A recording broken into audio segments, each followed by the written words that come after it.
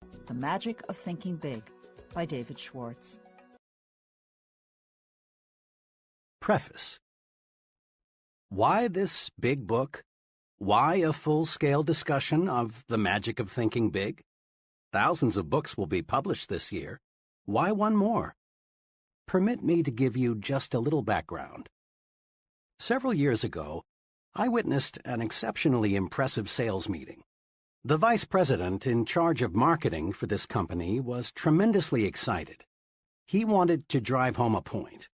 He had with him on the platform the leading representative in the organization, a very ordinary-looking fellow who earned in the year just ended just a little under $60,000.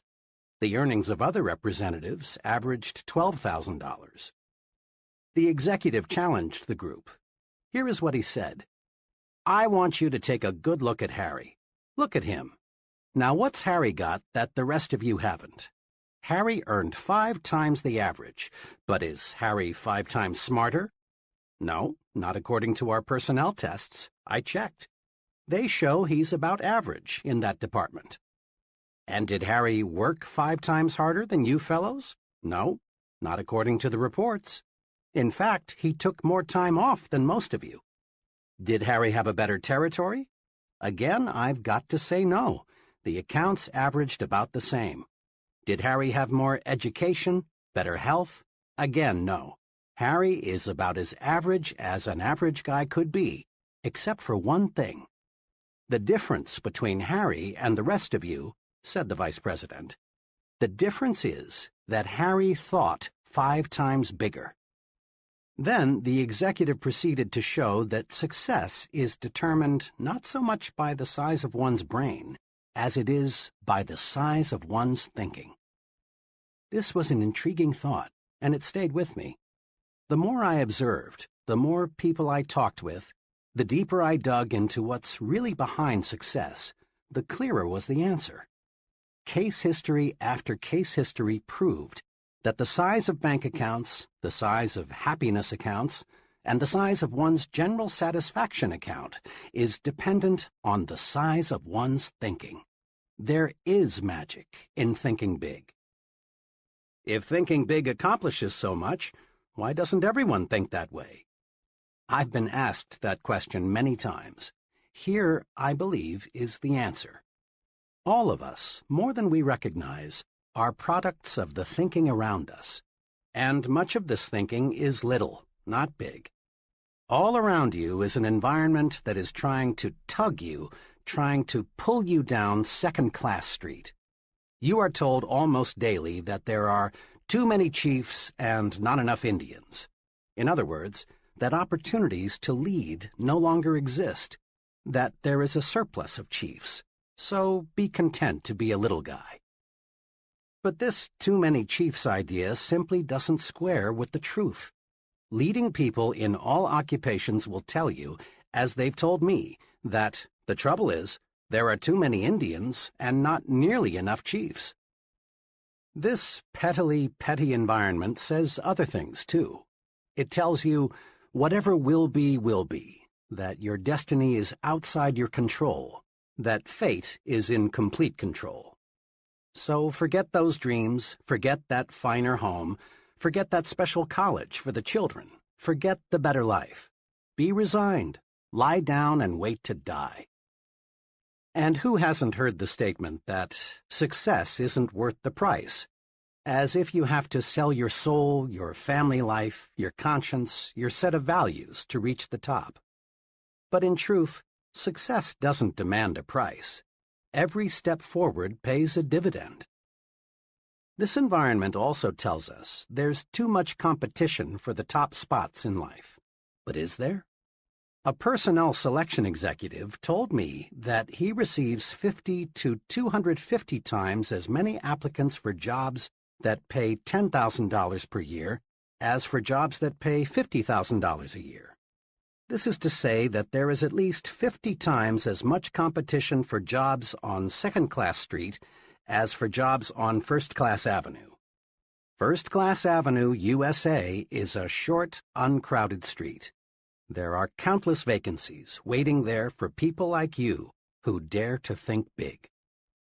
The basic principles and concepts supporting the magic of thinking big come from the highest pedigree sources, the very finest and biggest thinking minds yet to live on planet Earth. Minds like the prophet David, who wrote, "As one thinketh in his heart, so is he." Minds such as Emerson, who said, "Great men are those who see that thoughts rule the world." Minds like Milton, who in Paradise Lost wrote, "The mind is its own place, and in itself can make a heaven of hell or a hell of heaven." Amazingly perceptive minds like Shakespeare, who observed, "There is nothing either good or bad except that thinking makes it so." But where does the proof come from? How do we know the master thinkers were right? Fair questions. The proof comes from the lives of the select people around us who, through winning success, achievement, and happiness, prove that thinking big does work magic. The simple steps we have set down here are not untested theories. They are not one man's guesses and opinions.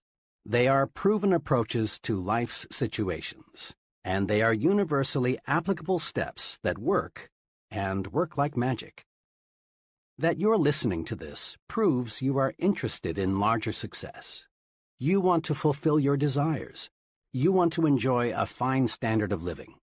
You want this life to deliver to you all the good things you deserve. Being interested in success is a wonderful quality.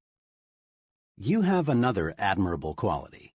The fact that you're listening to this program shows you have the intelligence to look for tools that will help take you where you want to go. In building anything, automobiles, bridges, missiles, we need tools. Many people, in their attempt to build a successful life, forget there are tools to help them. You have not forgotten.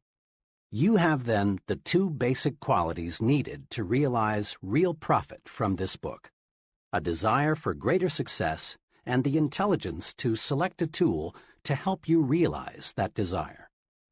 Think big and you'll live big. You'll live big in happiness, you'll live big in accomplishment, big in income, big in friends, big in respect. Enough for the promise.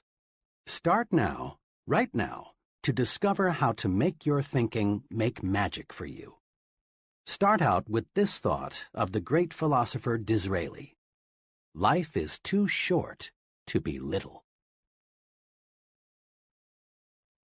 What this book will do for you. In every chapter of this book, you will find dozens of hard-headed, practical ideas, techniques, and principles that will enable you to harness the tremendous power of thinking big, so as to gain for yourself the success, happiness, and satisfaction you want so much. Every technique is dramatically illustrated by a real-life case history. You discover not only what to do, but what is even more important, you see exactly how to apply each principle to actual situations and problems. Here, then, is what this book will do for you.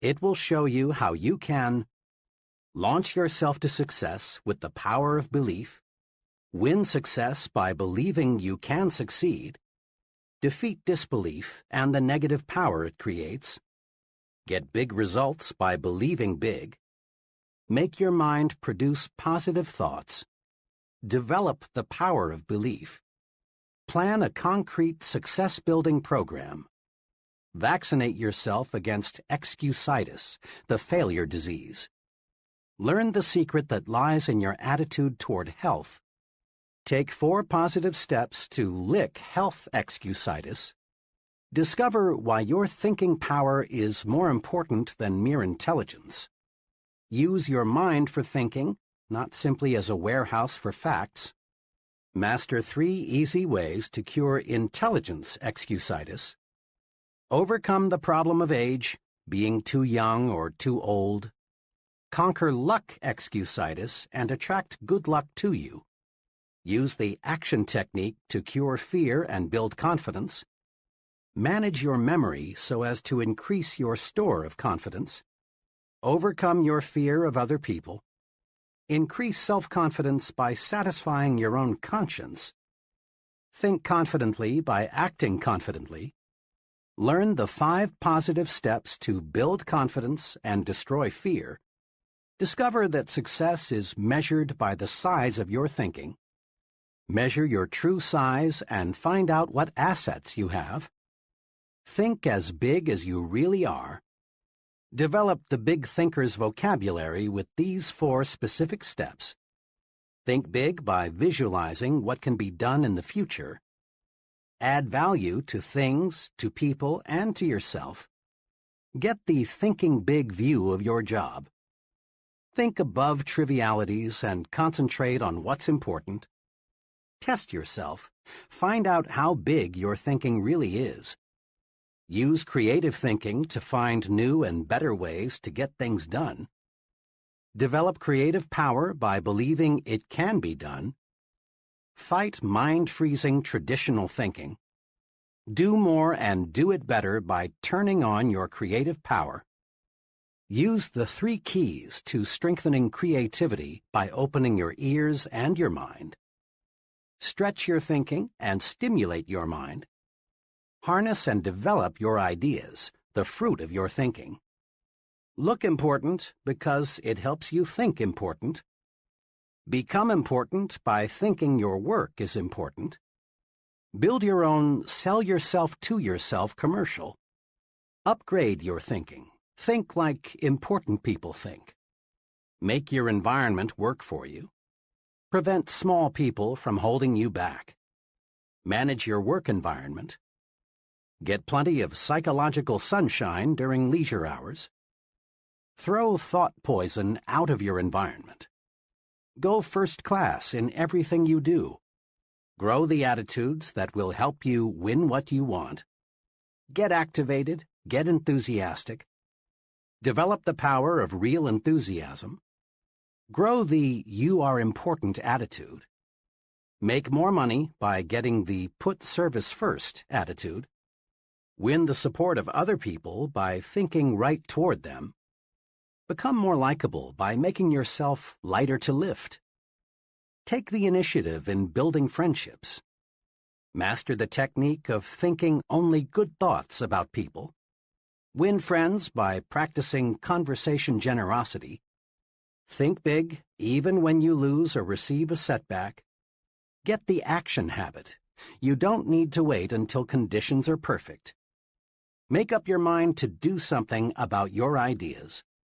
Use action to cure fear and gain confidence. Discover the secret of mind action. Capitalize on the magic of now. Strengthen yourself by getting the speak up habit. Develop initiative, a special kind of action. Discover that defeat is nothing more than a state of mind. Salvage something from every setback.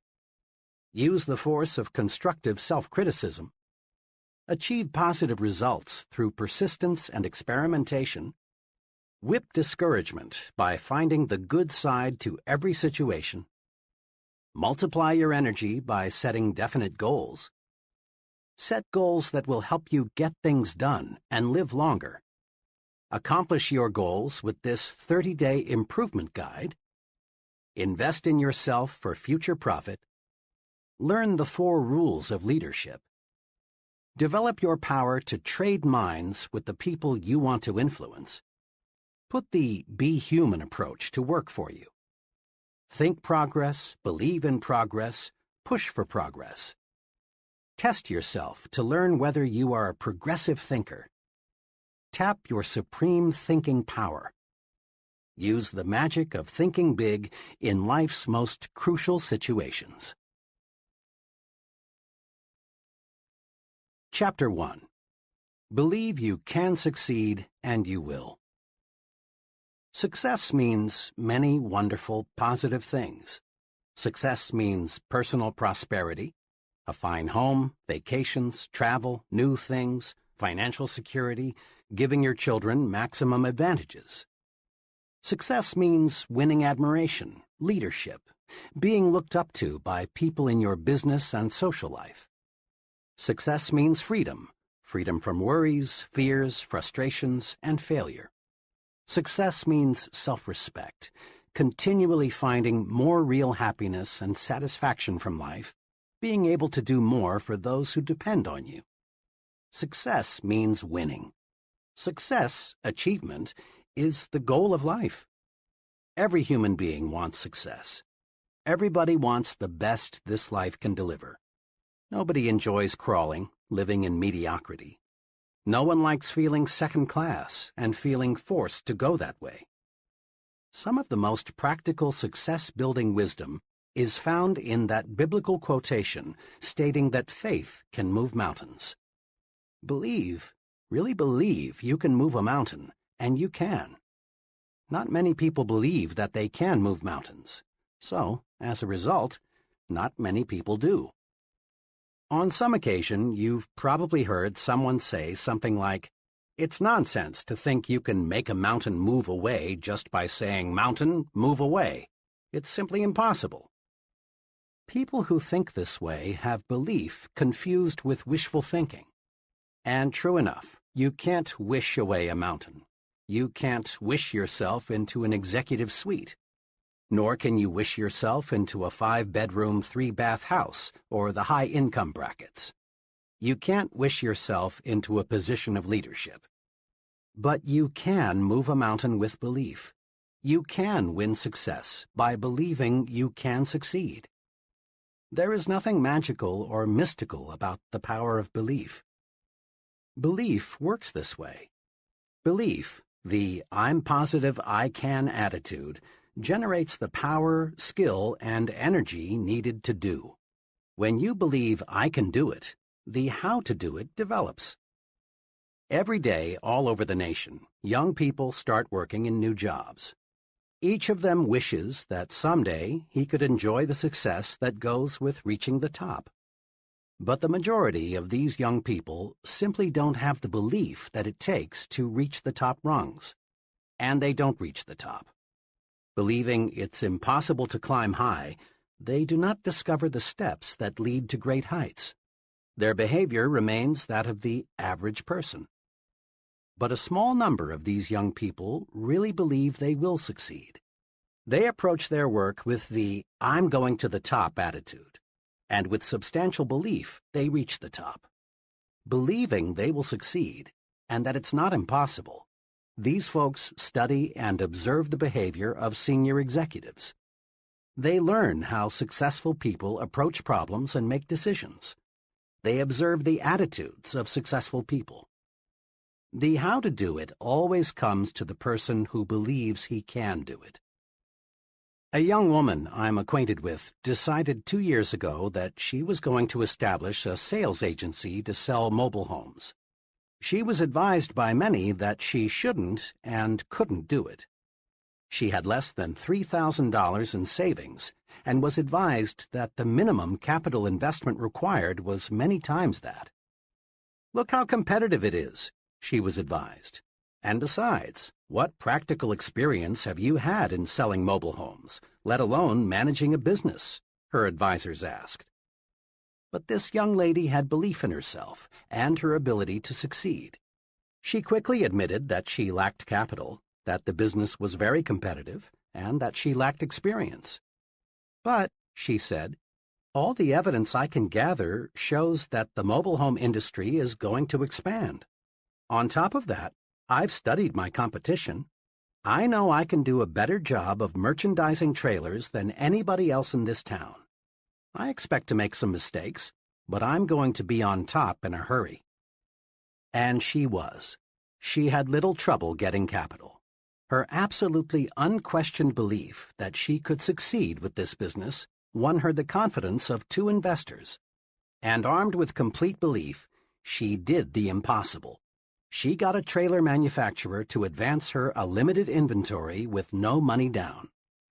Last year, she sold over $1 million worth of trailers. Next year, she says, I expect to gross over $2 million. Belief, strong belief, triggers the mind to figure ways and means and how to. And believing you can succeed makes others place confidence in you. Most people do not put much stock in belief, but some, the residents of Successfulville, USA, do. Just a few weeks ago, a friend who is an official with a state highway department in a Midwestern state related a mountain-moving experience to me. "Last month," my friend began, "our department sent notices to a number of engineering companies that we were authorized to retain some firm to design 8 bridges as part of our highway building program. The bridges were to be built at a cost of $5 million. The engineering firm selected would get a 4% commission, or $200,000 for its design work. I talked with 21 engineering firms about this. The 4 largest decided right away to submit proposals. The other 17 companies were small, having only 3 to 7 engineers each. The size of the project scared off 16 of these 17. They went over the project, shook their heads, and said, in effect, 'It's too big for us. I wish I thought we could handle it, but it's no use even trying.' But one of these small firms, a company with only 3 engineers, studied the plans and said, 'We can do it. We'll submit a proposal.' They did, and they got the job. Those who believe they can move mountains do. Those who believe they can't, cannot. Belief triggers the power to do. Actually, in these modern times, belief is doing much bigger things than moving mountains. The most essential element, in fact, the essential element, in our space explorations today, is belief that space can be mastered. Without firm, unwavering belief that man can travel in space, our scientists would not have the courage, interest, and enthusiasm to proceed. Belief that cancer can be cured will ultimately produce cures for cancer. Currently, there is some talk of building a tunnel under the English Channel to connect England with the continent. Whether this tunnel is ever built depends on whether responsible people believe it can be built. Belief in great results is the driving force, the power behind all great books, plays, scientific discoveries. Belief in success is behind every successful business, church, and political organization. Belief in success is the one basic, absolutely essential ingredient of successful people. Believe, really believe you can succeed, and you will. Over the years, I've talked with many people who have failed in business ventures and in various careers. I've heard a lot of reasons and excuses for failure. Something especially significant unfolds as conversations with failures develop.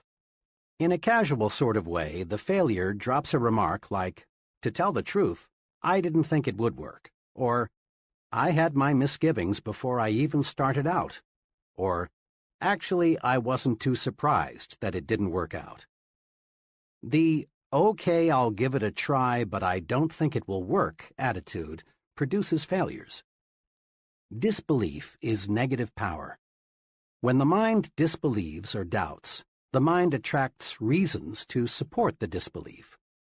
Doubt, disbelief, the subconscious will to fail, the not really wanting to succeed, is responsible for most failures. Think doubt and fail. Think victory and succeed. A young fiction writer talked with me recently about her writing ambitions. The name of one of the top writers in her field came up. "Oh," she said, "Mr. X is a wonderful writer, but, of course, I can't be nearly as successful as he is." Her attitude disappointed me very much, because I know the writer mentioned. He is not super intelligent, nor super perceptive, nor super anything else except super confident. He believes he is among the best, and so he acts and performs the best. It is well to respect the leader, learn from him, observe him, study him, but don't worship him. Believe you can surpass. Believe you can go beyond. Those who harbor the second-best attitude are invariably second-best doers. Look at it this way. Belief is the thermostat that regulates what we accomplish in life. Study the fellow who is shuffling down there in mediocrity. He believes he is worth little, so he receives little.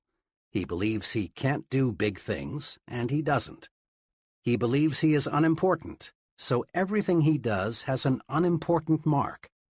As time goes by, lack of belief in himself shows through in the way the fellow talks, walks, acts.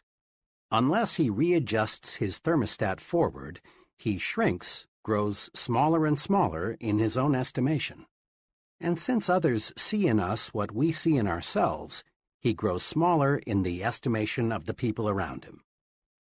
Now, look across the way at the person who is advancing forward. He believes he is worth much, and he receives much. He believes he can handle big, difficult assignments, and he does. Everything he does, the way he handles himself with people, his character, his thoughts, his viewpoints, all say, here is a professional. He is an important person.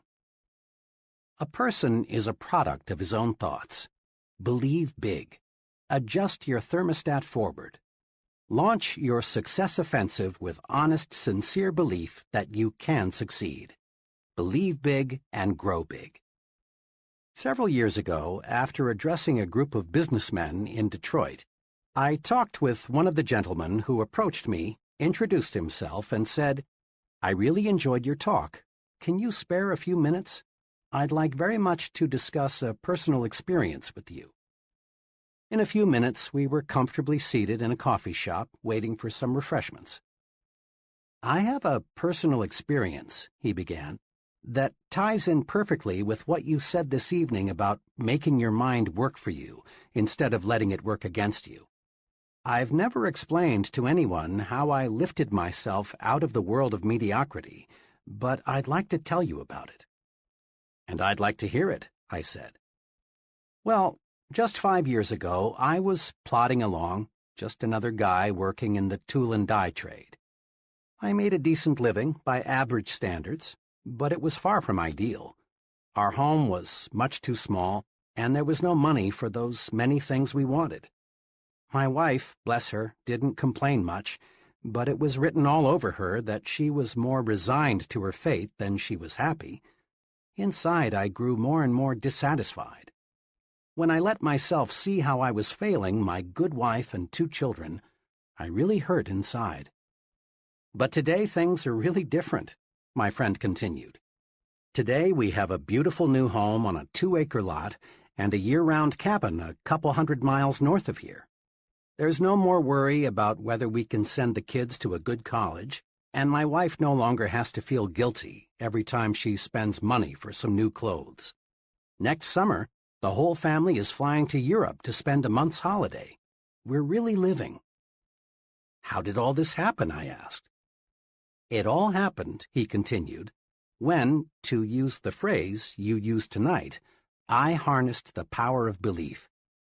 5 years ago, I learned about a job with a tool and die company here in Detroit. We were living in Cleveland at the time. I decided to look into it, hoping I could make a little more money. I got here early on Sunday evening, but the interview was not until Monday. After dinner, I sat down in my hotel room, and for some reason, I got really disgusted with myself. Why, I asked myself, am I just a middle-class failure? Why am I trying to get a job that represents such a small step forward? I don't know to this day what prompted me to do it, but I took a sheet of hotel stationery and wrote down the names of 5 people I've known well for several years who had far surpassed me in earning power and job responsibility. 2 were former neighbors who had moved away to fine subdivisions. 2 others were fellows I had worked for, and the 3rd was a brother-in-law. Next, again, I don't know what made me do this. I asked myself, what do my 5 friends have that I don't have, besides better jobs? I compared myself with them on intelligence, but I honestly couldn't see that they excelled in the brains department, nor could I truthfully say they had me beat on education, integrity, or personal habits. Finally, I got down to another success quality one hears a lot about: initiative. Here I hated to admit it, but I had to. On this point, my record showed I was far below that of my successful friends. It was now about 3 a.m., but my mind was astonishingly clear. I was seeing my weak point for the first time. I discovered that I had held back. I had always carried a little stick. I dug into myself deeper and deeper, and found the reason I lacked initiative was because I didn't believe inside that I was worth very much. I sat there the rest of the night, just reviewing how lack of faith in myself had dominated me ever since I could remember, how I had used my mind to work against myself. I found I had been preaching to myself why I couldn't get ahead instead of why I could. I had been selling myself short. I found this streak of self-depreciation showed through in everything I did. Then it dawned on me that no one else was going to believe in me until I believed in myself. Right then I decided, I'm through feeling second class. From here on in, I'm not going to sell myself short. Next morning, I still had that confidence. During the job interview, I gave my newfound confidence its first test. Before coming for the interview, I'd hoped I would have the courage to ask for $750 or maybe even $1,000 more than my present job was paying. But now, after realizing I was a valuable man, I upped it to $3,500. And I got it. I sold myself because, after that one long night of self-analysis, I found things in myself that made me a lot more saleable. Within 2 years after I took that job, I had established a reputation as the fellow who can get business. Then we went into a recession. This made me still more valuable because I was one of the best business getters in the industry. The company was reorganized and I was given a substantial amount of stock, plus a lot more pay. Believe in yourself, and good things do start happening. Your mind is a thought factory. It's a busy factory, producing countless thoughts in one day. Production in your thought factory is under the charge of 2 foremen, one of whom we will call Mr. Triumph and the other Mr. Defeat. Mr. Triumph is in charge of manufacturing positive thoughts. He specializes in producing reasons why you can, why you're qualified, why you will. The other foreman, Mr. Defeat, produces negative, deprecating thoughts. He is your expert in developing reasons why you can't, why you're weak, why you're inadequate. His specialty is the why you will fail chain of thoughts. Both Mr. Triumph and Mr. Defeat are intensely obedient. They snap to attention immediately. All you need do to signal either foreman is to give the slightest mental beck and call. If the signal is positive, Mr. Triumph will step forward and go to work. Likewise, a negative signal brings Mr. Defeat forward.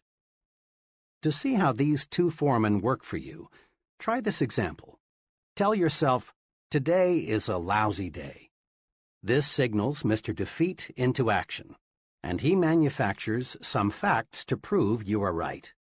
He suggests to you that it's too hot or it's too cold. Business will be bad today. Sales will drop. Other people will be on edge. You may get sick. Your wife will be in a fussy mood. Mr. Defeat is tremendously efficient. In just a few moments, he's got you sold. It is a bad day. Before you know it, it is a heck of a bad day. But tell yourself, today is a fine day, and Mr. Triumph is signaled forward to act. He tells you, this is a wonderful day. The weather is refreshing. It's good to be alive. Today you can catch up on some of your work. And then it is a good day. In like fashion, Mr. Defeat can show you why you can't sell Mr. Smith. Mr. Triumph will show you that you can. Mr. Defeat will convince you that you will fail, while Mr. Triumph will demonstrate why you will succeed. Mr. Defeat will prepare a brilliant case against Tom, while Mr. Triumph will show you more reasons why you like Tom. Now, the more work you give either of these 2 foremen, the stronger he becomes. If Mr. Defeat is given more work to do, he adds personnel and takes up more space in your mind. Eventually, he will take over the entire thought manufacturing division, and virtually all thought will be of a negative nature. The only wise thing to do is fire Mr. Defeat. You don't need him. You don't want him around telling you that you can't, you're not up to it, you'll fail, and so on. Mr. Defeat won't help you get where you want to go, so boot him out. Use Mr. Triumph 100% of the time. When any thought enters your mind, ask Mr. Triumph to go to work for you. He'll show you how you can succeed. Between now and tomorrow at this time, another 11,500 new consumers will have made their grand entry into the USA. Population is growing at a record rate. In the next 10 years, the increase is conservatively estimated at 35 million. That's equal to the present combined metropolitan population of our 5 biggest cities: New York, Chicago, Los Angeles, Detroit, and Philadelphia. Imagine. New industries, new scientific breakthroughs, expanding markets, all spell opportunity. This is good news. This is a most wonderful time to be alive. All signs point to a record demand for top-level people in every field. People who have superior ability to influence others, to direct their work, to serve them in a leadership capacity. And the people who will fill these leadership positions are all adults or near adults right now. One of them is you. The guarantee of a boom is not, of course, a guarantee of personal success. Over the long pull, the United States has always been booming. But just a fast glance shows that millions and millions of people, in fact, a majority of them, struggle but don't really succeed. The majority of folks still plug along in mediocrity despite the record opportunity of the last 2 decades. And in the boom period ahead, most people will continue to worry, to be afraid, to crawl through life feeling unimportant, unappreciated, not able to do what they want to do. As a result, their performance will earn them petty rewards, petty happiness. Those who convert opportunity into reward, and let me say, I sincerely believe you are one of those, else you'd rely on luck and not bother with this book, will be those wise people who learn how to think themselves to success. Walk in. The door to success is open wider than ever before. Put yourself on record now that you are going to join that select group that is getting what it wants from life. Here is the first step toward success. It's a basic step. It can't be avoided. Step 1. Believe in yourself. Believe you can succeed. How to develop the power of belief. Here are the 3 guides to acquiring and strengthening the power of belief. 1. Think success. Don't think failure. At work, in your home, substitute success thinking for failure thinking. When you face a difficult situation, think, I'll win, not I'll probably lose. When you compete with someone else, think, I'm equal to the best, not I'm outclassed. When opportunity appears, think, I can do it, never I can't. Let the master thought, I will succeed, dominate your thinking process. Thinking success conditions your mind to create plans that produce success. Thinking failure does the exact opposite. Failure thinking conditions the mind to think other thoughts that produce failure. 2. Remind yourself regularly that you are better than you think you are. Successful people are not supermen. Success does not require a super intellect, nor is there anything mystical about success. And success isn't based on luck. Successful people are just ordinary folks who have developed belief in themselves and what they do. Never, yes, never, sell yourself short. 3. Believe big. The size of your success is determined by the size of your belief. Think little goals and expect little achievements. Think big goals and win big success. Remember this, too. Big ideas and big plans are often easier, certainly no more difficult, then small ideas and small plans. Mr. Ralph J. Cordiner, chairman of the board of the General Electric Company, said this to a leadership conference: "We need from every man who aspires to leadership, for himself and his company, a determination to undertake a personal program of self-development. Nobody is going to order a man to develop.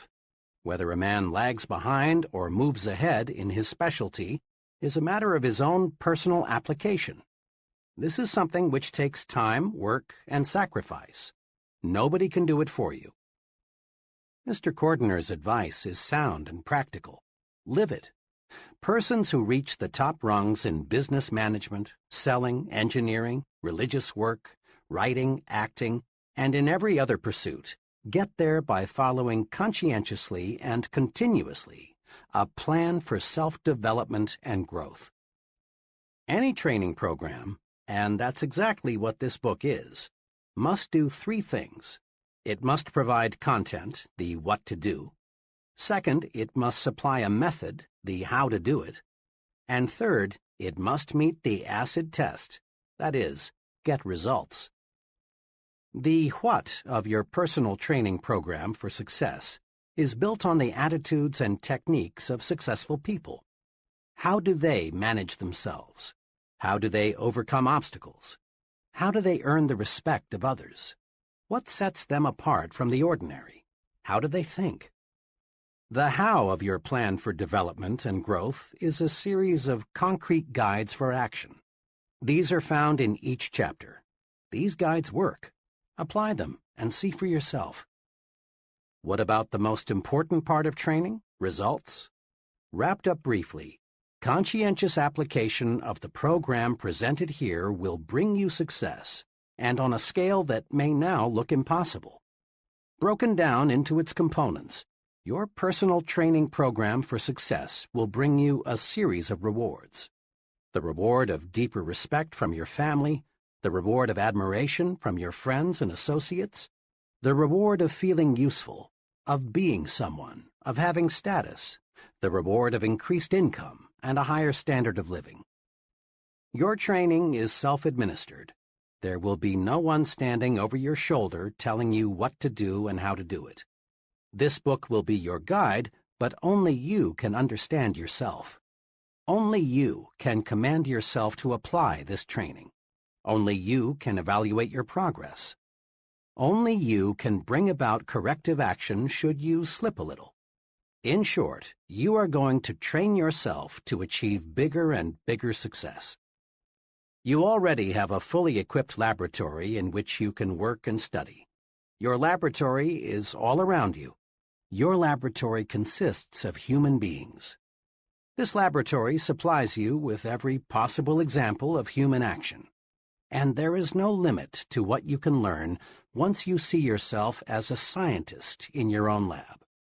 What's more, there is nothing to buy. There is no rent to pay. There are no fees of any kind. You can use this laboratory as much as you like for free. As director of your own laboratory, you will want to do what every scientist does: observe and experiment. Isn't it surprising to you that most people understand so little about why people act as they do, even though they are surrounded by people all their lives? Most people are not trained observers. One important purpose of this book is to help you train yourself to observe, to develop deep insight into human action. You'll want to ask yourself questions like, why is John so successful and Tom just getting by? Why do some people have many friends and other people have only few friends? Why will people gladly accept what one person tells them but ignore another person who tells them the same thing? Once trained, you will learn valuable lessons just through the very simple process of observing. Here are 2 special suggestions to help you make yourself a trained observer. Select for special study the most successful and the most unsuccessful person you know. Then, as the book unfolds, observe how closely your successful friend adheres to the success principles.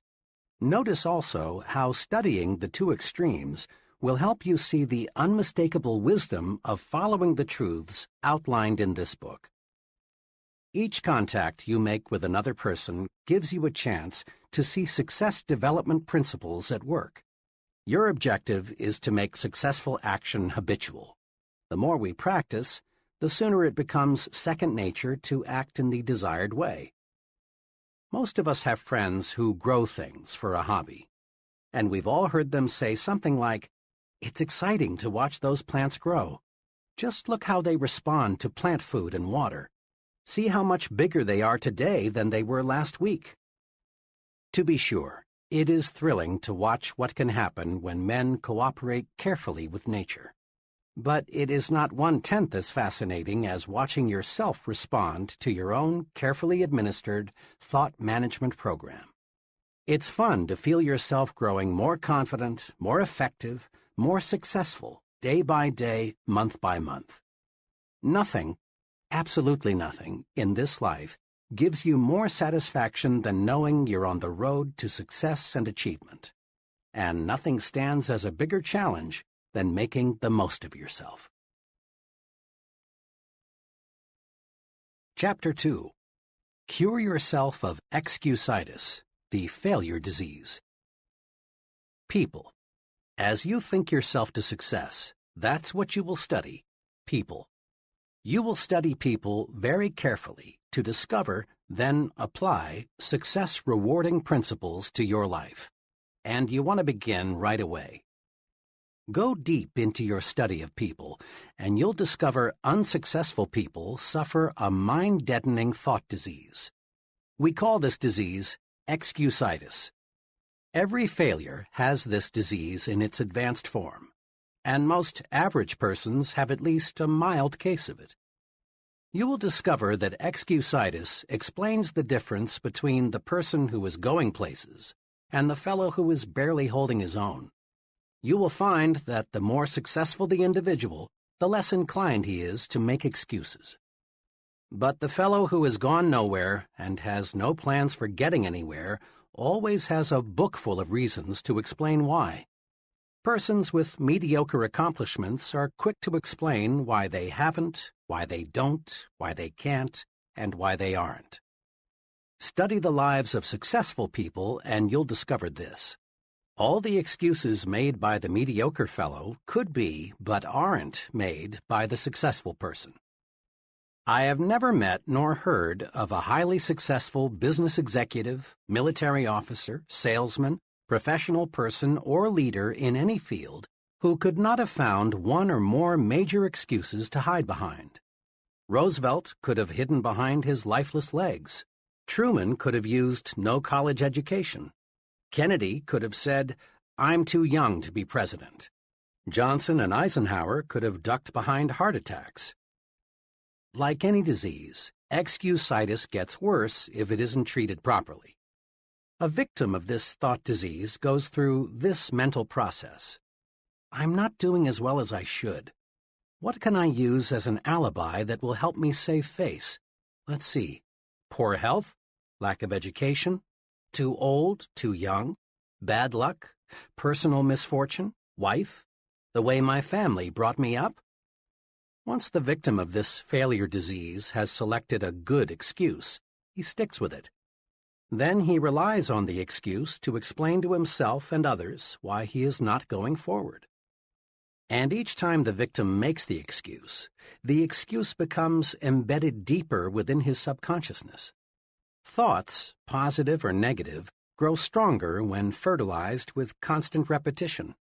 At first, the victim of excusitis knows his alibi is more or less a lie.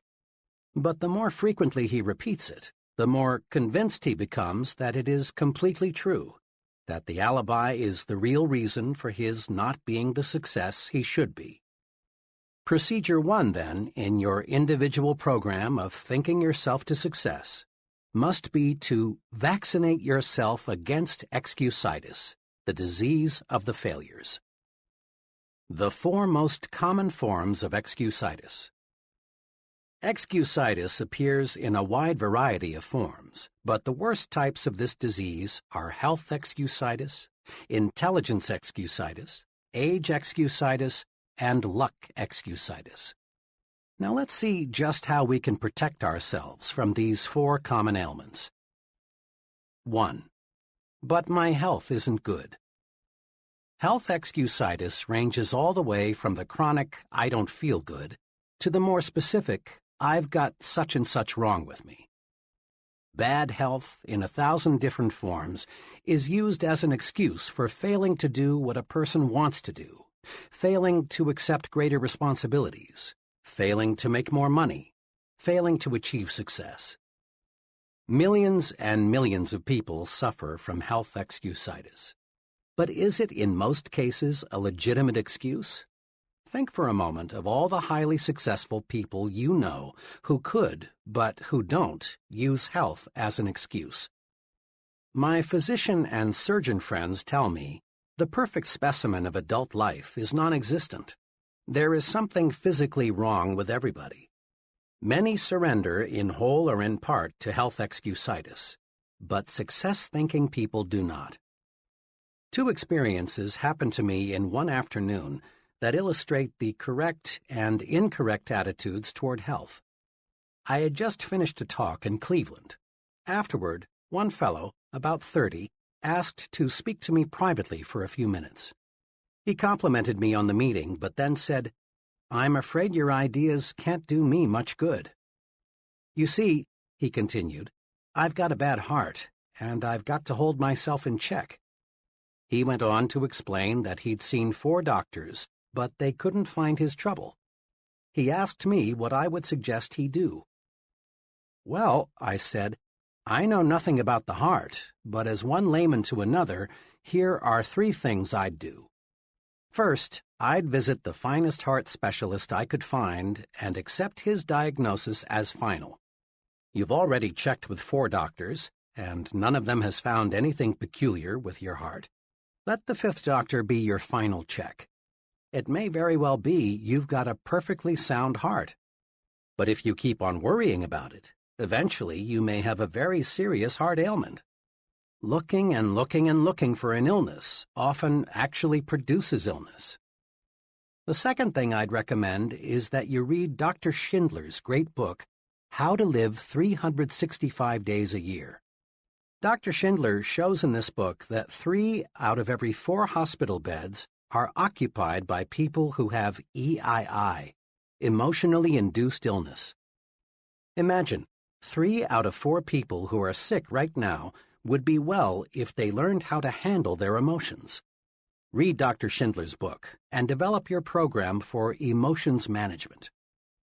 Third, I'd resolve to live until I die. I went on to explain to this troubled fellow some sound advice I received many years ago from a lawyer friend who had an arrested case of tuberculosis. This friend knew he would have to live a regulated life, but this hasn't stopped him from practicing law, rearing a fine family, and really enjoying life. My friend, who now is 78 years old, expresses his philosophy in these words: "I'm going to live until I die, and I'm not going to get life and death confused. While I'm on this earth, I'm going to live. Why be only half alive? Every minute a person spends worrying about dying is just 1 minute that fellow might as well have been dead." I had to leave at that point because I had to be on a certain plane for Detroit. On the plane, the second but much more pleasant experience occurred. After the noise of the takeoff, I heard a ticking sound. Rather startled, I glanced at the fellow sitting beside me, for the sound seemed to be coming from him. He smiled a big smile and said, "Oh, it's not a bomb. It's just my heart." I was obviously surprised, so he proceeded to tell me what had happened. Just 21 days before, he had undergone an operation that involved putting a plastic valve into his heart.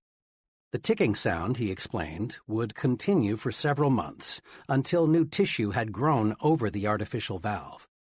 I asked him what he was going to do.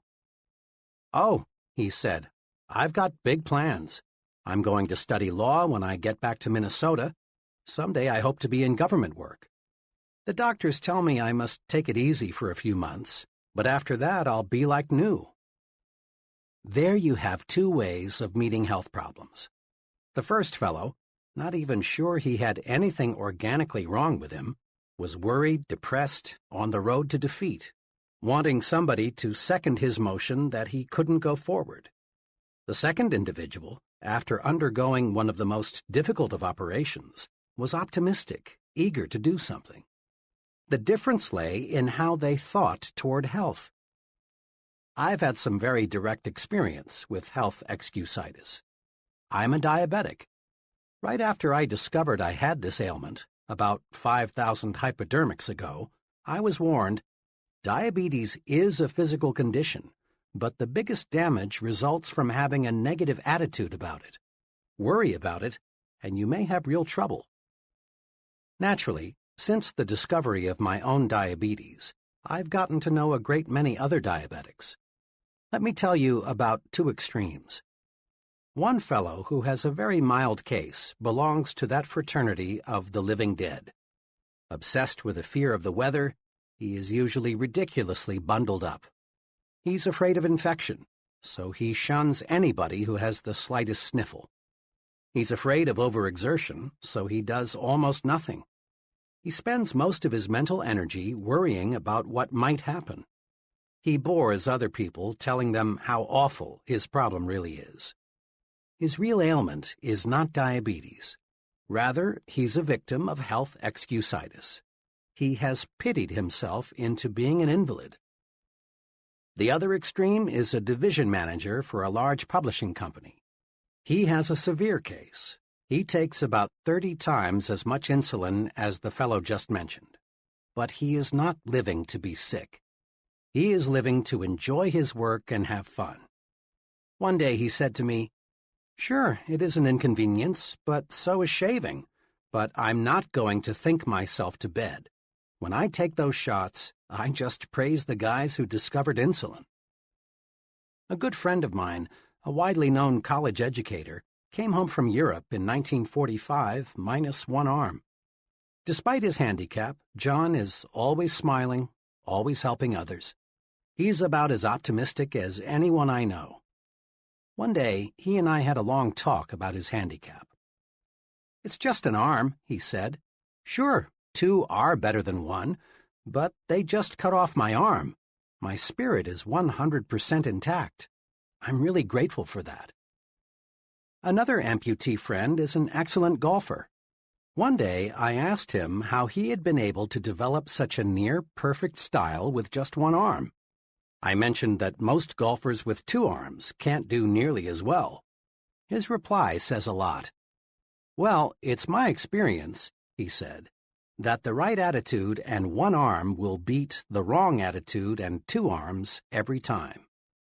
The right attitude and one arm will beat the wrong attitude and two arms every time." Think about that for a while. It holds true not only on the golf course, but in every facet of life. 4 things you can do to lick health excusitis. The best vaccine against health excusitis consists of these 4 doses. 1.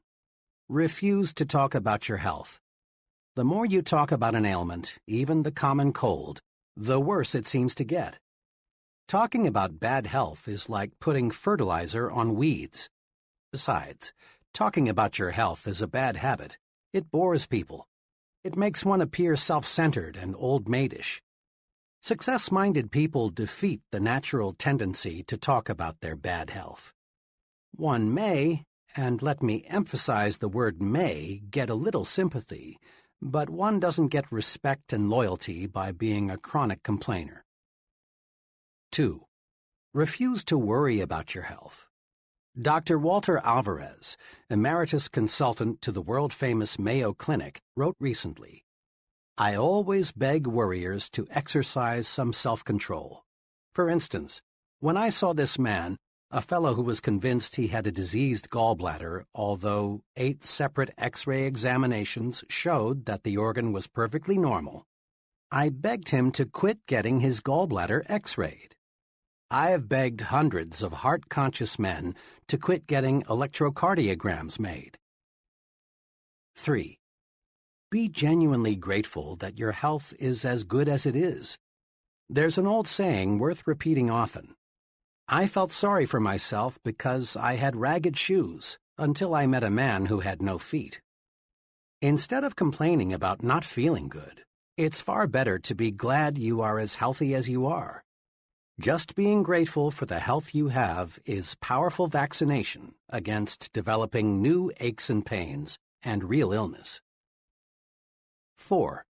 Remind yourself often, it's better to wear out than rust out. Life is yours to enjoy. Don't waste it.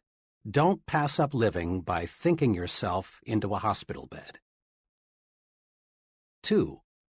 But you've got to have brains to succeed. Intelligence excusitis, or I lack brains, is common. In fact, it's so common that perhaps as many as 95% of the people around us have it in varying degrees. Unlike most other types of excusitis, people suffering from this particular type of the malady suffer in silence. Not many people will admit openly that they think they lack adequate intelligence. Rather, they feel it deep down inside. Most of us make two basic errors with respect to intelligence. 1. We underestimate our own brain power. 2. We overestimate the other fellow's brain power. Because of these errors, many people sell themselves short. They fail to tackle challenging situations because it takes a brain. But along comes the fellow who isn't concerned about intelligence, and he gets the job. What really matters is not how much intelligence you have, but how you use what you do have. The thinking that guides your intelligence is much more important than the quantity of your brain power. Let me repeat, for this is vitally important. The thinking that guides your intelligence is much more important than how much intelligence you may have. In answering the question, should your child be a scientist, Dr. Edward Teller, one of the nation's foremost physicists, said, "A child does not need a lightning-fast mind to be a scientist, nor does he need a miraculous memory, nor is it necessary that he get very high grades in school. The only point that counts is that the child have a high degree of interest in science." Interest, enthusiasm, is the critical factor even in science. With a positive, optimistic, and cooperative attitude, a person with an IQ of 100 will earn more money, win more respect, and achieve more success than a negative, pessimistic, uncooperative individual with an IQ of 120. Just enough sense to stick with something, a chore, task, project, until it's completed, pays off much better than idle intelligence, even if idle intelligence be of genius caliber. For stickability is 95% of ability. At a homecoming celebration last year, I met a college friend whom I had not seen for 10 years. Chuck was a very bright student and was graduated with honors. His goal when I last saw him was to own his own business in western Nebraska. I asked Chuck what kind of business he finally established.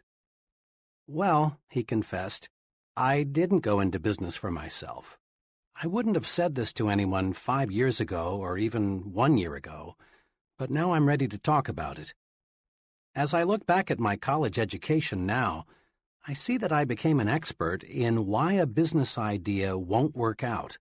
I learned every conceivable pitfall, every reason why a small business will fail. You've got to have ample capital. Be sure the business cycle is right. Is there a big demand for what you will offer? Is local industry stabilized? 1,001 things to check out. The thing that hurts most is that several of my old high school friends, who never seemed to have much on the ball and didn't even go to college, now are very well established in their own businesses. But me, I'm just plodding along, auditing freight shipments. Had I been drilled a little more in why a small business can succeed, I'd be better off in every way today. The thinking that guided Chuck's intelligence was a lot more important than the amount of Chuck's intelligence. Why some brilliant people are failures. I've been close for many years to a person who qualifies as a genius, has high abstract intelligence, and is Phi Beta Kappa. Despite this very high native intelligence, he is one of the most unsuccessful people I know. He has a very mediocre job. He's afraid of responsibility. He is never married. Lots of marriages end in divorce. He has few friends. People bore him. He's never invested in property of any kind. He might lose his money. This man uses his great brain power to prove why things won't work rather than directing his mental power to searching for ways to succeed. Because of the negative thinking that guides his great reservoir of brains, this fellow contributes little and creates nothing. With a changed attitude, he could do great things indeed. He has the brains to be a tremendous success, but not the thought power. Another person I know well was inducted into the Army shortly after earning a Ph.D. degree from a leading New York university. How did he spend his 3 years in the Army? Not as an officer, not as a staff specialist. Instead, for 3 years, he drove a truck. Why? Because he was filled with negative attitudes toward fellow soldiers, I'm superior to them. Toward Army methods and procedures, they are stupid. Toward discipline, it's for others, not me. Toward everything, including himself, I'm a fool for not figuring out a way to escape this rap. This fellow earned no respect from anyone. All his vast store of knowledge lay buried. His negative attitudes turned him into a flunky. Remember, the thinking that guides your intelligence is much more important than how much intelligence you have. Not even a Ph.D. degree can override this basic success principle. Several years ago, I became a close friend of Phil F., one of the senior officers of a major advertising agency. Phil was director of marketing research for the agency, and he was doing a bang-up job. Was Phil a brain? Far from it. Phil knew next to nothing about research technique. He knew next to nothing about statistics. He was not a college graduate, though all the people working for him were, and Phil did not pretend to know the technical side of research. What then enabled Phil to command $30,000 a year, while not one of his subordinates earned $10,000? This.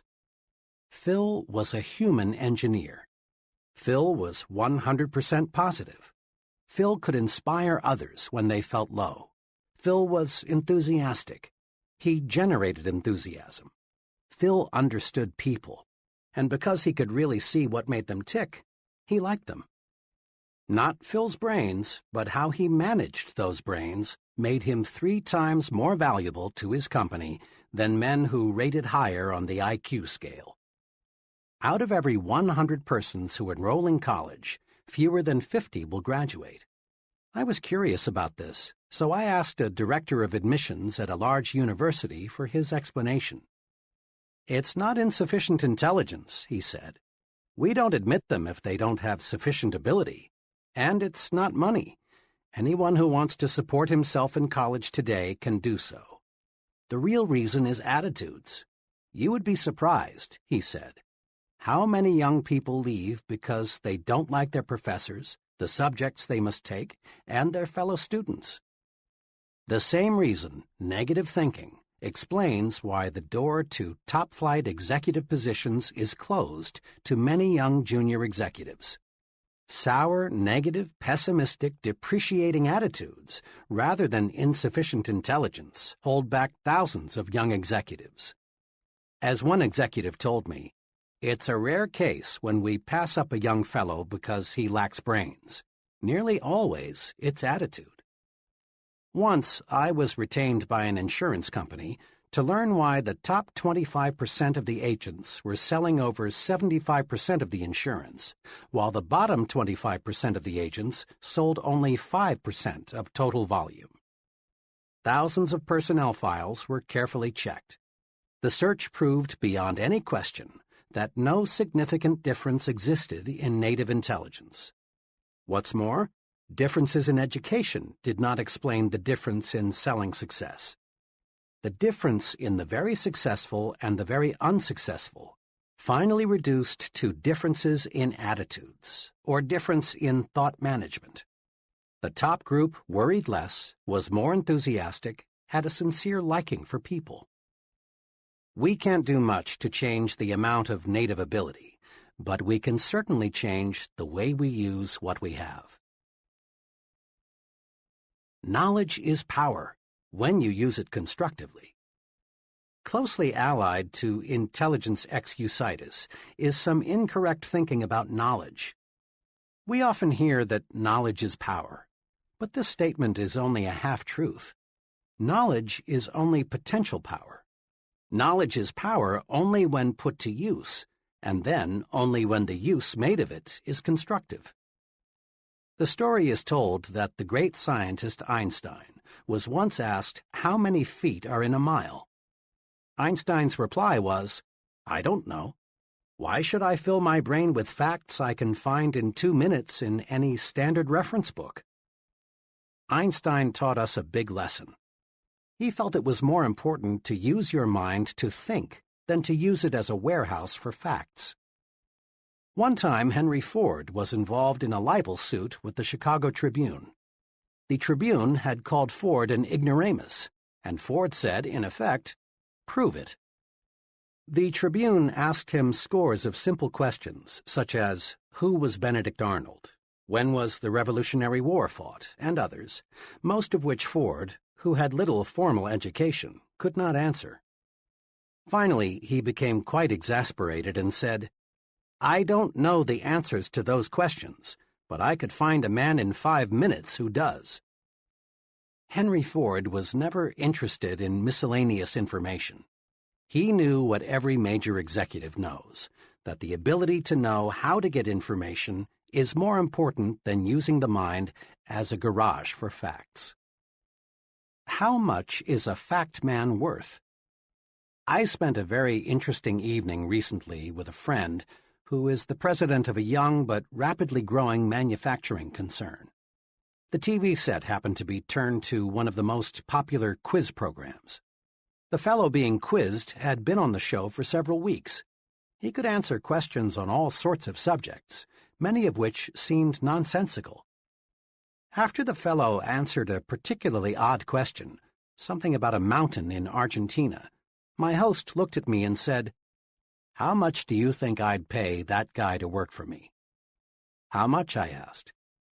"Not a cent over $300, not per week, not per month, but for life. I've sized him up. That expert can't think. He can only memorize. He's just a human encyclopedia, and I figure for $300 I can buy a pretty good set of encyclopedias. In fact, maybe that's too much. 90% of what that guy knows I can find in a $2 almanac. What I want around me," he continued, "are people who can solve problems, who can think up ideas, people who can dream and then develop the dream into a practical application. An idea man can make money with me. A fact man can't." 3 easy ways to cure intelligence excusitis are: Number 1, never underestimate your own intelligence, and never overestimate the intelligence of others. Don't sell yourself short. Concentrate on your assets. Discover your superior talents. Remember, it's not how many brains you've got that matters. Rather, it's how you use your brains that counts. Manage your brains instead of worrying about how much IQ you've got. Number 2, remind yourself several times daily, my attitudes are more important than my intelligence. At work and at home, practice positive attitudes. See the reasons why you can do it, not the reasons why you can't. Develop an I'm winning attitude. Put your intelligence to creative, positive use. Use it to find ways to win, not to prove you will lose. Number 3, remember that the ability to think is of much greater value than the ability to memorize facts. Use your mind to create and develop ideas, to find new and better ways to do things. Ask yourself, Am I using my mental ability to make history, or am I using it merely to record history made by others? 3.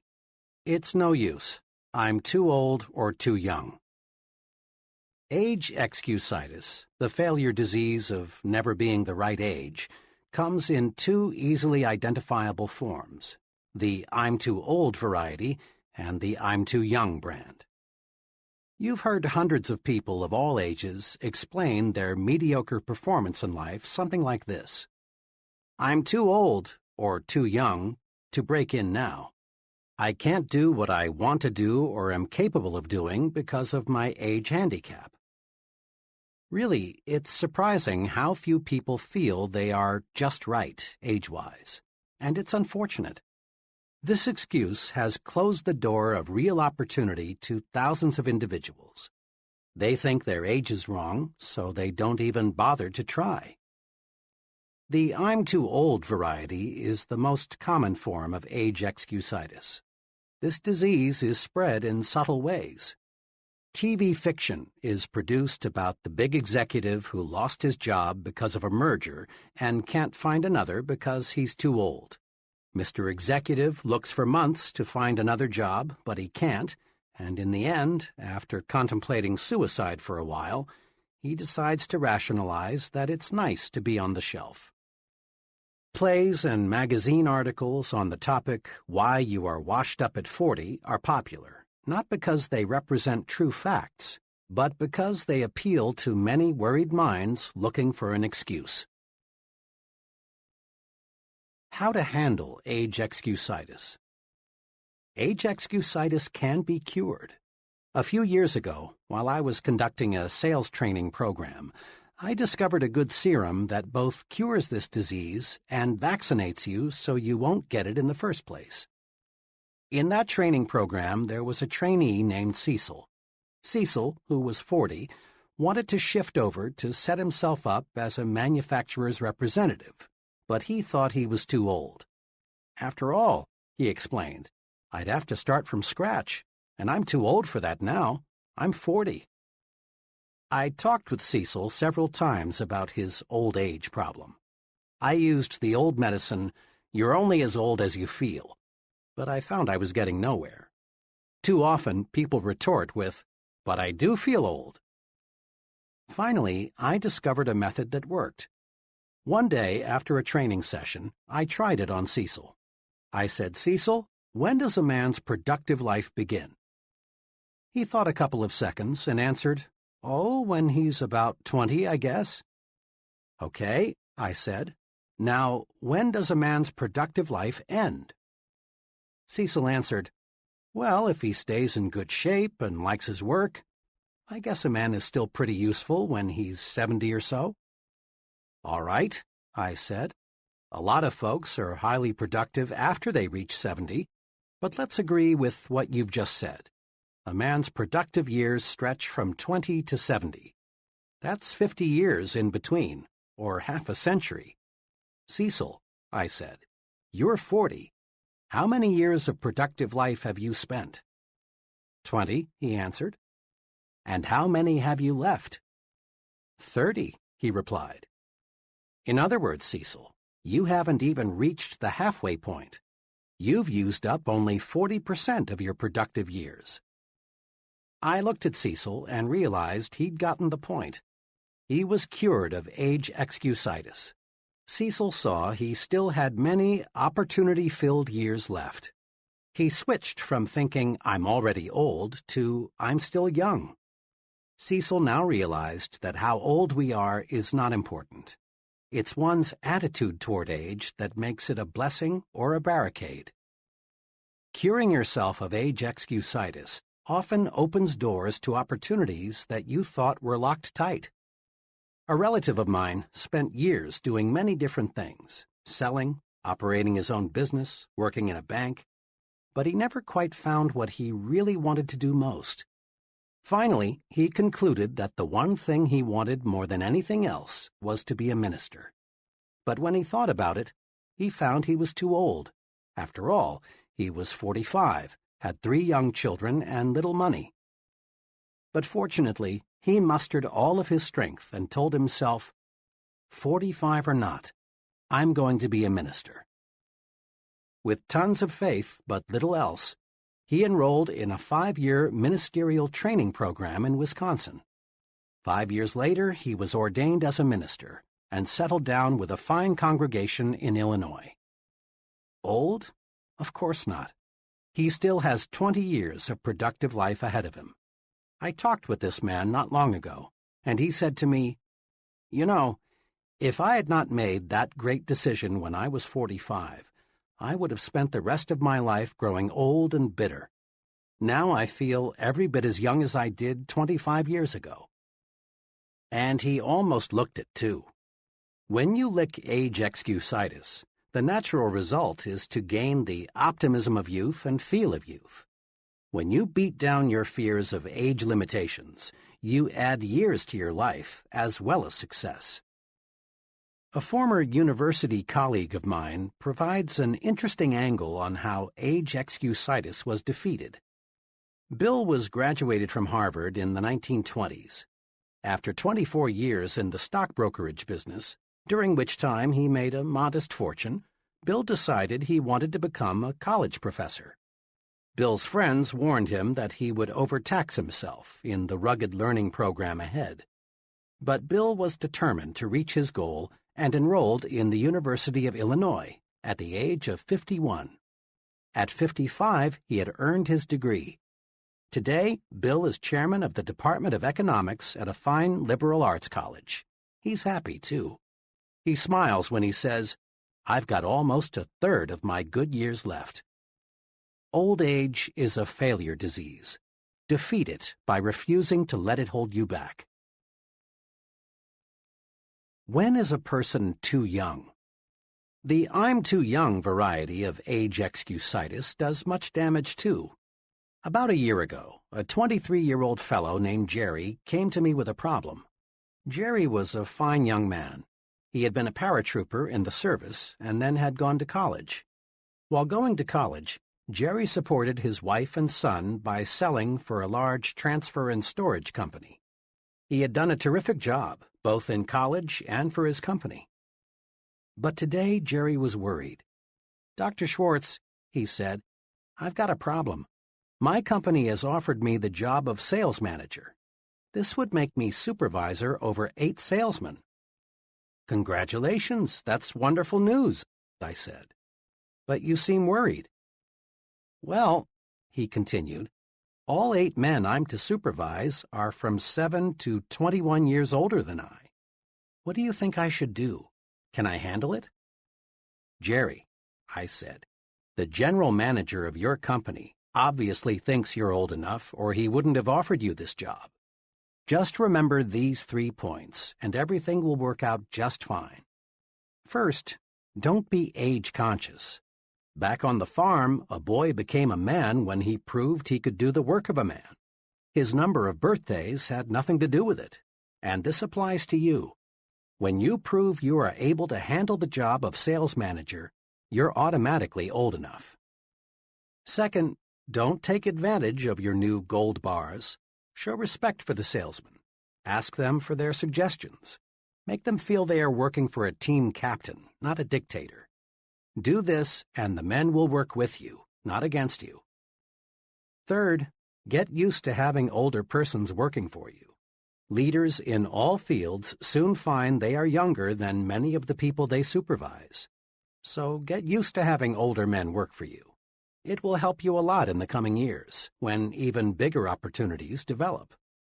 And remember, Jerry, your age won't be a handicap unless you make it one. Today, Jerry's doing fine. He loves the transportation business, and now he's planning to organize his own company in a few years. Youth is a liability only when the youth thinks it is. You often hear that certain jobs require considerable physical maturity, jobs like selling securities and insurance. That you've got to have either gray hair or no hair at all in order to gain an investor's confidence is plain nonsense. What really matters is how well you know your job. If you know your job and understand people, You're sufficiently mature to handle it. Age has no real relation to ability, unless you convince yourself that years alone will give you the stuff you need to make your mark. Many young people feel that they are being held back because of their youth. Now, it is true that another person in an organization who is insecure and job-scared may try to block your way forward, using age or some other reason. But the people who really count in the company will not.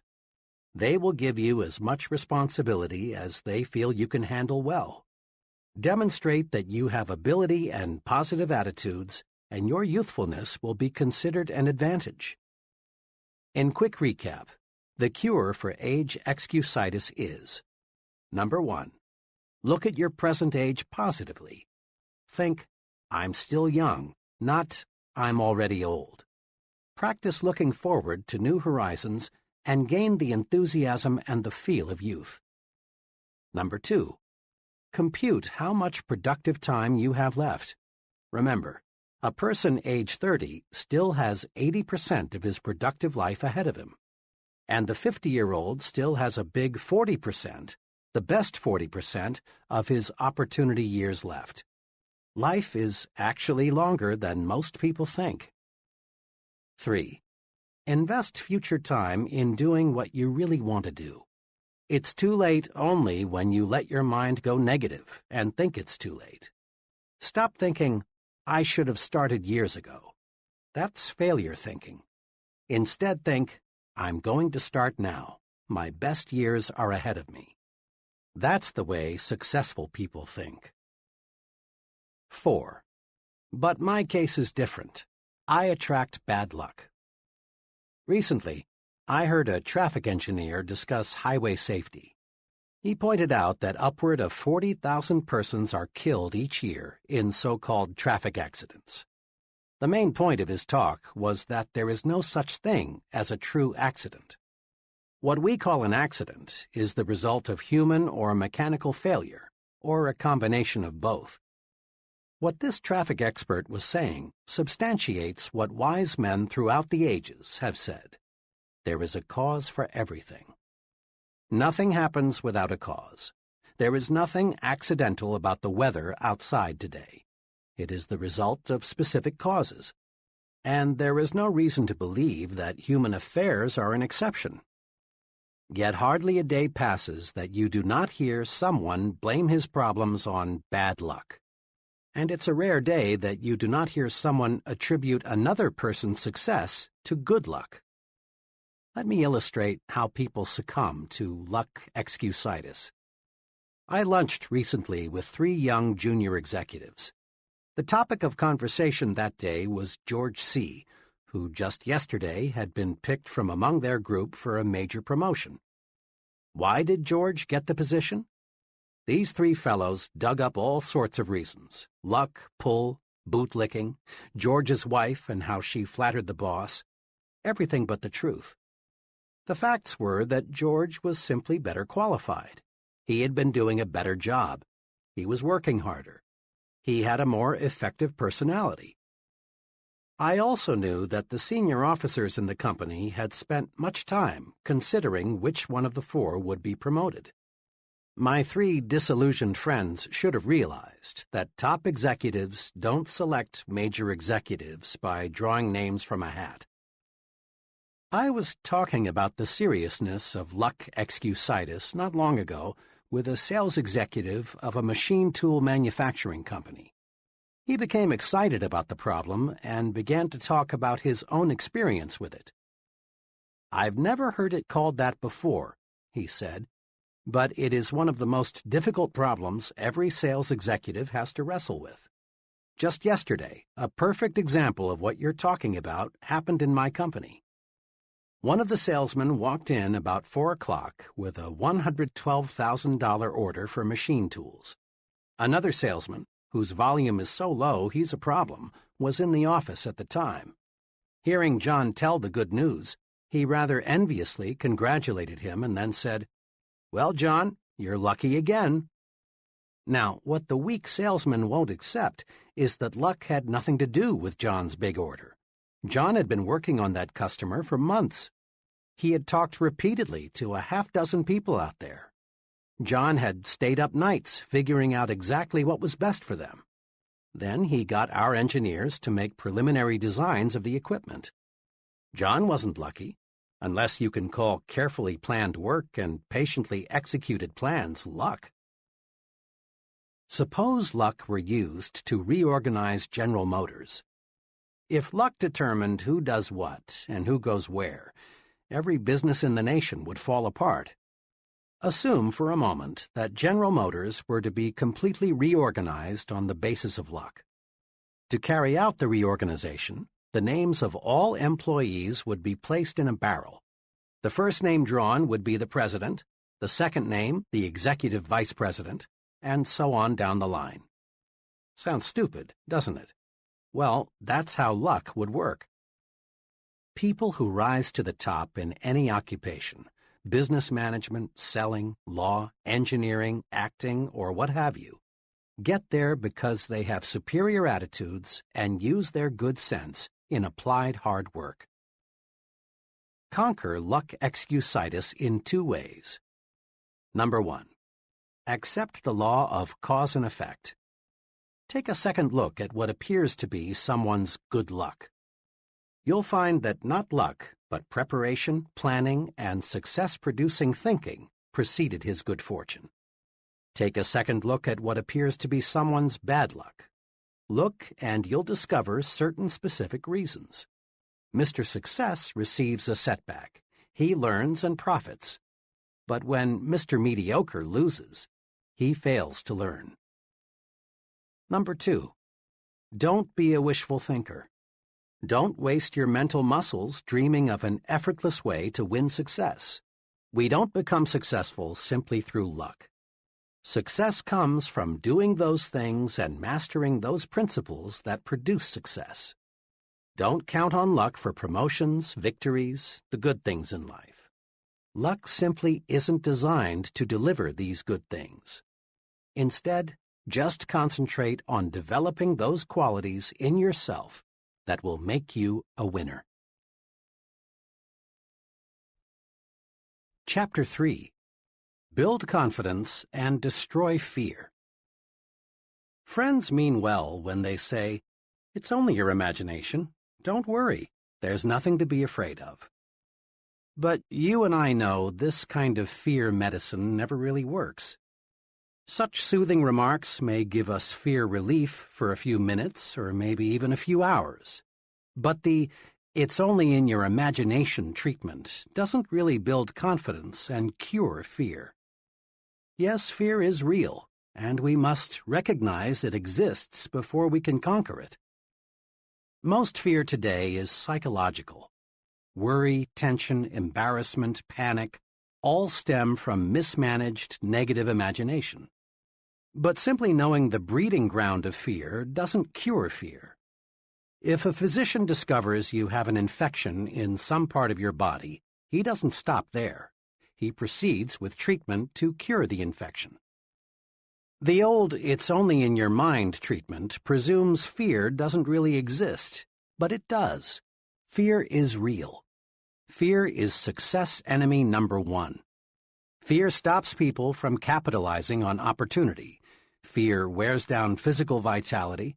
Fear actually makes people sick, causes organic difficulties, shortens life. Fear closes your mouth when you want to speak. Fear, uncertainty, lack of confidence, explains why we still have economic recessions. Fear explains why millions of people accomplish little and enjoy little. Truly, fear is a powerful force. In one way or another, fear prevents people from getting what they want from life. Fear of all kinds and sizes is a form of psychological infection. We can cure a mental infection the same way we cure a body infection, with specific proved treatments. First, though, as part of your pre-treatment preparation, condition yourself with this fact. All confidence is acquired, developed. No one is born with confidence. Those people you know who radiate confidence, who have conquered worry, who are at ease everywhere and all the time, acquired their confidence, every bit of it. You can too. This chapter shows how. During World War II, the Navy made sure that all of its new recruits either knew how to swim or learned how, the idea being, of course, that the ability to swim might someday save the sailor's life at sea. Non-swimming recruits were put into swimming classes. I watched a number of these training experiences. In a superficial sort of way, it was amusing to see young, healthy men terrified by a few feet of water. One of the exercises I recall required the new sailor to jump, not dive, from a board 6 feet in the air into 8 or more feet of water, while a half-dozen expert swimmers stood by. In a deeper sense, it was a sad sight. The fear those young men displayed was real. Yet all that stood between them and the defeat of that fear was one drop into the water below. On more than one occasion, I saw young men accidentally pushed off the board. The result, fear defeated. This incident, familiar to thousands of former Navy men, illustrates just one point. Action cures fear. Indecision, postponement, on the other hand, fertilize fear. Jot that down in your success rulebook right now. Action cures fear. Action does cure fear. Several months ago, a very troubled executive in his early 40s came to see me. He had a responsible job as a buyer for a large retailing organization. Worriedly, he explained, "I'm afraid of losing my job. I've got that feeling that my days are numbered." "Why?" I asked. "Well, the pattern is against me. Sales figures in my department are off 7% from a year ago. This is pretty bad, especially since the store's total sales are up 6%. I've made a couple of unwise decisions recently, and I've been singled out several times by the merchandise manager for not keeping pace with the company's progress." "I've never felt quite like this before," he continued. "I've lost my grip, and it shows. My assistant buyer senses it. The salespeople see it too. Other executives, of course, are aware that I'm slipping. One buyer even suggested at a meeting of all head buyers the other day that part of my line should be put in his department, where he said it could make money for the store. It's like drowning and having a crowd of spectators just standing there waiting for me to sink away." The executive talked on, elaborating further on his predicament. Finally, I cut in and asked, "What are you doing about it? What are you trying to do to correct the situation?" "Well," he answered, "there isn't much I can do, I guess, but hope for the best." To this comment, I asked, "Honestly now, is hope enough?" Pausing, but not giving him a chance to answer, I put another question to him. "Why not take action to support your hope?" "Go on," he said. "Well, there are two kinds of action that seem to fit your case. First, start this afternoon to move those sales figures upward. We've got to face it. There's a reason your sales are slipping. Find it. Maybe you need a special sale to clear out your slow-moving merchandise, so you'll be in a position to buy some fresh stock. Perhaps you can rearrange your display counters. Maybe your salespeople need more enthusiasm. I can't pinpoint what will turn your sales volume upward, but something will. And it would probably be wise to talk privately with your merchandise manager. He may be on the verge of putting you out, but when you talk it over with him and ask his advice, he'll certainly give you more time to work things out. It's too expensive for the store to replace you as long as top management feels there's a chance you'll find a solution." I went on. "Then get your assistant buyers on the ball. Quit acting like a drowning man. Let people around you know that you're still alive."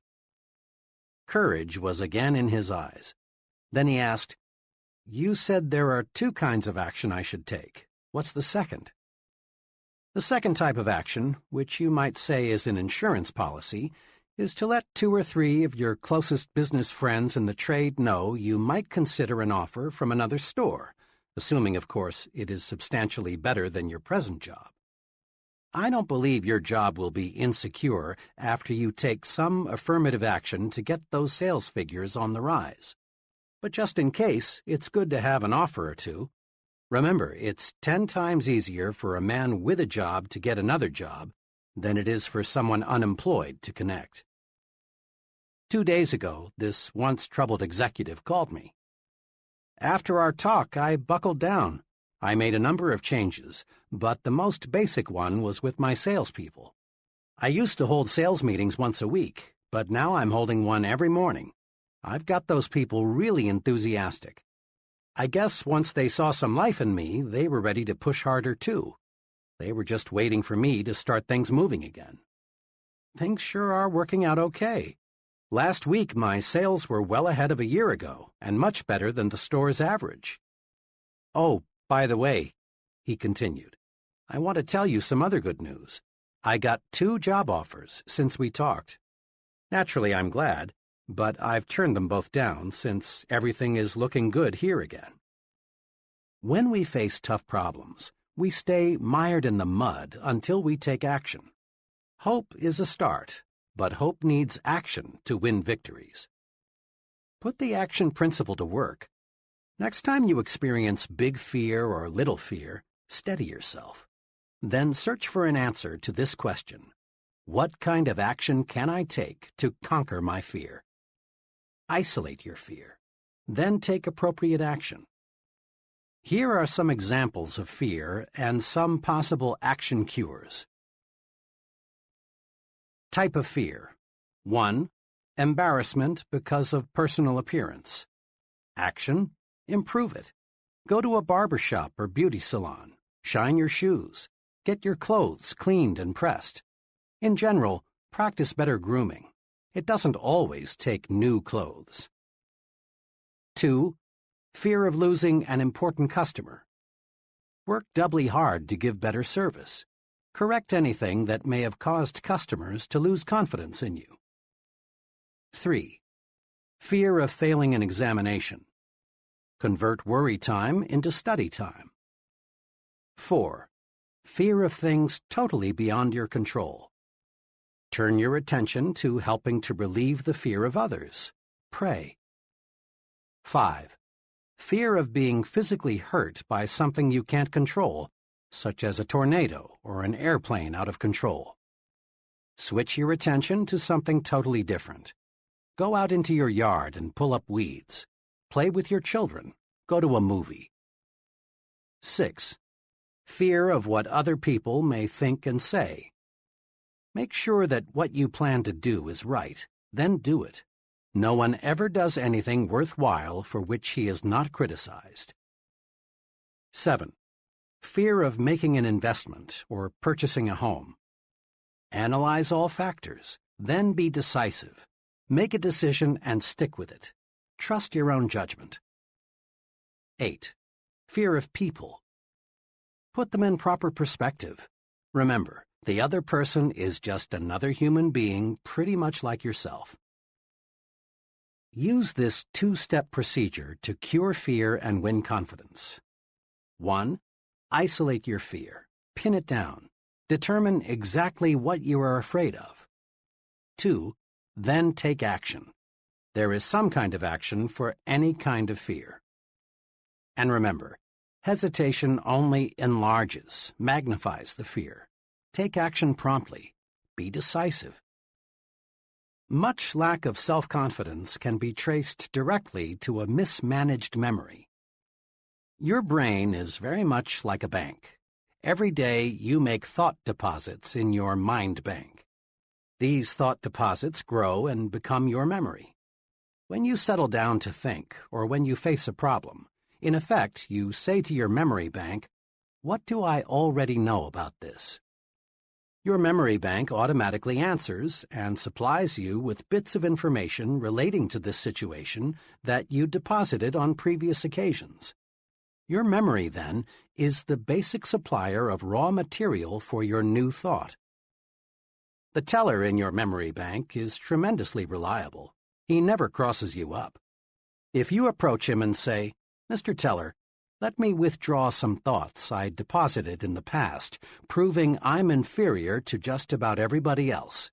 He'll say, "Certainly, sir. Recall how you failed 2 times previously when you tried this? Recall what your 6th-grade teacher told you about your inability to accomplish things? Recall what you overheard some fellow workers saying about you. Recall—" And on Mr. Teller goes, digging out of your brain thought after thought that proves you are inadequate. But suppose you visit your memory teller with this request. "Mr. Teller, I face a difficult decision. Can you supply me with any thoughts which will give me reassurance?" And again, Mr. Teller says, "Certainly, sir." But this time, he delivers thoughts you deposited earlier that say you can succeed. Recall the excellent job you did in a similar situation before? Recall how much confidence Mr. Smith placed in you. Recall what your good friends said about you. Recall— Mr. Teller, perfectly responsive, lets you withdraw the thought deposits you want to withdraw. After all, it is your bank. Here are 2 specific things to do to build confidence through efficient management of your memory bank. 1. Deposit only positive thoughts in your memory bank. Let's face it squarely. Everyone encounters plenty of unpleasant, embarrassing, and discouraging situations. But unsuccessful and successful people deal with these situations in directly opposite ways. Unsuccessful people take them to heart, so to speak. They dwell on the unpleasant situations, thereby giving them a good start in their memory. They don't take their minds away from them. At night, the unpleasant situation is the last thing they think about. Confident, successful people, on the other hand, don't give it another thought. Successful people specialize in putting positive thoughts into their memory bank. What kind of performance would your car deliver if every morning before you left for work, you scooped up a double handful of dirt and put it into your crankcase? That fine engine would soon be a mess, unable to do what you want it to do. Negative, unpleasant thoughts deposited in your mind affect your mind the same way. Negative thoughts produce needless wear and tear on your mental motor.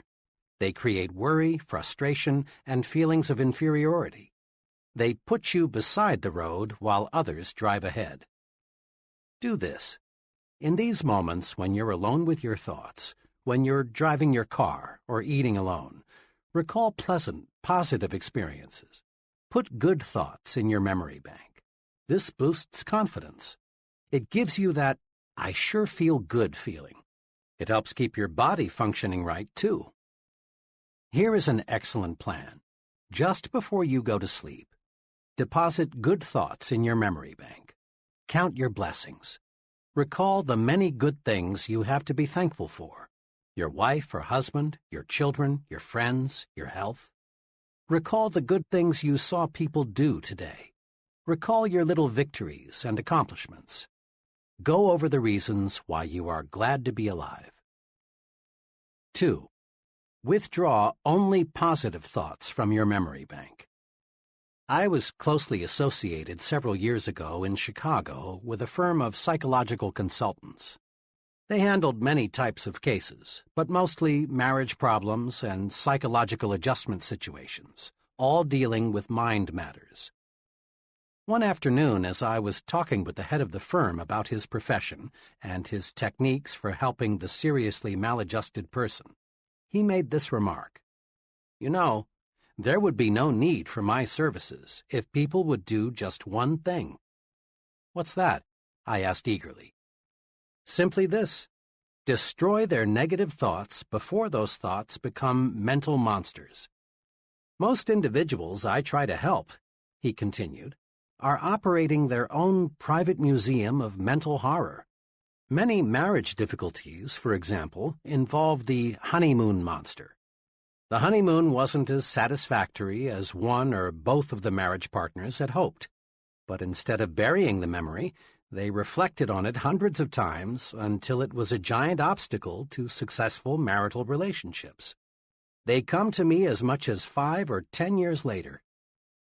Usually, of course, my clients don't see where their trouble lies. It's my job to uncover and explain the source of their difficulty to them and help them to see what a triviality it really is. A person can make a mental monster out of almost any unpleasant happening, my psychologist friend went on. A job failure, a jilted romance, a bad investment, disappointment in the behavior of a teenage child. These are common monsters I have to help troubled people destroy. It is clear that any negative thought, if fertilized with repeated recall, can develop into a real mind monster, breaking down confidence and paving the way to serious psychological difficulties. In an article in Cosmopolitan magazine, The Drive Toward Self-Destruction, Alice Mulcahy pointed out that upward of 30,000 Americans commit suicide each year and another 100,000 attempt to take their own lives. She went on to say, "There is shocking evidence that millions of other people are killing themselves by slower, less obvious methods. Still others are committing spiritual rather than physical suicide, constantly seeking out ways to humiliate, punish, and generally diminish themselves." The psychologist friend mentioned before told me how he helped one of his patients to stop committing mental and spiritual suicide. This patient, he explained, was in her late 30s and had 2 children. In lay terminology, she suffered from severe depression. She looked back on every incident of her life as being an unhappy experience. Her school days, her marriage, the bearing of her children, the places she had lived, all were thought of negatively. She volunteered that she couldn't remember ever having been truly happy. And since what one remembers from the past colors what one sees in the present, she saw nothing but pessimism and darkness. When I asked her what she saw in a picture which I showed her, she said, "It looks like there will be a terrible thunderstorm tonight." That was the gloomiest interpretation of the picture I've yet heard. The picture was a large oil painting of the sun low in the sky and a jagged rocky coastline. The painting was very cleverly done and could be construed to be either a sunrise or a sunset. The psychologist commented to me that what a person sees in the picture is a clue to his personality. Most people say it is a sunrise, but the depressed, mentally disturbed person nearly always says it's a sunset. As a psychologist, I can't change what already is in a person's memory, but I can, with the patient's cooperation, help the individual to see his past in a different light. That's the general treatment I used on this woman. I worked with her to help her see joy and pleasure in her past instead of total disappointment. After 6 months, she began to show improvement. At that point, I gave her a special assignment. Each day, I asked her to think of and write down 3 specific reasons she has to be happy. Then, at her next appointment with me on Thursdays, I'd go over her list with her. I continued this sort of treatment for 3 months. Her improvement was very satisfactory. Today, that woman is very well adjusted to her situation.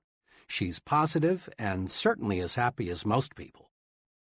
When this woman quit drawing negatives from her memory bank, she was headed toward recovery. Whether the psychological problem is big or little, the cure comes when one learns to quit drawing negatives from one's memory bank and withdraws positives instead. Don't build mental monsters. Refuse to withdraw the unpleasant thoughts from your memory bank. When you remember situations of any kind, concentrate on the good part of the experience. Forget the bad. Bury it. If you find yourself thinking about the negative side, turn your mind off completely. And here is something very significant and very encouraging. Your mind wants you to forget the unpleasant. If you will just cooperate, unpleasant memories will gradually shrivel, and the teller in your memory bank will cancel them out. Dr. Melvin S. Hatwick, noted advertising psychologist, in commenting on our ability to remember, says, "When the feeling aroused is pleasant, the advertisement has a better chance to be remembered. When the feeling aroused is unpleasant, The reader or listener tends to forget the advertisement message. The unpleasant runs counter to what we want. We don't want to remember it. In brief, it really is easy to forget the unpleasant if we simply refuse to recall it. Withdraw only positive thoughts from your memory bank. Let the others fade away, and your confidence, that feeling of being on top of the world, will zoom upward. You take a big step forward toward conquering fear when you refuse to remember negative, self-deprecating thoughts. Why do people fear other people?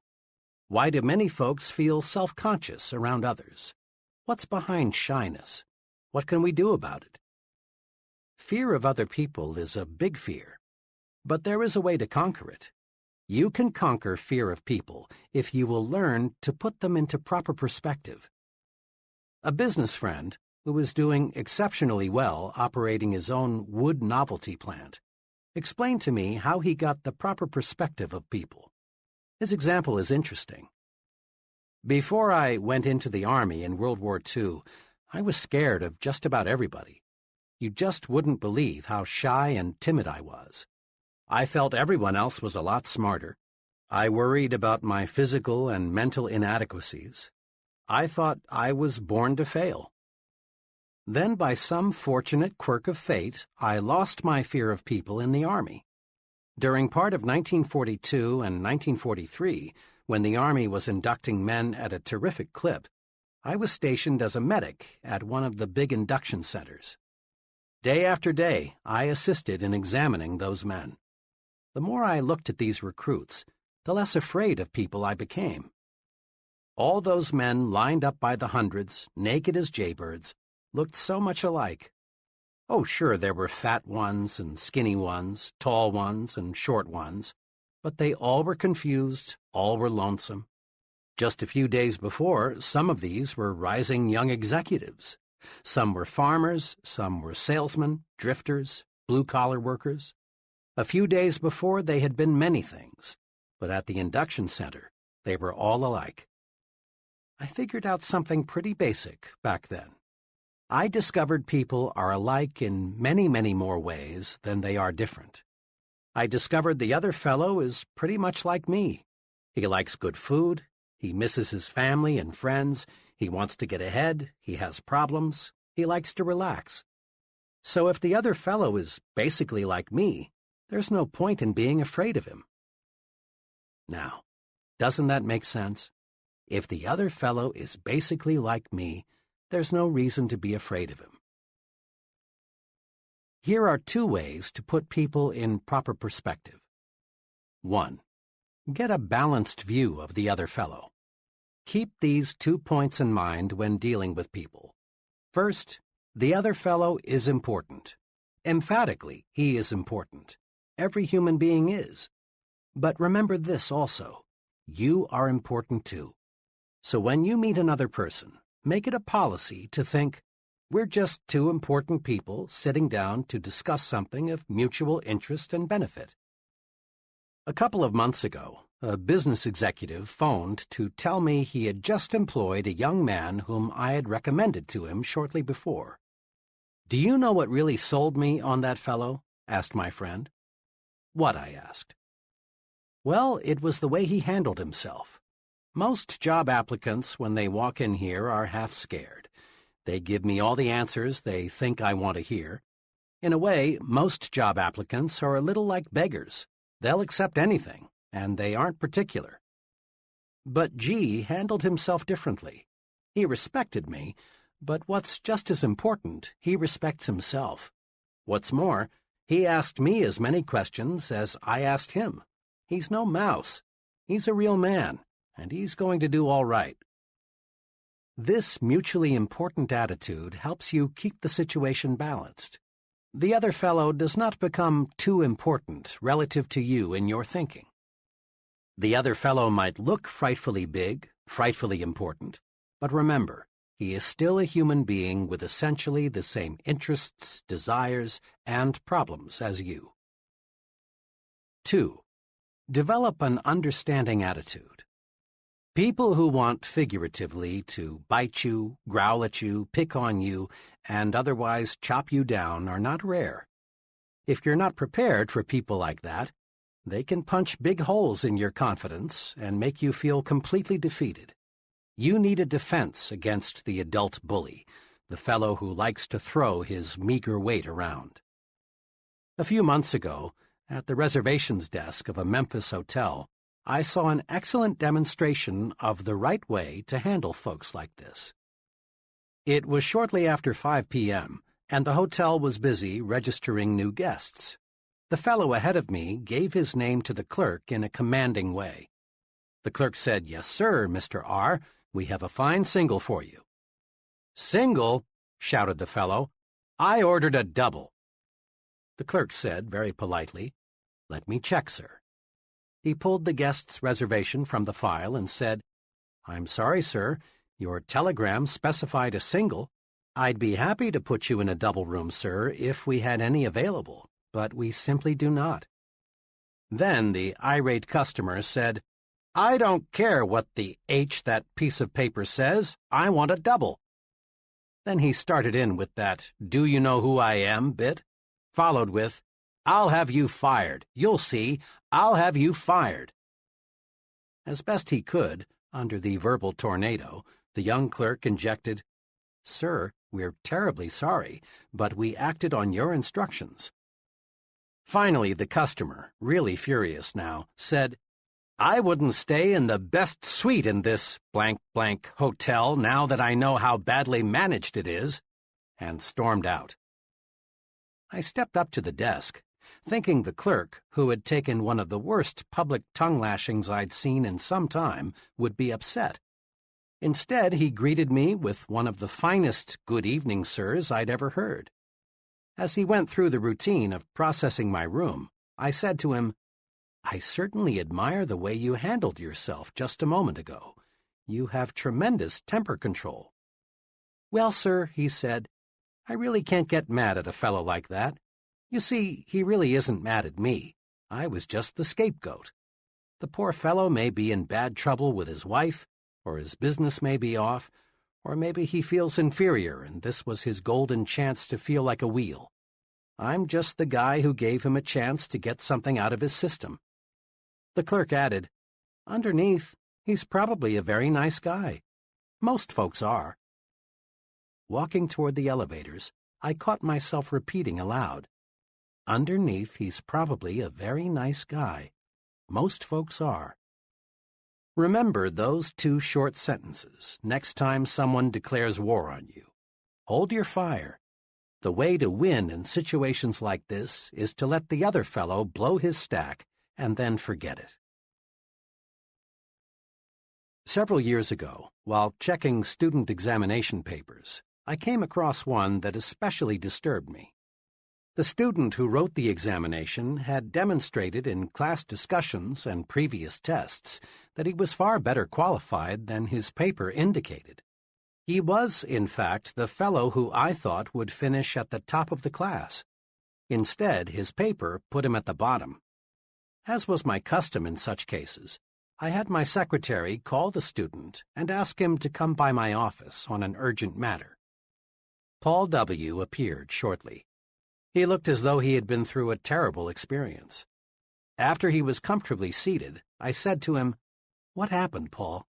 This just isn't the quality paper I expected you to write." Paul struggled with himself, looked in the direction of his feet, and replied, "Sir, after I saw that you had spotted me cheating, I just went to pieces. I couldn't concentrate on anything. Honest, this is the first time I've ever cheated at the university. I desperately wanted an A, so I worked up a little pony to use." He was terribly upset, but now that he was talking, he wouldn't stop. "I suppose you'll have to recommend me for dismissal. The university rule says any student found cheating in any manner is subject to permanent dismissal." Here Paul started bringing up the shame this incident would bring to his family, how it would wreck his life, and all sorts of repercussions. Finally, I said, "Hold it now. Slow down. Let me explain something. I didn't see you cheat. Until you walked in and told me, I hadn't the faintest idea that was the trouble. I am sorry, Paul, that you did." Then I continued, "Paul, tell me, just what do you want to gain from your university experience?" He was a little calmer now, and after a short pause he said, "Well, Doctor, I think my overall aim is to learn how to live, but I guess I'm failing pretty badly." "We learn in different ways," I said. "I think you can learn a real success lesson from this experience. When you used your pony in there, your conscience bothered you terribly. This gave you a guilt complex that in turn broke your confidence. As you expressed it, you went to pieces. Most of the time, Paul, this matter of right and wrong is approached from a moral or religious standpoint. Now understand, I'm not here to preach to you, give you a sermon about right and wrong. But let's look at the practical side. When you do anything that goes contrary to your conscience, you feel guilty, and this guilty feeling jams your thought processes. You can't think straight because your mind is asking, "Will I get caught? Will I get caught?" "Paul," I continued, "you wanted an A so badly you did something you knew was wrong. There are many times in life when you'll want to make an A so badly you'll be tempted to do something that is contrary to your conscience. For example, someday you may want to make a sale so badly you'll think of deliberately misleading the customer to buy, and you may succeed. But here's what will happen. Your guilty feeling will grab hold of you, and the next time you see your customer, you'll be self-conscious, ill at ease. You'll be wondering, has he discovered that I put something over? Your presentation will be ineffective because you can't concentrate. Chances are you'll never make the second, third, fourth, and the many repeat sales. In the long run, making that sale using tactics that hurt your conscience will cost you a lot of income." I went on and pointed out to Paul how an occasional business or professional man loses his grip because of an intense fear that his wife will learn about a secret love affair he is having with another woman. Will she find out? Will she find out? Eats away the man's confidence until he can't do a good job at work or in the home. I reminded Paul that many criminals are captured not because any clues point to them, but because they act guilty and self-conscious. Their guilt feeling puts them on the suspect list. There is within each of us a desire to be right, think right, and act right. When we go against that desire, we put a cancer in our conscience. This cancer grows and grows by eating away at our confidence. Avoid doing anything that will cause you to ask yourself, "Will I get caught? Will they find out? Will I get away with it?" Don't try to make an A if it means violating your confidence. Paul, I'm pleased to say, got the point. He learned the practical value of doing what's right. I then proposed he sit down and retake the examination. In answer to his question, "But what about my dismissal?" I said, "I know what the regulations say about cheating, but you know, if we dismissed all students who have cheated in any way, half the professors would have to leave. And if we dismissed all students who thought about cheating, the university would have to shut down. So I'm forgetting this whole incident if you'll do me a favor." "Gladly," he said. I walked over to my bookshelf, took down my personal copy of 50 Years with the Golden Rule, and said, "Paul, read this book and return it. See how, in J.C. Penney's own words, just doing what's right made him one of America's richest men." Doing what's right keeps your conscience satisfied, and this builds self-confidence. When we do what is known to be wrong, two negative things happen. First, we feel guilt, and this guilt eats away confidence. Second, other people sooner or later find out and lose confidence in us. Do what's right and keep your confidence. That's thinking yourself to success. Here is a psychological principle that is worth listening to repeatedly until it absolutely saturates you. To think confidently, act confidently. The great psychologist, Dr. George W. Crane, said in his famous book, Applied Psychology, "Remember, motions are the precursors of emotions. You can't control the latter directly, but only through your choice of motions or actions. To avoid this all-too-common tragedy, marital difficulties and misunderstandings, become aware of the true psychological facts. Go through the proper motions each day, and you'll soon begin to feel the corresponding emotions. Just be sure you and your mate go through those motions of dates and kisses, the phrasing of sincere daily compliments, plus the many other little courtesies, and you need not worry about the emotion of love. You can't act devoted for very long without feeling devoted." Psychologists tell us we can change our attitudes by changing our physical actions. For example, you actually feel more like smiling if you make yourself smile. You feel more superior when you make yourself stand tall than when you slouch. On the negative side, frown a really bitter frown and see if you don't feel more like frowning. It is easy to prove that managed motions can change emotions. People who are shy in introducing themselves can replace this timidity with confidence just by taking 3 simple actions simultaneously. First, reach for the other person's hand and clasp it warmly. Second, look directly at the other person. And third, say, "I'm very glad to know you." These 3 simple actions automatically and instantaneously banish shyness. Confident action produces confident thinking. So, to think confidently, act confidently. Act the way you want to feel. Here are 5 confidence-building exercises. Listen to these guides carefully, then make a conscious effort to practice them and build your confidence. 1. Be a front-seater. Ever notice in meetings, in church, classrooms, and other kinds of assemblies, how the back seats fill up first? Most folks scramble to sit in the back rows so they won't be too conspicuous. And the reason they are afraid to be conspicuous is that they lack confidence. Sitting up front builds confidence. Practice it. From now on, make it a rule to sit as close to the front as you can. Sure, you may be a little more conspicuous in the front, but remember, there is nothing inconspicuous about success. 2. Practice making eye contact.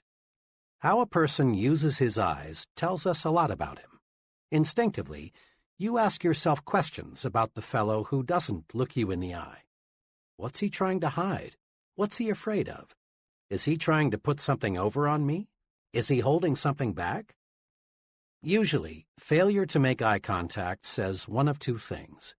It may say, "I feel weak beside you. I feel inferior to you. I'm afraid of you." Or avoiding another person's eyes may say, "I feel guilty. I've done something or I've thought something that I don't want you to know. I'm afraid if I let my eyes connect with yours, you'll see through me." You say nothing good about yourself when you avoid making eye contact. You say, "I'm afraid. I lack confidence." Conquer this fear by making yourself look the other person in the eyes. Looking the other person in the eye tells him, "I'm honest and above board. I believe in what I'm telling you. I'm not afraid. I'm confident." Make your eyes work for you. Aim them right at the other person's eyes. It not only gives you confidence, it wins you confidence too. 3. Walk 25% faster. When I was a youngster, just going to the county seat was a big treat. After all the errands were accomplished and we were back in the car, my mother would often say, "Davy, let's just sit here a while and watch the people walk by." Mother was an excellent game player. She'd say, "See that fellow? What do you suppose is troubling him?" Or, "What do you think that lady there is going to do?" Or, "Look at that person. He just seems to be in a fog." Watching people walk and move about became real fun. It was a lot cheaper than the movies, which was one of the reasons I learned later that Mother developed the game, and it was a lot more instructive.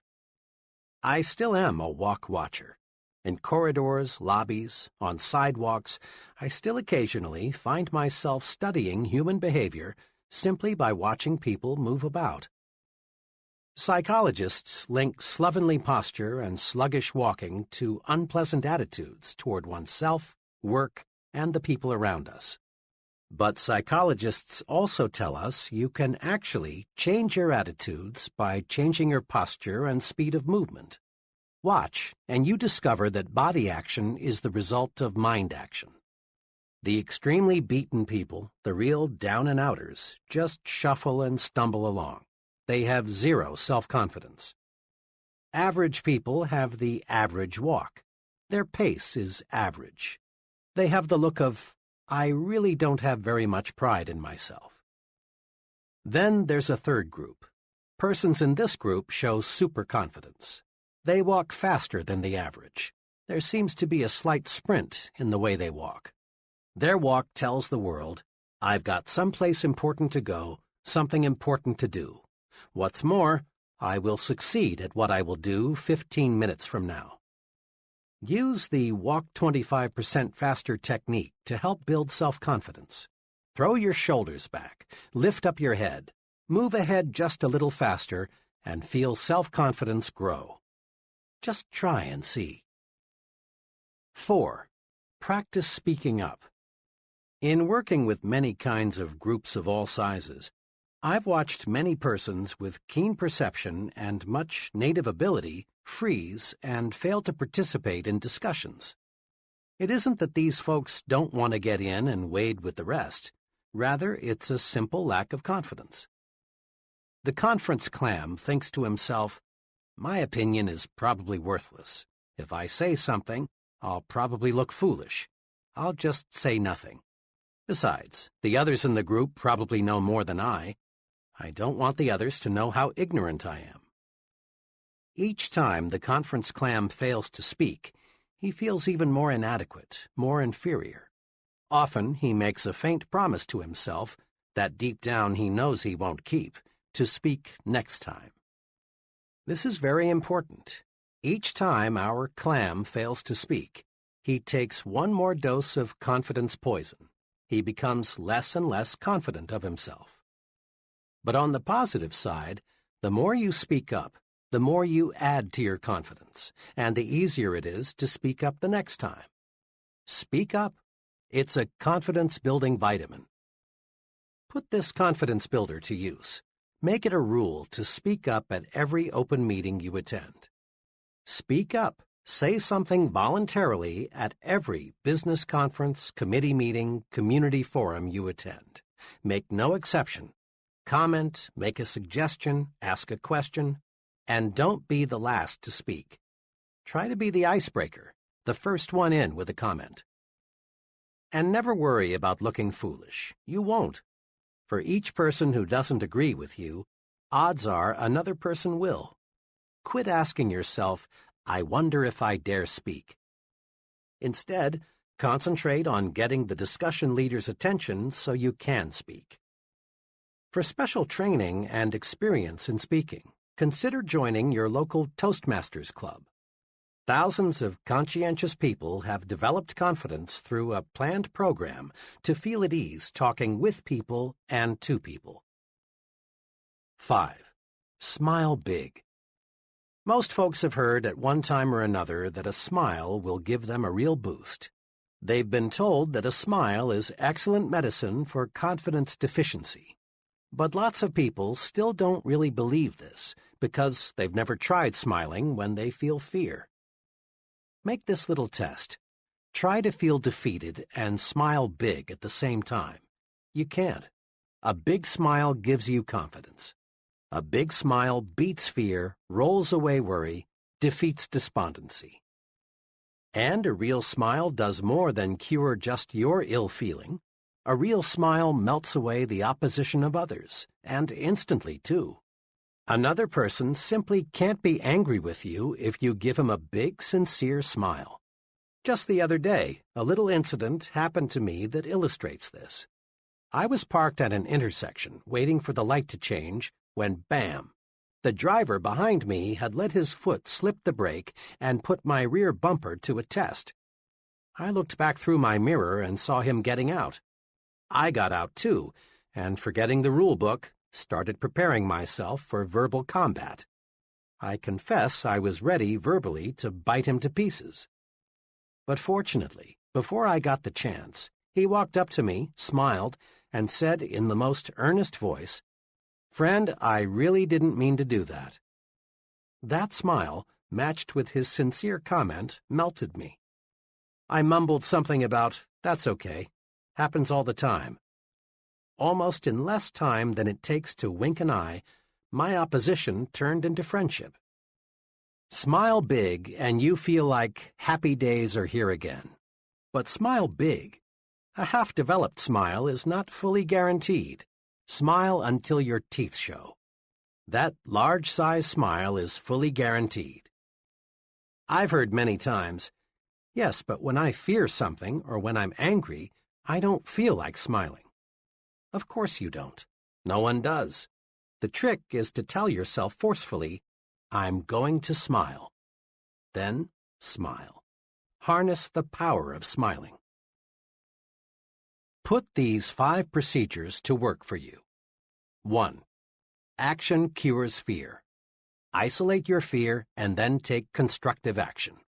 Inaction, doing nothing about a situation, strengthens fear and destroys confidence. 2. Make a supreme effort to put only positive thoughts in your memory bank. Don't let negative, self-deprecatory thoughts grow into mental monsters. Simply refuse to recall unpleasant events or situations. 3. Put people in proper perspective. Remember, people are more alike, much more alike, than they are different. Get a balanced view of the other fellow. He is just another human being. And develop an understanding attitude. Many people will bark, but it's a rare one who bites. 4. Practice doing what your conscience tells you is right.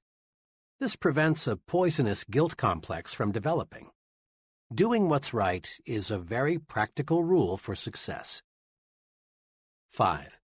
Make everything about you say, "I'm confident, really confident." Practice these little techniques in your day-to-day activities. Be a front-seater, make eye contact, walk 25% faster, speak up, smile big. Chapter 4. How to Think Big. Recently, I chatted with a recruitment specialist for one of the nation's largest industrial organizations. 4 months each year, she visits college campuses to recruit graduating seniors for her company's junior executive training program. The tenor of her remarks indicated that she was discouraged about the attitudes of many people she talked with. Most days, I interview between 8 and 12 college seniors, all in the upper third of their class, all at least mildly interested in coming with us. One of the main things we want to determine in the screening interview is the individual's motivation. We want to find out if he or she is the kind of person who can, in a few years, direct major projects, manage a branch office or plant, or in some other way make a really substantial contribution to the company. I must say I'm not too pleased with the personal objectives of most of those I talk with. "You'd be surprised," she went on, "how many 22-year-olds are more interested in our retirement plan than in anything else we have to offer. A second favorite question is, will I move around a lot? Most of them seem to define the word success as synonymous with security. Can we risk turning our company over to people like that? The thing I can't understand is why should young people these days be so ultra-conservative, so narrow in their view of the future? Every day there are more signs of expanding opportunity. This country is making record progress in scientific and industrial development. Our population is gaining rapidly. If there ever was a time to be bullish about America, it's now. The tendency for so many people to think small means there is less competition than you think for a very rewarding career. Where success is concerned, people are not measured in inches or pounds or college degrees or family background. They are measured by the size of their thinking. How big we think determines the size of our accomplishments. Now, let's see how we can enlarge our thinking. Ever ask yourself, what is my greatest weakness? Probably the greatest human weakness is self-deprecation, that is, selling oneself short. Self-deprecation shows through in countless ways. John sees a job advertisement in the paper. It's exactly what he would like. But he does nothing about it because he thinks, I'm not good enough for that job, so why bother? Or Jim wants a date with Joan, but he doesn't call her because he thinks he wouldn't rate with her. Tom feels Mr. Richards would be a very good prospect for his product, but Tom doesn't call. He feels Mr. Richards is too big to see him. Pete is filling out a job application form. One question asks, what beginning salary do you expect? Pete puts down a modest figure because he feels he really isn't worth the bigger sum he would like to earn. Philosophers for thousands of years have issued good advice. Know thyself. But most people, it seems, interpret this suggestion to mean know only thy negative self. Most self-evaluation consists of making long mental lists of one's faults, shortcomings, inadequacies. It's well to know our inabilities, for this shows us areas in which we can improve. But if we know only our negative characteristics, we're in a mess. Our value is small. Here is an exercise to help you measure your true size. I've used it in training programs for executives and sales personnel. It works. 1. Determine your 5 chief assets. Invite some objective friend to help, possibly your wife, your superior, a professor, some intelligent person who will give you an honest opinion. Examples of assets frequently listed are education, experience, technical skills, appearance, well-adjusted home life, attitudes, personality, initiative. 2. Next, under each asset, write the names of 3 persons you know who have achieved large success but who do not have this asset to as great a degree as you. When you've completed this exercise, you will find you outrank many successful people on at least one asset. There is only one conclusion you can honestly reach. You're bigger than you think. So fit your thinking to your true size. Think as big as you really are. Never, never, never sell yourself short. The person who says adamantine when in plain talk he means immovable, or says coquette when we would understand him better if he said flirt, may have a big vocabulary. But does he have a big thinker's vocabulary? Probably not. People who use difficult, high-sounding words and phrases that most folks have to strain themselves to understand are inclined to be overbearing and stuffed shirts. And stuffed shirts are usually small thinkers. The important measure of a person's vocabulary is not the size or the number of words he uses. Rather, the thing that counts, the only thing that counts about one's vocabulary, is the effect his words and phrases have on his own and others' thinking. Here is something very basic. We do not think in words and phrases. We think only in pictures and/or images. Words are the raw materials of thought. When spoken or read, that amazing instrument, the mind, automatically converts words and phrases into mind pictures. Each word, each phrase, creates a slightly different mind picture. If someone tells you, Jim bought a new split level, you see one picture. But if you're told, Jim bought a new ranch house, you see another picture.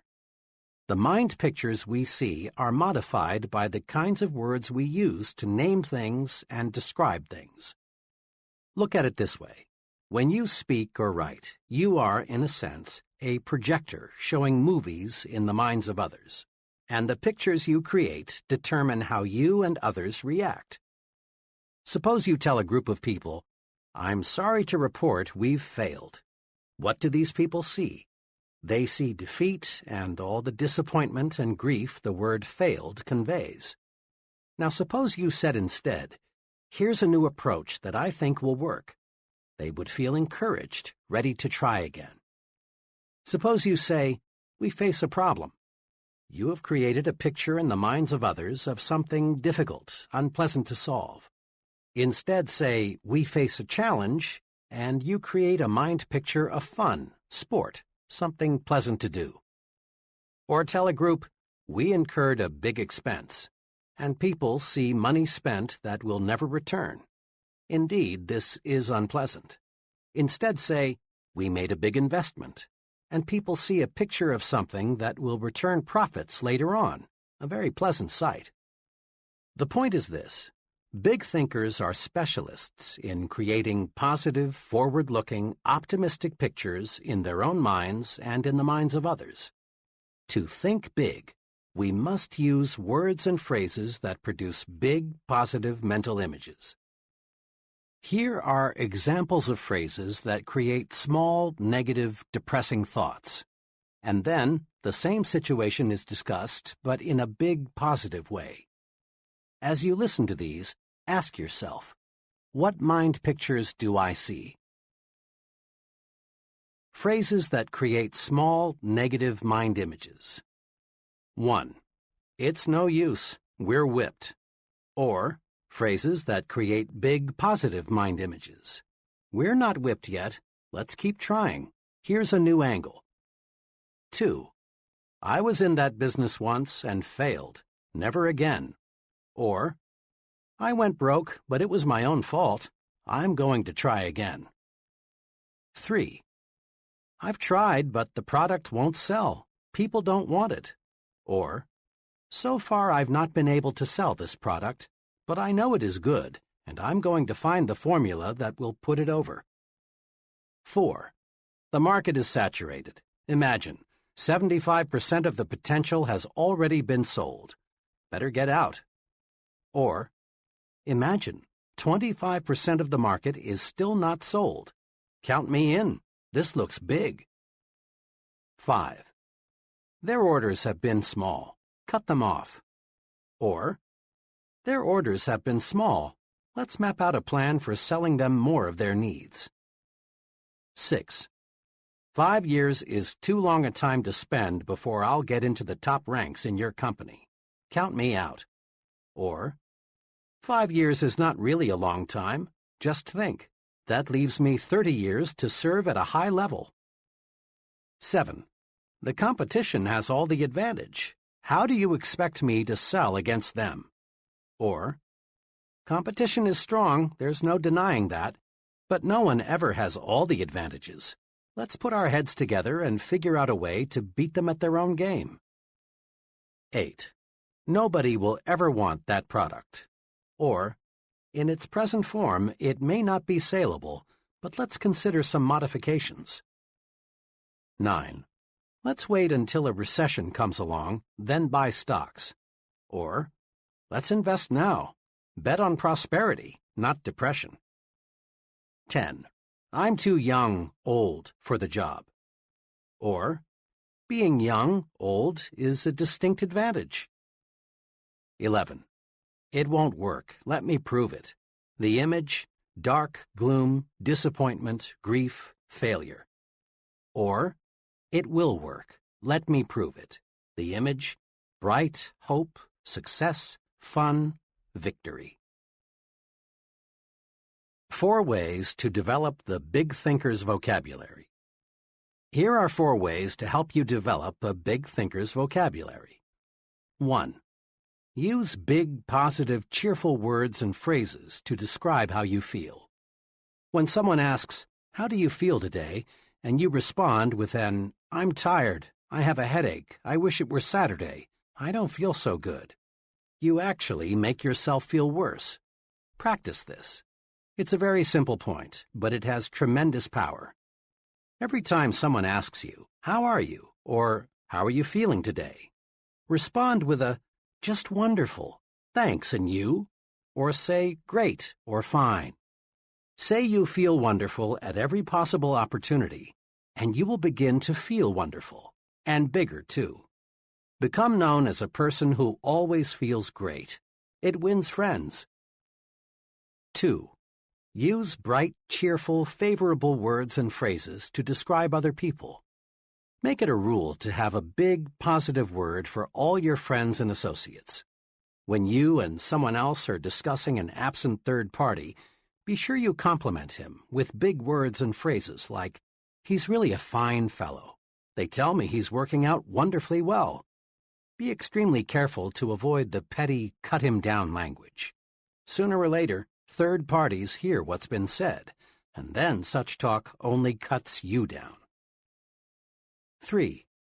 Use positive language to encourage others. Compliment people personally, at every opportunity. Everyone you know craves praise. Have a special good word for your wife or husband every day. Notice and compliment the people who work with you. Praise, sincerely administered, is a success tool. Use it. Use it again and again and again. Compliment people on their appearance, their work, their achievements, their families. 4. Use positive words to outline plans to others. When people hear something like this, "Here is some good news, we face a genuine opportunity," their minds start to sparkle. But when they hear something like, "Whether we like it or not, we've got a job to do," the mind movie is dull and boring, and they react accordingly. Promise victory and watch eyes light up. Promise victory and win support. Build castles. Don't dig graves. See what can be, not just what is. Big thinkers train themselves to see not just what is, but what can be. Here are 4 examples to illustrate this point. 1. What gives real estate value? A highly successful realtor who specializes in rural property shows what can be done if we train ourselves to see something where little or nothing presently exists. "Most of the rural property around here," my friend began, "is run down and not very attractive. I'm successful because I don't try to sell my prospects a farm as it is. I develop my entire sales plan around what the farm can be. Simply telling the prospect, 'The farm has XX acres of bottom land and XX acres of woods and is XX miles from town,' doesn't stir him up and make him want to buy it. But when you show him a concrete plan for doing something with the farm, he's just about sold. Here, let me show you what I mean." He opened his briefcase and pulled out a file. "This farm," he said, "is a new listing with us. It's like a lot of them.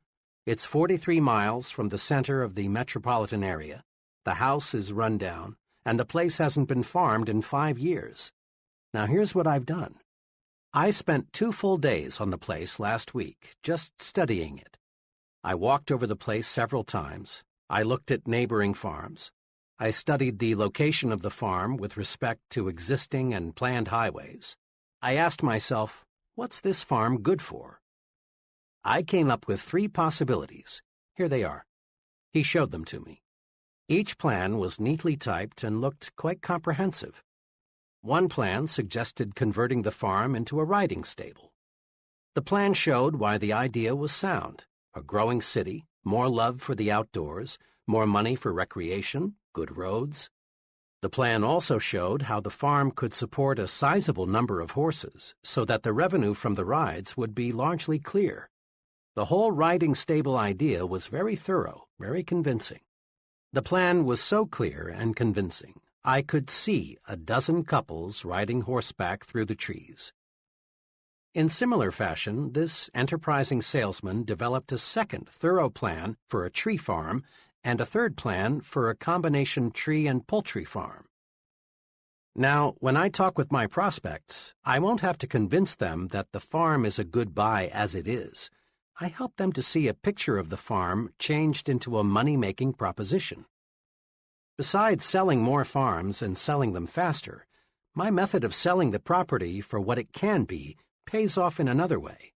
I can sell a farm at a higher price than my competitors. People naturally pay more for acreage and an idea than they do for just acreage. Because of this, more people want to list their farms with me, and my commission on each sale is larger. The moral is this: look at things not as they are, but as they can be. Visualization adds value to everything. A big thinker always visualizes what can be done in the future. He isn't stuck with the present. 2. How much is a customer worth? A department store executive was addressing a conference of merchandise managers. She was saying, "I may be a little old-fashioned, but I belong to the school that believes the best way to get customers to come back is to give them friendly, courteous service." One day I was walking through our store when I overheard a salesperson arguing with a customer. The customer left in quite a huff. Afterward, the salesperson said to another, "I'm not going to let a $1.98 customer take up all my time and make me take the store apart trying to find him what he wants. He's simply not worth it." I walked away, the executive continued, but I couldn't get that remark out of my mind. It is pretty serious, I thought, when our salespeople think of customers as being in the $1.98 category. I decided right then that this concept must be changed. When I got back to my office, I called our research director and asked him to find out how much the average customer spent in our store last year. The figure he came up with surprised even me. According to our research director's careful calculation, the typical customer spent $362 in our establishment. The next thing I did was call a meeting of all supervisory personnel and explain the incident to them. Then I showed them what a customer is really worth. Once I got these people to see that a customer is not to be valued on a single sale, but rather on an annual basis, customer service definitely improved. The point made by the retailing executive applies to any kind of business. It's repeat business that makes the profit. Often there's no profit at all on the first several sales. Look at the potential expenditures of the customers, not just what they buy today. Putting a big value on customers is what converts them into big, regular patrons. Attaching little value to customers sends them elsewhere. A student related this pertinent incident to me, explaining why he'll never again eat in a certain cafeteria. For lunch one day, the student began, I decided to try a new cafeteria that had just opened a couple of weeks before. Nickels and dimes are pretty important to me right now, so I watch what I buy pretty closely. Walking past the meat section, I saw some turkey and dressing that looked pretty good, and it was plainly marked 39 cents. When I got to the cash register, the checker looked at my tray and said, $1.09. I politely asked her to check it again because my tally was 99 cents.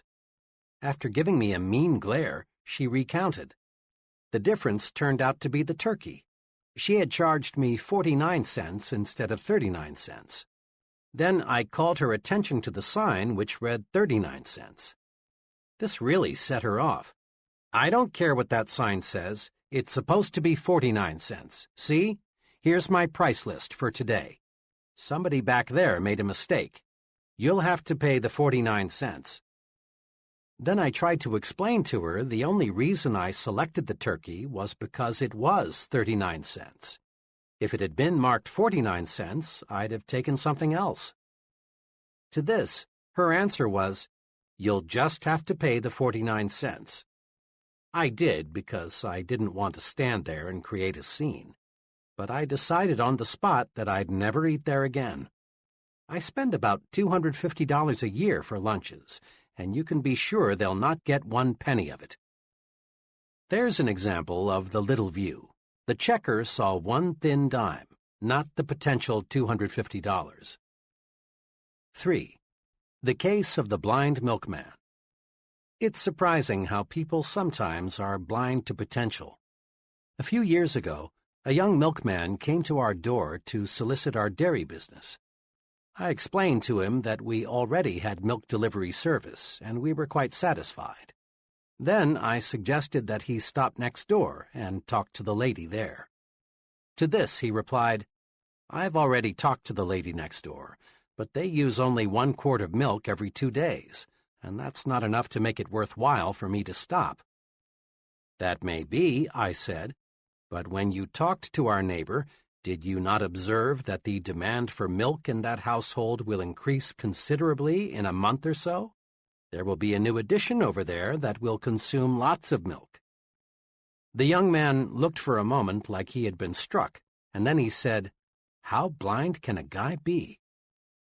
Today, that same 1 quart every 2 days family buys 7 quarts every 2 days from a milkman who had some foresight. That first youngster, a boy, now has 2 brothers and 1 sister, and I'm told there'll be another young one soon. How blind can we be? See what can be, not just what is.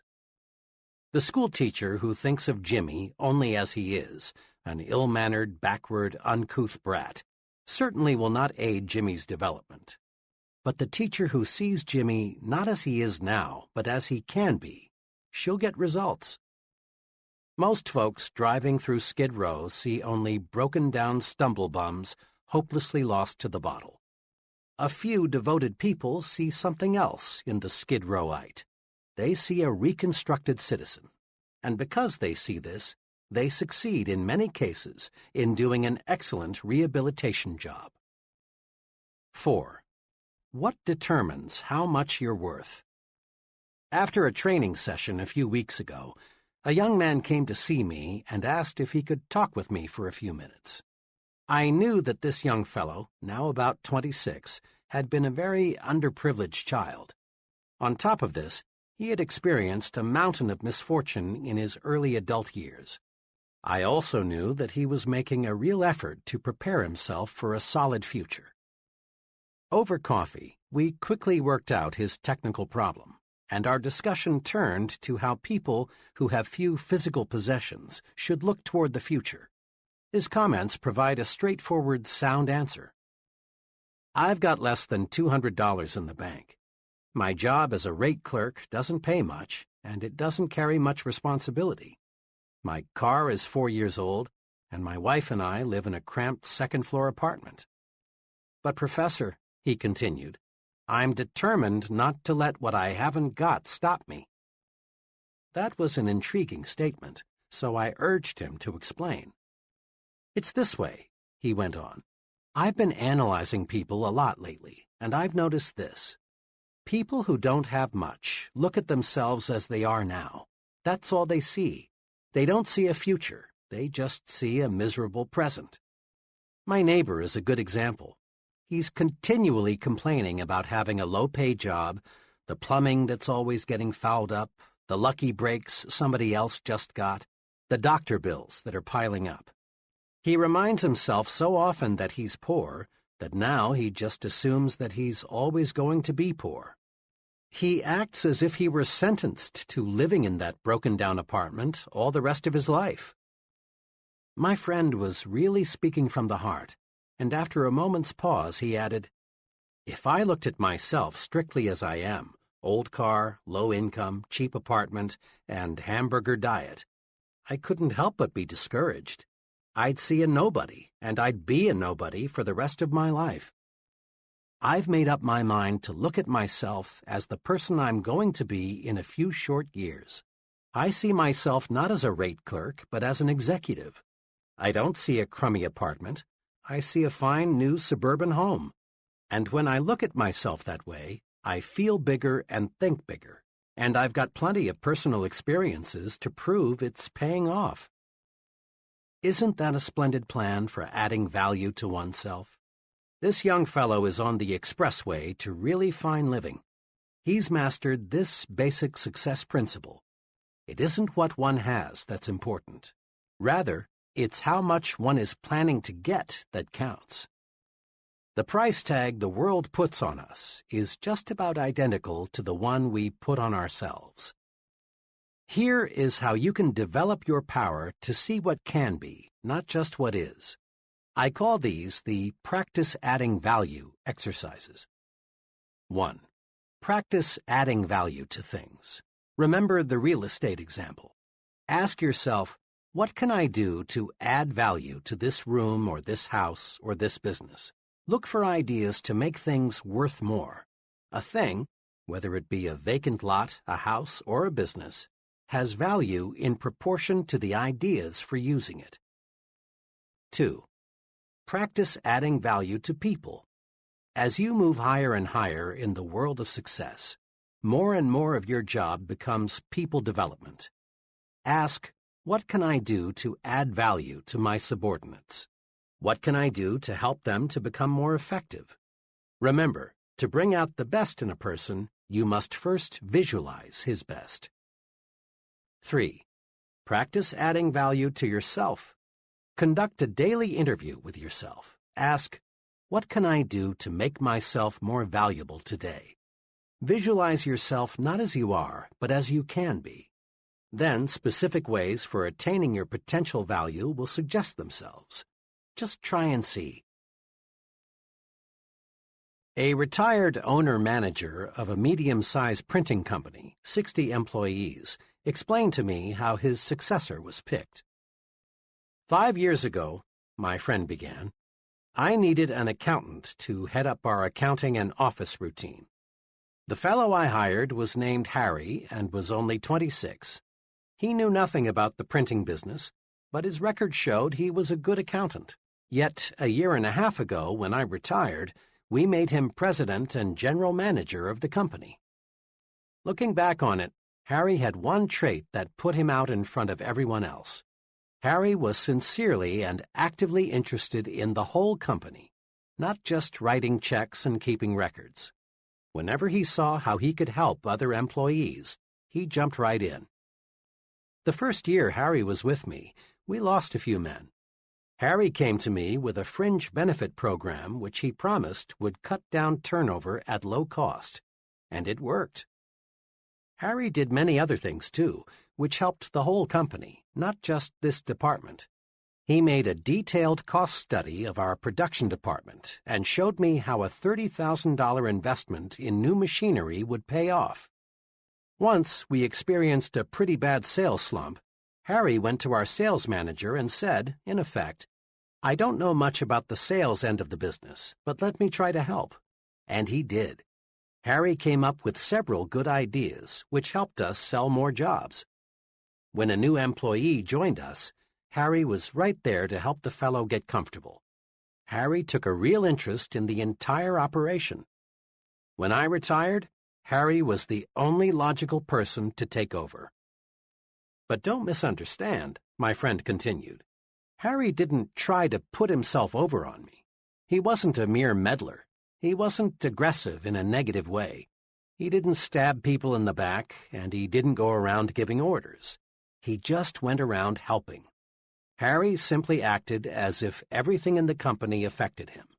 He made company business his business. We can all learn a lesson from Harry. The I'm doing my job and that's enough attitude is small, negative thinking. Big thinkers see themselves as members of a team effort, as winning or losing with the team, not by themselves.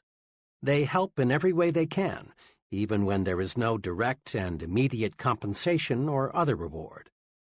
The fellow who shrugs off a problem outside his own department with the comment, well, that's no concern of mine, let them worry about it, hasn't got the attitude it takes for top leadership. Practice this. Practice being a big thinker.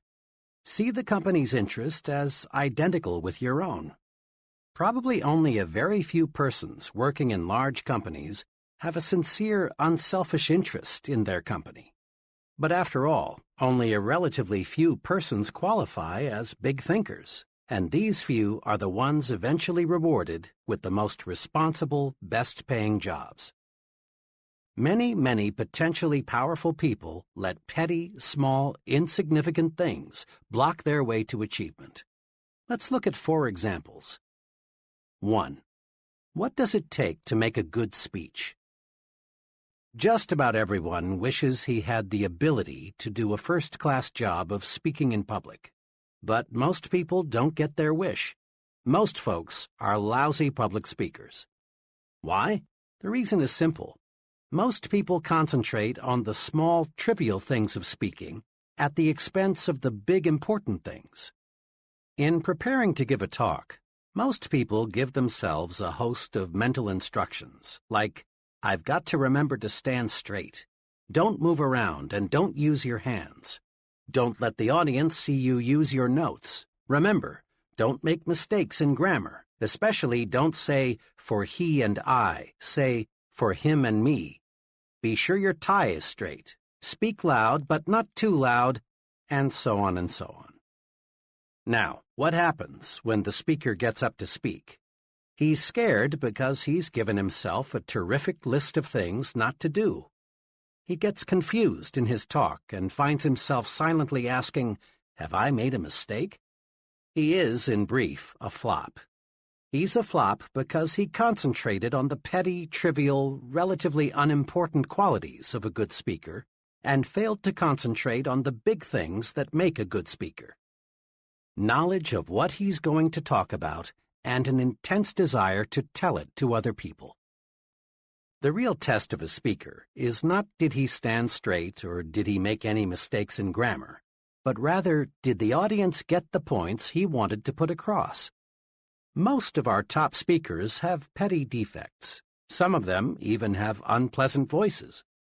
Some of the most sought-after speakers in America would flunk a speech course taught by the old negative, don't do this and don't do that method. Yet all these successful public speakers have one thing in common. They have something to say, and they feel a burning desire for other people to hear it. Don't let concern with trivia keep you from speaking successfully in public. 2. What causes quarrels?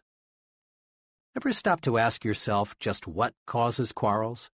At least 99% of the time, quarrels start over petty, unimportant matters like this.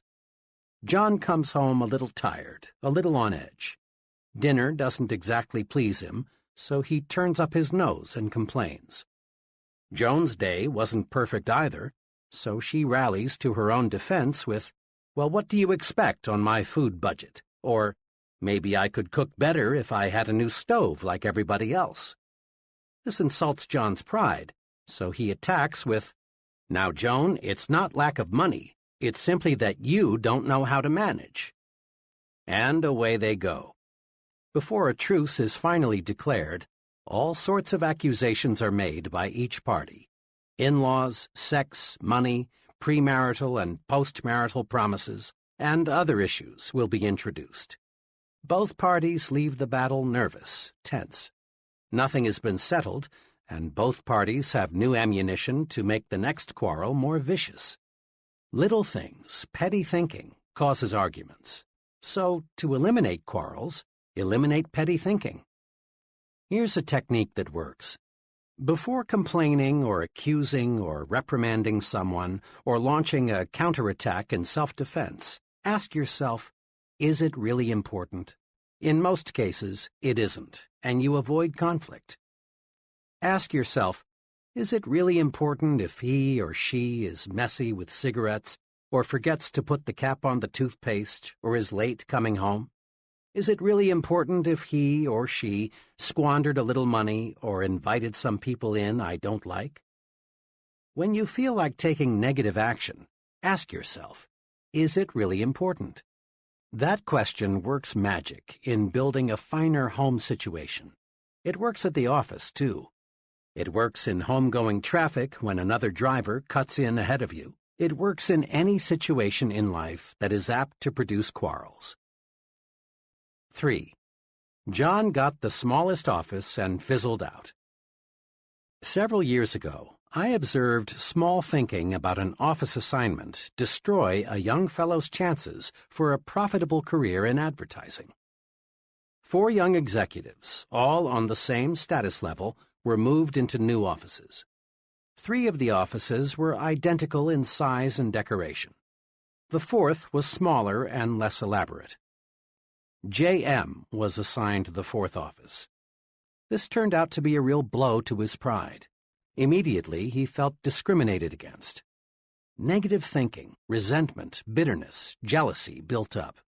J.M. began to feel inadequate. The result was that J.M. grew hostile toward his fellow executives. Rather than cooperate, he did his best to undermine their efforts. Things got worse. 3 months later, J.M. slipped so badly that management had no choice but to issue him a pink slip. Small thinking over a very small matter stopped J.M. In his haste to feel he was discriminated against, J.M. failed to observe that the company was expanding rapidly and office space was at a premium. He didn't stop to consider the possibility that the executive who made the office assignments didn't even know which one was the smallest. No one in the organization, except J.M., regarded his office as an index of his value. Small thinking about unimportant things, like seeing your name last on the department route sheet or getting the fourth carbon of an office memo, can hurt you. Think big, and none of these little things can hold you back. 4. Even stuttering is a detail. A sales executive told me how even stuttering is a mere detail in salesmanship, if the fellow has the really important qualities. I have a friend, also a sales executive, who loves to play practical jokes, though sometimes these jokes aren't jokes at all. A few months ago, a young fellow called on my practical joking friend and asked for a sales job. The fellow had a terrible stutter, though, and my friend decided right here was a chance to play a joke on me. So the friend told the stammering applicant that he wasn't in the market for a salesman right now, but one of his friends, me, had a spot to fill. Then he phoned me, and boy did he give this fellow a build-up. Not suspecting anything, I said, "Send him right over." 30 minutes later, in he walked. The young fellow hadn't said 3 words before I knew why my friend was so eager to send him over. I'm Jack R., he said. Mr. X sent me over to talk to you about a job. Almost every word was a struggle. I thought to myself, this guy couldn't sell a dollar bill for 90 cents on Wall Street. I was sore at my friend, but I really felt sorry for this fellow, so I thought the least I could do was to ask him some polite questions while I thought up a good excuse as to why I couldn't use him. As we talked on, however, I discovered this fellow was no stoop. He was intelligent. He handled himself very nicely, but I just couldn't overlook the fact that he stuttered. Finally, I decided I'd wind up the interview by asking one last question. What makes you think you can sell? Well, he said, I learn fast. I like people. I think you've got a good company, and I want to make money. Now, I do have a speech impairment, but that doesn't bother me, so why should it bother anybody else? His answer showed me he had all the really important qualifications for a salesman. I decided right then to give him a chance, and you know, he's working out very well. Even a speech impairment in a talker's profession is a triviality if the person has the big qualities. Practice these 3 procedures to help yourself think about trivialities. 1. Keep your eyes focused on the big objective. Many times, we're like the salesman who, failing to make the sale, reports to his manager, "Yes, but I sure convinced the customer he was wrong." In selling, the big objective is winning sales, not arguments. In marriage, the big objective is peace, happiness, tranquility. Not winning quarrels or saying, "I could have told you so." In working with employees, the big objective is developing their full potential, not making issues out of their minor errors. In living with neighbors, the big objective is mutual respect and friendship, not seeing if you can have their dog impounded because once in a while it barks at night. Paraphrasing some military lingo, it is much better to lose a battle and win the war than to win a battle and lose the war. Resolve to keep your eyes on the big ball. 2. Ask, is it really important? Before becoming negatively excited, just ask yourself, is it important enough for me to get all worked up about? There is no better way to avoid frustration over petty matters than to use this medicine. At least 90% of quarrels and feuds would never take place if we just faced troublesome situations with, is this really important? 3. Don't fall into the triviality trap. In making speeches, solving problems, counseling employees, think of those things that really matter, things that make the difference. Don't become submerged under surface issues. Concentrate on important things. Take this test to measure the size of your thinking. Here listed are several common situations of how petty thinkers and big thinkers see the same situation. Check yourself, then decide which will get me where I want to go, petty thinking or big thinking. The same situation handled in two entirely different ways. The choice is yours. Situation: expense accounts. The petty thinker's approach figures out ways to increase income through chiseling on expense accounts. The big thinker's approach figures out ways to increase income by selling more merchandise. Situation: conversation. The petty thinker's approach talks about the negative qualities of his friends, the economy, his company, the competition. The big thinker's approach talks about the positive qualities of his friends, his company, the competition. Progress: believes in retrenchment or, at best, the status quo, or believes in expansion. Future: views the future as limited, or sees the future as very promising. Work: looks for ways to avoid work, or looks for more ways and things to do, especially helping others. Competition: competes with the average, or competes with the best.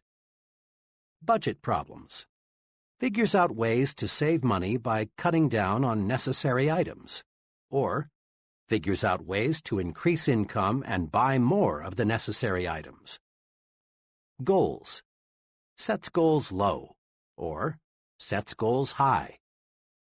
Goals vision: sees only the short run, or is preoccupied with the long run. Security: is preoccupied with security problems, or regards security as a natural companion of success. Companionship: surrounds himself with petty thinkers, or surrounds himself with persons with large progressive ideas. Mistakes: magnifies minor errors, turns them into big issues, or ignores errors of little consequence. Remember, it pays in every way to think big. 1. Don't sell yourself short. Conquer the crime of self-deprecation. Concentrate on your assets. You're better than you think you are. 2. Use the big thinker's vocabulary. Use big, bright, cheerful words. Use words that promise victory, hope, happiness, pleasure. Avoid words that create unpleasant images of failure, defeat, grief. 3. Stretch your vision. See what can be, not just what is. Practice adding value to things, to people, and to yourself. 4. Get the big view of your job. Really think your present job is important. That next promotion depends mostly on how you think toward your present job. 5.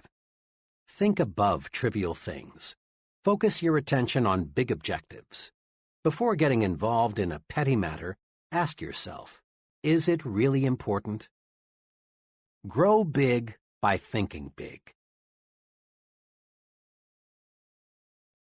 Chapter 5. How to Think and Dream Creatively. First, let's clear up a common fallacy about the meaning of creative thinking. For some illogical reason, science, engineering, art, and writing got tabbed as about the only truly creative pursuits. Most people associate creative thinking with things like the discovery of electricity or a polio vaccine, or the writing of a novel, or the development of color television. Certainly, accomplishments like these are evidence of creative thinking. Each forward step made in the conquest of space is the result of creative thinking, lots of it. But creative thinking is not reserved for certain occupations, nor is it restricted to super-intelligent people. Well then, what is creative thinking? A low-income family devises a plan to send their son to a leading university. That's creative thinking. A family turns the street's most undesirable lot into the neighborhood beauty spot. That's creative thinking. A minister develops a plan that doubles his Sunday evening attendance. That's creative thinking. Figuring out ways to simplify record-keeping, selling the impossible customer, keeping the children occupied constructively, making employees really like their work, or preventing a certain quarrel. All of these are examples of practical, everyday creative thinking. Creative thinking is simply finding new, improved ways to do anything. The rewards of all types of success in the home, at work, in the community, hinge on finding ways to do things better. Now, let's see what we can do to develop and strengthen our creative thinking ability. Step 1. Believe it can be done. Here is a basic truth. To do anything, we must first believe it can be done. Believing something can be done sets the mind in motion to find a way to do it. To illustrate this point of creative thinking in training sessions, I often use this example. I ask the group, how many of you feel it is possible to eliminate jails within the next 30 years? Invariably, the group looks bewildered, not quite sure they heard right, and thinking they are listening to a real fuzzbrain. So, after a pause, I repeat, how many of you feel it is possible to eliminate jails within the next 30 years? Once they're sure I'm not joking, someone always blasts me with something like, you mean to say you want to turn all those murderers, thieves, and rapists loose? Don't you realize what this would mean? Why, none of us would be safe. We have to have jails. Then the others cut loose. All order would break down if we didn't have jails. Some people are born criminals. If anything, we need more jails. Did you read in this morning's paper about that murder? And the group goes on, telling me all sorts of good reasons why we must have jails. One fellow even suggested we've got to have jails so the police and prison guards can have jobs. After about 10 minutes of letting the group prove why we can't eliminate the need for jails, I say to them, now, let me mention here that this question of eliminating jails is used to make a point. Each of you has come up with reasons why we can't eliminate the need for jails. Will you do me a favor? Will you try extra hard for a few minutes to believe we can eliminate jails? Joining in the spirit of the experiment, the group says, in effect, oh well, but just for kicks. Then I ask, now, assuming we can eliminate jails, how could we begin? Suggestions come slowly at first. Someone hesitantly says something like, well, you might cut down crime if you established more youth centers. Before long, the group, which 10 minutes ago was solidly against the idea, now begins to work up real enthusiasm. Work to eliminate poverty. Most crime stems from the low income levels. Conduct research to spot potential criminals before they commit a crime. Develop surgical procedures to cure some kinds of criminals. Educate law enforcement personnel in positive methods of reform. These are just samples of the 78 specific ideas I've tabulated that could help accomplish the goal of eliminating jails. When you believe, your mind finds ways to do. This experiment has just one point. When you believe something is impossible, your mind goes to work for you to prove why. But when you believe, really believe, something can be done, your mind goes to work for you and helps you find the ways to do it. Believing something can be done paves the way for creative solutions. Believing something can't be done is destructive thinking. This point applies to all situations, little and big. The political leaders who do not genuinely believe permanent world peace can be established will fail because their minds are closed to creative ways to bring about peace. The economists who believe business depressions are inevitable will not develop creative ways to beat the business cycle. In a similar fashion, you can find ways to like a person if you believe you can. You can discover solutions to personal problems if you believe you can. You can find a way to purchase that new, larger home if you believe you can. Belief releases creative powers. Disbelief puts the brakes on. Believe, and you'll start thinking constructively. Your mind will create a way if you let it. A little over 2 years ago, a young man asked me to help him find a job with more future. He was employed as a clerk in the credit department of a mail-order company and felt that he was getting nowhere. We talked about his past record and what he wanted to do. After knowing something about him, I said, "I admire you very much for wanting to move up the ladder to a better job and more responsibility. But getting a start in the kind of job you want requires a college degree these days.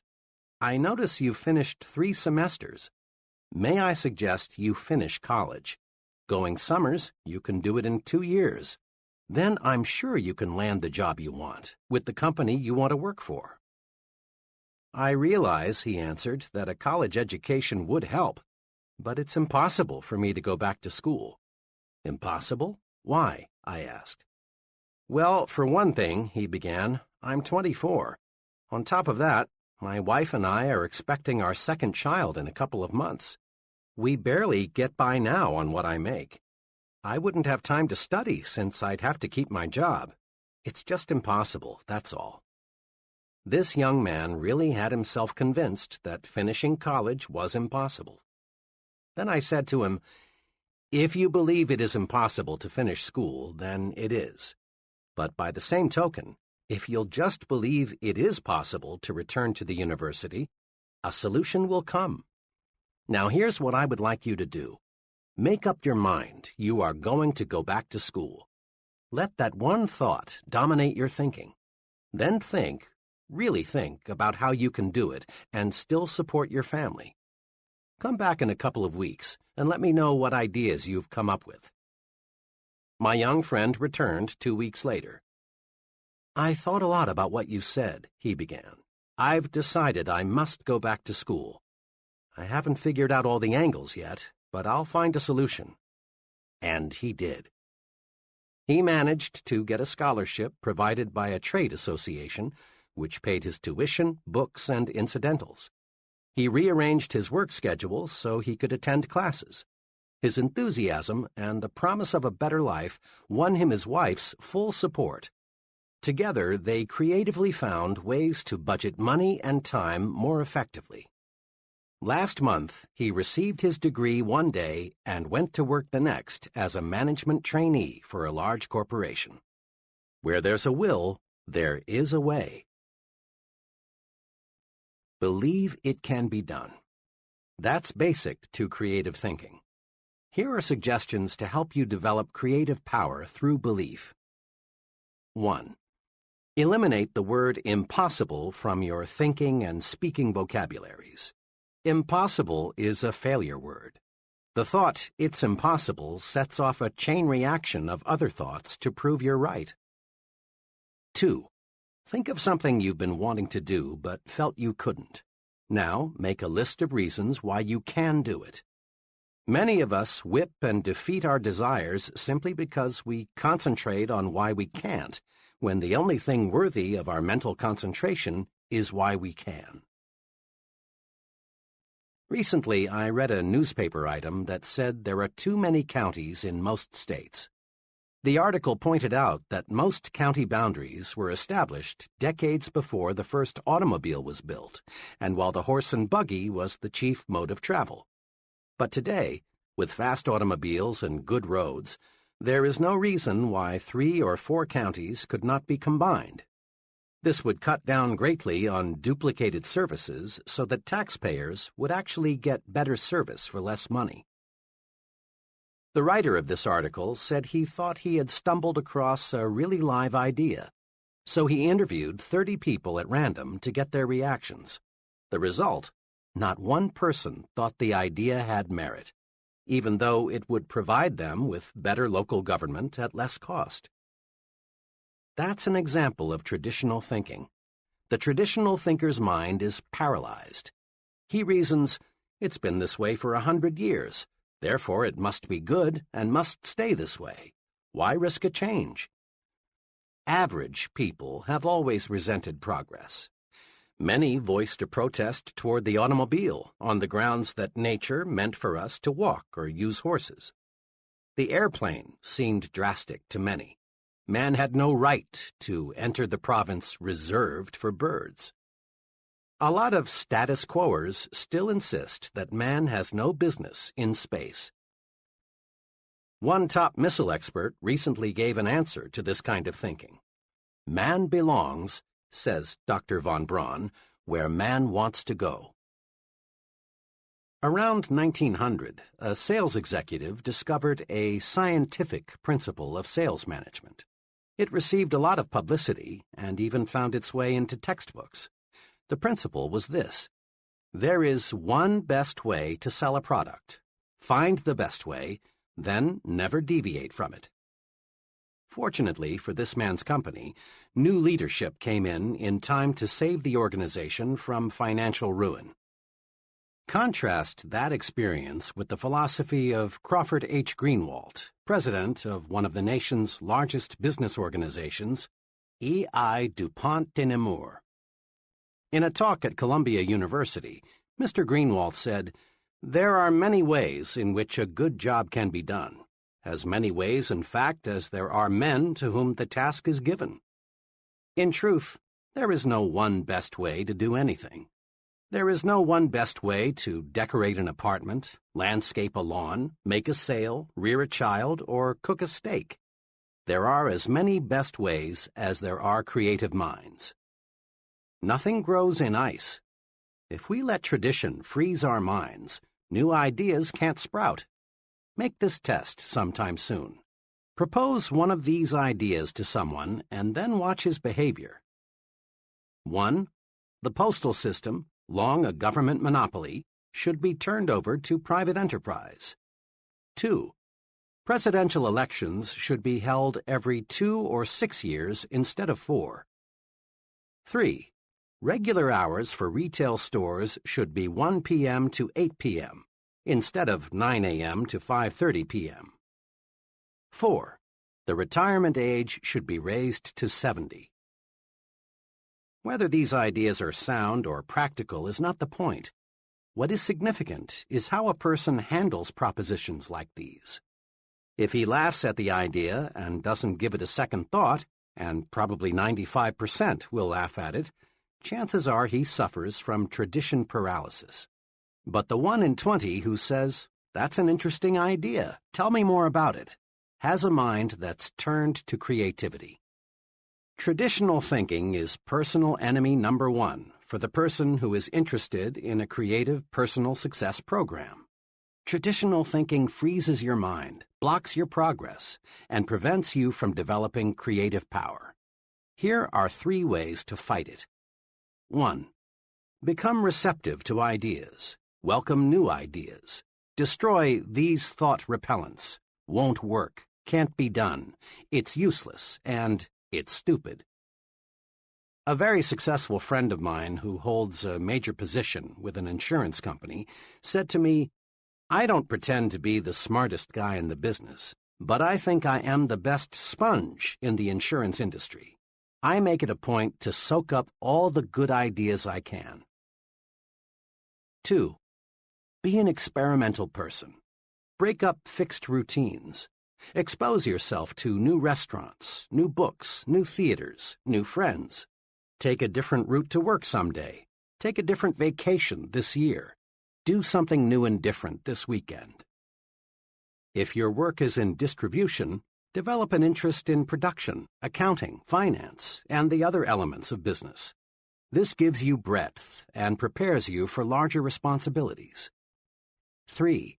Be progressive, not regressive. Not, that's the way we did it where I used to work, so we ought to do it that way here, but how can we do it better than we did it where I used to work? Not backward, regressive thinking, but forward, progressive thinking. Because you got up at 5:30 a.m. to deliver papers or milk the cows when you were a youngster doesn't necessarily mean it's a good idea for you to require your children to do the same.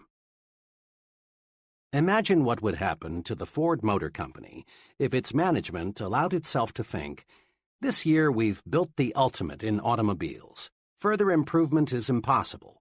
Therefore, all experimental engineering and designing activities are hereby permanently terminated. Even the mammoth Ford Motor Company would shrivel fast with this attitude. Successful people, like successful businesses, live with these questions. How can I improve the quality of my performance? How can I do better? Absolute perfection in all human undertakings, from building missiles to rearing children, is unattainable. This means there is endless room for improvement. Successful people know this, and they are always searching for a better way. Note, the successful person doesn't ask, can I do it better? He knows he can. So he phrases the question, how can I do it better? A few months ago, a former student of mine, in business for just 4 years, opened her 4th hardware store. This was quite a feat, considering the young lady's small initial capital investment of only $3,500, strong competition from other stores, and the relatively short time she had been in business. I visited her new store shortly after it opened to congratulate her on the fine progress she had made.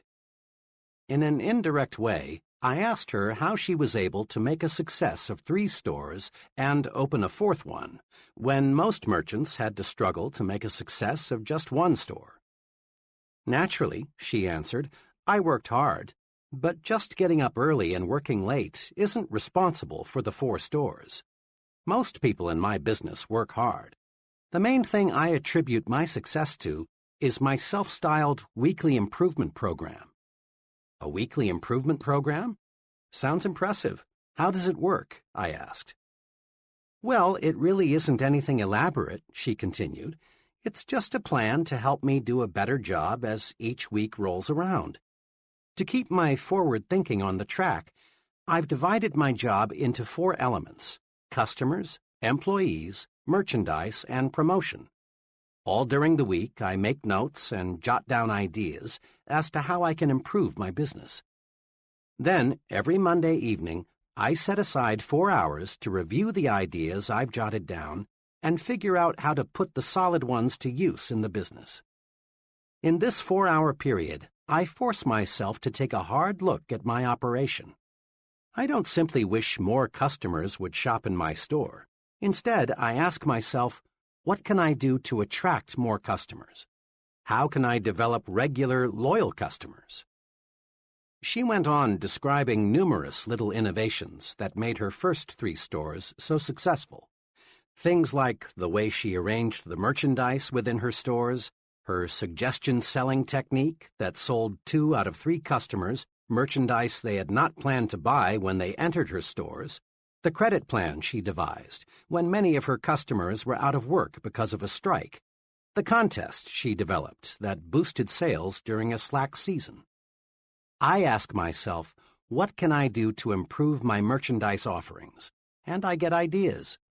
Let me cite just one case. 4 weeks ago, it occurred to me that I should do something to get more youngsters into the store. I reasoned if I had something here to draw the kids to the store, I'd also draw more of the parents. I kept thinking about it, and then this idea came.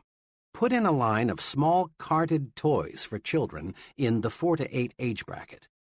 It's working. The toys take little space, and I make a nice profit on them. But most important, the toys have increased store traffic. Believe me, she went on, my weekly improvement plan works. Just by conscientiously asking myself, how can I do a better job, I find the answers. It's a rare Monday night that I don't come up with some plan or technique that makes that profit and loss statement look better. And I've learned something else, too, about successful merchandising. Something that I think every person going into business for himself should know. What's that? I asked. Just this. It isn't so much what you know when you start that matters. It's what you learn and put to use after you open your doors that counts most. Big success calls for persons who continually set higher standards for themselves and others. Persons who are searching for ways to increase efficiency, to get more output at lower cost, do more with less effort. Top success is reserved for the I can do it better kind of person. General Electric uses the slogan, "Progress is our most important product." Why not make progress your most important product? The I can do better philosophy works magic. When you ask yourself, how can I do better? Your creative power is switched on, and ways for doing things better suggest themselves. Here is a daily exercise that will help you discover and develop the power of the I can do better attitude. Each day before you begin work, devote 10 minutes to thinking, how can I do a better job today? Ask, what can I do today to encourage my employees? What special favor can I do for my customers? How can I increase my personal efficiency? This exercise is simple, but it works. Try it, and you'll find unlimited creative ways to win greater success. Just about every time my wife and I would get together with a certain couple, the conversation would turn to working wives. Mrs. S. had worked several years before her marriage, and she had genuinely liked it. But now, she'd say, I've got 2 youngsters in school, a home to manage, and meals to prepare. I simply haven't got time. Then, one Sunday evening, Mr. and Mrs. S. and their children were in an automobile accident. Mrs. S. and the youngsters escaped serious injury, but Mr. S. received a back injury that left him permanently disabled. Now, Mrs. S. had no choice but to go to work. When we saw her several months after the accident, we were amazed to find how well she had adjusted to her new responsibilities. You know, she said, 6 months ago I never dreamed I could possibly manage the house and work full-time.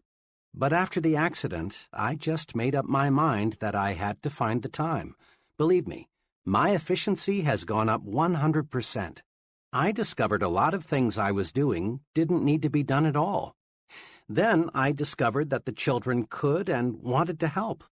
I found dozens of ways to conserve time. Fewer trips to the store, less TV, less telephoning, less of those time killers. This experience teaches us a lesson.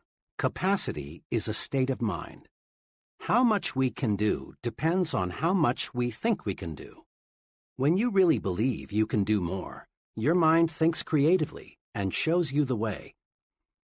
A young bank executive related this personal experience about work capacity. One of the other executives in our bank left us with very short notice. This put our department on the spot. The fellow leaving had filled an important job, and his work couldn't be postponed or left undone. The day after he left, the vice president in charge of my department called me in.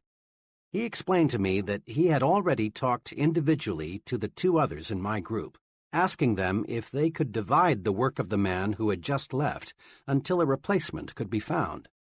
Neither of them flatly refused, said the vice president, but each stated that he is up to his neck now with his own pressing work. I'm wondering if you could handle some of the overload temporarily? Throughout my working career, I've learned that it never pays to turn down what looks like an opportunity. So I agreed and promised to do my very best to handle all the vacated job as well as keep up with my own work. The vice president was pleased at this. I walked out of his office knowing I had taken on a big job. I was just as busy as the 2 others in my department who had wiggled out of this extra duty. but I was determined to find a way to handle both jobs. I finished up my work that afternoon, and when the offices were closed, I sat down to figure out how I could increase my personal efficiency. I got a pencil and started writing down every idea I could think of.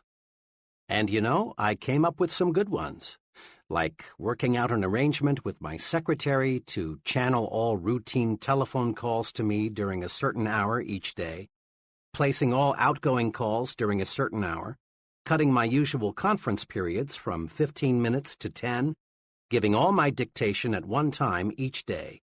I also discovered my secretary could and was eager to take over a number of little time-consuming details for me. I had been handling my present job for over 2 years, and frankly, I was amazed to discover how much inefficiency I had let creep in. Within a week's time, I was dictating twice as many letters, handling 50% more phone calls, attending half again as many meetings, all with no strain. A couple more weeks passed. The vice president called me in. He complimented me on doing a fine job. He went on to say that he had looked over a number of people from both inside and outside the bank, but he had not yet found the right man. Then he confessed that he had already cleared with the bank's executive committee, and they had authorized him to combine the two jobs, put them both in my charge, and give me a substantial increase in salary. I proved to myself that how much I can do depends on how much I think I can do. Capacity is indeed a state of mind. Every day, it seems, this takes place in the fast-moving world of business. The boss calls in an employee and explains that a special task must be accomplished. Then he says, "I know you've got a lot of work to do, but can you handle this?" Too often the employee replies, "I'm awfully sorry, but I'm all loaded down now. I wish I could take it on, but I'm just too busy." Under the circumstances, the boss doesn't hold it against the employee because it is extra duty, so to speak. But the boss realizes the task must be done, and he'll keep on looking until he finds an employee who is just as busy as the rest, but who feels he can take on more. And this employee is the fellow who will forge ahead. In business, in the home, in the community, the success combination is do what you do better, improve the quality of your output, and do more of what you do, increase the quantity of your output. Convinced it pays to do more and better? Then try this two-step procedure. 1. Eagerly accept the opportunity to do more. It's a compliment to be asked to take on a new responsibility.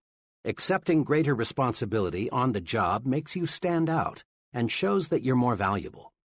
When your neighbors ask you to represent them on a civic matter, accept. It helps you to become a community leader. 2. Next, concentrate on how can I do more. Creative answers will come. Some of these answers may be better planning and organization of your present work, or taking intelligent shortcuts in your routine activities, or possibly dropping non-essential activities altogether. But let me repeat, the solution for doing more will appear. As a personal policy, I have accepted fully the concept, if you want it done, give it to a busy man. I refuse to work on important projects with persons who have lots of free time. I have learned from painful, expensive experience that the fellow who has plenty of time makes an ineffective work partner. All the successful, competent people I know are busy. When I start something, some project with them, I know it will be satisfactorily completed. I have learned in dozens of instances that I can count on a busy man to deliver, but I have often been disappointed in working with people who have all the time in the world. Progressive business management constantly asks, what can we do to expand output? Why not ask yourself, what can I do to expand my output? Your mind will creatively show you how. In hundreds of interviews with people at all levels, I've made this discovery. The bigger the person, the more apt he is to encourage you to talk. The smaller the person, the more apt he is to preach to you. Big people monopolize the listening. Small people monopolize the talking. Note this also. Top-level leaders in all walks of life spend much more time requesting advice than they do in giving it. Before a top man makes a decision, he asks, "How do you feel about it? What do you recommend? What would you do under these circumstances? How does this sound to you?" Look at it this way. A leader is a decision-making human machine. Now, to manufacture anything, you've got to have raw material. In reaching creative decisions, the raw materials are the ideas and suggestions of others. Don't, of course, expect other people to give you ready-made solutions. That's not the primary reason for asking and listening. Ideas of others help to spark your own ideas, so your mind is more creative. Recently, I participated as a staff instructor in an executive management seminar. The seminar consisted of 12 sessions. One of the highlights of each meeting was a 15-minute discussion by one of the executives on the topic, "How I Solved My Most Pressing Management Problem." At the 9th session, the executive whose turn it was, a vice president of a large milk processing company, did something different. Instead of telling how he had solved his problem, he announced his topic as "Needed. Help on solving my most pressing management problem." He quickly outlined his problem and then asked the group for ideas on solving it. To be sure, he got a record of each idea suggested. He had a stenographer in the room taking down everything that was said. Later, I talked with this man and complimented him on his unique approach. His comment was, "There are some very sharp men in this group. I just figured I'd harvest some ideas. There's a good possibility something someone said during that session may give me the clue I need to solve the problem." Note, this executive presented his problem, then listened. In so doing, he got some decision-making raw material, and as a side benefit, the other executives in the audience enjoyed the discussion because it gave them the opportunity to take part. Successful businesses invest large sums in consumer research. They ask people about the taste, quality, size, and appearance of a product. Listening to people provides definite ideas for making the product more saleable. It also suggests to the manufacturer what he should tell consumers about the product in his advertising. The procedure for developing successful products is to get as much opinion as you can, listen to the people who will buy the product, and then design the product and its promotion to please these people. In an office recently, I noticed a sign that said, "To sell John Brown what John Brown buys, you've got to see things through John Brown's eyes." And the way to get John Brown's vision is to listen to what John Brown has to say. Your ears are your intake valves. They feed your mind raw materials that can be converted into creative power. We learn nothing from telling, but there is no limit to what we can learn by asking and listening. Try this 3-stage program to strengthen your creativity through asking and listening.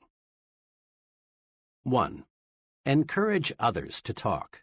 In personal conversation or in group meetings, draw out people with little urges, such as, "Tell me about your experience," or "What do you think should be done about," or "What do you think is the key point?" Encourage others to talk, and you win a double-barreled victory. Your mind soaks up raw material that you can use to produce creative thought, and you win friends. There is no surer way to get people to like you than to encourage them to talk to you. 2. Test your own views in the form of questions. Let other people help you smooth and polish your ideas. Use the "What do you think of this suggestion" approach. Don't be dogmatic. Don't announce a fresh idea as if it were handed down on a gold tablet. Do a little informal research first. See how your associates react to it. If you do, chances are you'll end up with a better idea. 3. Concentrate on what the other person says.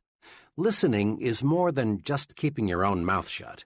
Listening means letting what's said penetrate your mind. So often, people pretend to listen when they aren't listening at all. They're just waiting for the other person to pause so they can take over with the talking. Concentrate on what the other person says. Evaluate it. That's how you collect mind food. More and more leading universities are offering advanced management training programs for senior business executives. According to the sponsors, the big benefit of these programs is not that the executives get ready-made formulae that they can use to operate their business more efficiently. Rather, they benefit most from the opportunity to exchange and discuss new ideas. Many of these programs require the executives to live together in college dormitories, thus encouraging bull sessions. Boiled down to one word, the executives benefit most from the stimulation received. A year ago, I directed 2 sessions in a 1-week sales management school in Atlanta, sponsored by the National Sales Executives Incorporated. A few weeks later, I met a salesman friend who worked for one of the sales executives who'd attended the school. "You people at the school sure gave my sales manager a lot of things to do to run our company better," my young friend said. Curious, I asked him specifically what changes he'd noticed. He reeled off a number of things: a revision in the compensation plan, sales meetings twice a month instead of once a month, new business cards and stationery, a revision in sales territories, not one of which was specifically recommended in the training program. The sales manager didn't get a bunch of canned techniques. Instead, he got something much more valuable: the stimulation to think of ideas directly beneficial to his own particular organization. A young accountant for a paint manufacturer told me about a very successful venture of his that was sparked by the ideas of others. "I never had more than a casual interest in real estate," he told me. "I've been a professional accountant for several years now, and I've stuck pretty close to my profession. One day, a realtor friend invited me to be his guest at a luncheon of one of the city's real estate groups. The speaker that day was an older man who had seen the city grow. His talk was about the next 20 years. He predicted that the metropolitan area would continue to grow far out into the surrounding farmland. He also predicted that there would be a record demand for what he called gentleman-size farms, 2 to 5 acres, big enough so the businessman or professional person could have a pool, horses, a garden, and other hobbies that require space. This man's talk really stimulated me.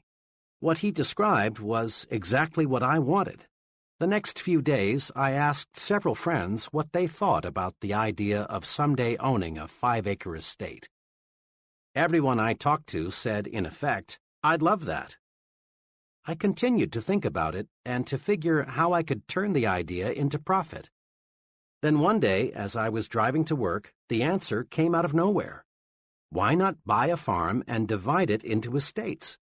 I figured the land might be worth more in relatively small pieces than in one big piece. 22 miles from the center of the city, I found a worn-out 50-acre farm priced at $8,500. I bought it, paying only 1/3 down and working out a mortgage with the owner for the balance. Next, I planted pine seedlings where there were no trees. I did this because a real estate man, whom I feel knows his business, told me, "People want trees these days, lots of trees." I wanted my prospective buyers to see that in a few years their estate would be covered with beautiful pine trees. Then I got a surveyor to divide the 50 acres into 10 5-acre plots. Now I was ready to start selling. I got several mailing lists of young executives in the city and put on a small-scale direct mail campaign. I pointed out how for only $3,000, the price of a small city lot, they could buy an estate. I also described the potentials for recreation and wholesome living. In 6 weeks' time, working only evenings and on weekends, I sold all 10 plots. Total income, $30,000. Total costs, including the land, advertising, surveying, and legal expenses, $10,400. Profit, $19,600. I made a nice profit because I let myself be exposed to ideas of other intelligent people. Had I not accepted that invitation to attend a luncheon with a group completely foreign to my occupational interests, my brain would have never worked out this successful plan for making a profit. There are many ways to get mental stimulation, but here are two that you can incorporate into your pattern of life. First, join and meet regularly with at least one professional group that provides stimulation in your own occupational area. Rub shoulders and minds with other success-oriented people.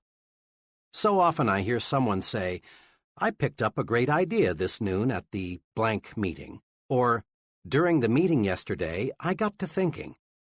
Remember, a mind that feeds only on itself soon is undernourished, becoming weak and incapable of creative, progressive thought.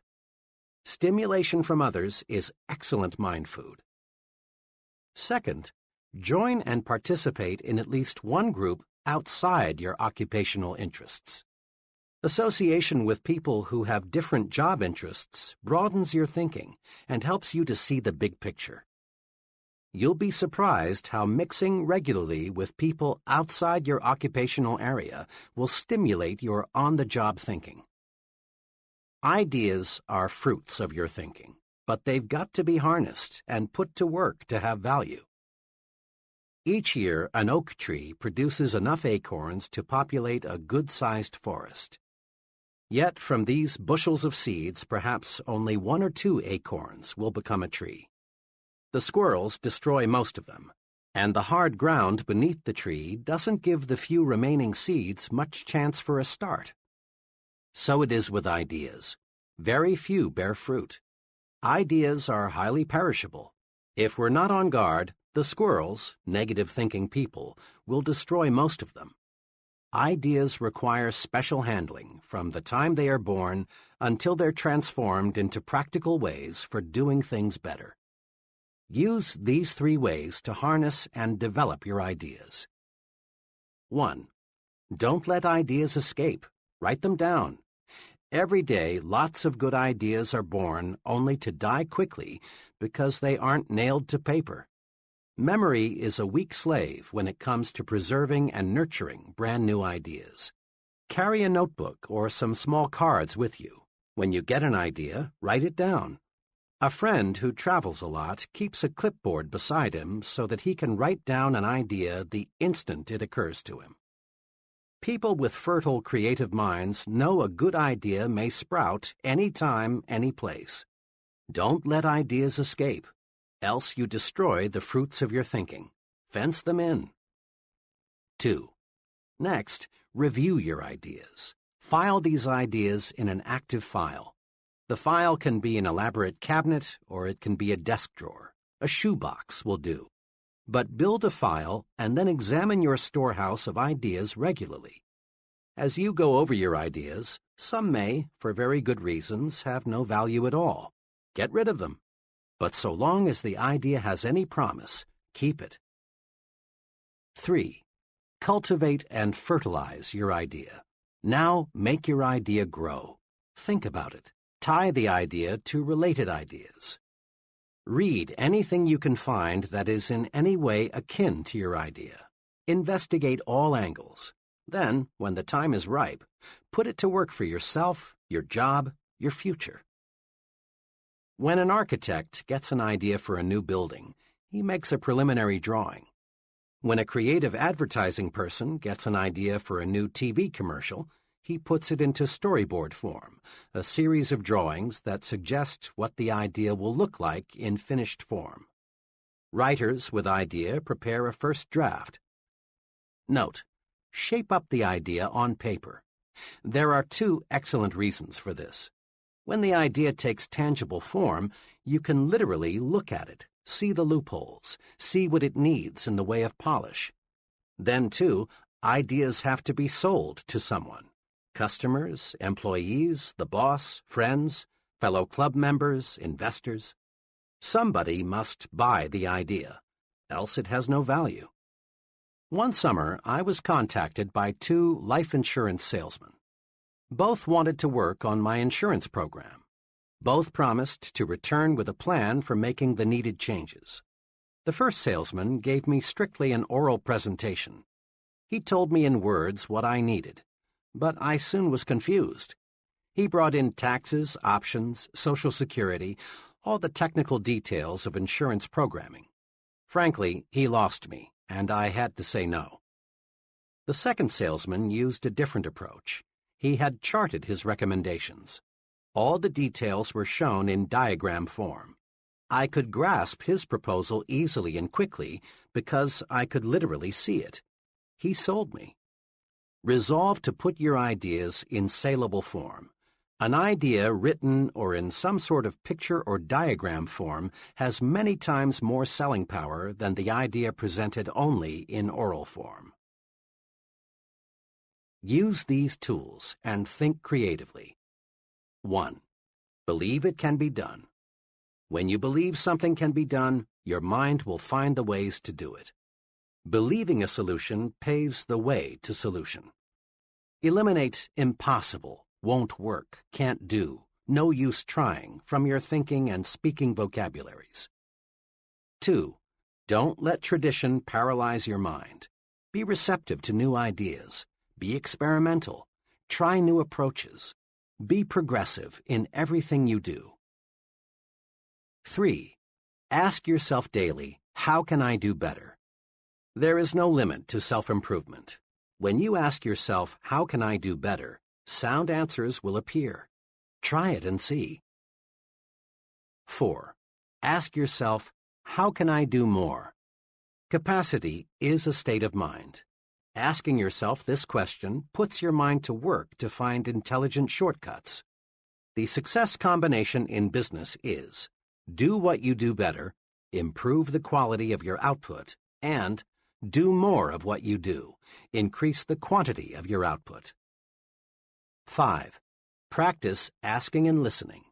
Ask and listen, and you'll obtain raw material for reaching sound decisions.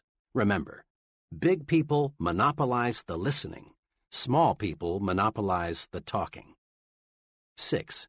Stretch your mind. Get stimulated. Associate with people who can help you think of new ideas, new ways of doing things. Mix with people of different occupational and social interests. Chapter 6. You are what you think you are. It's obvious. Much human behavior is puzzling. Have you ever wondered why a salesperson will greet one customer with an alert, "Yes, sir, may I serve you?" but virtually ignore another? Or why a man will open a door for one woman but not for another? Or why an employee will consistently carry out the instructions of one superior but only grudgingly do what another superior requests? Or why we will pay close attention to what one person says but not to another? Look around you. You'll observe some people receiving the "Hey, Mac" or "Hey, buddy" treatment, while others receive the sincere and important "Yes, sir" treatment. Watch. You'll observe that some people command confidence, loyalty, and admiration, while others do not. Look closer still, and you'll also observe that those persons who command the most respect are also the most successful. What is the explanation? It can be distilled into one word: thinking. Thinking does make it so. Others see in us what we see in ourselves. We receive the kind of treatment we think we deserve. Thinking does make it so. The fellow who thinks he is inferior, regardless of what his real qualifications may be, is inferior. For thinking regulates actions. If a man feels inferior, he acts that way, and no veneer of cover-up or bluff will hide this basic feeling for long. The person who feels he isn't important isn't. On the other side, a fellow who really thinks he is equal to the task is. To be important, we must think we are important, really think so. Then others will think so too. Here again is the logic. How you think determines how you act. How you act, in turn, determines how others react to you. Like other phases of your personal program for success, winning respect is fundamentally simple. To gain the respect of others, you must first think you deserve respect. And the more respect you have for yourself, the more respect others will have for you. Test this principle. Do you have much respect for the fellow on Skid Row? Of course not. Why? Because the poor fellow doesn't respect himself. He's letting himself rot away from lack of self-respect. Self-respect shows through in everything we do. Let's focus our attention now on some of the specific ways we can increase self-respect and thereby earn more respect from others. Look important. It helps you think important. Rule. Remember, your appearance talks. Be sure it says positive things about you. Never leave home without feeling certain you look like the kind of person you want to be. The most honest advertisement ever appearing in print is the "Dress Right, You Can't Afford Not To" slogan, sponsored by the American Institute of Men's and Boys' Wear. This slogan deserves to be framed in every office, restroom, bedroom, and schoolroom in America. In one ad, a policeman speaks. He says, "You can usually spot a wrong kid just by the way he looks. Sure, it's unfair, but it's a fact. People today judge a youngster by appearance, and once they've tabbed a boy, it's tough to change their minds about him, their attitude toward him. Look at your boy. Look at him through his teacher's eyes, your neighbor's eyes. Could the way he looks, the clothes he wears, give them the wrong impression? Are you making sure he looks right, dresses right, everywhere he goes?" This advertisement, of course, refers primarily to children, but it can be applied to adults as well. In the sentence beginning with "look," substitute the word yourself for him, your for his, superiors for teachers, and associates for neighbors, and repeat the sentence. Look at yourself through your superior's eyes, your associate's eyes. It costs so little to be neat. Take the slogan literally. Interpret it to say, "Dress right, it always pays." Remember, look important because it helps you to think important. Use clothing as a tool to lift your spirits, build confidence. An old psychology professor of mine used to give this advice to students on last-minute preparations for final examinations. Dress up for this important exam. Get a new tie, have your suit pressed, shine your shoes. Look sharp because it will help you think sharp. The professor knew his psychology. Make no mistake about it. Your physical exterior affects your mental interior.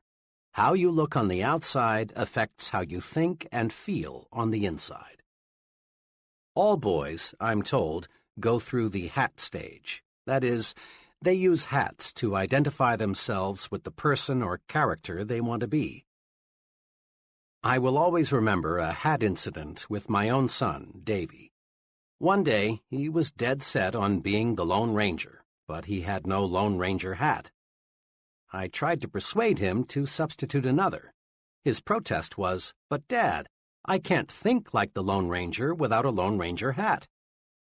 I gave in finally and bought him the hat he needed. Sure enough, donning the hat, he was the Lone Ranger. I often recall that incident because it says so much about the effect of appearance on thinking. Anyone who has ever served in the Army knows a soldier feels and thinks like a soldier when he is in uniform. A woman feels more like going to a party when she is dressed for a party. By the same token, an executive feels more like an executive when he is dressed like one. A salesman expressed it to me this way: "I can't feel prosperous, and I have to if I'm going to make big sales, unless I know I look that way." Your appearance talks to you, but it also talks to others. It helps determine what others think of you. In theory, it's pleasant to hear that people should look at a man's intellect, not his clothes. But don't be misled. People do evaluate you on the basis of your appearance. Your appearance is the first basis for evaluation other people have, and first impressions last, out of all proportion to the time it takes to form them. In a supermarket one day, I noticed one table of seedless grapes marked 15 cents a pound. On another table were what appeared to be identical grapes, this time packaged in polyethylene bags and marked 2 pounds for 35 cents.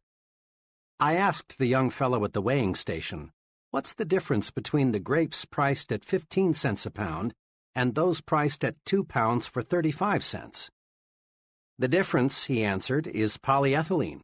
We sell about twice as many of the grapes in the polyethylene bags. They look better that way." Think about the grape example the next time you're selling yourself. Properly packaged, you have a better chance to make the sale, and at a higher price. The point is, the better you are packaged, the more public acceptance you will receive. Tomorrow, watch who is shown the most respect and courtesy in restaurants, on buses, in crowded lobbies, in stores, and at work. People look at another person, make a quick and often subconscious appraisal, and then treat them accordingly. We look at some people and respond with the "Hey, Mac" attitude. We look at others and respond with the "Yes, sir" feeling. Yes, a person's appearance definitely talks. The well-dressed person's appearance says positive things. It tells people, here is an important person, intelligent, prosperous, and dependable. This man can be looked up to, admired, trusted. He respects himself, and I respect him. The shabby-looking fellow's appearance says negative things. It says, here is a person who isn't doing well. He's careless, inefficient, unimportant. He's just an average person. He deserves no special consideration. He's used to being pushed around. When I stress respect your appearance in training programs, almost always I am asked the question, I'm sold, appearance is important. But how do you expect me to afford the kind of clothing that really makes me feel right and that causes others to look up to me? That question puzzles many people. It plagued me for a long time. But the answer is really a simple one. Pay twice as much and buy half as many. Commit this answer to memory, then practice it. Apply it to hats, suits, shoes, socks, coats, everything you wear. Insofar as appearance is concerned, quality is far more important than quantity. When you practice this principle, you'll find that both your respect for yourself and the respect of others for you will zoom upward, and you'll find you're actually ahead money-wise when you pay twice as much and buy half as many, because 1. Your garments will last more than twice as long because they are more than twice as good, and as a rule they will show quality as long as they last. 2. What you buy will stay in style longer. Better clothing always does. 3. You'll get better advice. Merchants selling $200 suits are usually much more interested in helping you find the garment that is just right for you than are merchants selling $100 suits. Remember, your appearance talks to you and it talks to others. Make certain it says, here is a person who has self-respect. He's important. Treat him that way. You owe it to others, but more important, you owe it to yourself to look your best. You are what you think you are. If your appearance makes you think you're inferior, you are inferior. If it makes you think small, you are small. Look your best, and you will think and act your best. Think your work is important.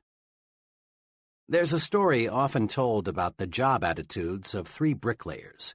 It's a classic, so let's go over it again. When asked, what are you doing? The first bricklayer replied, laying brick. The second answered, making $9.30 an hour. And the third said, me?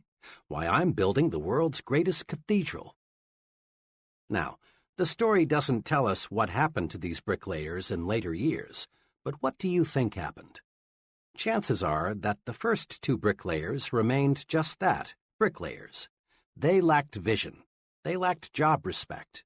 There was nothing behind them to propel them forward to greater success.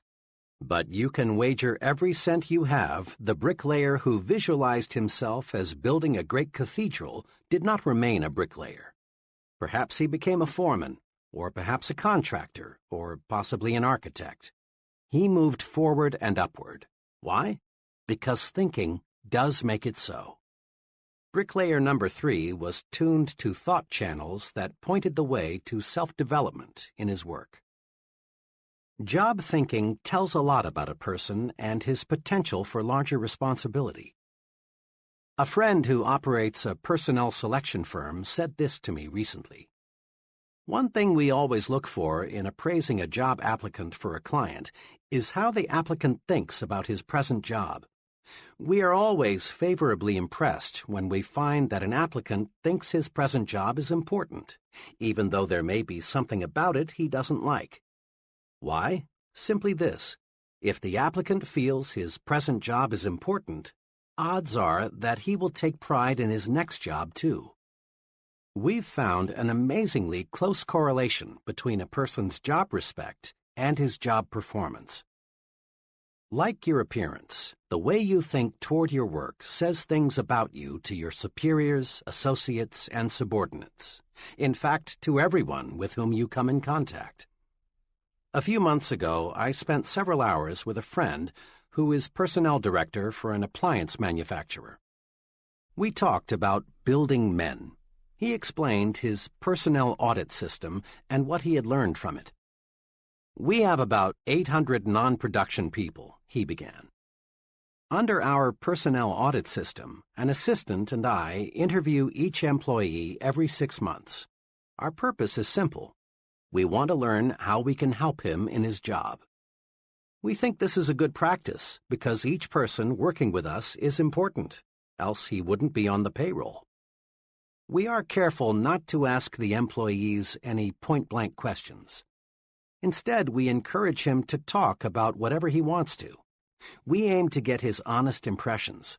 After each interview, we fill out a rating form on the employee's attitudes toward specific aspects of his job. Now here's something I've learned, he went on.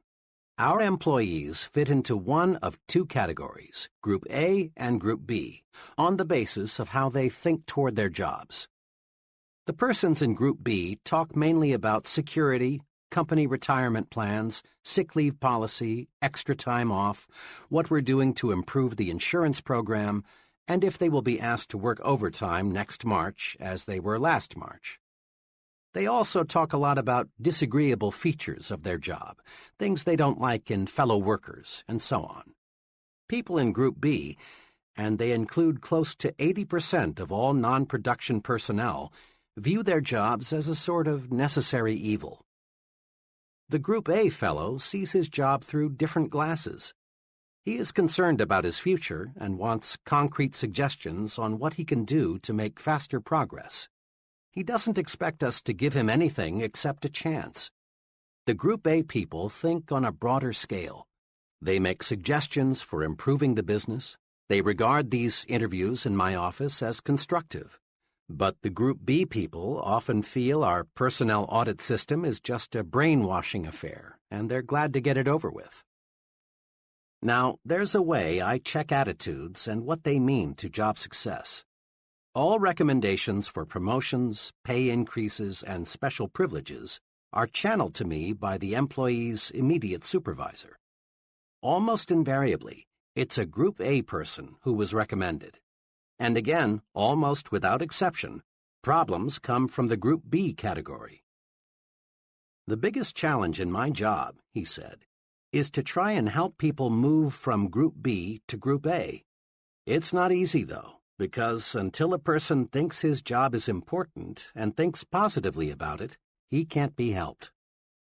This is concrete evidence that you are what you think you are, what your thought power directs you to become. Think you're weak, think you lack what it takes, think you will lose, think you are second class. Think this way, and you are doomed to mediocrity. But think instead, I am important. I do have what it takes. I am a first-class performer. My work is important. Think this way, and you're headed straight to success. The key to winning what you want lies in thinking positively toward yourself. The only real basis other people have for judging your abilities is your actions, and your actions are controlled by your thoughts. You are what you think you are. Wear the shoes of a supervisor for a few moments and ask yourself which person you would recommend for a raise or a promotion. 1. The secretary who, when the executive is out of the office, spends her time reading magazines, or the secretary who uses such time to do the many little things that help the executive to accomplish more when he returns. 2. The employee who says, "Oh well, I can always get another job. If they don't like the way I do my work, I'll just quit." Or the employee who views criticism constructively and sincerely tries to do higher quality work. 3. The salesman who tells a customer, "Oh, I just do what they tell me to do. They said come out and see if you need anything." Or the salesman who says, "Mr. Brown, I'm here to help you." 4. The foreman who says to an employee, "To tell you the truth, I don't like my job much. Those guys up top give me a pain in the neck. I don't know what they're talking about half the time." Or the supervisor who says, "You've got to expect some unpleasantness on any job. But let me assure you, the men in the front office are on the ball. They'll do right by us." Isn't it obvious why many people stay at one level all their lives? Their thinking alone keeps them there. An advertising executive once told me about his agency's informal training to break in new, inexperienced men. "As company policy," he said, "we feel the best initial training is to start the young fellow, who incidentally is usually a college graduate, as a mailboy. We don't do this, of course, because we feel a fellow needs 4 years of college to take mail from one office to another.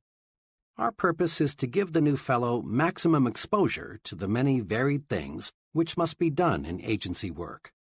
After he knows his way around, we give him an assignment. Now, occasionally, even after we've carefully explained why we're starting him out in the mailroom, a young fellow feels that carrying the mail is belittling and unimportant. When this is the case, we know we've picked the wrong man. If he doesn't have the vision to see that being a mailboy is a necessary, practical step to important assignments, then he has no future in the agency business.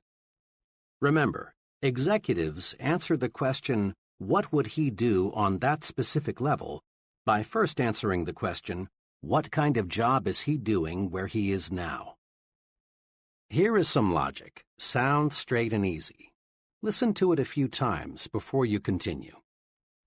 A person who thinks his job is important receives mental signals on how to do his job better. And a better job means more promotions, more money, more prestige, more happiness. We've all noticed how children quickly pick up the attitudes, habits, fears, and preferences of their parents.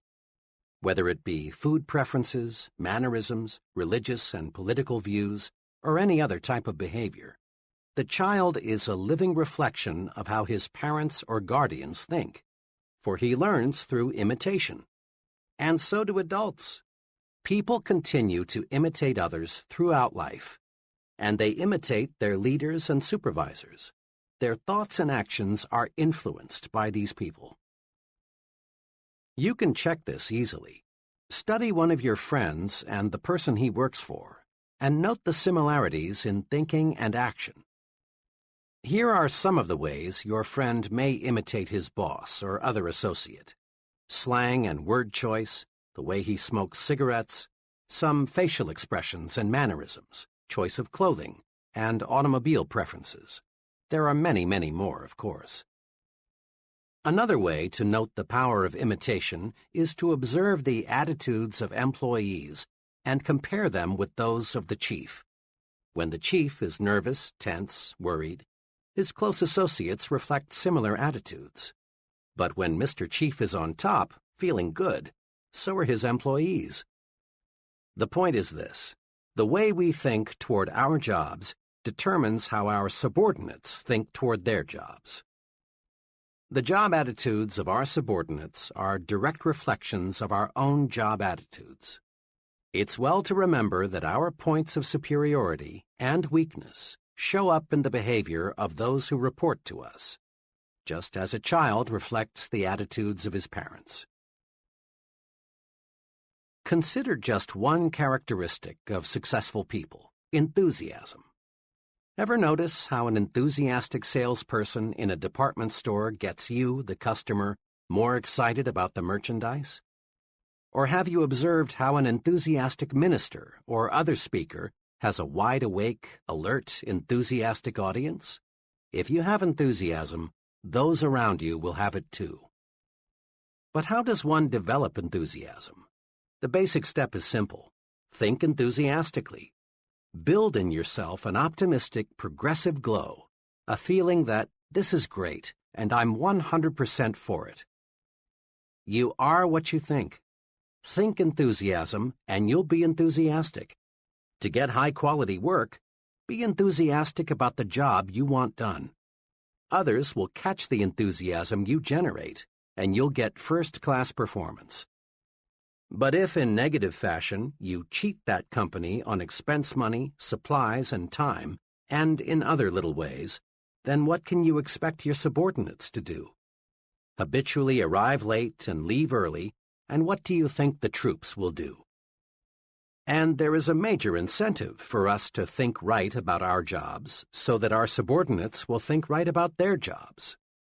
Our superiors evaluate us by measuring the quality and quantity of output we get from those reporting to us. Look at it this way: whom would you elevate to division sales manager?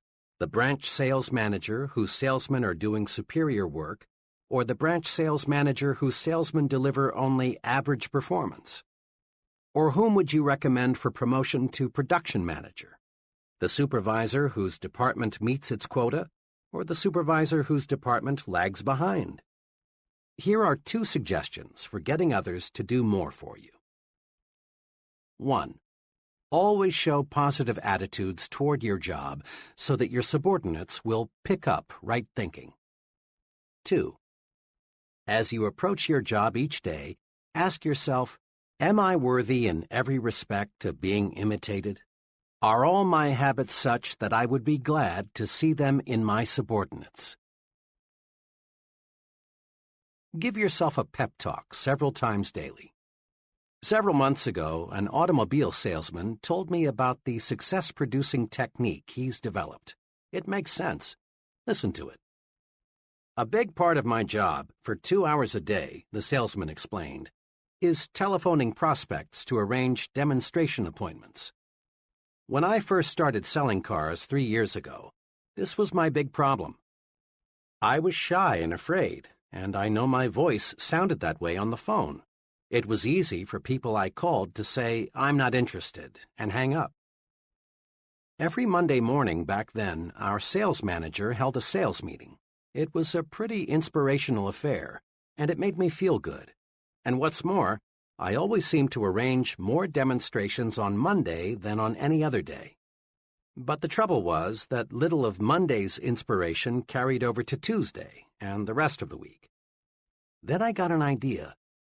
If the sales manager can pep me up, why can't I pep myself up? Why not give myself a pep talk just before I start making those phone calls? That day, I decided to try it. Without telling anyone, I walked out on the lot and found a vacant car. Then, for several minutes, I talked to myself. I told myself, I'm a good car salesman, and I'm going to be the best. I sell good cars, and I give good deals. The people I'm phoning need those cars, and I'm going to sell them. Well, from the very beginning, this self-supercharging paid off. I felt so good, I didn't dread making those calls. I wanted to make them. I no longer go out on the lot and sit in a car to give myself a pep talk, but I still use the technique. Before I dial a number, I silently remind myself that I'm a top-notch salesman and I'm going to get results, and I do.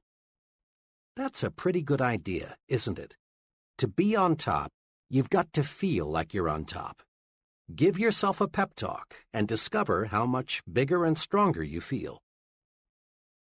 Recently, in a training program I conducted, each person was asked to give a 10-minute talk on being a leader. One of the trainees gave a miserable presentation. His knees literally shook and his hands trembled. He forgot what he was going to say. After fumbling for 5 or 6 minutes, he sat down, thoroughly defeated. After the session, I spoke to him just long enough to ask him to be there 15 minutes early at the next session. As promised, he was there 15 minutes ahead of time for the next session. The two of us sat down to discuss his talk of the night before. I asked him to remember as clearly as he could exactly what he had thought about the 5 minutes just before he gave his talk. Well, I guess all I thought about was how scared I was. I knew I was going to make a fool of myself. I knew I was going to be a flop. I kept thinking, who am I to be talking about being a leader? I tried to remember what I was going to say, but all I could think about was failing. Right there, I injected, is the answer to your problem. Before you got up to talk, you gave yourself a terrible mental beating. You convinced yourself that you would fail. Is it any wonder your talk didn't come off well? Instead of developing courage, you developed fear. Now this evening's session, I continued, starts in just 4 minutes. Here's what I'd like you to do. Give yourself a pep talk for the next few minutes. Go in that vacant room across the hall and tell yourself, I'm going to give a great talk. I've got something those people need to hear and I want to say. Keep repeating those sentences forcefully, with complete conviction. Then come into the conference room and give your talk again. I wish you could have been there to hear the difference. That brief, self-administered, hard-hitting pep talk helped him to make a splendid speech. The moral? Practice uplifting self-praise. Don't practice belittling self-punishment. You are what you think you are. Think more of yourself, and there is more of you. Build your own sell yourself to yourself commercial. Think for a moment about one of America's most popular products, Coca-Cola. Every day, your eyes or ears come in contact many times with the good news about Coke. The people who make Coca-Cola are continually reselling you on Coke, and for a good reason. If they stopped reselling you, chances are you'd grow lukewarm and eventually cold to Coke. Then sales would drop. But the Coca-Cola Company isn't going to let this happen. They resell you and resell you and resell you on Coke. Every day, you and I see half-alive people who are no longer sold on themselves. They lack self-respect for their most important product, themselves. These folks are indifferent. They feel small. They feel like nobodies, and because they feel that way, that's what they are. The half-alive person needs to be resold on himself. He needs to realize that he's a first-class person. He needs honest, sincere belief in himself. Tom Staley is a young fellow who is going places, and fast. Tom regularly resells himself on himself 3 times every day with what he calls Tom Staley's 60-second commercial. He carries his personalized commercial in his billfold at all times. Here is exactly what it says. Tom Staley, meet Tom Staley, a really important person. Tom, you're a big thinker, so think big. Think big about everything. You've got plenty of ability to do a first-class job, so do a first-class job. Tom, you believe in happiness, progress, and prosperity. So, talk only happiness. Talk only progress. Talk only prosperity. You have lots of drive, Tom, lots of drive. So put that drive to work. Nothing can stop you, Tom, nothing. Tom, you're enthusiastic. Let your enthusiasm show through. "You look good, Tom, and you feel good. Stay that way." "Tom Staley, you were a great fellow yesterday, and you're going to be an even greater fellow today. Now go to it, Tom. Go forward." Tom credits his commercial with helping him become a more successful, dynamic person. "Before I started selling myself to myself," says Tom, "I thought I was inferior to just about anybody and everybody. Now I realize that I've got what it takes to win, and I'm winning, and I'm always going to win." Here's how to build your sell yourself to yourself commercial. First, select your assets, your points of superiority. Ask yourself, what are my best qualities? Don't be shy in describing yourself. Next, put these points down on paper in your own words. Write your commercial to you. Reread Tom Staley's commercial. Notice how he talks to Tom. Talk to yourself. Be very direct. Don't think of anyone but you as you say your commercial. Third, practice your commercial out loud in private at least once a day. It helps a lot to do this before a mirror. Put your body into it. Repeat your commercial forcefully with determination. Make your blood travel faster through your body. Get yourself warmed up. Fourth, read your commercial silently several times every day. Read it before you tackle anything that demands courage. Read it every time you feel let down. Keep your commercial handy at all times, then use it.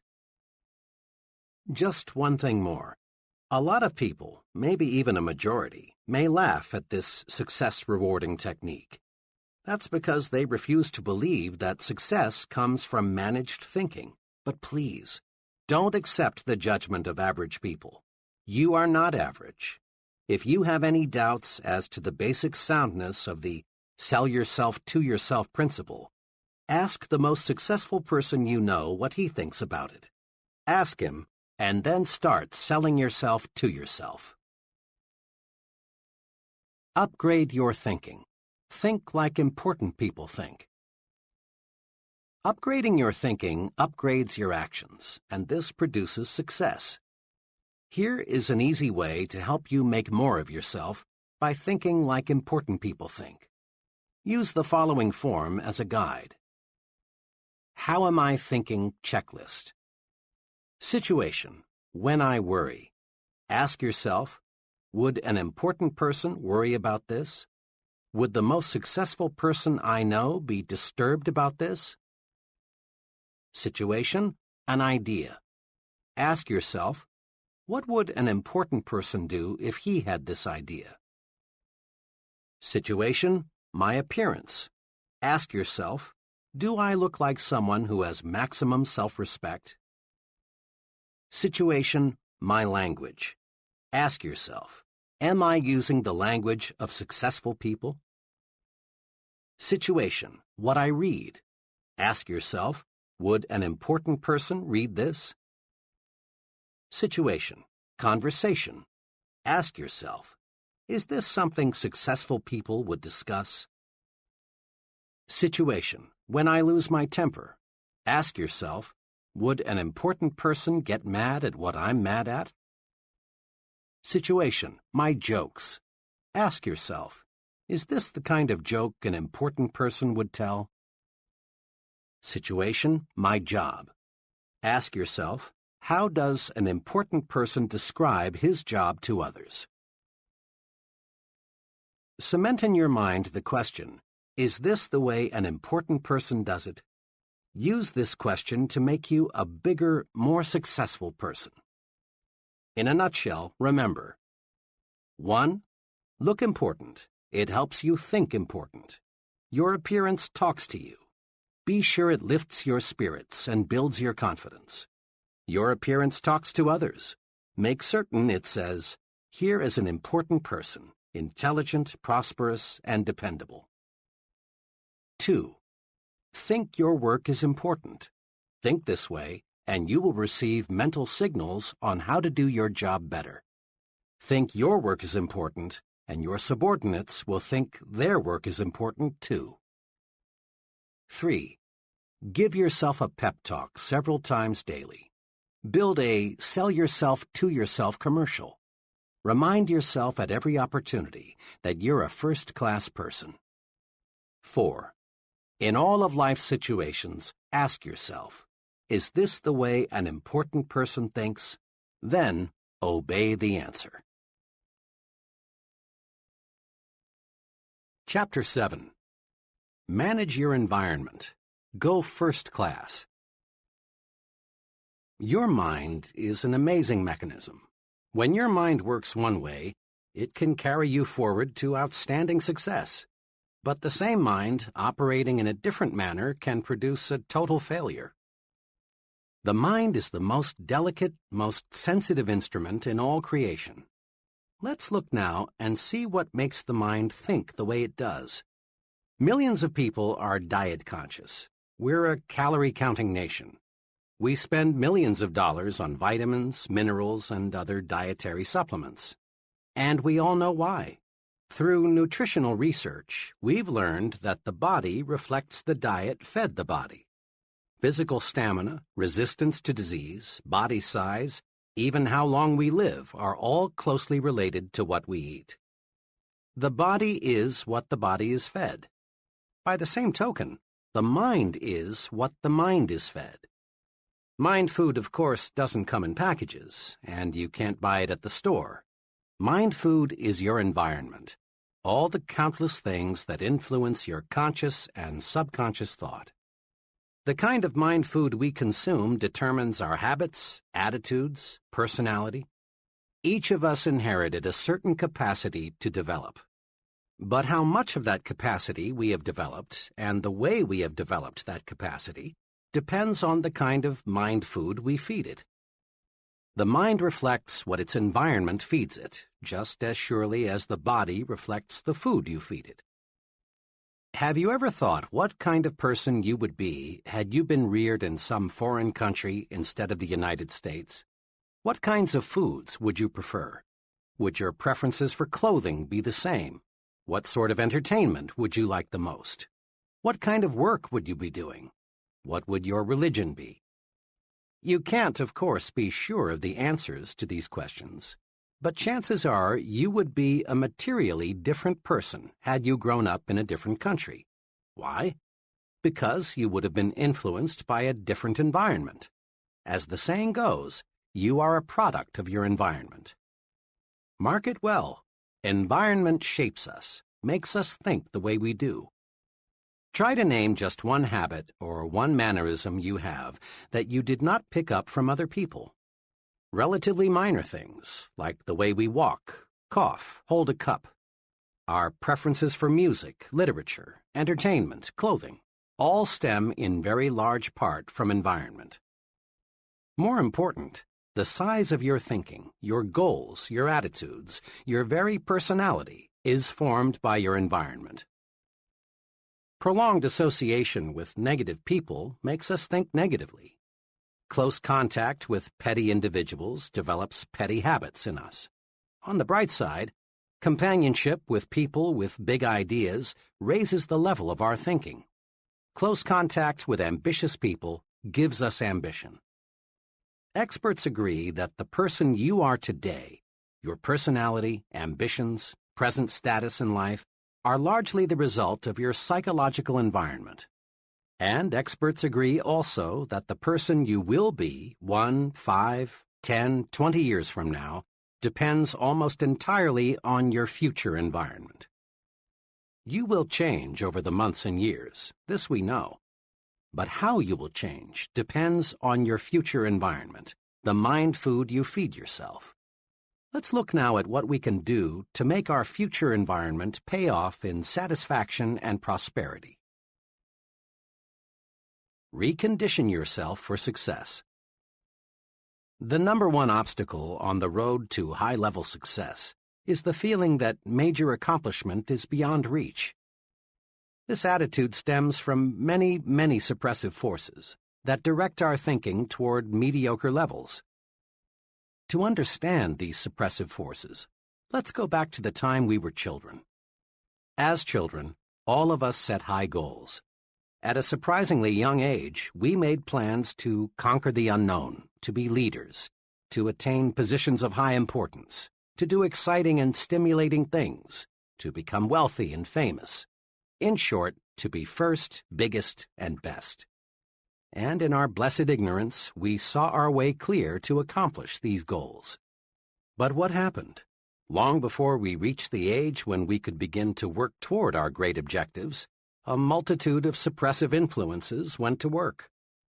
From all sides we heard, it's foolish to be a dreamer, and that our ideas were impractical, stupid, naive, or foolish, that you have got to have money to go places, that luck determines who gets ahead, or you've got to have important friends, or you're too old or too young. As a result of being bombarded with the "you can't get ahead, so don't bother to try" propaganda, most people you know can be classified into three groups. First group, those who surrendered completely. The majority of people are convinced deep down inside that they haven't got what it takes, that real success, real accomplishment, is for others who are lucky or fortunate in some special respect. You can easily spot these people because they go to great lengths to rationalize their status and explain how happy they really are. A very intelligent man, age 32, who has dead-ended himself in a safe but mediocre position, recently spent hours telling me why he was so satisfied with his job. He did a good job of rationalizing, but he was only kidding himself, and he knew it. What he really wanted was to work in a challenging situation where he could grow and develop. But that multitude of suppressive influences had convinced him that he was inadequate for big things. This group is, in reality, just the other extreme of the discontented job switcher searching for opportunity. Rationalizing yourself into a rut, which, incidentally, has been described as a grave with both ends open, can be as bad as wandering aimlessly, hoping opportunity will somehow, someday, hit you in the face. Second group, those who surrendered partially. A second but much smaller group enters adult life with considerable hope for success. These people prepare themselves, they work, they plan. But after a decade or so, resistance begins to build up. Competition for top-level jobs looks rugged. This group then decides that greater success is not worth the effort. They rationalize, we're earning more than the average, and we live better than the average. Why should we knock ourselves out? Actually, this group has developed a set of fears: fear of failure, fear of social disapproval, fear of insecurity, fear of losing what they already have. These people aren't satisfied because deep down they know they have surrendered. This group includes many talented, intelligent people who elect to crawl through life because they are afraid to stand up and run. Third group, those who never surrender. This group, maybe 2 or 3% of the total, doesn't let pessimism dictate, doesn't believe in surrendering to suppressive forces, doesn't believe in crawling. Instead, these people live and breathe success. This group is the happiest because it accomplishes the most. These people become top salesmen, top executives, top leaders in their respective fields. These people find life stimulating, rewarding, worthwhile. These people look forward to each new day, each new encounter with other people, as adventures to be lived fully. Let's be honest. All of us would like to be in the third group, the one that finds greater success each year, the one that does things and gets results. To get and stay in this group, however, we must fight off the suppressive influences of our environment. To understand how persons in the first and second groups will unwittingly try to hold you back, study this example. Suppose you tell several of your average friends with the greatest sincerity, "Someday, I'm going to be vice president of this company." What will happen? Your friends will probably think you are joking. And if they should believe you mean it, chances are they will say, You poor guy, you sure have a lot to learn. Behind your back, they may even question whether you have all your marbles. Now, assume you repeat the same statement with equal sincerity to the president of your company. How will he react? One thing is certain, he will not laugh. He will look at you intently and ask himself, does this fellow really mean this? But he will not, we repeat, laugh. Because big men do not laugh at big ideas. Or suppose you tell some average people you plan to own an expensive home, and they may laugh at you because they think it's impossible. But tell your plan to a person already living in an expensive home, and he won't be surprised. He knows it isn't impossible because he's already done it. Remember, people who tell you it cannot be done almost always are unsuccessful people, are strictly average or mediocre at best in terms of accomplishment.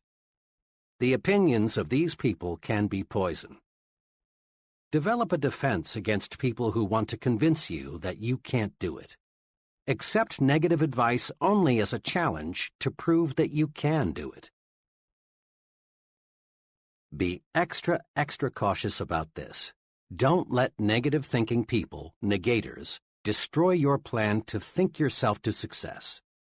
Negators are everywhere, and they seem to delight in sabotaging the positive progress of others. During college, I buddied for a couple of semesters with W.W. He was a fine friend, the kind of fellow who would loan you a little money when you were short, or help you in many little ways. Despite this fine loyalty, W.W. was just about 100% sour and bitter toward life, the future, opportunity. He was a real negator. During that period, I was an enthusiastic reader of a certain newspaper columnist who stressed hope, the positive approach, opportunity. When W.W. would find me reading this columnist, or when her column was mentioned, he'd swing verbally and say, "Oh, for Pete's sake, Dave, read the front page. That's where you learn about life. You ought to know that columnist is just making a quick buck, dishing out sweet sauce for the weak." When our discussions turned to getting ahead in life, W.W. was right there with his money-making formula. In his own words, it went like this. "Dave, there are just 3 ways to make money these days. 1, marry a rich woman. 2, steal in a nice, clean, legal way. Or 3, get to know the right people, somebody with plenty of pull." W.W. was always prepared to defend his formula with examples. Sticking to the front page, he was quick to cite that one labor leader in 1,000 who had siphoned off a pile of money from the union till and got away with it. He kept his eyes open for that rare marriage of the fruit picker to Miss Millionaire. And he knew a fellow who knew a fellow who knew a big man and got cut in on a big deal that made him rich. W.W. was several years older than I, and he made excellent grades in his engineering classes. I looked up to him in a younger brother sort of way. I came dangerously close to ditching my basic convictions about what it takes to be a success and accepting the negator's philosophy. Fortunately, one evening, after a long discussion with W.W., I grabbed hold of myself. It dawned on me that I was listening to the voice of failure. It seemed to me W.W. was talking more to convince himself than he was to convert me to his way of thinking. From then on, I regarded W.W. as an object lesson, a sort of experimental guinea pig. Rather than buy what he said, I studied him, trying to figure out why he thought the way he did and where such thinking would take him. I turned my negator friend into a personal experiment. I haven't seen W.W. in 11 years, but a mutual friend saw him just a few months ago. W.W. is working as a low-paid draftsman in Washington. I asked my friend whether W.W. has changed. "No, except if anything, he's more negative than when we knew him. He's having a tough go of it. He has 4 children, and on his income it's rough. Old W.W. has the brains to be making 5 times what he is, if he just knew how to use those brains." Negators are everywhere, Some negators, like the one who almost tripped me, are well-meaning folks, but others are jealous people who, not moving ahead themselves, want you to stumble too. They feel inadequate themselves, so they want to make a mediocre person out of you. Be extra careful. Study negators. Don't let them destroy your plans for success. A young office worker recently explained to me why he had changed carpools. One fellow, he said, talked about nothing, trip in and trip out, except what an awful company we worked for. Regardless of what management did, he found fault. He was negative about everyone from his supervisor on up. The products we sold were no good. Every policy had something wrong with it.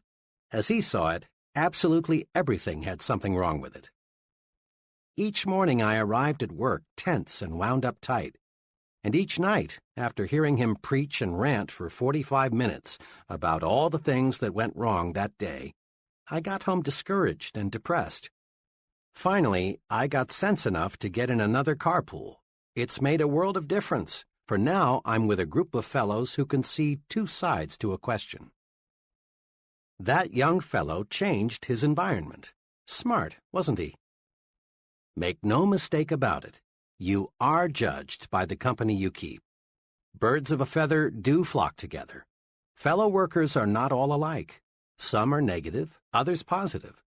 Some work because they have to. Others are ambitious and work for advancement. Some associates belittle everything the boss says or does. Others are much more objective and realize they must be good followers before they can be good leaders. How we think is directly affected by the group we're in. Be sure you're in the flock that thinks right. There are pitfalls to watch in your work environment. In every group, there are persons who, secretly aware of their own inadequacies, want to stand in your way and prevent you from making progress. Many ambitious fellows have been laughed at, even threatened, because they tried to be more efficient and produce more. Let's face it. Some folks, being jealous, want to make you feel embarrassed because you want to move upward. This often happens in factories, where fellow workers sometimes resent the fellow who wants to speed up production. It happens in the military service when a clique of negative-minded individuals poke fun at and try to humiliate the young soldier who wants to go to officer's school. It happens in business, too, when a few individuals not qualified to advance try to block the way for someone else. You've seen it happen time and again in high schools when a group of lunkheads deride a classmate who has the good sense to make the most of his educational opportunities and come out with high grades. Sometimes, and all too sadly often, the bright student is jeered at until he reaches the conclusion that it isn't smart to be intelligent. Ignore such negative thinkers in your midst.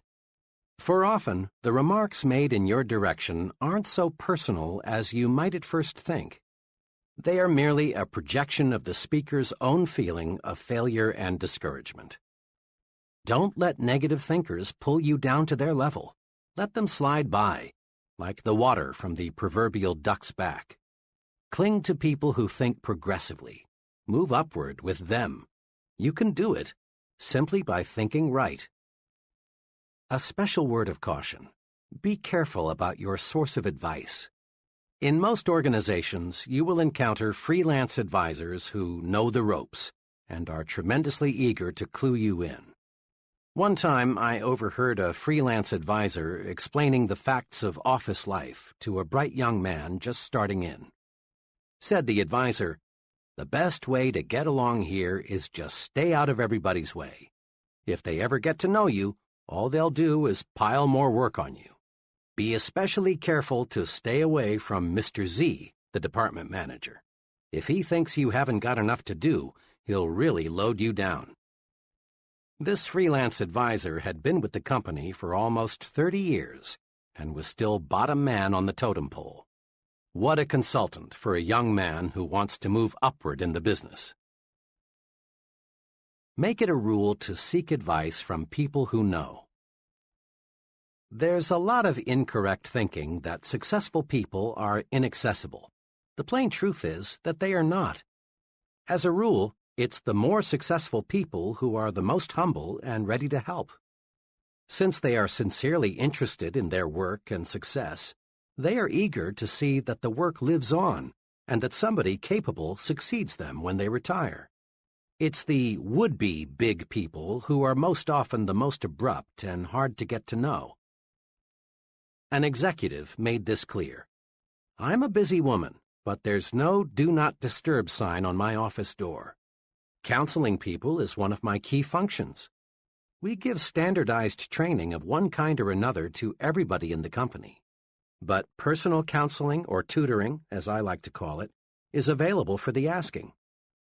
I stand ready to help the fellow who comes in here with either a company or a personal problem. The fellow who displays curiosity and exhibits a real desire to know more about his job and how it relates to other jobs is the individual I like most to help. But," she said, "for obvious reasons, I can't spend time offering advice to anybody who isn't sincere in seeking it. Go first class when you have questions. Seeking advice from a failure is like consulting a quack on how to cure cancer." Many executives today never employ persons for key jobs without first interviewing the fellow's wife. One sales executive explained to me, "I want to be sure the prospective salesman has his family behind him, a cooperative family that won't object to travel, irregular hours, and other inconveniences which are part of selling, a family that will help the salesman over those inevitable rough spots." Executives today realize that what happens on weekends and between 6 p.m. and 9 a.m. directly affects a person's performance from 9 a.m. to 6 p.m. The person with a constructive off-the-job life nearly always is more successful than the person who lives in a dull, dreary home situation. Let's look in on the traditional way two co-workers, John and Milton, spend their weekends. Let's look, too, at the ultimate results. John's psychological diet on weekends is something like this. Usually, one evening is spent with some carefully selected, interesting friends. Another evening is generally spent out, perhaps at a movie, a civic or community project, or some friend's house. John devotes Saturday morning to Boy Scout work. Saturday afternoon he does errands and chores around the house. Often he works on some special project. Currently, it's building a patio in the backyard. On Sundays, John and his family do something special. One Sunday recently, they climbed a mountain.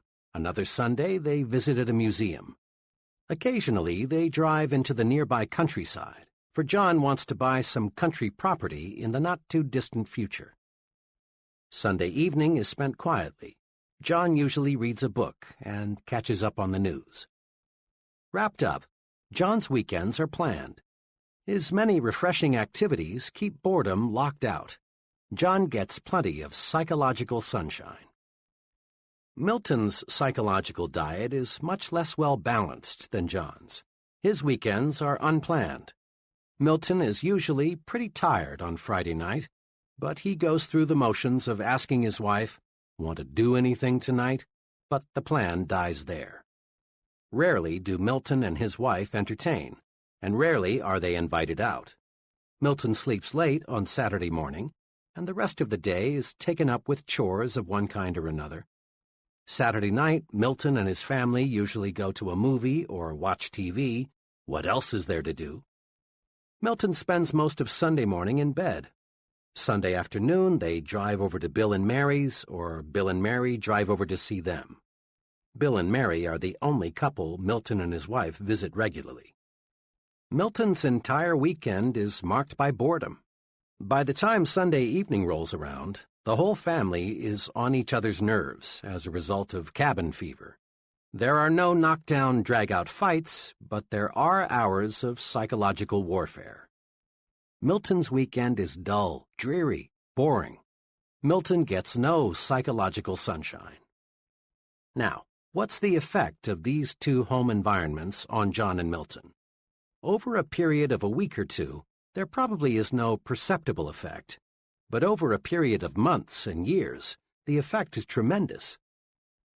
John's environmental pattern leaves him refreshed, gives him ideas, tunes up his thinking. He's like an athlete being fed steak. Milton's environmental pattern leaves him psychologically starved. His thinking mechanism is impaired. He's like an athlete being fed candy and beer. John and Milton may be on the same level today, but there will gradually be a wide gap between them in the months ahead, with John in the lead position. Casual observers will say, well, I guess John has more on the ball than Milton. But those of us who know will explain that much of the difference in job performance is the result of the difference in the mind food consumed by the two fellows.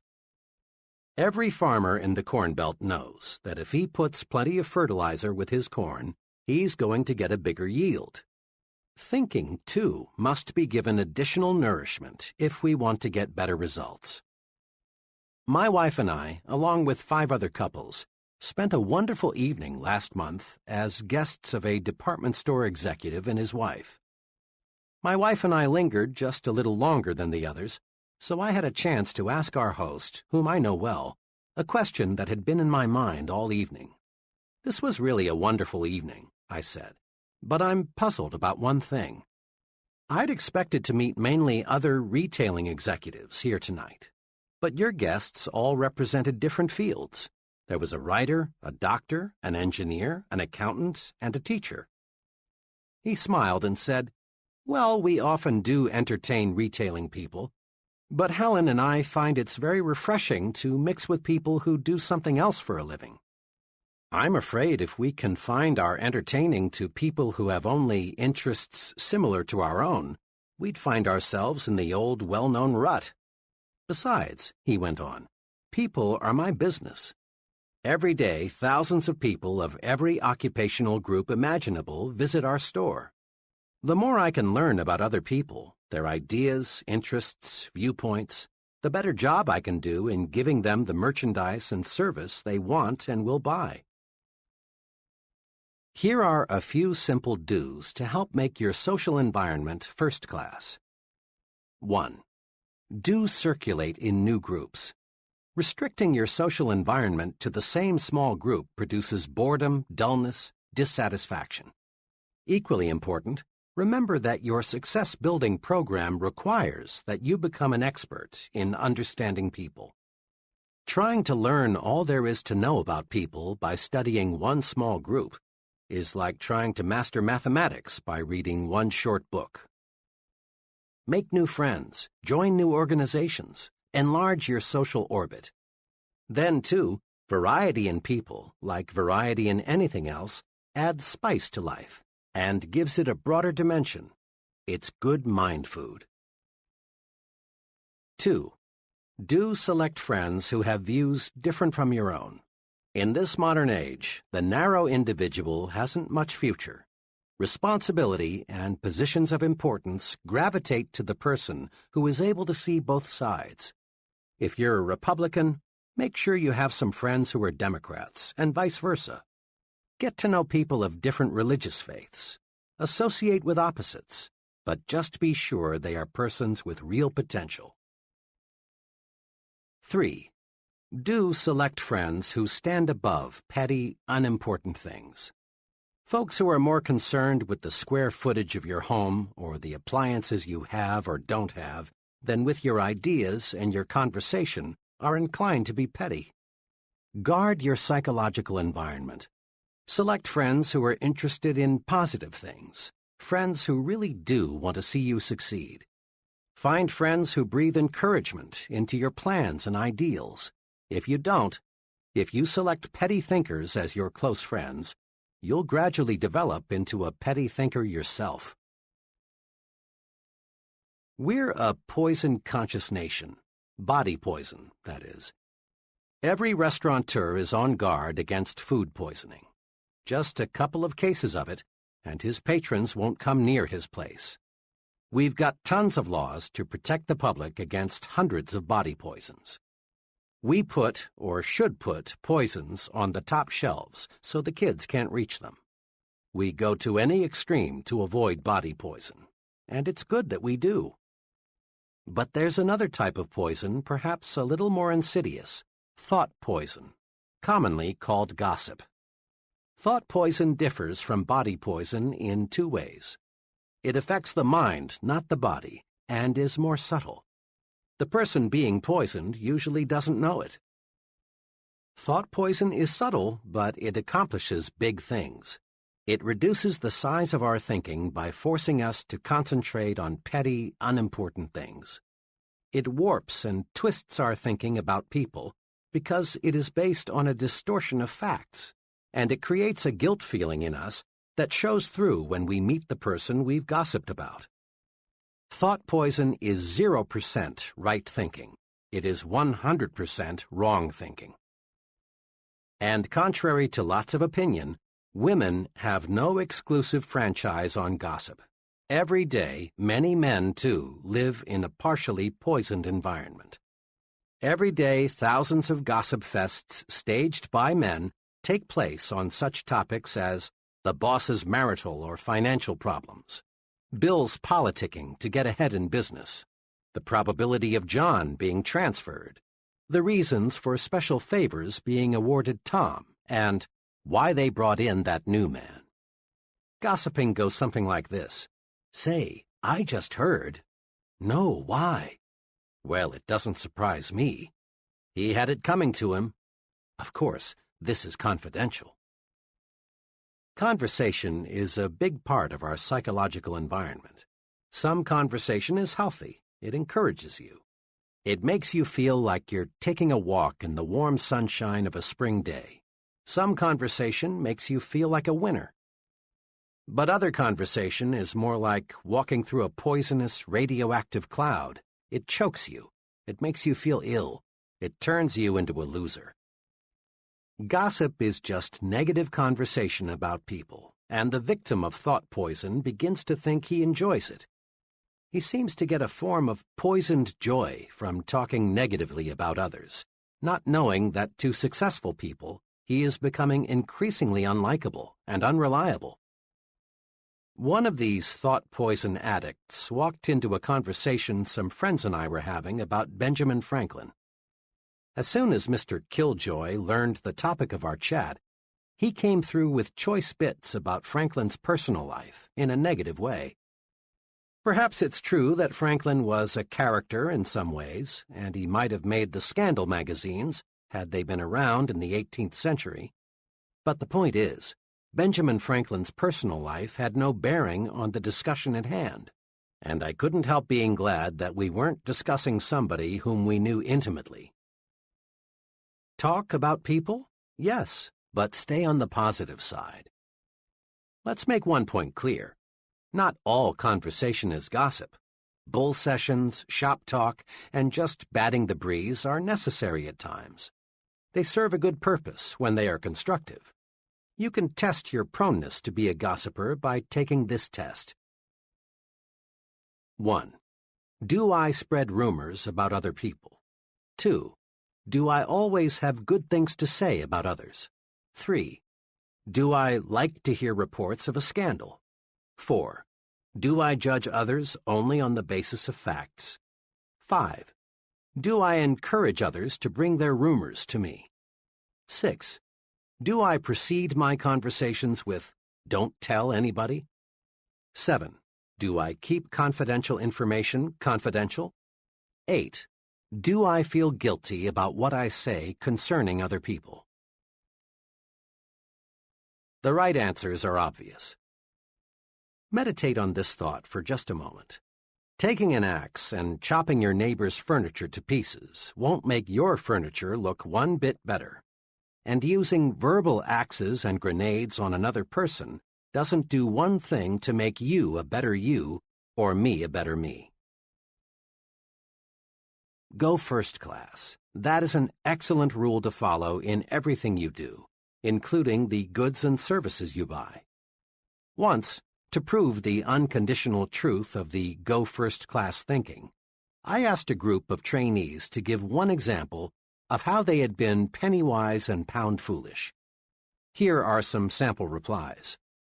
I bought a low-priced suit from an offbeat retailer, thought I got a bargain, but the suit was simply no good. My car needed a new automatic transmission.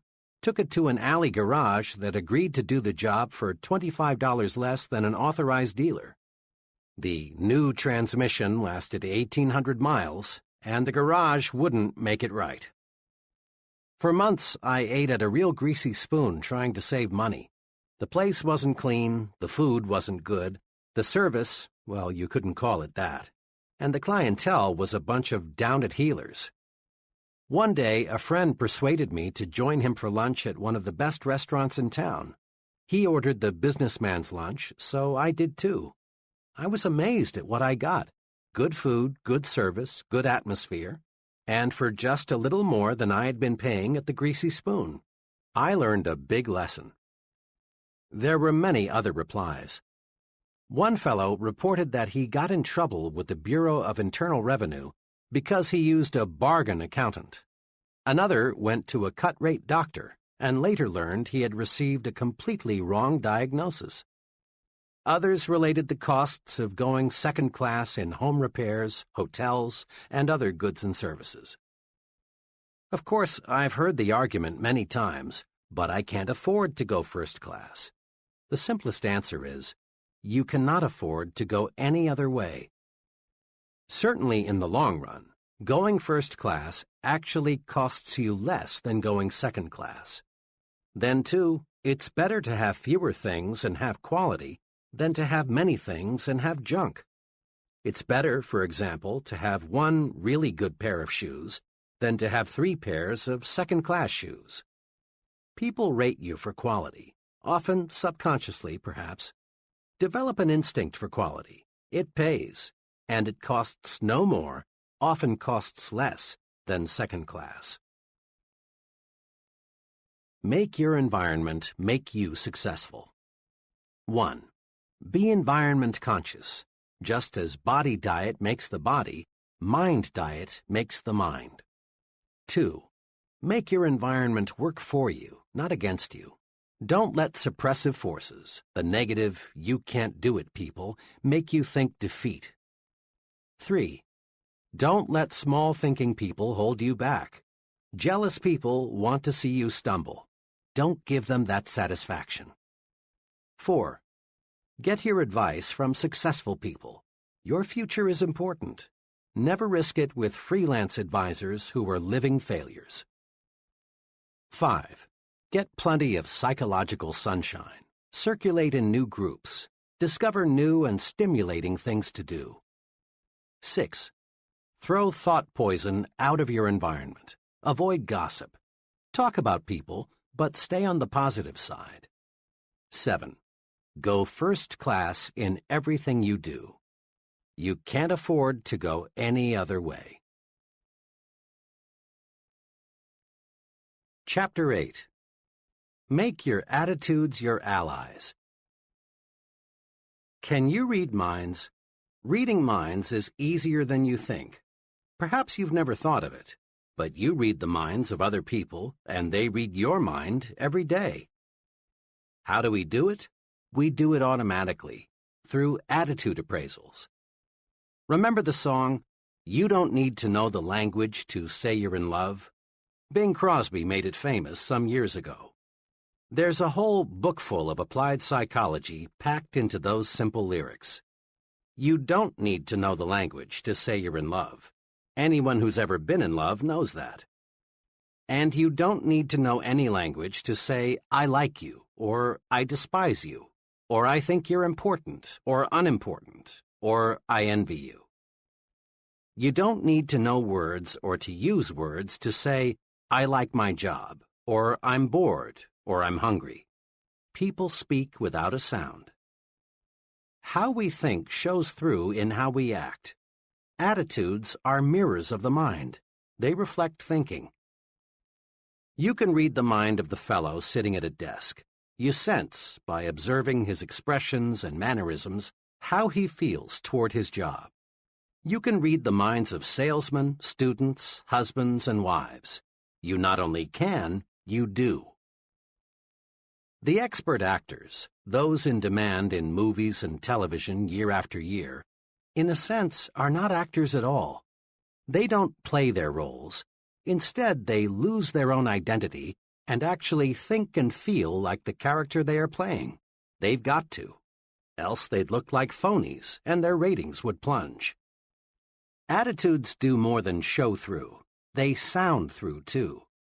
A secretary does more than identify an office when she says, "Good morning, Mr. Shoemaker's office."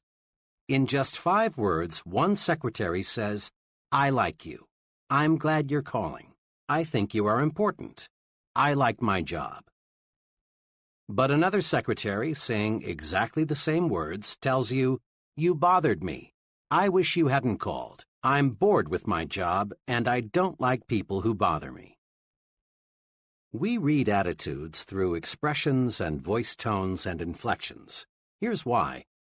In the long, long history of humankind, a speaking language, even remotely resembling what we use today, is a very recent invention. So recent, you might say, in terms of the great clock of time, that we developed a language only this morning. For millions and millions of years, people got by with little more than moans and groans and grunts and growls. So for millions of years, people communicated with other people by body and facial expressions and sounds, not words. And we still communicate our attitudes, our feelings toward people and things, the same way. Aside from direct body contact, body movements, facial expressions, and sound are the only ways we have to communicate with infants. And those young ones show an uncanny ability to spot the phony. Professor Irwin H. Shell, one of America's most respected authorities on leadership, says, "Obviously, there is something more than facilities and competence that makes for accomplishment. I have come to believe that this linkage factor, this catalyst, if you will, can be defined in a single word: attitude. When our attitude is right, our abilities reach a maximum of effectiveness, and good results inevitably follow." Attitudes do make the difference. Salesmen with the right attitude beat their quotas. Students with the right attitude make A's. Right attitudes pave the way to really happy married life. Right attitudes make you effective in dealing with people, enable you to develop as a leader. Right attitudes win for you in every situation. Grow these 3 attitudes. Make them your allies in everything you do. 1. Grow the attitude of, "I'm activated." 2. Grow the attitude of, "You are important." 3. Grow the attitude of, "Service first." Now, let's see how. Years ago, when I was a college sophomore, I enrolled in an American history class. I remember the class vividly, not because I learned much about American history, but because, in an unusual way, I learned this basic principle of successful living. To activate others, you must first activate yourself. The history class was very large, and it was held in a fan-shaped auditorium. The professor, who was a middle-aged fellow and apparently well-educated, was nevertheless pathetically dull. Rather than interpret history as an alive, fascinating subject, the professor merely cited one dead fact after another. It was a frightful wonder how he could possibly make such an interesting subject so terribly dull, but he did. You can imagine the effect the professor's boredom had on the students. Talking and sleeping got so out of hand that the professor had 2 assistants patrol the aisles to break up student conversations and wake up those who had dozed off. Occasionally, the professor would stop and, shaking his finger at the class, would say, "I'm warning you, you've got to pay attention to what I say. You've got to stop this talking, and that's all there is to it." This, of course, made little impression on his students, many of whom, as veterans, had gambled their lives only months before, had made history on islands and in bombers. As I sat there watching this potentially great, wonderful experience turn into a disgusting farce, I found myself wrestling with the question, why are the students ignoring what the professor has to say? the answer came. The students had no interest in what the professor was saying because the professor himself had no interest. He was bored with history, and it showed through. To activate others, to get them to be enthusiastic, you must first be enthusiastic yourself.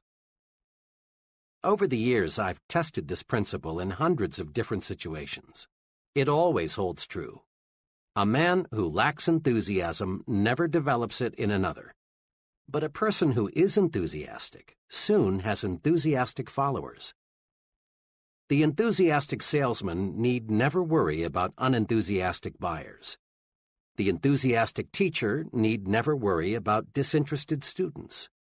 The activated minister need never be distressed by a sleepy congregation. Enthusiasm can make things 1,100% better.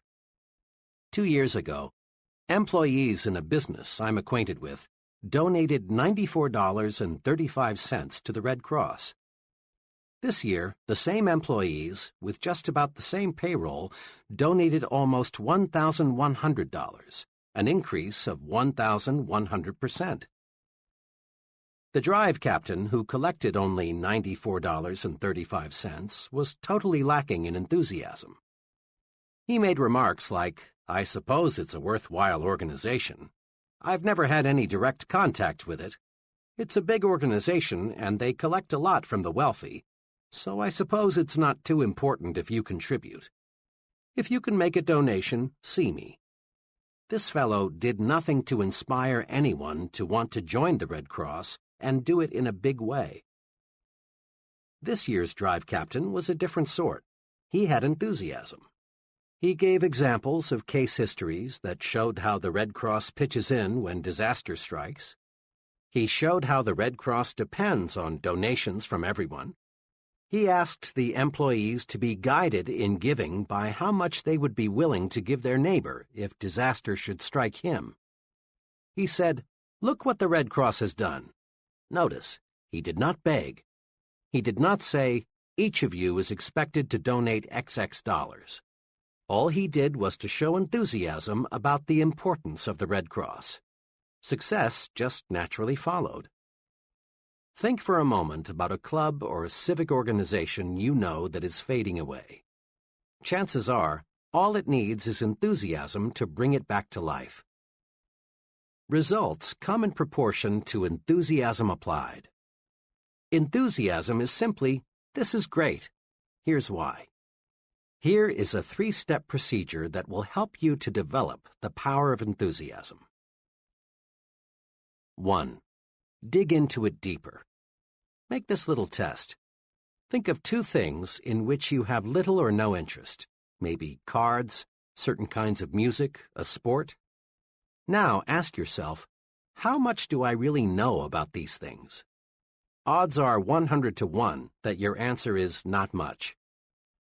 I confess that for years I had absolutely no interest in modern art. It was just so many botched-up lines, until I let a friend who knows and loves modern art explain it to me. Really, now that I've dug into it, I find it fascinating. That exercise supplies one important key for building enthusiasm. To get enthusiastic, learn more about the thing you are not enthusiastic about. Chances are you are quite unenthusiastic about bumblebees. But if you study bumblebees, find out what good they do, how they relate to other bees, how they reproduce, where they live in winter. If you find out all you can about bumblebees, you will soon find yourself really interested in bumblebees. To show trainees how enthusiasm can be developed through the dig into it deeper technique, I sometimes use a greenhouse example. In a deliberately casual way, I ask the group, "Are any of you interested in manufacturing and selling greenhouses?" Not once have I gotten an affirmative answer. Then I make a few points about greenhouses. I remind the group how, as our standard of living rises, people become more and more interested in non-necessities. I suggest how much Mrs. America would enjoy growing her own orchids and orange blossoms. I point out that if tens of thousands of families can afford private swimming pools, millions could afford greenhouses, because greenhouses are relatively inexpensive. I show them that if you could sell a $600 greenhouse to only one family in 50, you'd develop a $600 million business in producing greenhouses, and perhaps a $250 million industry supplying plants and seeds. The only difficulty with this exercise is that the group, 10 minutes before completely cold about greenhouses, now is so enthusiastic they don't want to move on to the next subject. Use the dig into it deeper technique to develop enthusiasm toward other people. Find out all you can about another person, what he does, his family, his background, his ideas and ambitions, and you'll find your interest in and enthusiasm about him mounting. Keep digging, and you're certain to find some common interests. Keep digging, and you'll eventually discover a fascinating person. The dig into it deeper technique works also in developing enthusiasm toward new places. Several years ago, some young friends of mine decided to move from Detroit to a small town in mid-Florida. They sold their home, closed out their business connections, said goodbye to their friends, and were gone. 6 weeks later, they were back in Detroit. The reason had nothing to do with employment. Rather, as they put it, we just couldn't stand living in a small town. Besides, all our friends are in Detroit. We just had to come back. In later conversations with these people, I learned the real reason why they didn't like the small Florida city. During their short stay there, they had taken only a surface view of the community, its history, its plans for the future, its people. They moved their bodies to Florida, but left their minds in Detroit. I've talked with dozens of executives, engineers, and salesmen who have developed career trouble because their companies want to move them to another location, but they don't want to go. I just can't see moving to Chicago, or San Francisco, or Atlanta, or New York, or Miami, is a remark spoken many times a day. There's one way to build enthusiasm toward a new location. Simply resolve to dig into the new community. Learn all you can about it. Mix with the people. Make yourself feel and think like a community citizen from the very first day. Do this, and you'll be enthusiastic about your new environment. Today, millions of Americans invest in corporate securities. But there are many millions more who have no interest at all in the stock market. That's because they are people who have not familiarized themselves with what the securities market is, how it operates, the day-to-day romance of American business. To get enthusiasm about anything, people, places, things, dig into it deeper. Dig into it deeper, and you'll develop enthusiasm. Put this principle to work next time you must do something you don't want to do. Put this principle to work next time you find yourself becoming bored. Just dig in deeper, and you dig up interest. 2. In everything you do, life it up. Enthusiasm, or lack of it, shows through in everything you do and say. Life up your handshaking. When you shake hands, shake. Make your hand clasp say, "I'm glad to know you. I am glad to see you again." A conservative, mouse-like handshake is worse than no handshake at all. It makes people think, this guy is more dead than alive. Try to find a highly successful person with a conservative handshake. You'll have to look a long, long time. Life up your smiles. Smile with your eyes. Nobody likes an artificial, pasted-on, rubbery smile. When you smile, smile. Show a few teeth. Maybe your teeth aren't attractive, but that's really unimportant. For when you smile, people don't see your teeth. They see a warm, enthusiastic personality, someone they like. Life up your thank yous. A routine, automatic thank you is almost like saying gleep gleep. It's just an expression. It says nothing. It doesn't accomplish results. Make your thank you mean thank you very much. Life up your talk. Dr. James F. Bender, the noted speech authority, in his excellent book, How to Talk Well, says, Is your good morning really good? Are your congratulations enthusiastic? Does your how are you sound interested? When you make a habit of coloring your words with sincere feelings, you'll notice a great uptake in your ability to hold attention. People go along with the fellow who believes what he says. Say it with life. Put vitality into your speaking. Whether you are talking to a garden club, a prospect, or your children, put enthusiasm behind what you say. A sermon delivered enthusiastically may be remembered for months, even years. But a sermon delivered without enthusiasm will be mostly forgotten 167 hours before next Sunday rolls around. And when you put life in your talk, you automatically put more life in you. Just try this right now. Say out loud with force and vigor, "I feel great today." Now, don't you actually feel better than you did before you said it? Make yourself alive all over. Life it up. Be sure everything you do and say tells people, "That fellow is alive. He means it. He's going places." 3. Broadcast good news. You and I have been in many situations when someone burst in and said, "I've got good news." Immediately, this person gets 100% attention from everyone present. Good news does more than get attention. Good news pleases people. Good news develops enthusiasm. Good news even promotes good digestion. Just because there are more broadcasters of bad news than there are broadcasters of good news, don't be misled. No one ever won a friend, no one ever made money, no one ever accomplished anything by broadcasting bad news. Transmit good news to your family. Tell them the good that happened today. Recall the amusing, pleasant things you experienced, and let the unpleasant things stay buried. Spread good news. It's pointless to pass on the bad. It only makes your family worry, makes them nervous. Bring home some sunlight every day. Ever notice how seldom children complain about the weather? They take hot weather in stride until the negative news corps educate them to be conscious of unpleasant temperatures. Make it a habit always to speak favorably about the weather, regardless of what the weather actually is. Complaining about the weather makes you more miserable, and it spreads misery to others. Broadcast good news about how you feel. Be an "I feel great" person.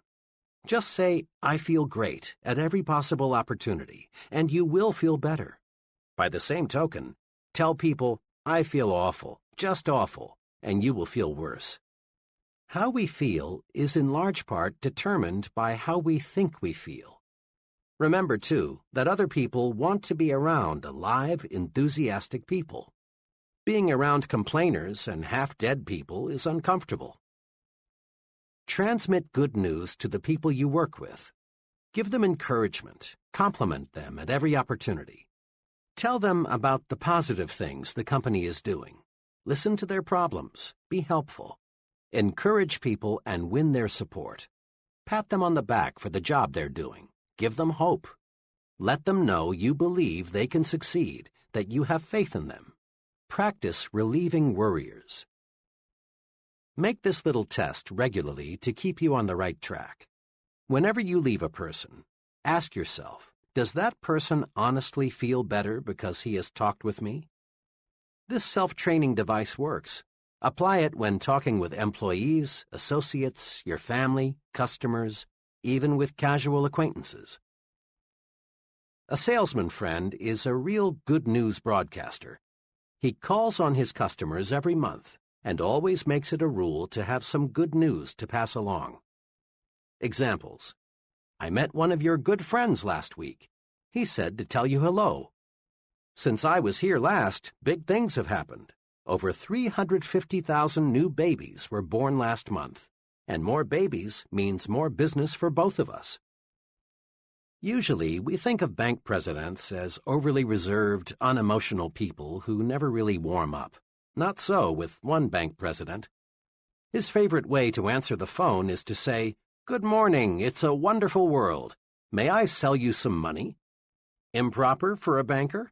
Some might say so, but let me point out that the banker who uses this greeting is Mills Lane, Jr., president of the Citizens and Southern Bank, the largest in the entire Southeast. Good news gets good results. Broadcast it.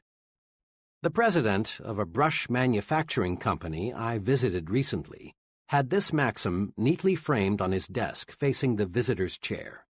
Give me a good word or none at all. I complimented him, saying that I thought the maxim was a clever way to encourage people to be optimistic. He smiled and said, "It is an effective reminder, but from where I sit, this is even more important." He turned the frame around so I could see it from his side of the desk. It said, "Give them a good word or none at all." Broadcasting good news activates you, makes you feel better. Broadcasting good news makes other people feel better too. Grow the "you are important" attitude. This is a fact of paramount significance. Each human being, whether he lives in India or Indianapolis, whether he's ignorant or brilliant, civilized or uncivilized, young or old, has this desire. He wants to feel important. Ponder on that. Everyone, yes, everyone, your neighbor, you, your wife, your boss, has a natural desire to feel he is somebody. The desire to be important is man's strongest, most compelling non-biological hunger. Successful advertisers know that people crave prestige, distinction, recognition. Headlines that produce sales read like this: "For smart young homemakers, persons with distinctive tastes use, you want only the best. Be the envy of everyone. For women who want to be envied by women and admired by men." These headlines, in effect, tell people, buy this product, and you put yourself in the important class. Satisfying the craving, the hunger, to be important, carries you forward to success. It is basic equipment in your success tool chest. Yet, even though displaying the attitude "you are important" gets results, and even though it costs nothing, few persons use it. A little fill-in is needed here to show why. On the philosophical side, our religions, our laws, our entire culture are based on the belief of the importance of the individual. Suppose, for example, you were flying your own plane and were forced down in an isolated mountain region. As soon as your accident was known, a large-scale search for you would begin. No one would ask, "Is that fellow important?" Without knowing anything about you except that you are a human being, helicopters, other aircraft, and searching parties on foot would begin looking for you. And they would keep on looking for you, spending thousands of dollars in the process, until they found you, or until not one trace of hope remained. When a little child wanders off into a woods, falls into a well, or gets into some other dangerous predicament, no one is concerned with whether or not the child comes from an important family. Every effort is made to rescue the child because every child is important. It's not too wild a guess that of all living creatures, probably not more than 1 in 10 million is a human being. A person is a biological rarity. He is important in God's scheme of things. Now, let's look at the practical side. When most people shift their thinking from philosophical discussions to everyday situations, they tend to forget, unfortunately, their ivory tower concepts of the importance of individuals. Tomorrow, take a good look at how most people exhibit an attitude that seems to say, "You are a nobody, you count for nothing, you mean nothing, absolutely nothing to me." There is a reason why the "you are unimportant" attitude prevails. Most folks look at another person and think, "He can't do anything for me, therefore he's not important." But right there is where people make a basic blunder. The other person, regardless of his status or his income, is important to you, and for 2 giant dollars and cents reasons. First, people do more for you when you make them feel important. Years ago, in Detroit, I rode a certain bus to work each morning. The driver was an old grump. Dozens, maybe hundreds of times, I saw this driver pull away from the curb when a wildly waving, shouting, and running passenger was just a second or two from the door. Over a period of several months, I saw this driver show special courtesy to only one passenger, and this passenger was shown special courtesy many times. The driver would wait for this passenger. And why? Because this passenger went out of his way to make the driver feel important. Every morning he greeted the driver with a personalized, sincere, "Good morning, sir." Sometimes this passenger would sit near the driver and make little comments like, "You sure have a lot of responsibility. It must take nerves of steel to drive through traffic like this every day. You sure keep this thing on schedule." That passenger made the driver feel as important as if he were piloting a 180-passenger jet airliner, and the driver, in return, showed special courtesy to the passenger. It pays to make little people feel like big people. Today, in thousands of offices all over America, secretaries are helping salesmen make sales or lose sales, depending on how the salesman has treated them. Make someone feel important, and he cares about you. And when he cares about you, he does more for you. Customers will buy more from you, employees will work harder for you, associates will go out of their way to cooperate with you, your boss will do more to help you if you will only make these people feel important. It pays to make big people feel even bigger. The big thinker always adds value to people by visualizing them at their best. Because he thinks big about people, he gets their best out of them. Here's the second giant reason for making others feel important.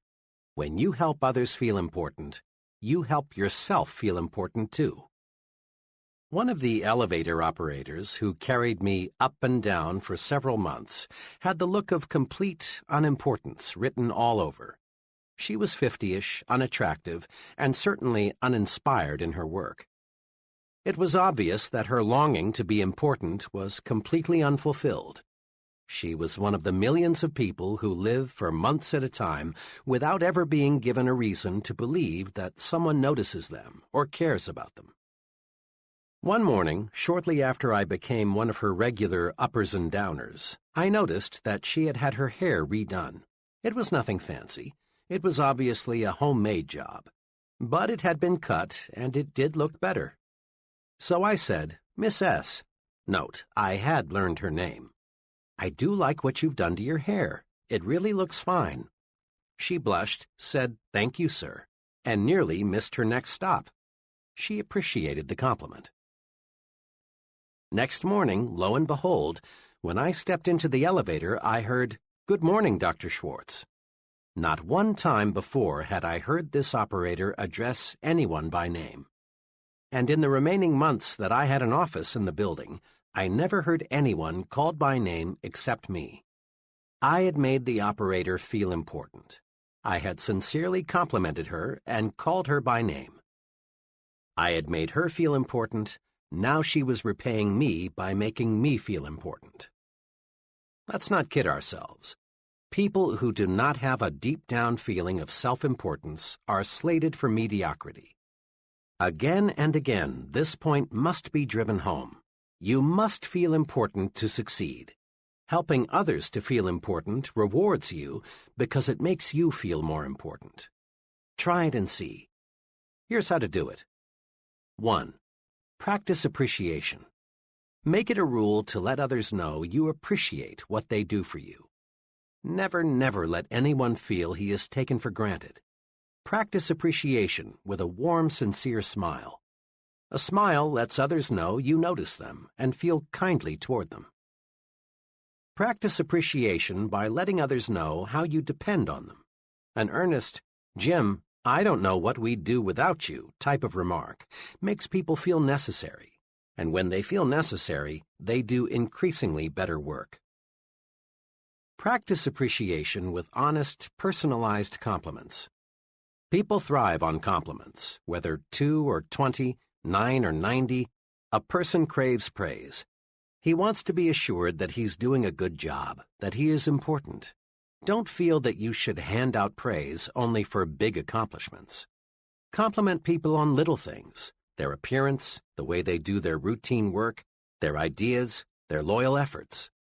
Praise by writing personal notes, complimenting people you know on their achievements. Make a special phone call or a special trip to see them. Don't waste time or mental energy trying to classify people as very important persons, or unimportant persons. Make no exceptions. A person, whether he is garbage collector or company vice president, is important to you. Treating someone as second class never gets you first-class results. 2.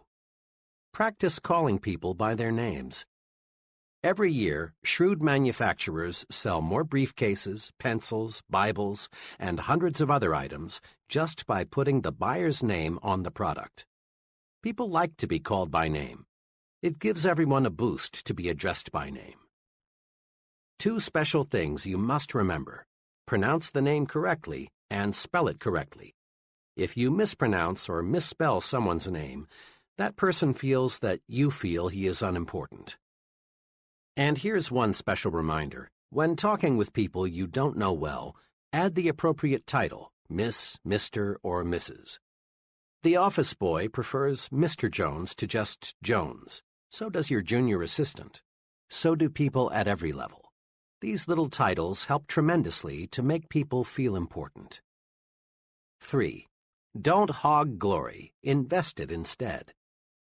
Just recently, I was a guest at an all-day sales convention. After dinner that evening, the vice president in charge of sales for the company passed out awards to the 2 district managers, a man and a woman, whose sales organizations had attained the best records for the year just ended.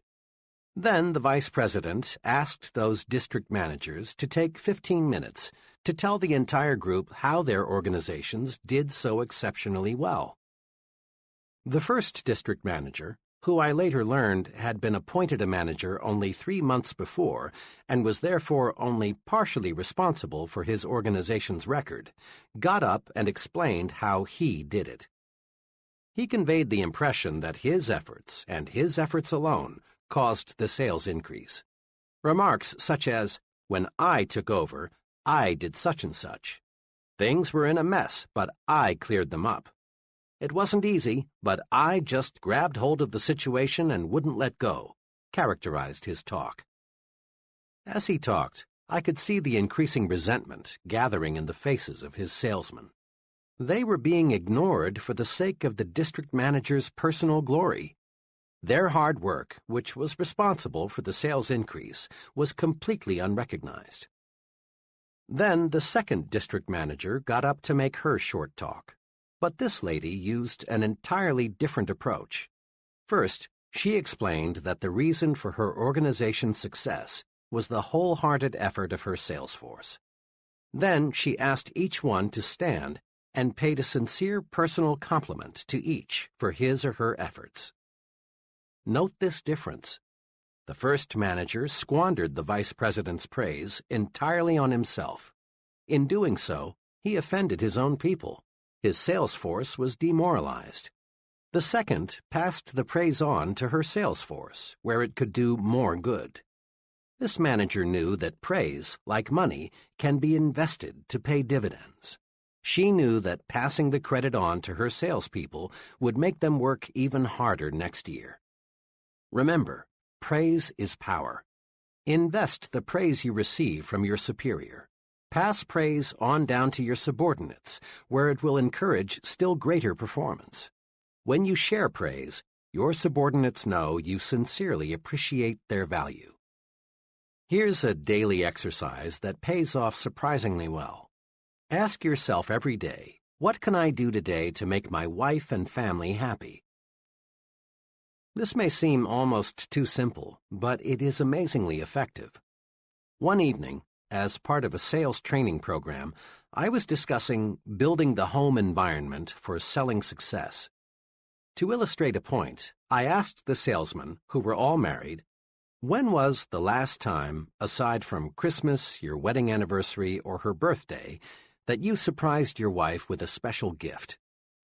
Even I was shocked at the answers. Of the 35 salesmen, only one had surprised his wife in the past month. Many of the group answered between 3 and 6 months, and over a third said, "I can't remember."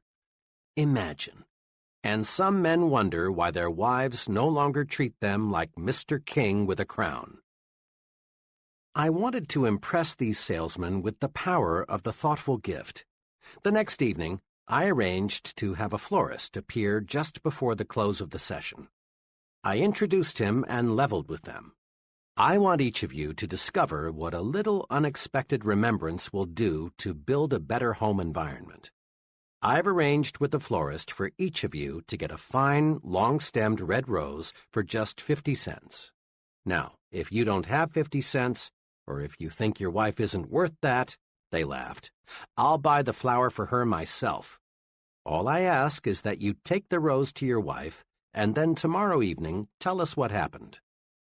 Don't, of course, tell her how you came to purchase this rose for her. They understood. Without exception, every fellow testified the next evening that the mere investment of 50 cents had made his wife happy. Do something special for your family often.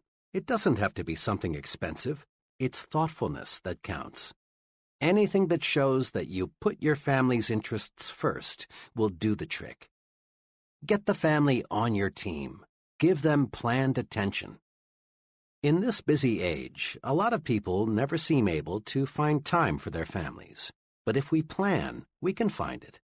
One company vice president told me of this method, which he says works well for him. My job carries a lot of responsibility, and I have no choice but to bring quite a lot of work home every night. But I will not neglect my family, because it's the most important thing in my life. It's the main reason I work as hard as I do. I've worked out a schedule that enables me to give attention to my family as well as to my work. From 7:30 to 8:30 every evening, I devote my time to my 2 young children. I play games with them, read them stories, draw, answer questions, anything they want me to do. After an hour with those kids of mine, they're not only satisfied, but I'm 100% fresher. At 8:30, they trot off to bed, and I settle down to work for 2 hours. At 10:30, I quit working and spend the next hour with my wife. We talk about the kids, her various activities, our plans for the future. This hour, undisturbed by anything, is a wonderful way to cap off the day. I also reserve Sundays for my family. The whole day is theirs. I find my organized program for giving my family the attention it deserves is good not only for them, but also good for me. It gives me new energy. Want to make money? Then get the put service first attitude. It's perfectly natural, in fact, it's highly desirable, to want to make money and accumulate wealth. Money is power to give your family and yourself the standard of living they deserve. Money is power to help the unfortunate. Money is one of the means to living life fully. Once criticized for urging people to make money, the great minister Russell H. Conwell, author of Acres of Diamonds, said, "Money printed your Bible, money builds your churches, money sends your missionaries, and money pays your preachers, and you would not have many of them either if you did not pay them." The person who says he wants to be poor usually suffers from a guilt complex or a feeling of inadequacy. He's like the youngster who feels he can't make A's in school or make the football team, so he pretends he doesn't want to make A's or play football. Money, then, is a desirable objective. What's puzzling about money is the backward approach so many people use in trying to make it. Everywhere you see people with a money-first attitude. Yet these same people always have little money. Why? Simply this. People with a money-first attitude become so money-conscious that they forget money can't be harvested unless they plant the seeds that grow the money. and the seed of money is service. That's why put service first is an attitude that creates wealth. Put service first, and money takes care of itself. One summer evening, I was traveling by car through Cincinnati. It was time for a gas-up.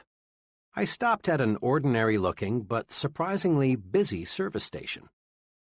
4 minutes later, I knew why this particular service station was so popular.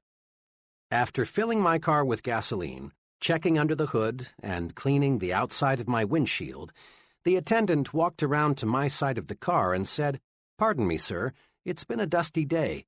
Let me clean the inside of your windshield." Quickly and efficiently, he did a thorough job of cleaning the inside of my windshield, something not one service station attendant in 100 ever does. This little special service did more than improve my night visibility, and it improved a lot. It made me remember this station. It so happened that I made 8 trips through Cincinnati during the next 3 months. Each time, of course, I stopped at this station, and each time I got more service than I expected to get. Interesting, too, was the fact that each time I stopped, once it was 4 a.m., there were other automobiles filling up also. In all, I probably purchased about 100 gallons of gasoline from this station. The first time I stopped, the attendant could have thought to himself, "This guy is from out of state. Odds are 20 to 1 that he'll never be back. Why do more than give him the routine treatment? He's only a one-time customer." But the attendants in that station didn't think that way. They put service first, and that's why they were busy pumping gasoline while other stations looked almost deserted. If the gasoline was any better than a dozen other brands, I didn't notice it, and the price was competitive. The difference was service, and it was obvious that service was paying off in profits. When the attendant on my first visit cleaned the inside of my windshield, he planted a money seed. Put service first, and money takes care of itself, always. The put service first attitude pays off in all situations. In one of my first jobs, I worked closely with another young fellow, whom I'll call F.H. F.H. was like many persons you know. He was preoccupied with why he needed more money instead of being preoccupied with ways to make money. Each week, F.H. spent hours of company time working on his personal budget problems. His favorite topic of conversation was, "I'm the most underpaid man here. Let me tell you why." F.H. had the not uncommon attitude of, "This is a big company, it's netting millions, it's paying a lot of people big salaries, so it ought to pay me more too." F.H. had been passed over several times for pay increases. Finally, one day he decided that it was high time he went in there and demanded more money. About 30 minutes later, F.H. was back, all heated up. His expression made it obvious that next month's check would look exactly like this month's check. Immediately, F.H. began to let go. Boy, am I mad. What do you suppose the old man said when I told him I wanted more money? He had the gall to ask me, "Why do you believe you are justified in asking for an increase?" I gave him plenty of reasons, F.H. went on. I told him I'd been passed over when others around here were getting pay raises. I told him my bills are getting larger and my paycheck isn't. And I told him that I do everything around here they ask me to do. Can you beat that? I need a raise, but instead of paying me more, they give out raises to other guys around here who don't need it half as much as I do. Why, the way he acted, F.H. continued, you'd think I was asking for charity. All he would say is, "When your record shows that you deserve more money, you'll get more money." Sure, I could do a better job if they paid me for it, but only a fool does something he isn't paid for. F.H. is an example of the breed that is blind to the how of making money. His last remark sums up his mistake. In effect, F.H. wanted the company to pay him more and then he would produce more. But this is not how the system works. You don't get a raise on the promise of better performance. You get a raise only by demonstrating better performance. You can't harvest money unless you plant the seeds that grow money. And the seed of money is service. Put service first, and money takes care of itself. Consider which producers make the money from movies. The get-rich-quick producer proceeds to make a picture. Putting money ahead of entertainment, service, he cuts corners everywhere. He buys a poorly written script and employs second-rate writers to adapt it. In employing actors, arranging sets, even recording sound, he puts money first. This producer thinks the moviegoer is a sucker, someone who can't tell good from bad. But the get-rich-quick producer seldom does get rich quick. There never is a bandwagon movement to buy anything second class, especially when it is given a first-class price. The producer who enjoys the largest profits from pictures puts entertainment ahead of money. Rather than chisel the moviegoer, he does everything possible to give people more and better entertainment than they expect to get. The result? People like the movie. It gets talked about, it gets good reviews, and it makes money. Again, put service first, and money takes care of itself. The waitress who concentrates on giving the best possible service needn't worry about tips. They'll be there. But her counterpart who overlooks the empty coffee cups, why refill them? They don't look like tippers. Won't find any gratuities. The secretary who resolves to make those letters look better than the boss expects will do all right on future paychecks. But the secretary who thinks, why worry about a few smudges? What do they expect for $65 a week? She is stuck at $65 a week. The salesman who gives full service to an account need harbor no fears he'll lose the account. Here is a simple but powerful rule that will help you to develop the put service first attitude. Always give people more than they expect to get. Each little extra something you do for others is a money seed. Volunteering to work late and get the department out of a tight spot is a money seed. Giving customers extra service is a money seed because it brings customers back. Advancing a new idea that will increase efficiency is a money seed. Money seeds, of course, grow money. Plant service and harvest money. Spend some time each day answering this question. How can I give more than is expected of me? Then apply the answers. Put service first, and money takes care of itself. In quick recap, grow attitudes that will carry you forward to success. 1. Grow the I'm activated attitude. Results come in proportion to the enthusiasm invested. 3 things to do to activate yourself are: dig into it deeper. When you find yourself uninterested in something, dig in and learn more about it. This sets off enthusiasm. Life up everything about you. Your smile, your handshake, your talk, even your walk. Act alive. Broadcast good news. No one ever accomplished anything positive telling bad news. 2. Grow the you are important attitude. People do more for you when you make them feel important. Remember to do these things. Show appreciation at every opportunity. Make people feel important. Call people by name. 3. Grow the service-first attitude and watch money take care of itself. Make it a rule in everything you do. Give people more than they expect to get. Chapter 9. Think right toward people. Here is a basic rule for winning success. Let's mark it in the mind and remember it. The rule is, success depends on the support of other people. The only hurdle between you and what you want to be is the support of others. Look at it this way. An executive depends on people to carry out his instructions. If they don't, the company president will fire the executive, not the employees. A salesman depends on people to buy his product. If they don't, the salesman fails.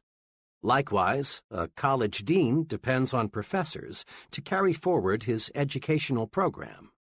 A politician depends on voters to elect him. A writer depends on people to read what he writes. A chain store magnate got to be a chain store magnate because employees accepted his leadership and consumers accepted his merchandising program.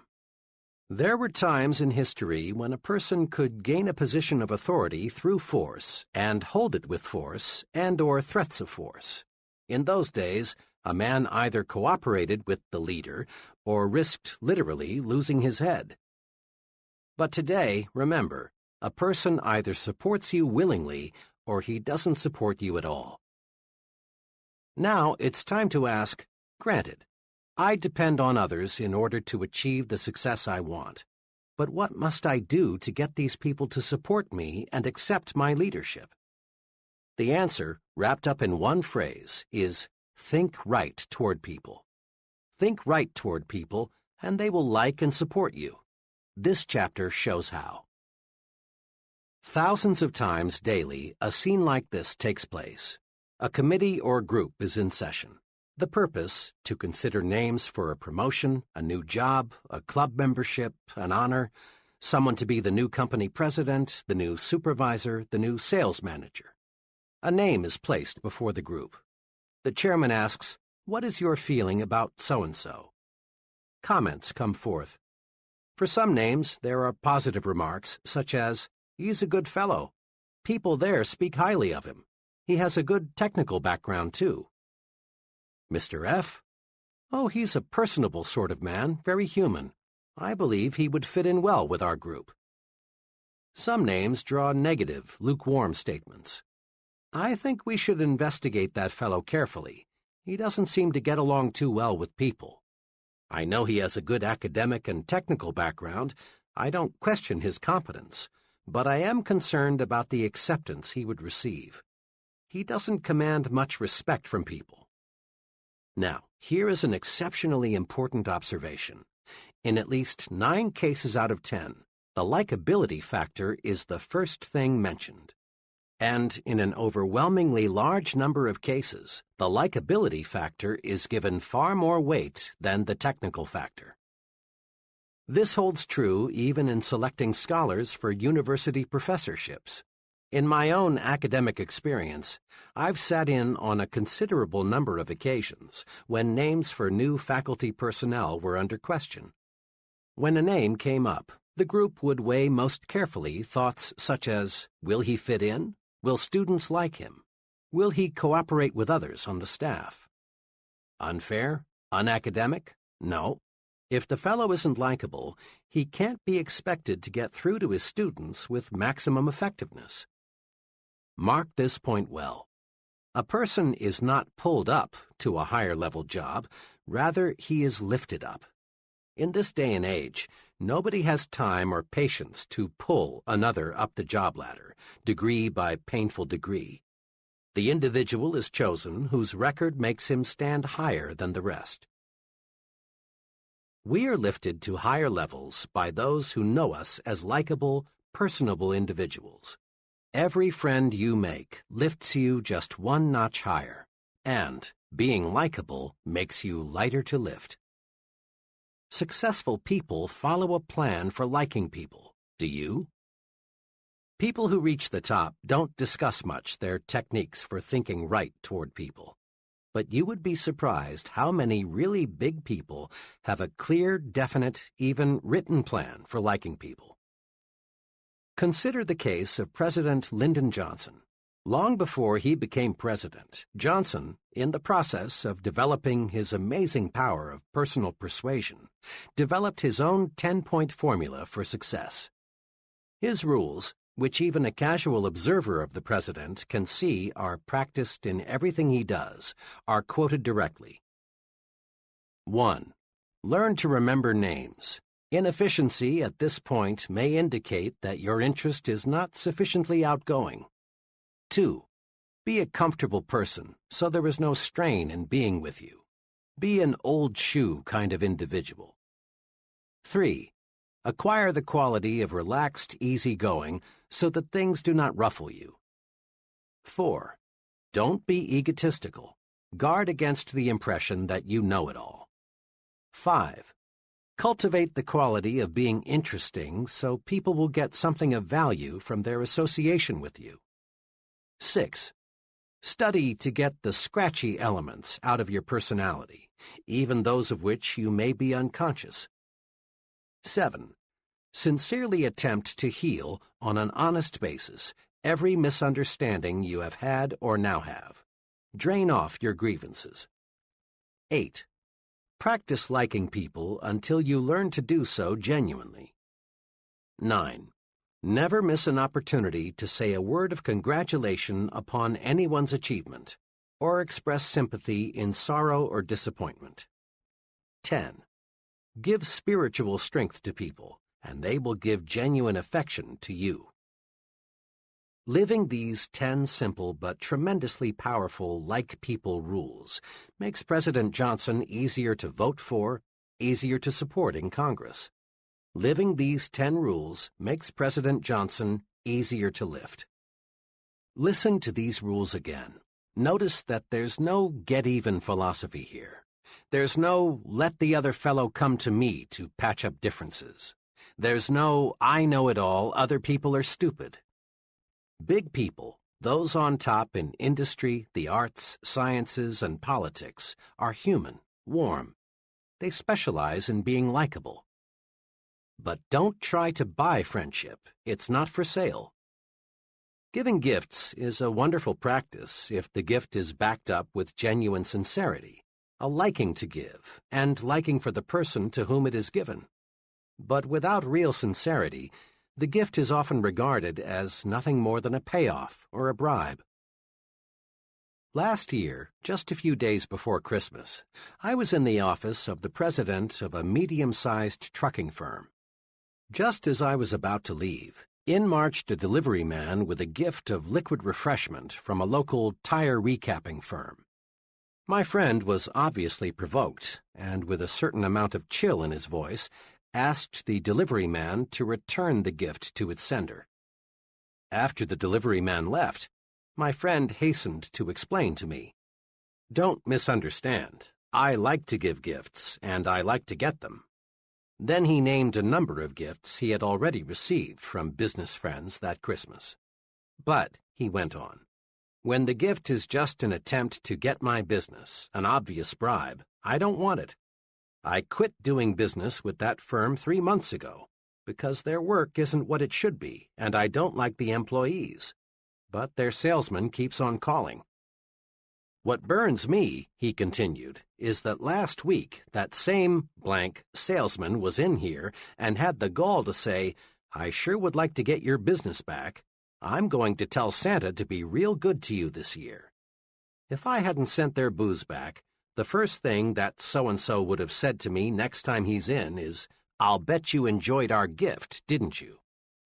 Friendship can't be bought, and when we try, we lose in 2 ways. 1, we waste money. 2, we create contempt. Take the initiative in building friendships. Leaders always do. It's easy and natural for us to tell ourselves, let him make the first move. Let them call us. Let her speak first. It's easy, too, virtually, to ignore other people. Yes, it's easy and natural, but it isn't right thinking toward people. If you follow the rule of letting the other person build the foundation for friendship, you may not have many friends. Actually, it's a mark of real leadership to take the lead in getting to know people. Next time you are in a large group, observe something very significant.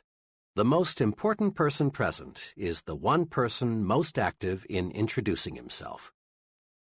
It's always a big person who walks up to you, offers his hand, and says, "Hello, I'm Jack R." Digest this observation for a moment, and you'll discover the reason the fellow is important is that he works at building friendships. Think right toward people.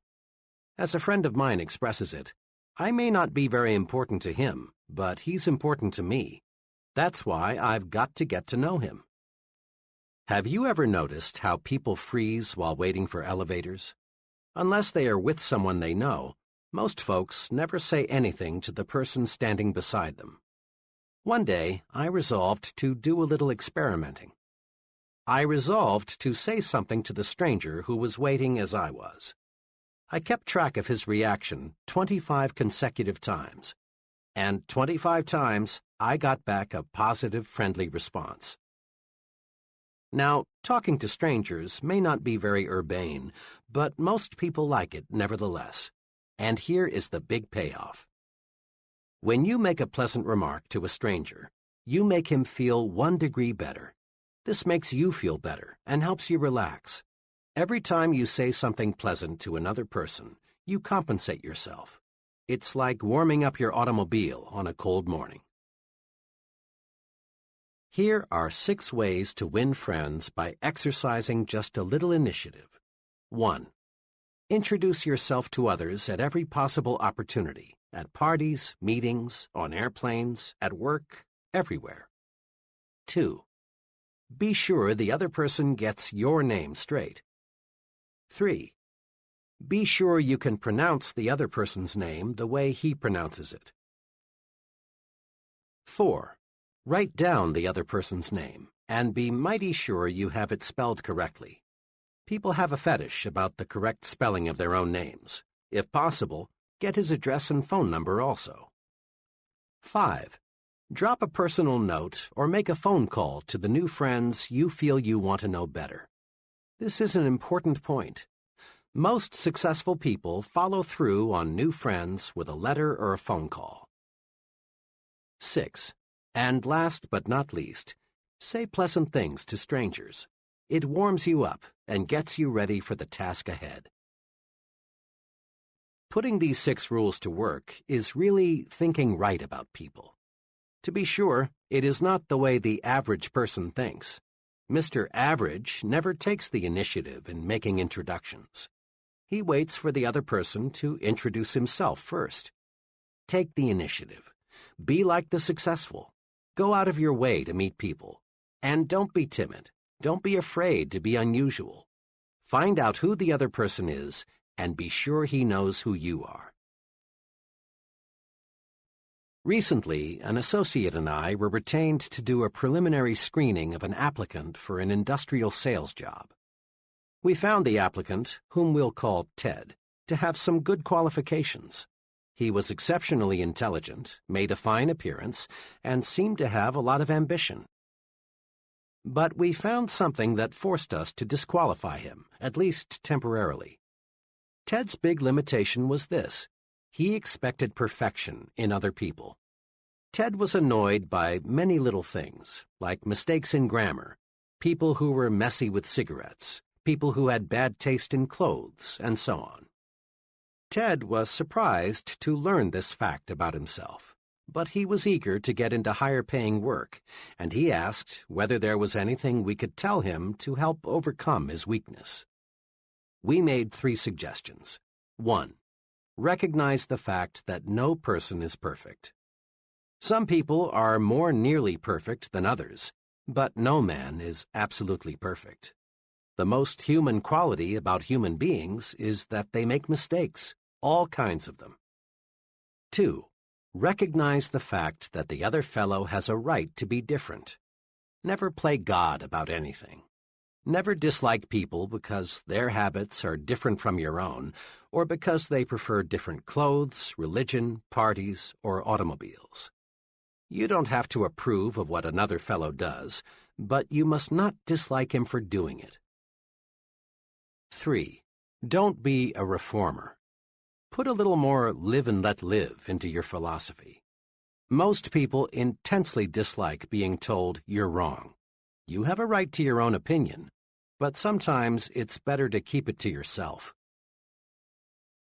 Ted conscientiously applied these suggestions.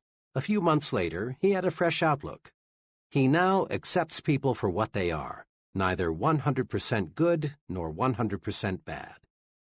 Besides, he says, the things that used to annoy the heck out of me I now find amusing. It finally dawned on me what a dull world this would be if people were all alike and everybody was perfect. Note this simple but key fact. No person is all good and no person is all bad. The perfect person just doesn't exist. Now, if we let our thinking go uncontrolled, we can find much to dislike in almost anyone. By the same token, if we manage our thinking properly, if we think right toward people, we can find many qualities to like and admire in the same person. View it this way. Your mind is a mental broadcasting station. This broadcasting system transmits messages to you on two equally powerful channels, Channel P, positive, and Channel N, negative. Let's see how your broadcasting system works. Suppose that today your business superior, we'll call him Mr. Jacobs, called you into his office and reviewed your work with you. He complimented you on your work, but he also made some specific suggestions on how you can do it better. Tonight, it's only natural for you to recall the incident and do some thinking about it. If you tune in Channel N, the announcer will be saying something like this: "Watch out! Jacobs is out to get you. He's a crab. You don't need any of his advice. To heck with it. Remember what Joe told you about Jacobs? He was right. Jacobs wants to grind you down like he did Joe. Resist him. Next time he calls you in, fight back. Better still, don't wait. Tomorrow, go in and ask him just what he really meant by his criticism." But tune in Channel P, and the announcer will say something along these lines. "You know, Mr. Jacobs is a pretty good fellow. Those suggestions he made to me seem pretty sound. If I put them to use, I can probably do a better job and position myself for an increase. The old boy did me a favor. Tomorrow I'll go in and thank him for his constructive help. Bill was right. Jacobs is a good man to work with." In this specific case, if you listen to Channel N, you're almost certain to make some bad, perhaps fatal mistake in your relations with your superior. But if you are tuned to Channel P, you are definitely certain to benefit from your superior's suggestions and at the same time draw yourself closer to him. He will appreciate that visit. Try it and see. Bear in mind that the longer you stay tuned to either Channel P or Channel N, the more interested you become and the harder it is to switch channels. This is true because one thought, positive or negative, sets off a whole chain reaction of similar thought. You may, for example, start off with such a simple minor negative thought as a person's accent, and find yourself soon thinking negatively about such unrelated topics as his political and religious beliefs, the car he drives, his personal habits, his relationship with his wife, even the way he combs his hair. And thinking this way surely won't get you where you want to go. You own it, so manage your thought broadcasting station. When your thoughts turn to people, make Channel P your listening habit. If Channel N cuts in, say stop, then switch channels. To make the switch, all you must do is think of one positive quality about the individual. In true chain reaction style, this one thought will lead to another and another, and you will be glad. When you are alone, you and only you can decide whether you will listen to Channel P or Channel N. But when you are talking with someone else, that person has a measure of control over how you think. We must remember that most people do not understand the concepts of thinking right toward people. So it's a very common experience for people to come rushing to you, just aching to say something negative about a person you both know. A coworker wants to tell you about the objectionable qualities of another employee. A neighbor wants to let you know the domestic problems of another neighbor. Or a customer wants to itemize the faults of his competitor, whom you will call on next. Thoughts breed like thoughts. There is real danger that if you listen to negative comments about another person, you too will go negative toward that person. In fact, if you are not on guard, you may actually find yourself adding fuel to the fire with, "Yes, and that's not all. Did you hear?" type of comment. These things backfire, boomerang. There are two ways to prevent others from switching us from Channel P to Channel N. One way is to switch topics as quickly and quietly as possible with some remark like, "Pardon me, John, but while I think of it, I've been meaning to ask you." A second way is to excuse yourself with a, "Sorry, John, I'm late now," or, "I've a deadline to meet. Will you excuse me?" Make a forceful promise to yourself. Refuse to let others prejudice your thinking. Stay tuned to Channel P. Once you've mastered the technique of thinking only good thoughts about people, greater success is guaranteed. Let me tell you what an unusually successful insurance salesman told me about how thinking good thoughts about people pays off for him. "When I first got in the insurance business," he began, "the going was tough, believe me. At first, it seemed there were about as many competing agents as there were prospects. And I soon learned what all insurance men know, that 9 prospects out of 10 firmly believe they don't need any more insurance. I'm doing well, but let me tell you, it's not because I know a lot about the technical side of insurance. That's important, don't misunderstand me. But there are men trying to sell insurance who know policies and contracts better than I. In fact, I know one man who wrote a book about insurance, but he couldn't sell a policy to a man who knew he had only 5 days to live. My success," he continued, "is based on one thing. I really like the guy I'm selling. Let me say again, I really like him. Some of my fellow salesmen try to pretend they like the other fellow, but this won't work. You can't even fool a dog. Your mannerisms, eyes, facial expressions, all spell PHONY when you pretend. Now, when I'm gathering information about a prospect, I do what every other agent does. I get his age, where he works, how much he makes, how many kids he's got, and so on. But I also get something else, which most salesmen never search for. That is, some sound reasons why I can like the prospect. Maybe the job he's doing will supply the reason, or perhaps I can find it someplace in his past record. But I find some good reasons to like him. Then, whenever my attention is focused on the prospect, I review the reasons why I like him. I build a likable image of the prospect before I say one word to him about insurance. This little technique works. Because I like him, he, sooner or later, likes me. Pretty soon, instead of sitting across the table from him, I'm on the same side with him, and we're working out his insurance plan together. He trusts and believes in my judgment because I am a friend. Now, people don't always accept me right off the bat, but I've found that so long as I continue to like a fellow, he'll come around and we can get down to business. Just last week, my friend went on, I was making the 3rd call on a difficult prospect. He met me at the door, and before I could even say good evening, he proceeded to give me hell. He went on, not even stopping for a breath until he had run down and finished with, "And don't ever come back here again." After he had said that, I just stood there looking into his eyes for about 5 seconds, and then said softly and with genuine sincerity, because I meant it, "But Mr. S., I'm calling tonight as your friend." Yesterday, he bought a $250,000 endowment policy. Saul Polk is popularly called the appliance king of Chicago. Starting with nothing, Saul Polk now sells millions of dollars worth of appliances in a year in metropolitan Chicago.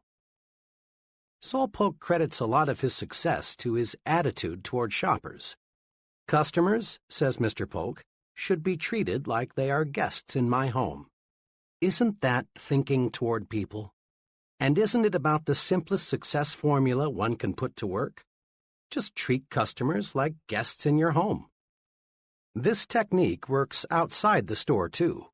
Substitute the word employees for customers so that it reads, "Employees should be treated like guests in my home."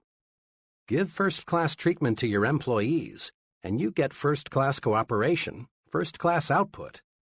Think first-class about everyone around you, and you'll receive first-class results in return. One of the reviewers of an early version of this book is a close personal friend who owns his own business management consulting firm. When he read the above illustration, he commented, "That's the positive result of liking and respecting people. Let me give you a personal experience of a friend of mine which shows what happens if you don't like and admire people." His experience has a big point. Here it is.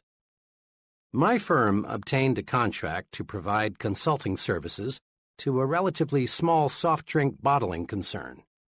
The contract was substantial. The client had little formal education. His business was in bad shape, and in recent years he had made some very costly mistakes. 3 days after we had got the contract, an associate and I were driving out to his plant, which was about 45 minutes from our offices.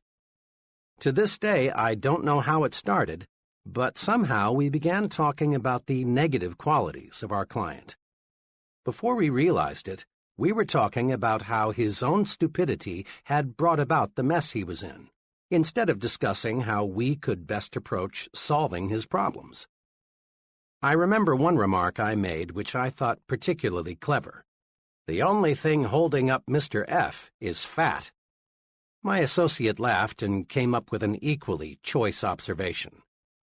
"And that son of his, Junior, must be all of 35, but the only qualification he has for the job he's holding is he speaks English." The whole drive out, we talked about nothing else but what a weak-minded numbskull we had as a client. Well, the conference that afternoon was cold. Looking back, I think our client sensed somehow the way we felt toward him. He must have thought, "These fellows think I'm stupid or something, and all they're going to do for my money is give me some smooth-sounding talk." 2 days later, I got a 2-sentence letter from this client. It said, "I've decided to cancel our contract for your consulting services. If there is a charge for your services to date, please bill me." Printing ourselves with negative thoughts for only 40 minutes cost us a contract. What made it even more painful was learning about a month later that this former client had contracted with an out-of-town firm for the professional assistance he needed. We would never have lost him had we concentrated on his many fine qualities, and he has them. Most people do. Here's how you can have some fun and discover a basic success principle at the same time. For the next 2 days, listen in on as many conversations as you can. Note 2 things. Which person in the conversation does the most talking, and which person is the more successful. Hundreds of my own little experiments have revealed this. The person who does the most talking and the person who is the most successful are rarely the same person. Almost without exception, the more successful the person, the more he practices conversation generosity. That is, he encourages the other person to talk about himself, his views, his accomplishments, his family, his job, his problems. Conversation generosity paves the way to greater success in 2 important ways. 1. Conversation generosity wins friends. 2. Conversation generosity helps you learn more about people. Remember this, the average person would rather talk about himself than anything else in this world. When you give him the chance, he likes you for it. Conversation generosity is the easiest, simplest, and surest way there is to win a friend. The second benefit of conversation generosity, learning more about other people, is important too. As we said in Chapter 1, people are what we study in our success lab. The more we can learn from them, their thought processes, their strong and weak points, why they do what and as they do, the better equipped we are to influence them effectively in the way that we want. Let me illustrate. A large New York advertising agency, like all advertising agencies, specializes, of course, in telling the public why it should buy the products it advertises.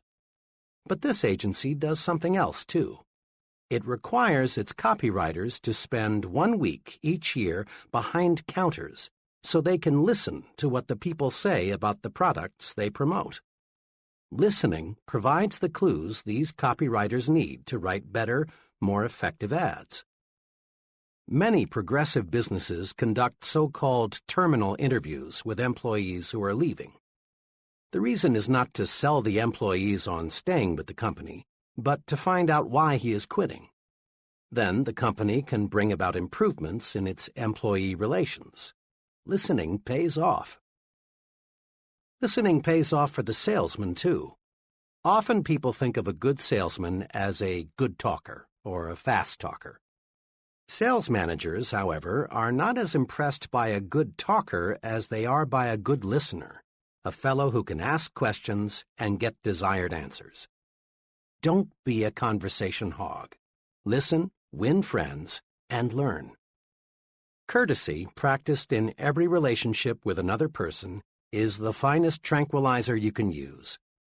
No commercial preparation is 1/10 as effective in relaxing you as doing little things for other people.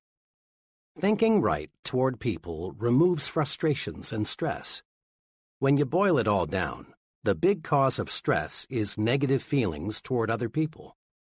So think positive toward people and discover how wonderful, really wonderful this world is. The real test for thinking right toward people comes when things don't go exactly the way we want. How do you think when you're passed up for a promotion? Or when you fail to win an office in a club you belong to? Or when you're criticized for the job you've done? Remember this: how you think when you lose determines how long it will be until you win. The answer for thinking right toward people when things don't go exactly our way comes from Benjamin Fairless, one of the century's most outstanding persons.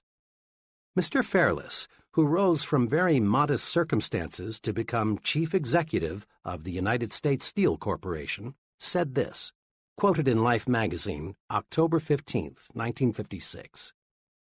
"It depends on how you look at things. For example, I never had a teacher I hated. Naturally, I was disciplined just like every other pupil, but I always figured it was my fault that the discipline was necessary. I have also liked every boss I ever had. I always tried to please him and do more than he expected if I possibly could, never less. I have had some disappointments, times when I greatly wanted a promotion and somebody else got it. But I never figured that I was the victim of office politics or prejudice or bad judgment on the boss's part. Instead of sulking or quitting in a huff, I reasoned things out. Obviously, the other fellow deserved the promotion more than I did. What could I do to make myself deserving of the next opportunity? At the same time, I never got angry with myself for losing, and never wasted any time berating myself. Remember Benjamin Fairless when things go wrong. Just do two things. 1. Ask yourself, what can I do to make myself more deserving of the next opportunity? 2. Don't waste time and energy being discouraged. Don't berate yourself. Plan to win next time. In a capsule, put these principles to work. 1. Make yourself lighter to lift. Be likable. Practice being the kind of person people like. This wins their support and puts fuel in your success-building program. 2. Take the initiative in building friendships. Introduce yourself to others at every opportunity. Make sure you get the other person's name straight, and make certain he gets your name straight, too. Drop a personal note to your new friends you want to get to know better. 3. Accept human differences and limitations. Don't expect anyone to be perfect. Remember, the other person has a right to be different. And don't be a reformer. 4. Tune in to Channel P, the Good Thoughts Station. Find qualities to like and admire in a person, not things to dislike. And don't let others prejudice your thinking about a third person. Think positive thoughts toward people and get positive results. 5. Practice conversation generosity. Be like successful people. Encourage others to talk. Let the other person talk to you about his views, his opinions, his accomplishments. 6. Practice courtesy all the time. It makes other people feel better. It makes you feel better, too. 7. Don't blame others when you receive a setback. Remember, how you think when you lose determines how long it will be until you win. Chapter 10. Get the action habit. Here's something leaders in every field agree on. There is a shortage of top-flight, expertly qualified persons to fill key positions. There really is, as the saying goes, plenty of room at the top. As one executive explained, there are many almost qualified people, but there is one success ingredient often missing. That is, the ability to get things done, to get results. Every big job, whether it be operating a business, high-level selling, in science, the military, or the government, requires a man who thinks action. Principal executives, looking for a key person, demand answers to questions like, will he do the job? Will he follow through? Is he a self-starter? Can he get results, or is he just a talker? All these questions have one aim, to find out if the fellow is a man of action. Excellent ideas are not enough. An only fair idea acted upon and developed is 100% better than a terrific idea that dies because it isn't followed up. The great self-made merchant John Wanamaker often said, "Nothing comes merely by thinking about it." Think of it.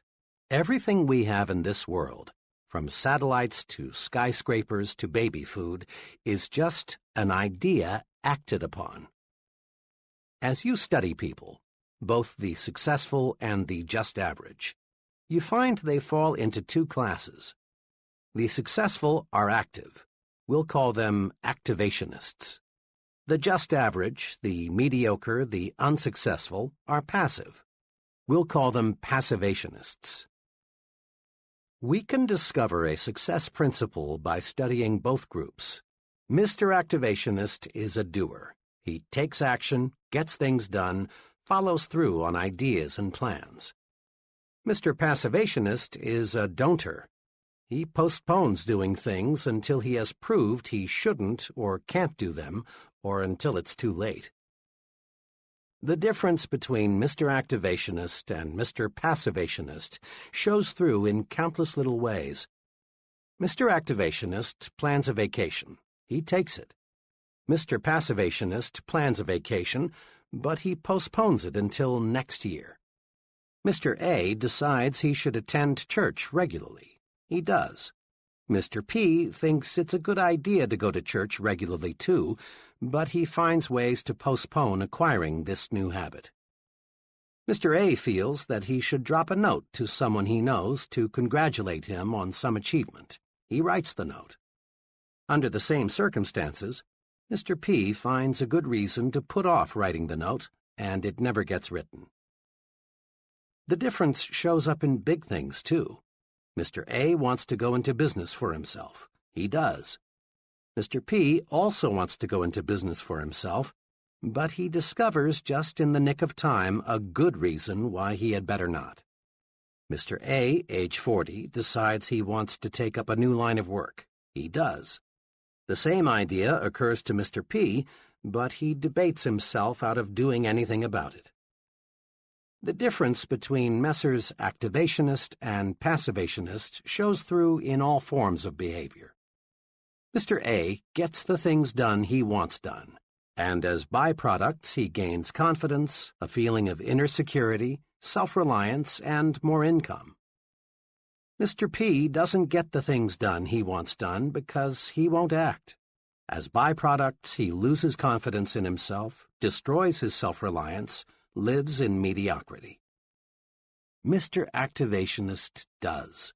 Mr. Passivationist is going to do, but doesn't. Everyone wants to be an activationist. So, let's get the action habit.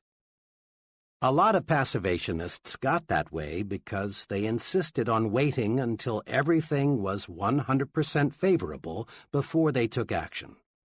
Perfection is highly desirable, but nothing man-made or man-designed is or can be absolutely perfect. So to wait for the perfect set of conditions is to wait forever.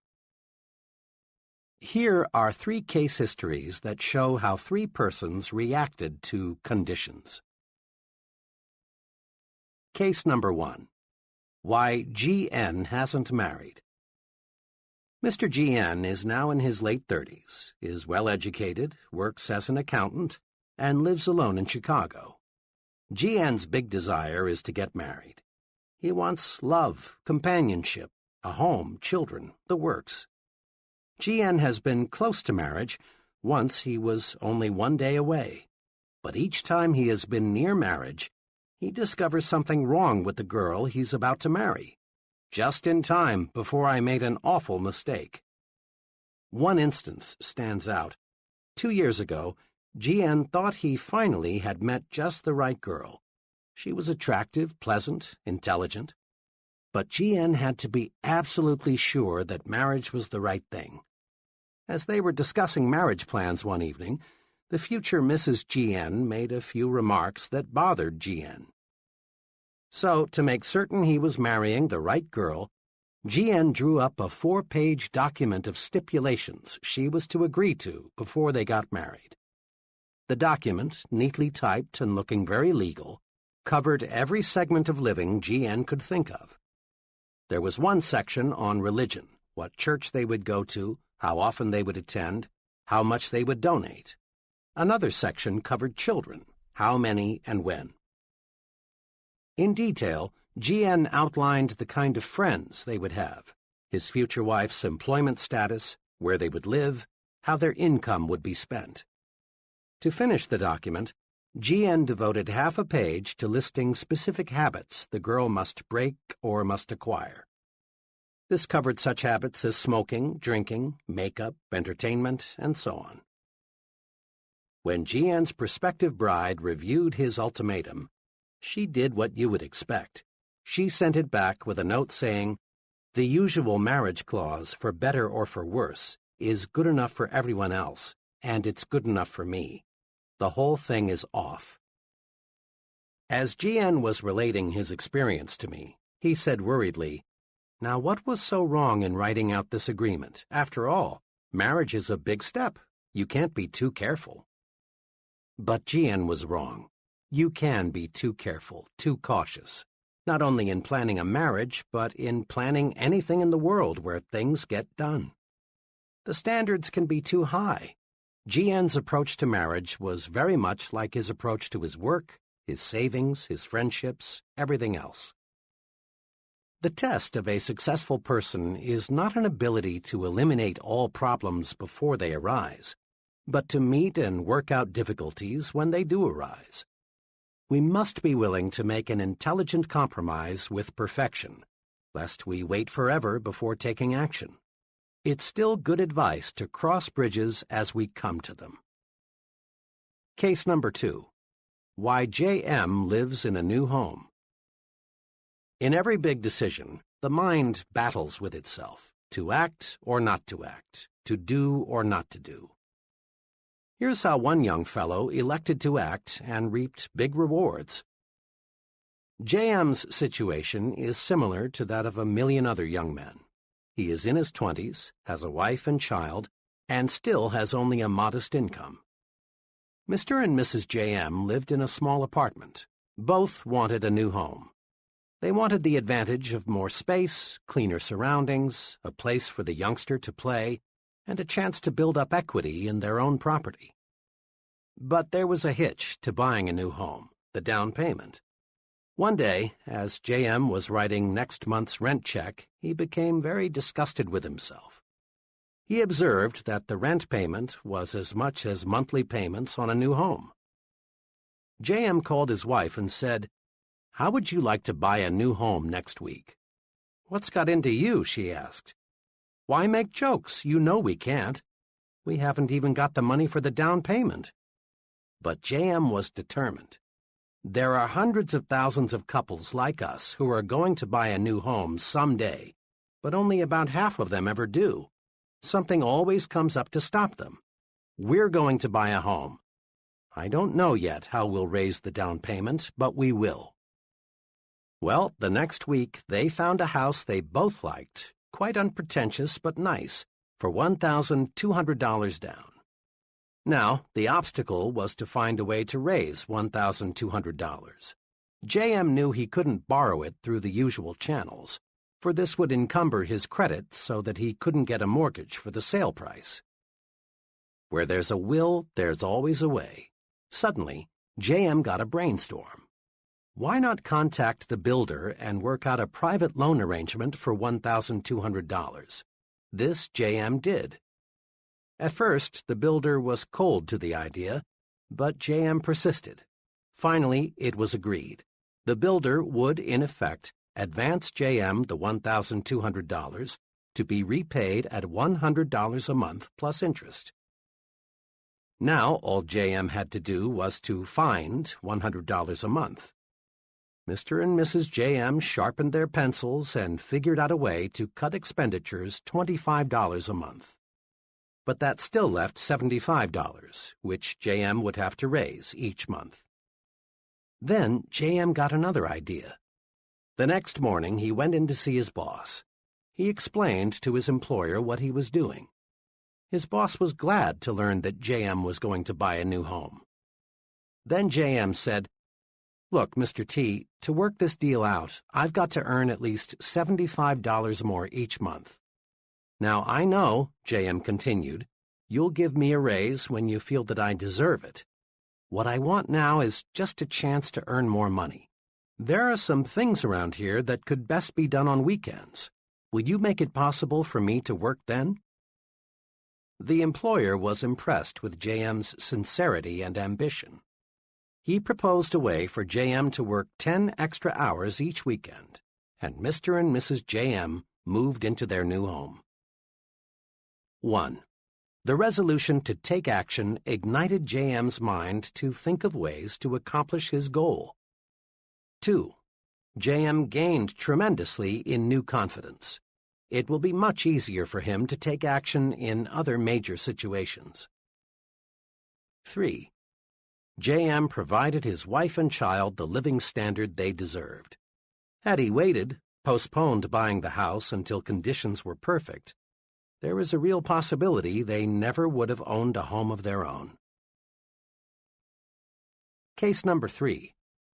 C.D. wanted to start his own business, but Mr. C.D. represents another case of what happens to big ideas when one waits until conditions are perfect before taking action on those ideas. Shortly after World War II, C.D. got a job with the Customs Division of the U.S. Post Office Department. He liked his work, but after 5 years he became dissatisfied with the confinement, regular hours, low pay, and the seniority system with its relatively narrow chances for advancement. Then he got an idea. He had learned a great deal about what it takes to be a successful importer. Why not set himself up in the business of importing low-cost gift items and toys? C.D. knew many successful importers who didn't have his knowledge of the ins and outs of this business. It's been 10 years now since C.D. decided he wanted to go into business for himself. But today, he's still working for the Customs Office. Why? Well, every time C.D. was just about ready to cut loose on his own, something happened that stopped him from taking action. Lack of money, economic recession, new baby, need for temporary security, trade restrictions, and more excuses all served as reasons for waiting, for postponing. The real truth is that C.D. let himself develop into a passivationist. He wanted conditions to be perfect before he took action. Since conditions were never perfect, C.D. never took action. Here are 2 things to do to help you avoid the costly mistake of waiting until conditions are perfect before you act. 1. Expect future obstacles and difficulties. Every venture presents risks, problems, and uncertainties. Let's suppose you wanted to drive your car from Chicago to Los Angeles, but you insisted on waiting until you had absolute assurance that there would be no detours, no motor trouble, no bad weather, no drunken drivers, no risk of any kind. When would you start? Never. In planning your trip to Los Angeles, it makes sense to map your route, check your car, in other ways to eliminate as much risk as possible before you start. But you can't eliminate all risks. 2. Meet problems and obstacles as they arise. The test of a successful person is not the ability to eliminate all problems before he takes action, but rather the ability to find solutions to difficulties when he encounters them. In business, marriage, or in any activity, cross bridges when you come to them. We can't buy an insurance policy against all problems. Make up your mind to do something about your ideas. 5 or 6 years ago, a very capable professor told me of his plans for writing a book, a biography of a controversial personality of a few decades ago. His ideas were more than interesting. They were alive, fascinating. The professor knew what he wanted to say, and he had the skill and energy to say it. The project was destined to reward him with much inner satisfaction, prestige, and money. Last spring I saw my friend again, and I innocently asked him whether the book was about finished. This was a blunder. It opened up an old wound. No, he hadn't written the book. He struggled with himself for a moment, as if he were debating with himself whether to explain why. Finally, he explained that he had been too busy. He had more responsibilities and just couldn't get to it. In reality, what the professor had done was to bury the idea deep in his mental graveyard. He let his mind grow negative thoughts. He visualized the tremendous work and sacrifices that would be involved. He saw all sorts of reasons why the project would fail. Ideas are important. Let's make no mistake about that. We must have ideas to create and improve anything. Success shuns the man who lacks ideas. But let's make no mistakes about this point either. Ideas in themselves are not enough. That idea for getting more business, for simplifying work procedures, is of value only when it is acted upon. Every day, thousands of people bury good ideas because they are afraid to act on them. And afterward, the ghosts of those ideas come back to haunt them. Put these 2 thoughts deep in your mind. First, give your ideas value by acting on them. Regardless of how good the idea, unless you do something with it, you gain nothing. Second, act on your ideas and gain mind tranquility. Someone once said that the saddest words of tongue or pen are these: "It might have been." Every day you hear someone saying something like, "Had I gone into business 7 years ago, I'd sure be sitting pretty now." Or, "I had a hunch it would work out like that.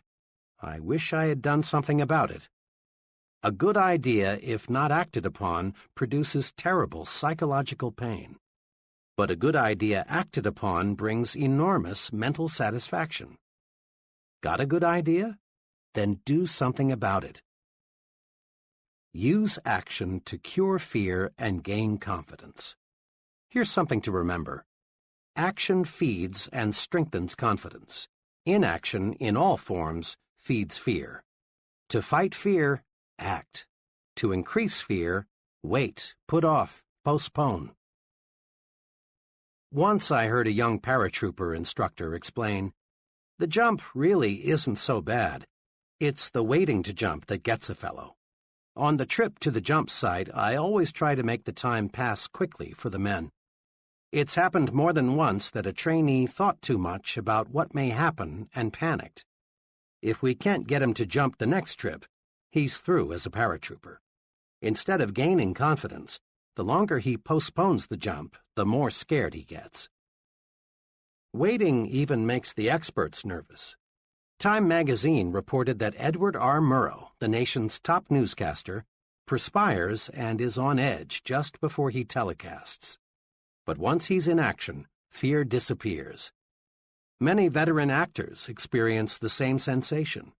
They agree that the only cure for stage fright is action.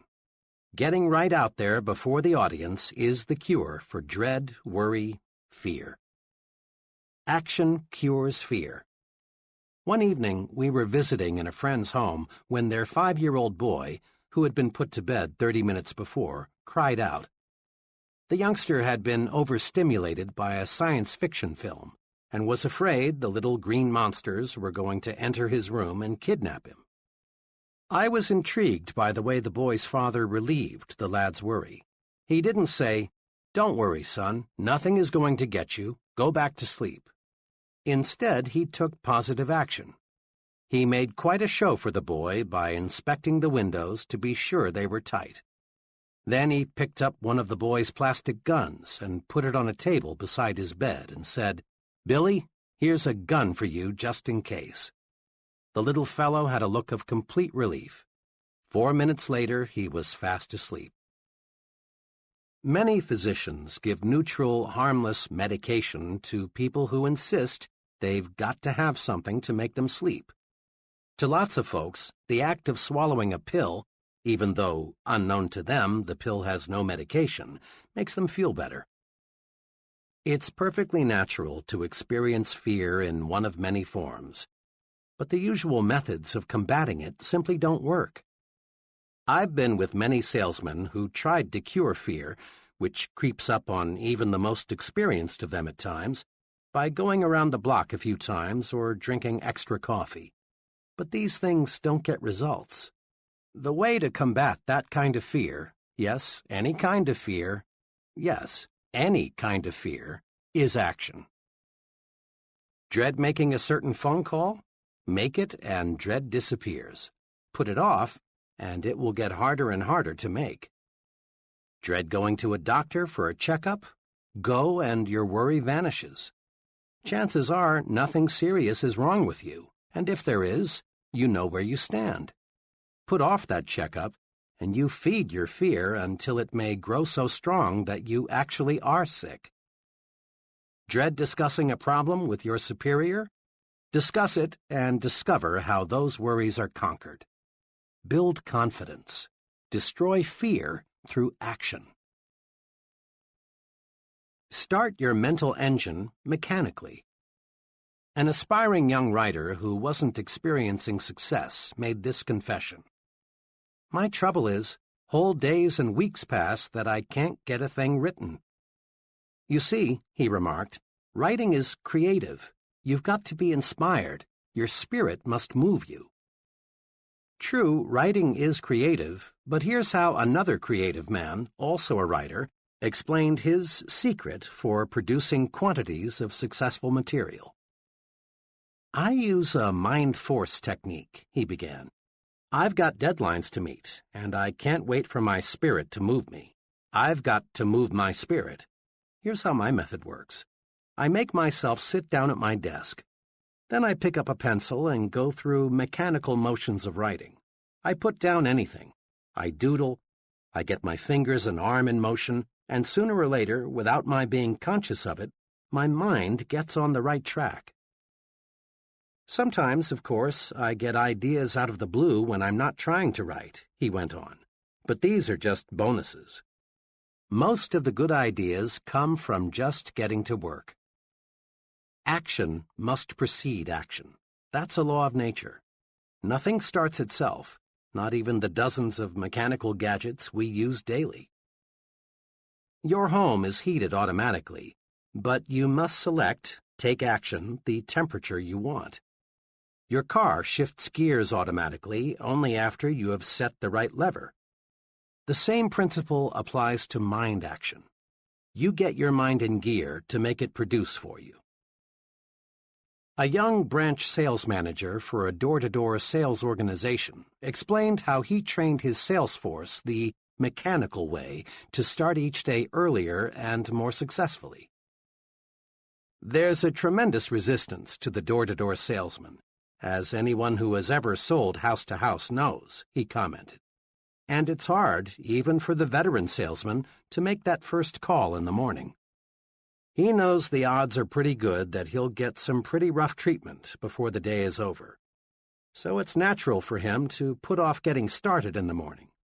He'll drink a couple of extra cups of coffee, maybe cruise around the neighborhood a while, or do a dozen little things to postpone that first call.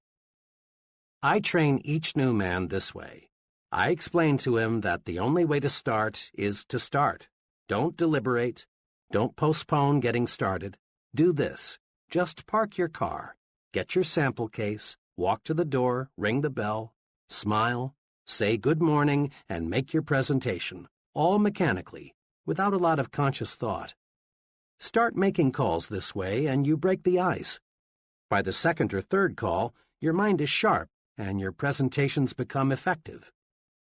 A humorist once said the most difficult problem in life was getting out of a warm bed into a cold room, and he had a point.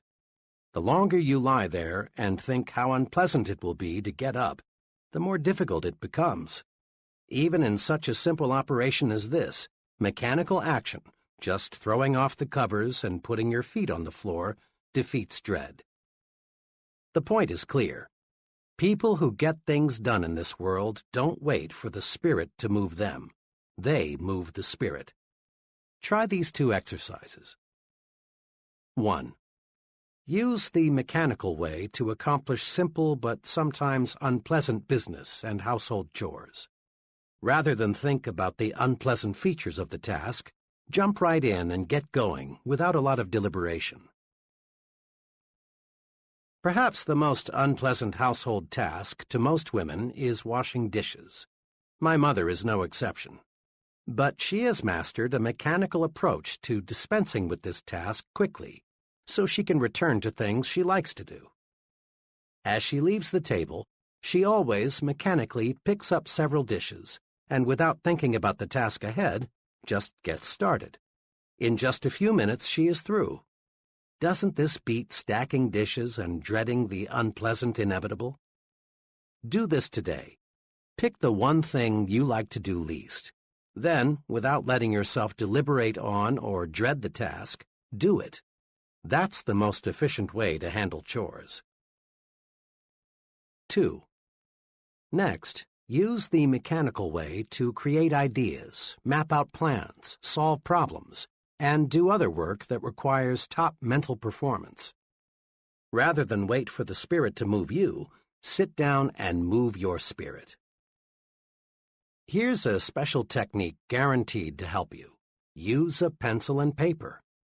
A simple pencil is the greatest concentration tool money can buy.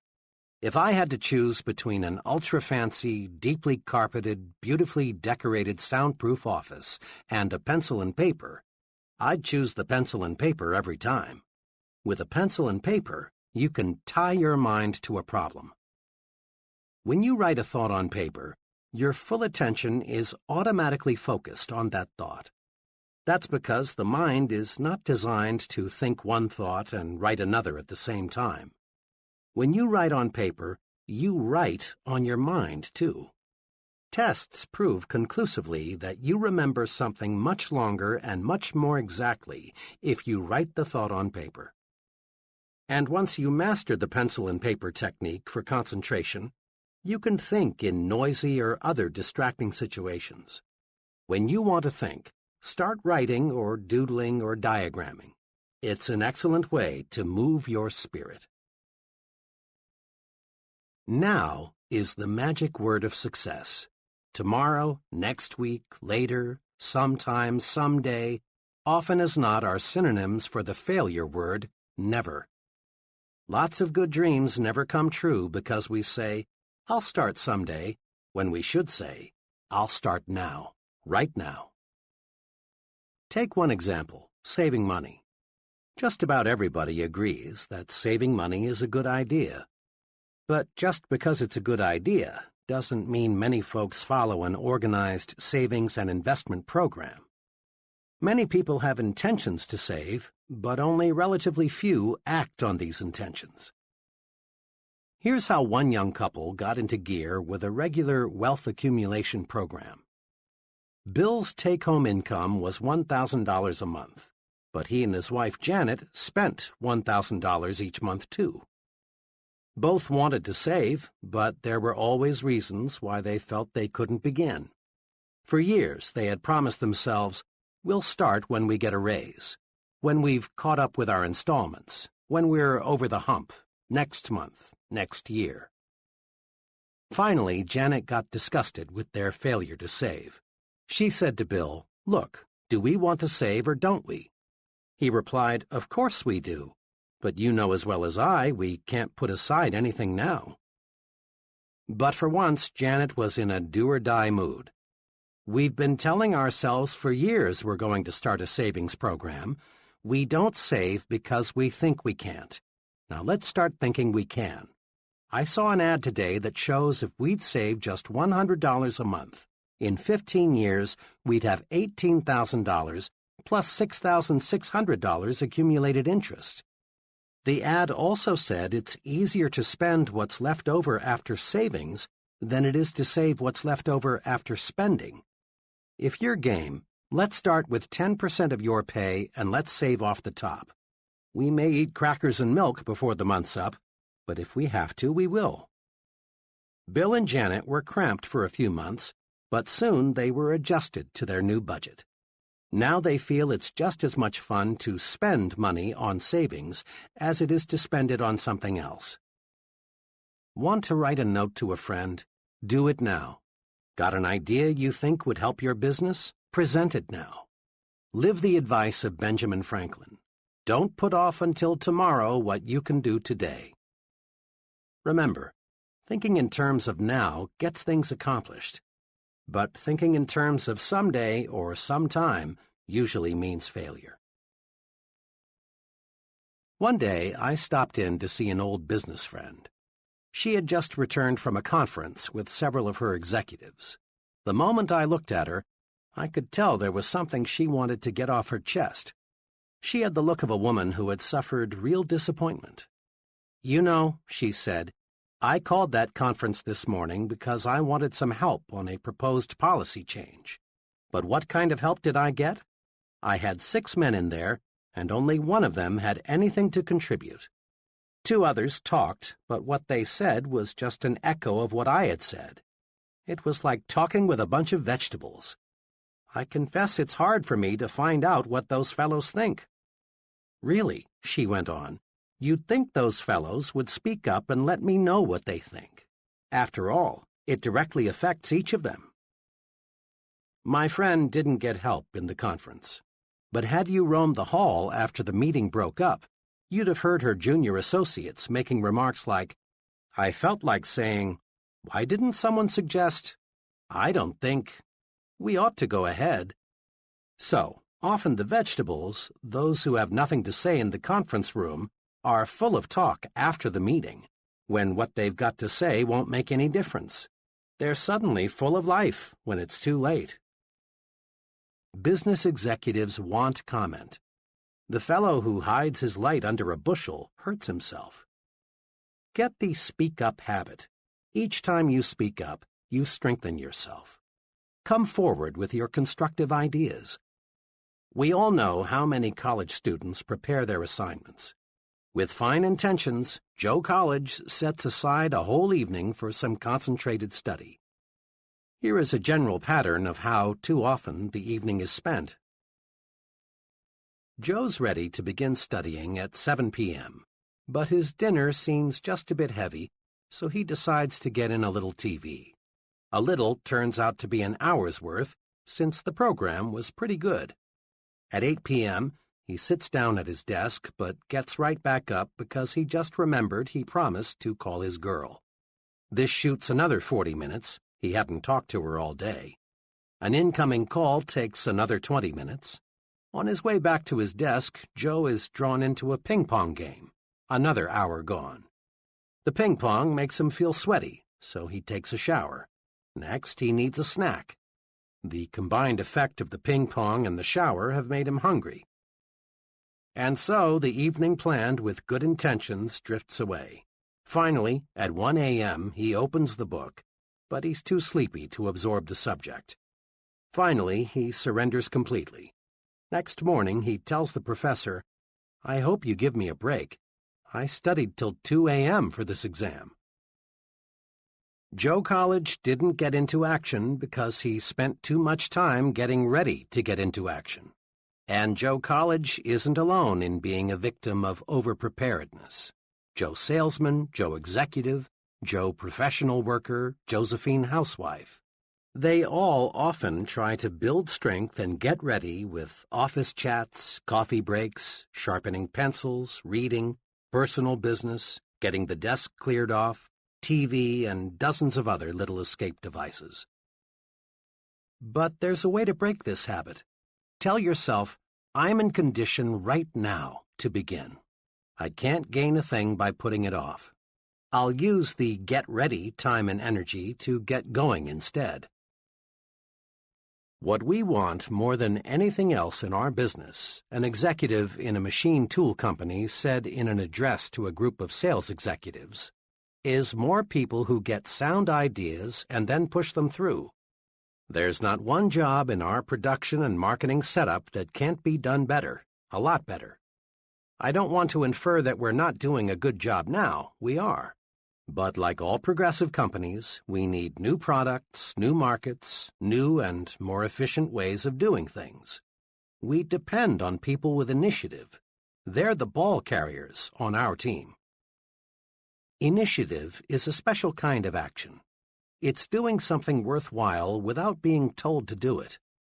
The person with initiative has a standing invitation to join the high-income brackets in every business and profession. The director of marketing research in a medium-sized drug manufacturing firm told me how he got to be a director of marketing research. It's a good lesson in the power of initiative. 5 years ago, I got an idea, he told me. I was working then as a sort of missionary salesman, calling on wholesalers. I discovered that one thing we lacked was facts about the consumers we wanted to buy our drug line. I talked about the need for market research to everyone here. At first I got only deaf ears because management couldn't see the need for it. I was pretty much obsessed with the idea of marketing research in our company, so I sort of took the bull by the horns. I asked and got permission to prepare a monthly report on facts of drug marketing. I collected information from every source I could find. I kept on with this, and pretty soon management and the other salesmen found themselves really interested in what I was doing. Just 1 year after I started crusading for research, I was relieved of my regular duties and asked to concentrate on developing my ideas. The rest, he continued, was just natural development. Now I've got 2 assistants, a secretary, and about 3 times the yearly income I had 5 years ago. Here are 2 special exercises for developing the initiative habit. 1. Be a crusader. When you see something that you believe ought to be done, pick up the ball and run. A new subdivision not far from where I live was about 2/3 built when expansion came almost to a standstill. A few families with a don't-care attitude had moved in. This prompted several of the finest families in the area to sell their homes at a loss and move on. As so often happens, the do-care families caught the don't-care attitude from their don't-care neighbors. Everyone, that is, except Harry L. Harry, did care, and he decided to crusade for a fine neighborhood. Harry began by calling together some friends. He pointed out that this subdivision had tremendous potential, but that something must be done now or the area would soon be a strictly second-class neighborhood. Harry's enthusiasm and initiative quickly won support. Soon there were clean-up-the-vacant lots projects. Garden clubs were organized. A massive tree-planting project was started. A playground was built for the youngsters. A community swimming pool was constructed. The don't-care families became eager supporters. The whole subdivision took on new life and new sparkle. It's really a pleasure now to drive through that community. It shows what a crusader can do. Do you feel your business should develop a new department, make a new product, or in some other way expand? Well then, crusade for it. Feel your church needs a new building? Crusade for it. Would you like your children's school to have better equipment? Crusade and get it for them. And you can bank on this. While crusades may start out as one-man crusades, if the idea behind the enterprise is good, soon you'll have lots of support. Be an activationist and crusade. 2. Be a volunteer. Each of us has been in situations in which we wanted to volunteer for some activity but didn't. Why? Because of fear. Not fear that we couldn't accomplish the task, but rather fear of what our associates would say. The fear of being laughed at, of being called an eager beaver, of being accused of bucking for a raise holds many people back. It's natural to want to belong, to be accepted, to have group approval. But ask yourself, which group do I want to have accept me? The group that laughs because it is secretly jealous, or the group that is making progress by doing things? The right choice is obvious. The volunteer stands out. He receives special attention. Most important of all, he gives himself an opportunity to show he has special ability and ambition by volunteering. By all means, volunteer for those special assignments. Think about the leaders you know in business, the military, your community. Do they fit the description of activationist, or would you say they are passivationists? 10 times out of 10, they're activationists, people who do things. The fellow who stands on the sidelines, who holds off, who is passive, does not lead. But the doer, the fellow who thinks action, finds others want to follow him. People place confidence in the fellow who acts. They naturally assume he knows what he is doing. I've never heard anyone complimented and praised because he doesn't disturb anyone, he doesn't take action, or he waits until he's told what to do. Have you? Grow the action habit. Practice these key points. 1. Be an activationist. Be someone who does things. Be a doer, not a don'ter. 2. Don't wait until conditions are perfect. They never will be. Expect future obstacles and difficulties and solve them as they arise. 3.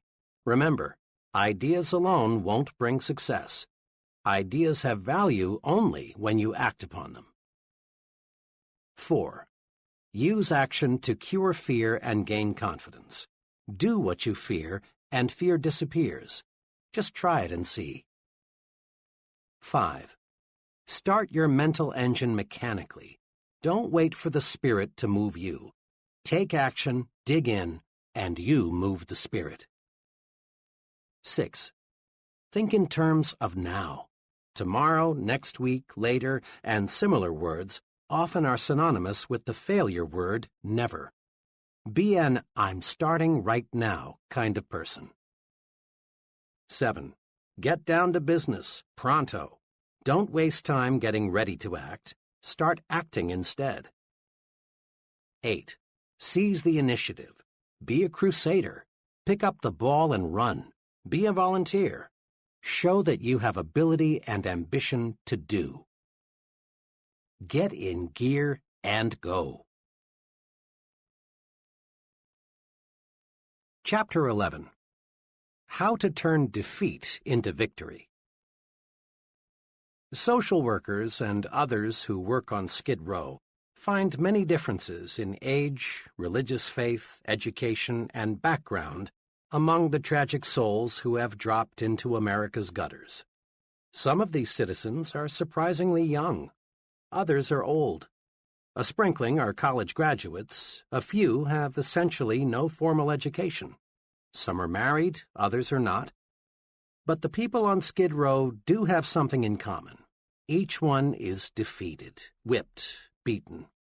Each one has encountered situations that conquered him. Each is eager, even anxious, to tell you about the situation that wrecked him, about his own private Waterloo. These situations cover the waterfront of human experience, from "my wife ran out on me," to "I lost everything I had and had no place else to go," to "I did a couple of things that made me a social outcast, so I came down here." When we move up from Skid Row into the dominion of Mr. and Mrs. Average American, we see obvious differences in living habits. But again, we discover that Mr. Mediocre gives essentially the same reasons to explain his mediocrity as Mr. Skid Row gave to explain his complete collapse. Inside, Mr. Mediocre feels defeated. He has unhealed wounds suffered in situations that beat him. Now he is super cautious. He plods along, ducking the thrill of living victoriously, discontented with himself. He feels beaten, but tries hard to endure the sentence of mediocrity that fate has handed him. He, too, has surrendered to defeat, but in a reasonably clean, socially accepted way. Now, when we climb upstairs into the uncrowded world of success, we again discover people from every possible background.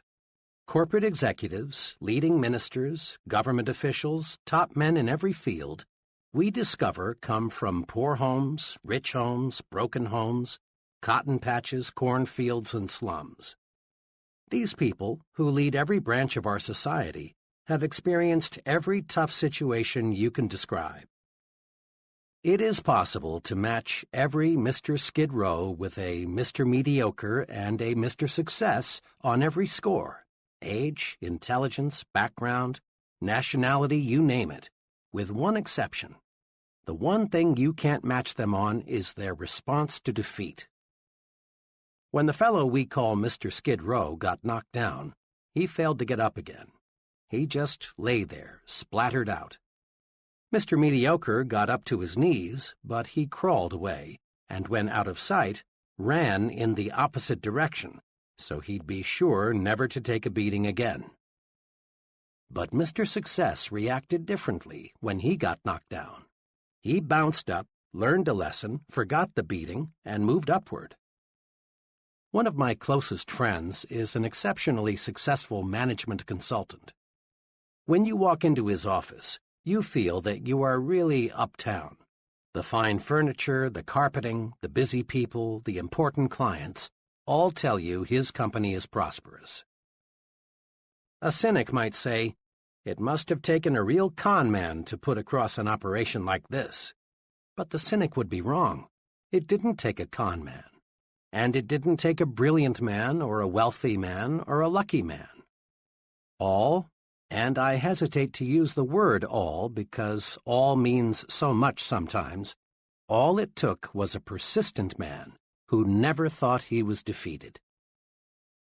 Behind this prosperous and respected company is the story of a man fighting, battling his way upward, losing 10 years' savings in his first 6 months in business, living in his office several months because he lacked money to pay rent on an apartment, turning down numerous good jobs because he wanted more to stay with his idea and make it work, hearing prospects for his service say no 100 times as often as they said yes.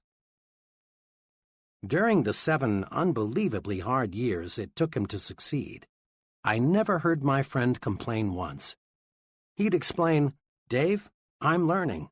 This is competitive business, and because it's intangible, it's hard to sell, but I'm learning how." And he did. Once I told my friend that this experience must be taking a lot out of him, but he replied, "No, it's not taking something out of me. It's putting something into me instead." Check the lives of the people in Who's Who in America, and you'll find that those who have succeeded in a major way have been pounded by losing situations. Each person in this elite corps of successful men has encountered opposition, discouragement, setbacks, personal misfortune. Read the biographies and autobiographies of great people, and again you discover that each of these people could have surrendered to setbacks many times. Or do this. Learn the background of the president of your company or the mayor of your city, or select any person you consider a real success. When you probe, you'll discover the individual has overcome big, real obstacles. It is not possible to win high-level success without meeting opposition, hardship, and setback. But it is possible to use setbacks to propel you forward. Let's see how. I saw some commercial airline statistics recently showing that there is only one fatality per 10 billion miles flown. Air travel is a magnificently safe way to go these days. Unfortunately, air accidents still occur. But when they do, the Civil Aviation Administration is on the scene quickly to find out what caused the crash. Fragments of metal are picked up from miles around and pieced together. A variety of experts reconstruct what probably happened. Witnesses and survivors are interviewed. The investigation goes on for weeks, months, until the question, what caused this crash, is answered. Once the CAA has the answer, immediate steps are taken to prevent a similar accident from happening again. If the crash was caused by a structural defect, other planes of that type must have that defect corrected. Or if certain instruments are found faulty, corrections must be made. Literally hundreds of safety devices on modern aircraft have resulted from CAA investigations. The CAA studies setbacks to pave the way to safer air travel, and it's obvious that their efforts pay off. Doctors use setbacks to pave the way to better health and longer life. Often, when a patient dies for an uncertain reason, doctors perform a post-mortem to find out why. In this way, they learn more about the functioning of the human body, and lives of other people are saved. A sales executive friend of mine devotes one entire sales meeting a month to helping his salesmen discover why they lost important sales. The lost sale is reconstructed and carefully examined. In this way, the salesman learns how to avoid losing similar sales in the future. The football coach who wins more games than he loses goes over the details of each game with his team to point out their mistakes. Some coaches have movies made of each game so the team can literally see its bad moves. The purpose? To play the next game better. CAA officials, successful sales executives, physicians, football coaches, and professionals in every field follow this success principle. Salvage something from every setback. When a setback hits us personally, our first impulse is often to become so emotionally upset that we fail to learn the lesson. Professors know that a student's reaction to a failing grade provides a clue to his success potential. When I was a professor at Wayne State University in Detroit some years ago, I had no choice but to turn in a failing grade for a graduating senior. This was a real blow to the student. He had already made graduation plans, and canceling was embarrassing. He was left with two alternatives: retake and pass the course and receive his degree at a later graduation, or quit school without earning a degree. I expected that the student would be disappointed, perhaps even somewhat belligerent, when he learned of his setback. I was right. After I explained that his work was far below passing standards, the student admitted that he hadn't put forth a serious effort in the course. But, he continued, my past record is at least average. Can't you consider that? I pointed out that I could not, because we measure performance one course at a time. I added that rigid academic codes prohibited changing grades for any reason other than an honest mistake on the part of the professor. Then the student, realizing that all avenues toward a grade change were closed, became quite angry. "Professor," he said, "I could name 50 people in this city who've succeeded in a big way without taking this course or even knowing about it. What's so blasted important about this course? Why should a few bad marks in one course keep me from getting my degree? Thank God," he added, "they don't look at things on the outside like you professors do." After that remark, I paused for about 45 seconds.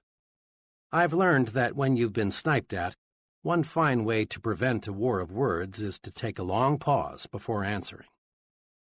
Then I said to my student friend, "Much of what you say is true.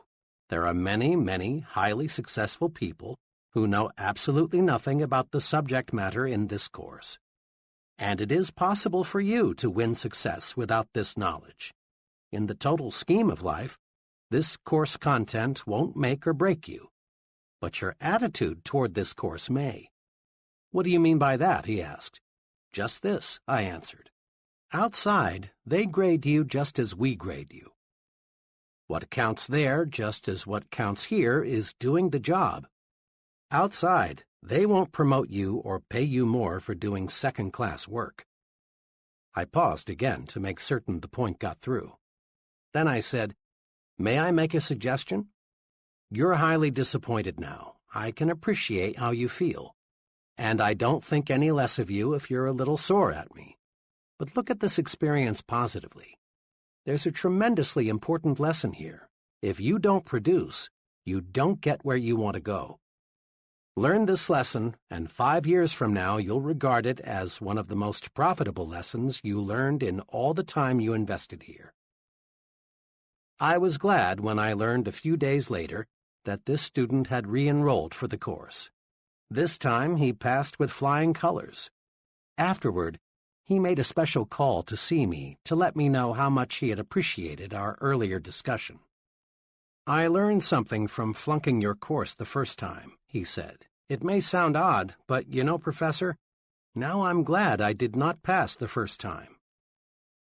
We can turn setbacks into victories, find the lesson, apply it, and then look back on defeat and smile.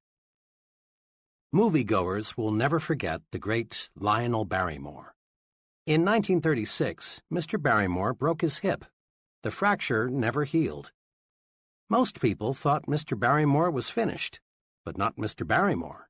He used the setback to pave the way to even greater acting success. For the next 18 years, despite pain that never abated, he played dozens of successful roles in a wheelchair. On March 15, 1945, W. Colvin Williams was walking behind a tank in France. The tank hit a mine, exploded, and permanently blinded Mr. Williams. But this didn't stop Mr. Williams from pursuing his goal to be a minister and counselor.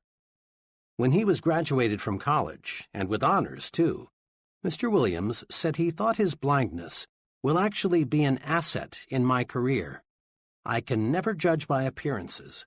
Therefore, I can always give a person a second chance. My blindness keeps me from cutting myself off from a person because of the way he looks. I want to be the kind of person to whom anyone can come and feel secure to express himself. Isn't that a magnificent living example of cruel, bitter defeat being turned into victory? Defeat is only a state of mind, and nothing more. One of my friends, who is a substantial and successful investor in the stock market, carefully appraises each investment decision in the light of his past experiences. One time he told me, "When I first started investing 15 years ago, I really got singed a few times. Like most amateurs, I wanted to get rich quick. Instead, I got broke quick. But that didn't stop me. I knew the basic strengths of the economy, and that over the long pull, well-selected stocks are about the best investment anybody can make. So I just regarded those first bad investments as part of the cost of my education," he laughed. On the other hand, I know a number of people who, having made an unwise investment or two, are strictly anti-securities. Rather than analyze their mistakes and join in a good thing, they reach the completely false conclusion that investing in common stocks is just a form of gambling, and sooner or later everybody loses. Decide right now to salvage something from every setback. Next time things seem to go wrong on the job or at home, calm down and find out what caused the trouble. This is the way to avoid making the same error twice. Being licked is valuable, if we learn from it. We human beings are curious creatures.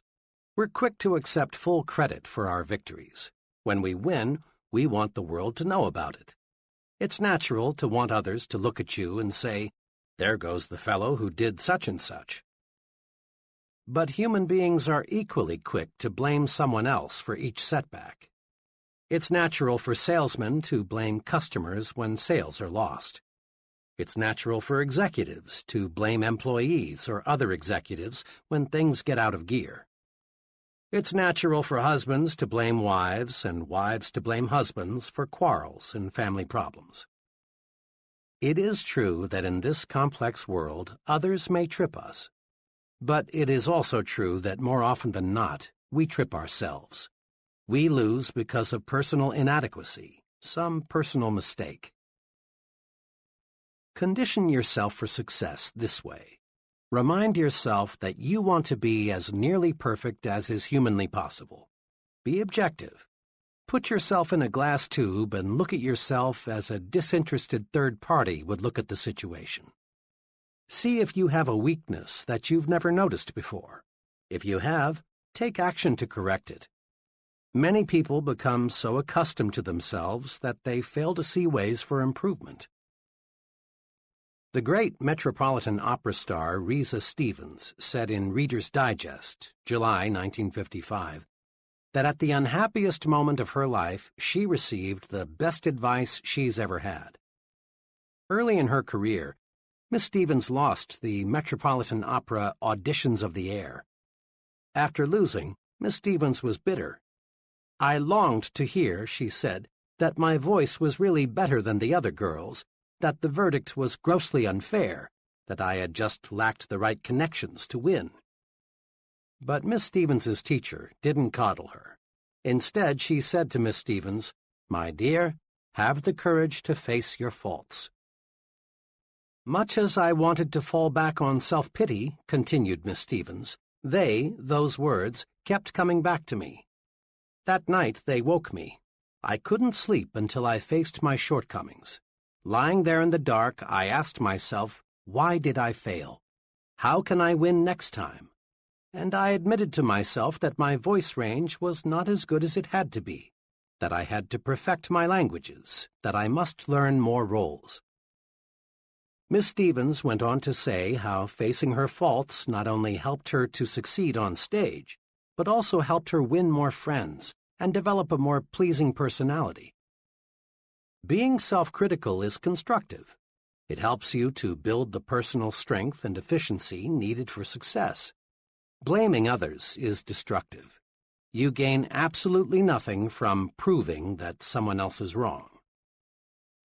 Be constructively self-critical. Don't run away from inadequacies. Be like the real professionals.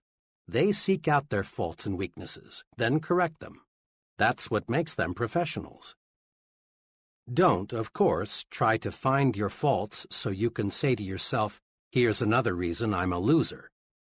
Instead, view your mistakes as, "Here's another way to make me a bigger winner." The great Orville Hubbard once said, "A failure is a man who has blundered but is not able to cash in on the experience." Often we blame luck for our setbacks. We say, "Well, that's the way the ball bounces," and let it go at that. But stop and think. Balls don't bounce in certain ways for uncertain reasons. The bounce of a ball is determined by three things: the ball, the way it is thrown, and the surface it strikes. Definite physical laws explain the bounce of a ball, not luck. Suppose the CAA were to issue a report saying, "We're sorry the crash occurred, but folks, that's just the way the ball bounces." You'd say it's time to get a new CAA. Or suppose a doctor explained to a relative, "I'm awfully sorry, I don't know what happened. It's just one of those things." You'd switch doctors when you or another relative became ill. The "that's the way the ball bounces" approach teaches us nothing. We're no better prepared to avoid a duplication of the mistake the next time we face a similar situation. The football coach who takes Saturday's loss with, "Well, boys, that's the way the ball bounces," isn't helping his team avoid the same mistakes the next Saturday. Orville Hubbard, mayor of Dearborn, Michigan for 17 consecutive years, is one of the nation's most colorful and respected urban administrators. For 10 years prior to becoming mayor of Dearborn, Mr. Hubbard could have used the bad luck excuse and stepped out of politics. Before becoming a perennial winner, Orville Hubbard was unlucky 3 times in trying to get the nomination for mayor. 3 times he tried to get the nomination for state senator, but failed. Once he was beaten in a race for a congressional nomination. But Orville Hubbard studied these setbacks. He regarded them as part of his political education. And today he is one of the sharpest, most unbeatable politicians in local government. Instead of blaming luck, research those setbacks. If you lose, learn. Lots of folks go through life explaining their mediocrity with hard luck, tough luck, sour luck, bad luck. These people are still like children, immature, searching for sympathy. Without realizing it, they fail to see opportunities to grow bigger, stronger, more self-reliant. Stop blaming luck. Blaming luck never got anyone where he wanted to go. A friend, who is a literary consultant, writer, and critic, chatted with me recently about what it takes to be a successful writer. A lot of would-be writers, he explained, simply aren't serious about wanting to write. They try for a little while, but give it up when they discover there is real work involved. I haven't much patience with these people because they're looking for a shortcut, and there just isn't one. But, he went on, I don't want to imply that pure persistence is enough. The plain truth is, often it isn't. Just now, I'm working with a fellow who's written 62 short fiction pieces but hasn't sold one. Obviously, he is persistent in his goal to become a writer. But this fellow's problem is that he uses the same basic approach in everything he writes. He's developed a hard format for his stories. He has never experimented with his material, his plots and characters, and perhaps even style. What I'm trying to do now is to get this client to try some new approaches and some new techniques. He has ability, and if he'll do some experimenting, I'm sure he'll sell much of what he writes. But until he does, he'll just go on receiving one rejection slip after another. The advice of the literary consultant is good. We must have persistence. But persistence is only one of the ingredients of victory. We can try and try and try and try and try again and still fail unless we combine persistence with experimentation. Edison is credited with being one of America's most persistent scientists. It's reported that he conducted thousands of experiments before he invented the electric light bulb. But note, Edison conducted experiments. He persisted in his goal to develop a light bulb. But he made that persistence pay off by blending it with experimentation. Persisting in one way is not a guarantee of victory.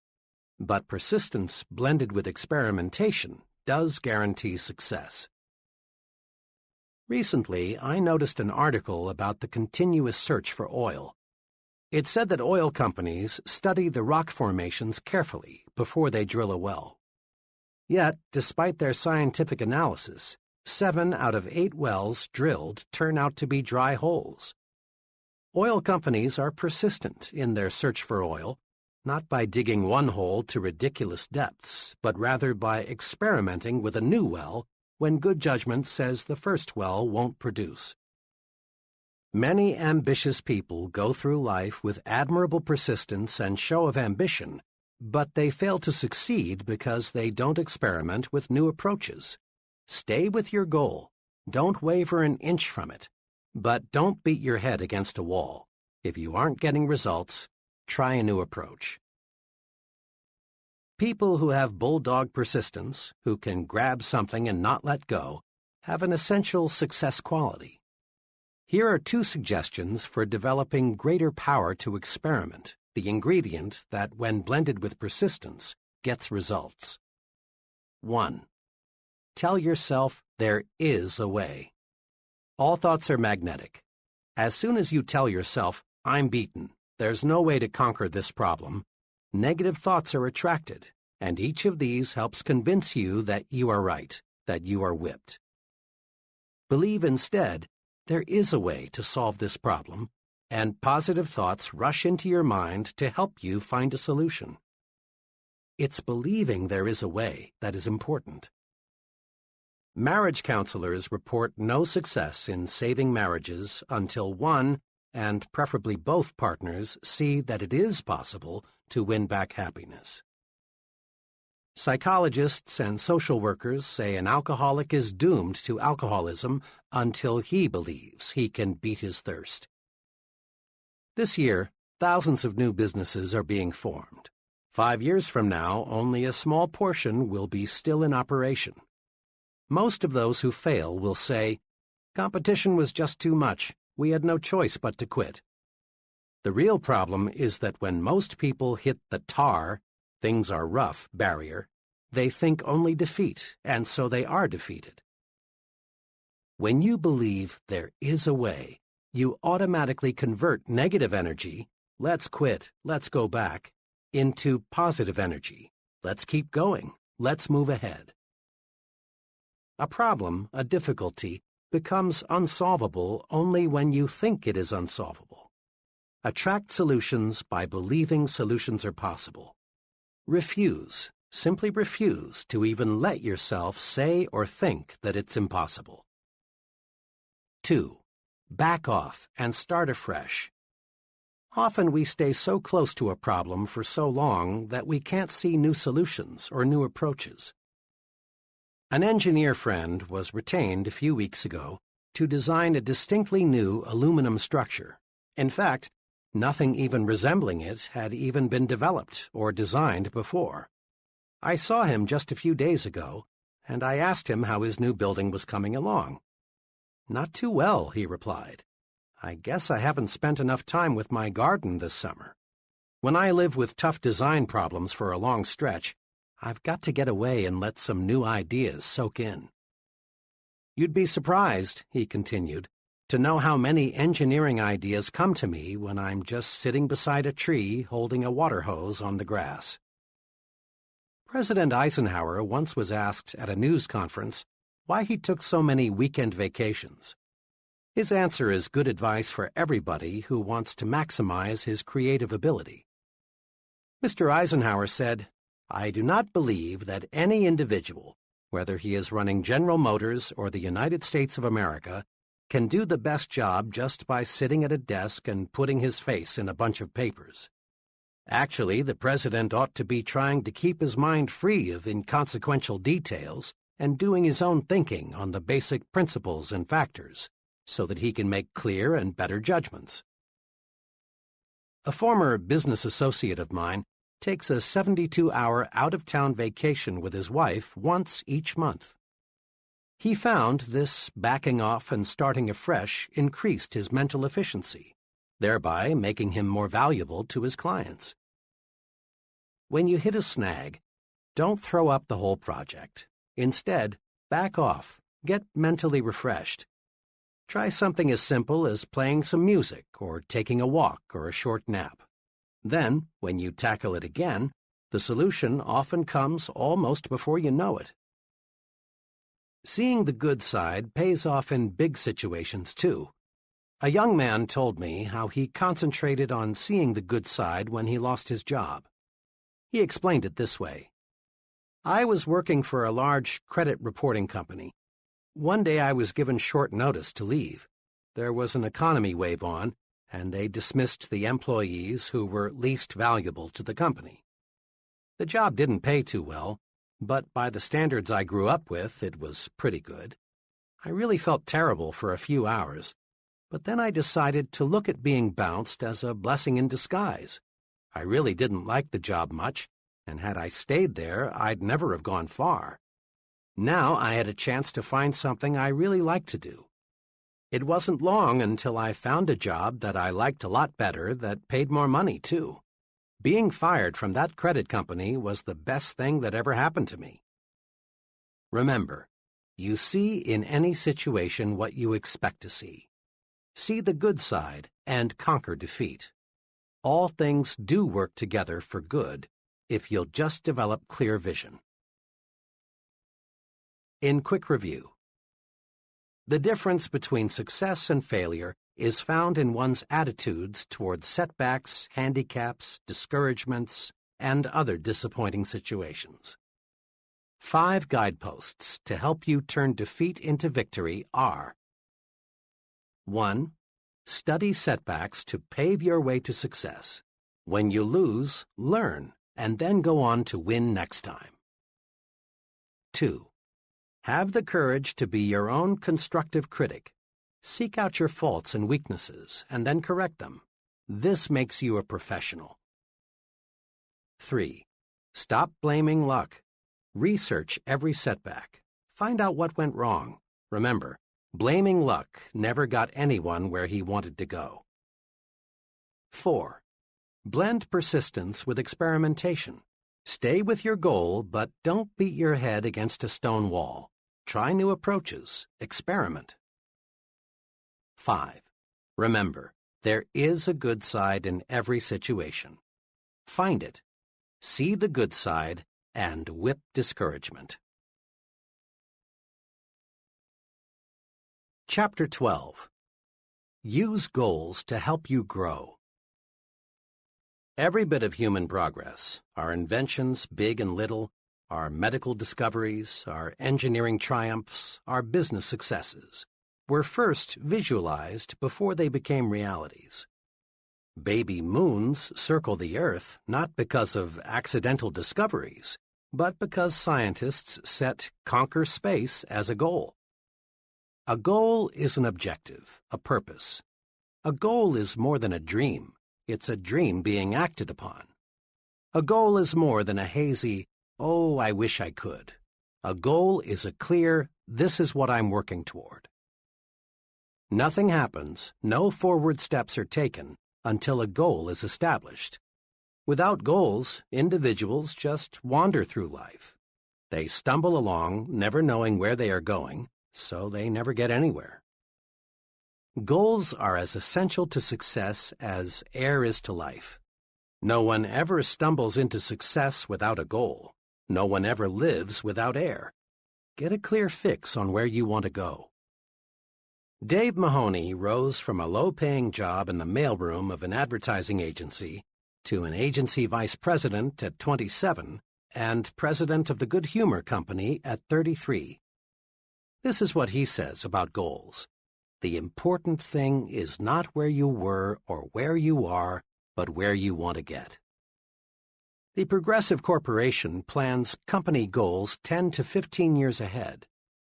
Executives who manage leading businesses must ask, where do we want our company to be 10 years from now? Then they gauge their efforts accordingly. New plant capacity is built not for today's needs, but rather for needs 5 to 10 years in the future.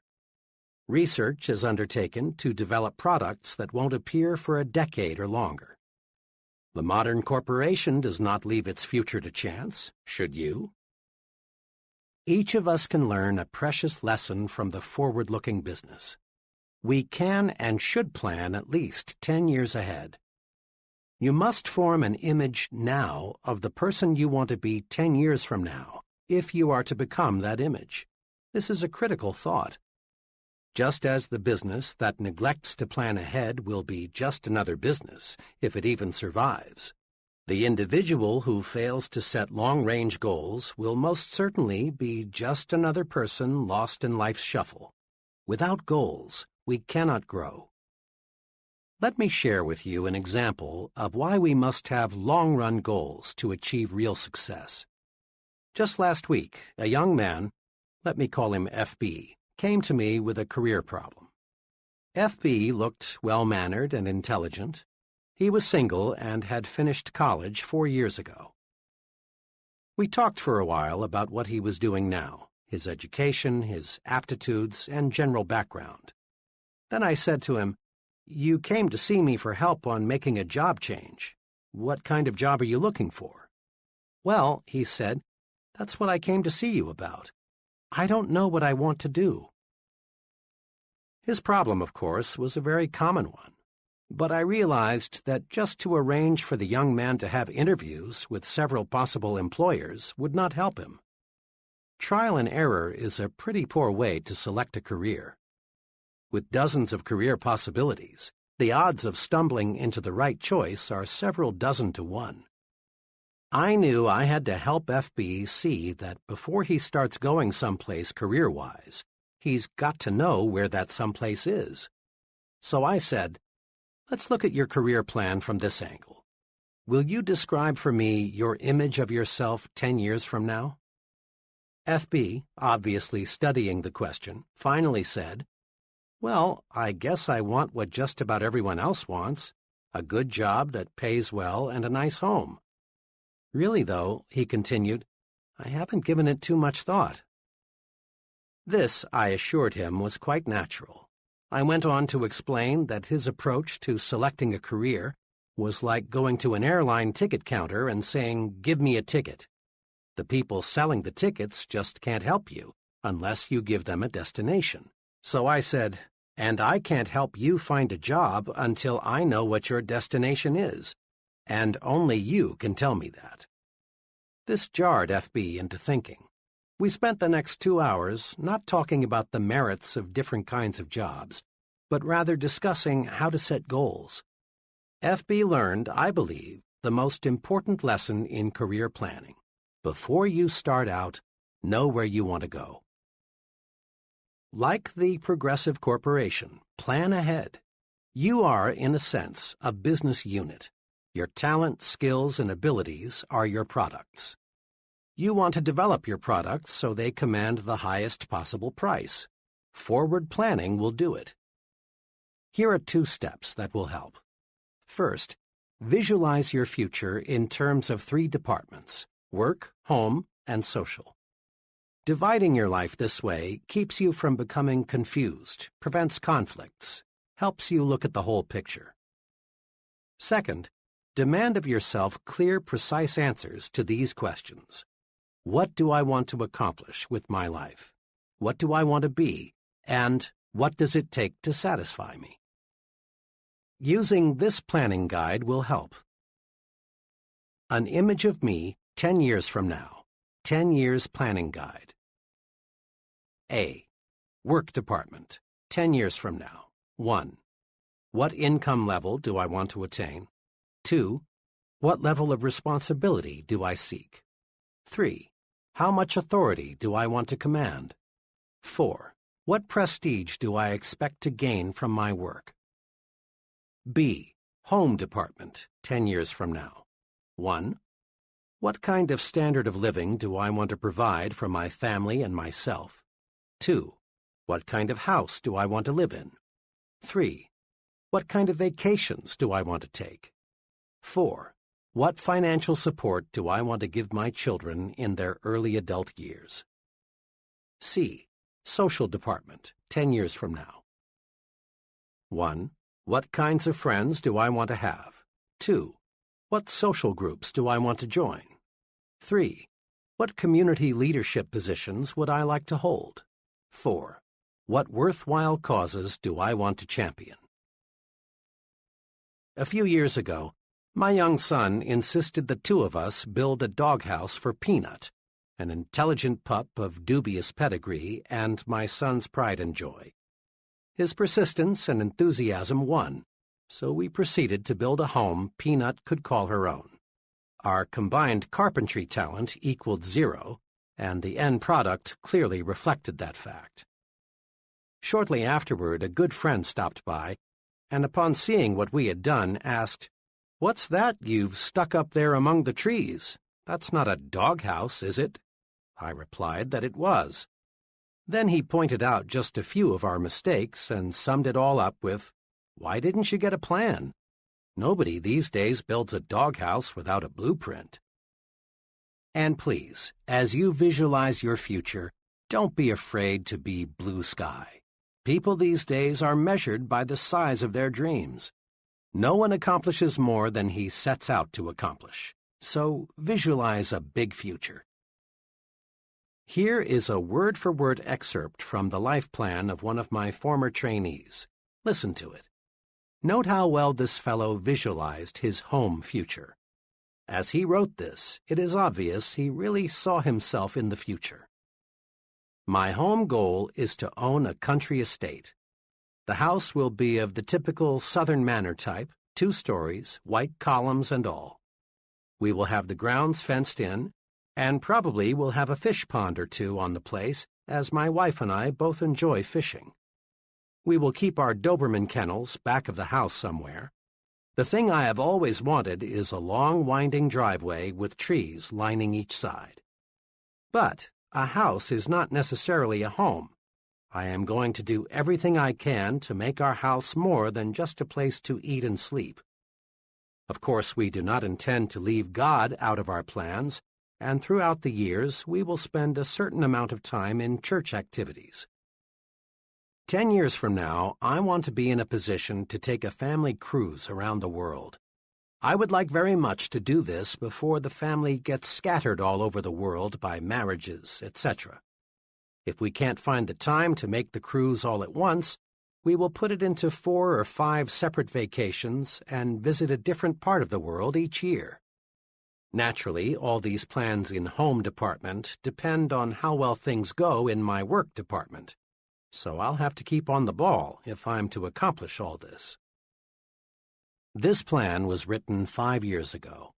The trainee then owned 2 small dime stores. Now he owns 5, and he has purchased 17 acres for his country estate. He's thinking and progressing right along toward his goal. The 3 departments of your life are closely interrelated. Each depends on the others to some extent. But the one department that has the most influence over the other departments is your work. Thousands of years ago, the caveman who had the happiest home life and was most respected by his cave mates was the fellow who was most successful as a hunter. As a generalization, the same point holds true today. The standard of living we provide our families and the social and community respect we attain depends largely on our success in the work department.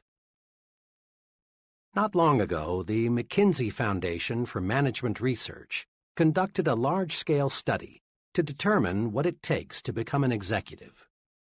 Leaders in business, government, science, and religion were questioned. Over and over again, in different ways, these researchers kept getting one answer. The most important qualification for an executive is the sheer desire to get ahead. Remember this advice of John Wanamaker. A man is not doing much until the cause he works for possesses all there is of him.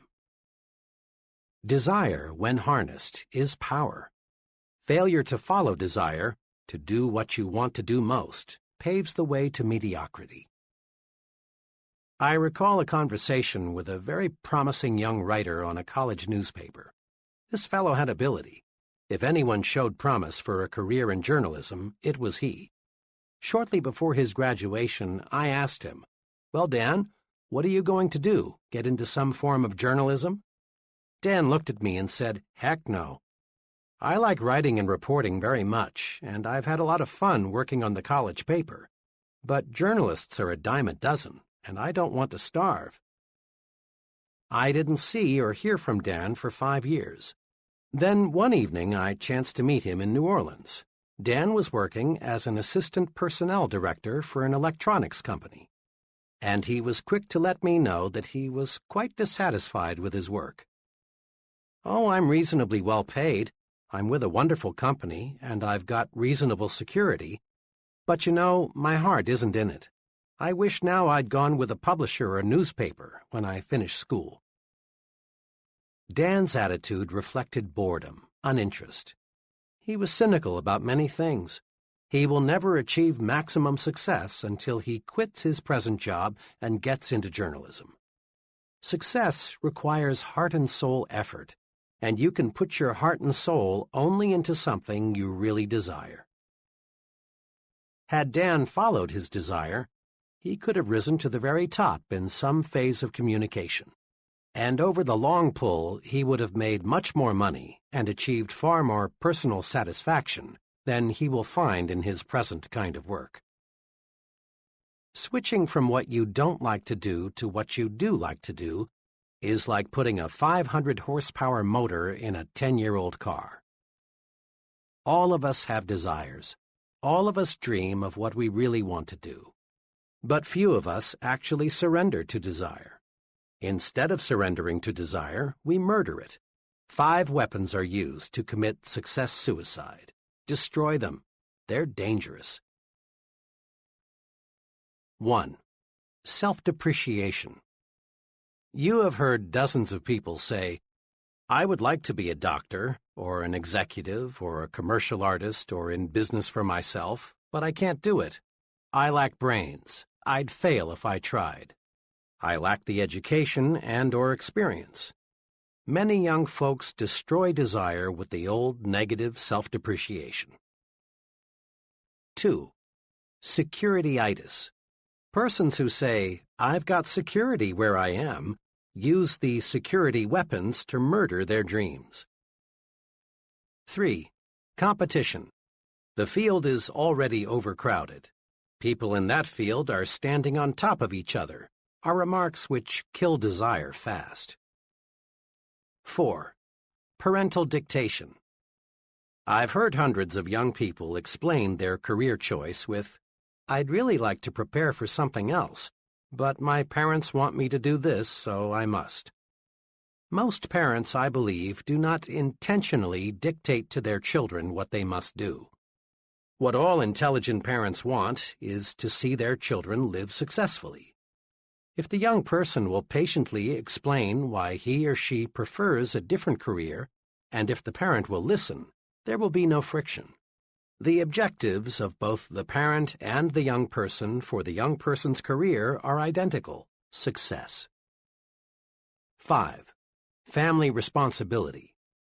The attitude of, "It would have been wise for me to change over 5 years ago, but now I've got a family and I can't change," illustrates this kind of desire murder weapon. Throw away those murder weapons. Remember, the only way to get full power, to develop full go force, is to do what you want to do. Surrender to desire and gain energy, enthusiasm, mental zip, and even better health. And it's never too late to let desire take over. The overwhelming majority of really successful people work much longer than 40 hours a week, and you don't hear them complain of overwork. Successful people have their eyes focused on a goal, and this provides energy. The point is this: energy increases, multiplies, when you set a desired goal and resolve to work toward that goal. Many people, millions of them, can find new energy by selecting a goal and giving all they've got to accomplish that goal. Goals cure boredom. Goals even cure many chronic ailments. Let's probe a little deeper into the power of goals.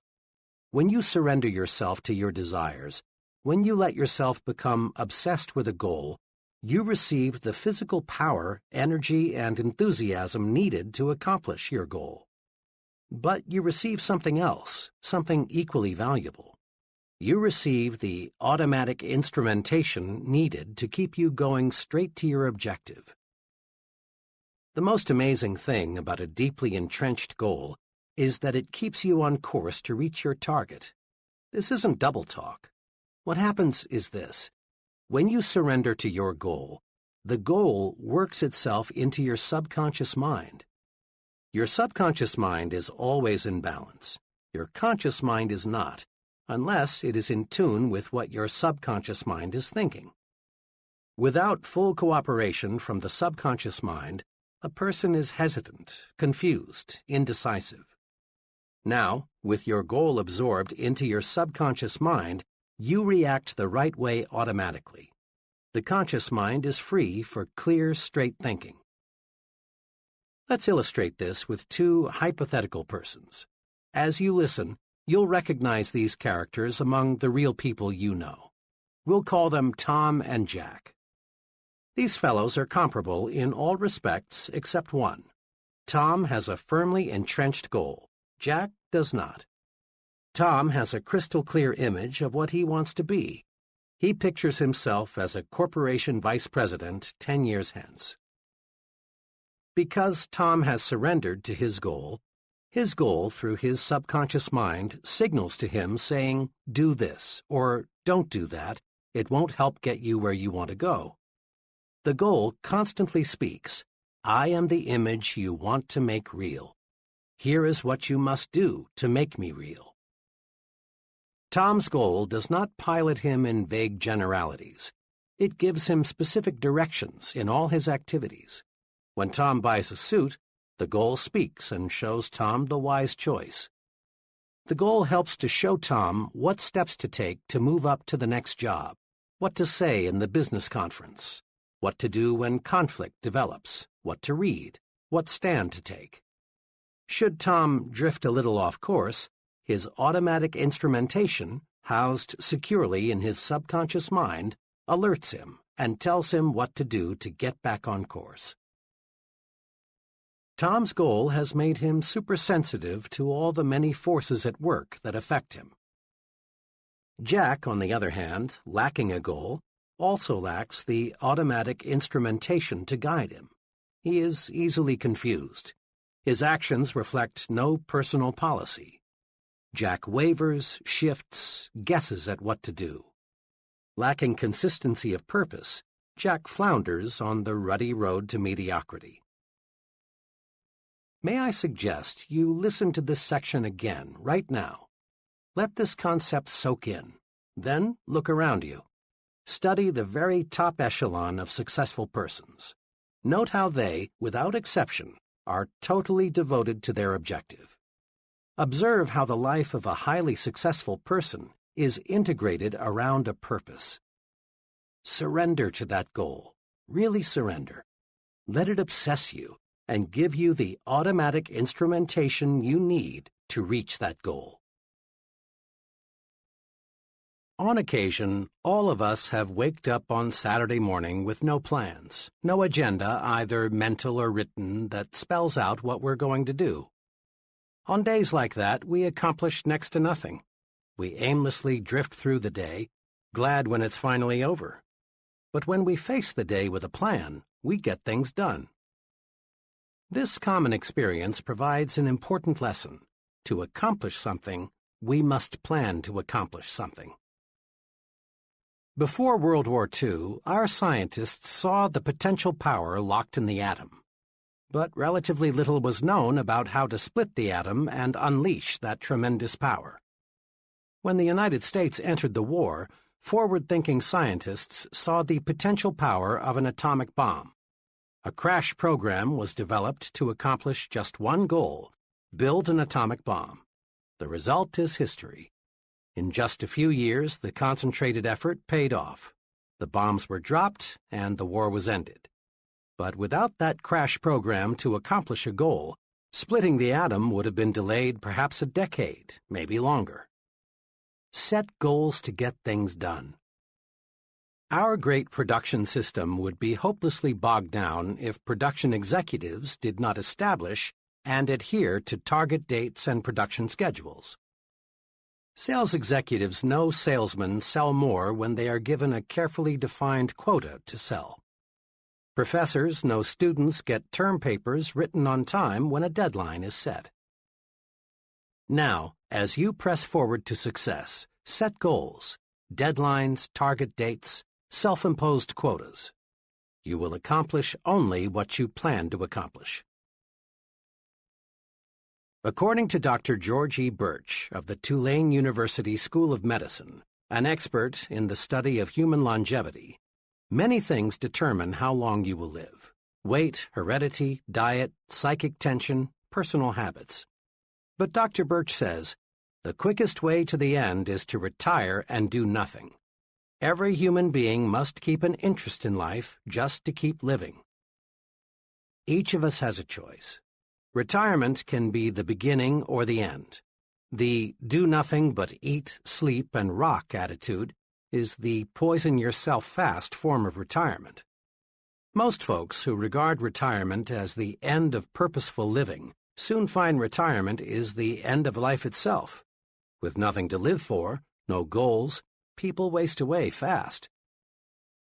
The other extreme, the sensible way to retire, is the I'm going to pitch right in and start fast method.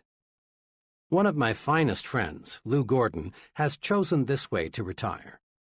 Lou's retirement several years ago as a vice president of Atlanta's biggest bank was really commencement day for him.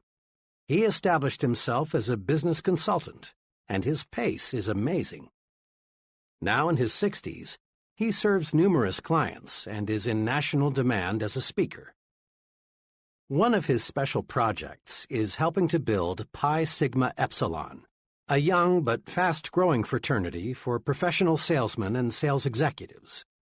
Every time I see Lou, he seems younger. He's a young 30 in spirit. Few people I know of any age are reaping more from life than this senior citizen who resolved not to go out to pasture. And the Lou Gordons aren't the boring old grumps feeling sorry for themselves because they're old. Goals, intense goals, can keep a person alive when nothing else will. Mrs. D, the mother of a college friend of mine, contracted cancer when her son was only 2. To darken matters, her husband had died only 3 months before her illness was diagnosed. Her physicians offered little hope. But Mrs. D would not give up. She was determined that she would see her 2-year-old son through college by operating a small retail store left her by her husband. There were numerous surgical operations. Each time the doctors would say, just a few more months. The cancer was never cured, but those few more months stretched into 20 years. She saw her son graduated from college. 6 weeks later, she was gone. A goal, a burning desire, was powerful enough to stave off sure death for 2 decades. Use goals to live longer. No medicine in the world, and your physician will bear this out, is as powerful in bringing about long life as is the desire to do something. The person determined to achieve maximum success learns the principle that progress is made one step at a time. A house is built a brick at a time. Football games are won a play at a time. A department store grows bigger one new customer at a time. Every big accomplishment is a series of little accomplishments. Eric Sevareid, the well-known author and correspondent, reported in Reader's Digest, April 1957, that the best advice he ever received was the principle of the next mile. Here's part of what he said.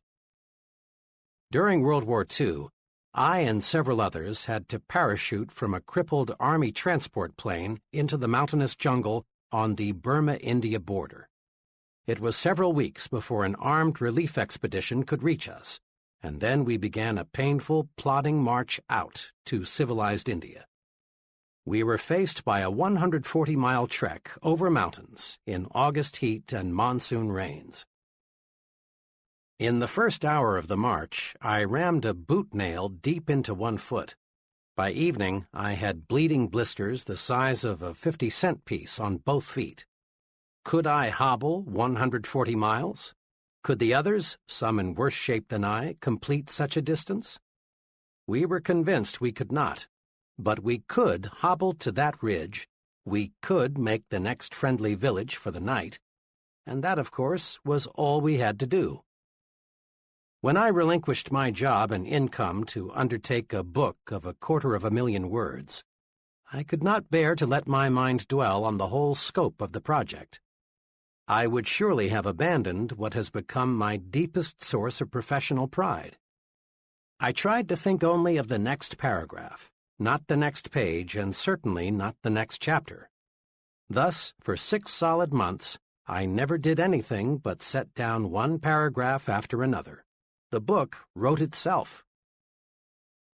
Years ago, I took on a daily writing and broadcasting chore that has totaled, now, more than 2,000 scripts. Had I been asked at the time to sign a contract to write 2,000 scripts, I would have refused in despair at the enormousness of such an undertaking. But I was only asked to write one, the next one, and that is all I have ever done. The principle of the next mile works for Eric Sevareid, and it will work for you. The step-by-step method is the only intelligent way to attain any objective. The best formula I have heard for quitting smoking, the one that has worked for more of my friends than any other, I call the hour-by-hour method. Instead of trying to reach the ultimate goal, freedom from the habit, just by resolving never to smoke again, the person resolves not to smoke for another hour. When the hour is up, the smoker simply renews his resolution not to smoke for another hour. Later, as desire diminishes, the period is extended to 2 hours, later to a day. Eventually, the goal is won. The person who wants freedom from the habit all at once fails because the psychological pain is more than he can stand. An hour is easy. Forever is difficult. Winning any objective requires a step-by-step method. To the junior executive, each assignment, however insignificant it may appear, should be viewed as an opportunity to take one step forward. A salesman qualifies for management responsibilities one sale at a time. To the minister, each sermon; to the professor, each lecture; to the scientist, each experiment; to the business executive, each conference is an opportunity to take one step forward toward the large goal. Sometimes it appears that someone achieves success all at once. But if you check the past histories of people who seemed to arrive at the top suddenly, you'll discover a lot of solid groundwork was previously laid. And those successful people who lose fame as fast as they found it simply were phonies who had not built a solid foundation. Just as a beautiful building is created from pieces of stone, each of which in itself appears insignificant, in like manner the successful life is constructed. Do this. Start marching toward your ultimate goal by making the next task you perform, regardless of how unimportant it may seem, a step in the right direction. Commit this question to memory and use it to evaluate everything you do. Will this help take me where I want to go? If the answer is no, back off. If yes, press ahead. It's clear we do not make one big jump to success. We get there one step at a time. An excellent plan is to set monthly quotas for accomplishment. Here is a guide to help achieve these goals. Examine yourself. Decide what specific things you should do to make yourself more effective. Then, when the 30-day period is up, check your progress and build a new 30-day goal. Always keep working on the little things to get you in shape for the big things. 30-Day Improvement Guide. Between now and the next 30 days, I will A. Break these habits. Suggestions. 1. Putting off things. 2. Negative language. 3. Watching TV more than 60 minutes per day. 4. Gossip. B. Acquire these habits. Suggestions. 1. A rigid morning examination of my appearance. 2. Plan each day's work the night before. 3. Compliment people at every possible opportunity. C. Increase my value to my employer in these ways. Suggestions. 1. Do a better job of developing my subordinates. 2. Learn more about my company, what it does, and the customers it serves. 3. Make 3 specific suggestions to help my company become more efficient. D. Increase my value to my home in these ways. Suggestions. 1. Show more appreciation for the little things my wife does that I've been taking for granted. 2. Once each week, do something special with my whole family. 3. Give 1 hour each day of my undivided attention to my family. E. Sharpen my mind in these ways. Suggestions. 1.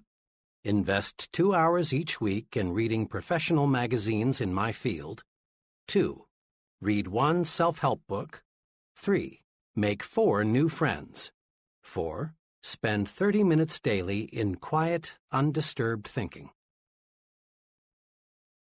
Next time you see a particularly well-poised, well-groomed, clear-thinking, effective person, remind yourself that he wasn't born that way. Lots of conscious effort, invested day by day, made the person what he is. Building new positive habits and destroying old negative habits is a day-by-day process. Create your first 30-day improvement guide right now.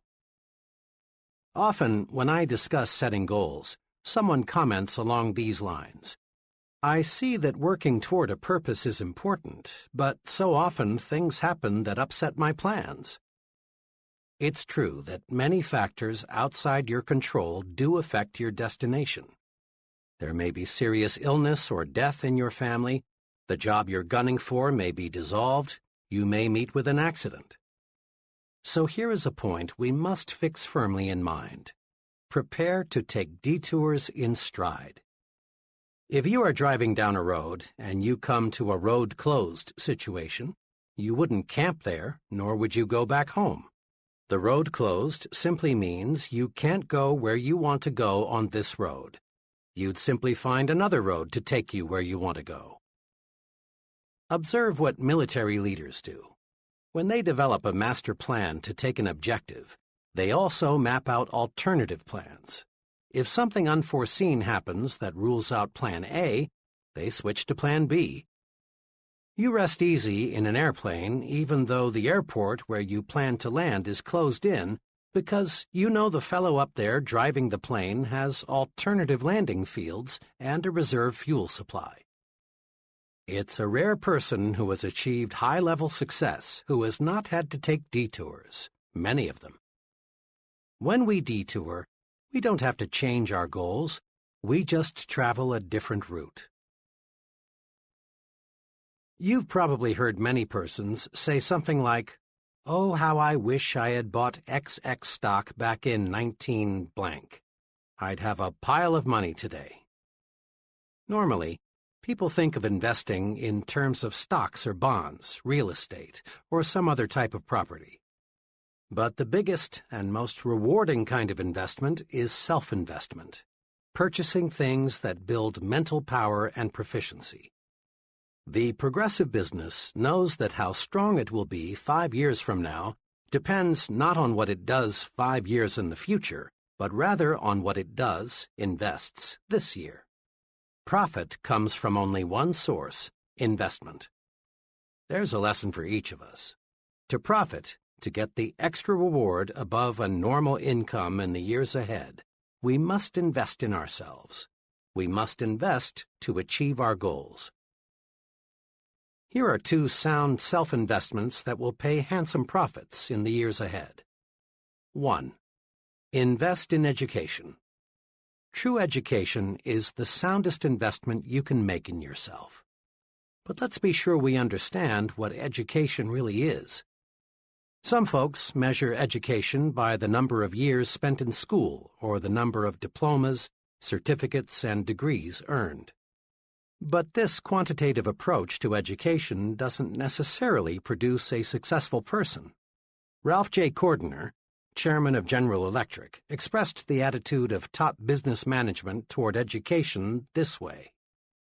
2 of our most outstanding presidents, Mr. Wilson and Mr. Coffin, never had an opportunity to attend college. Although some of our present officers have doctor's degrees, 12 out of 41 have no college degrees. We are interested in competency, not diplomas. A diploma or degree may help you get a job, but it will not guarantee your progress on the job. Business is interested in competency, not diplomas. To others, education means the quantity of information a person has stashed away in his brain. But the soak-up facts method of education won't get you where you want to go. More and more we depend on books, files, and machines to warehouse information. If we can do only what a machine can do, we're in a real fix.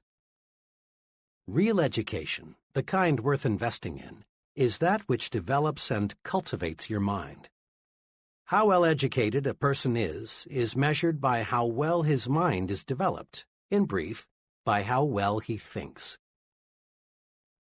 Anything that improves thinking ability is education, and you can obtain education in many ways. But the most efficient sources of education for most people are nearby colleges and universities. Education is their business. If you haven't been to college lately, you're in for some wonderful surprises. You'll be pleased at the wide course offerings available.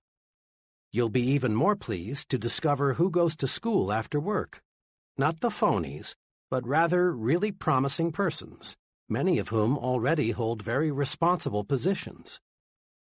In one evening class of 25 persons I conducted recently, there were an owner of a retail chain of 12 stores, 2 buyers for a national food chain, 4 graduate engineers, an Air Force colonel, and several others of similar status. Many people earn degrees in evening programs these days, but the degree, which in the final analysis is only a piece of paper, is not their primary motivation. They are going to school to build their minds, which is a sure way to invest in a better future. And make no mistake about this, education is a real bargain. A moderate investment will keep you in school one night each week for a full year. Compute the cost as a percentage of your gross income, and then ask yourself, isn't my future worth this small investment? Why not make an investment decision right now? Call it school, one night a week for life. It will keep you progressive, young, alert. It will keep you abreast of your areas of interest, and it will surround you with other people who also are going places. 2. Invest in idea starters. Education helps you mold your mind, stretch it, train it to meet new situations and solve problems. Idea starters serve a related purpose. They feed your mind, give you constructive material to think about. Where are the best sources of idea starters? There are many, but to get a steady supply of high-quality idea material, why not do this? Resolve to purchase at least one stimulating book each month and subscribe to 2 magazines or journals that stress ideas. For only a minor sum and a minimum of time, you can be tuned in to some of the best thinkers available anywhere. At a luncheon one day, I overheard one fellow say, "But it costs too much. I can't afford to take the Wall Street Journal." His companion, obviously a much more success-minded person, replied, "Well, I've found that I can't afford not to take it." Again, take your cue from the successful people. Invest in yourself. Let's take action. Now, in a quick recap, put these success-building principles to work. 1. Get a clear fix on where you want to go. Create an image of yourself 10 years from now. 2. Write out your 10-year plan. Your life is too important to be left to chance. Put down on paper what you want to accomplish in your work, your home, and your social departments. 3. Surrender yourself to your desires. Set goals to get more energy. Set goals to get things done. Set goals and discover the real enjoyment of living. 4. Let your major goal be your automatic pilot. When you let your goal absorb you, you'll find yourself making the right decisions to reach your goal. 5. Achieve your goal one step at a time. Regard each task you perform, regardless of how small it may seem, as a step toward your goal. 6. Build 30-day goals. Day-by-day effort pays off. 7. Take detours in stride. A detour simply means another route.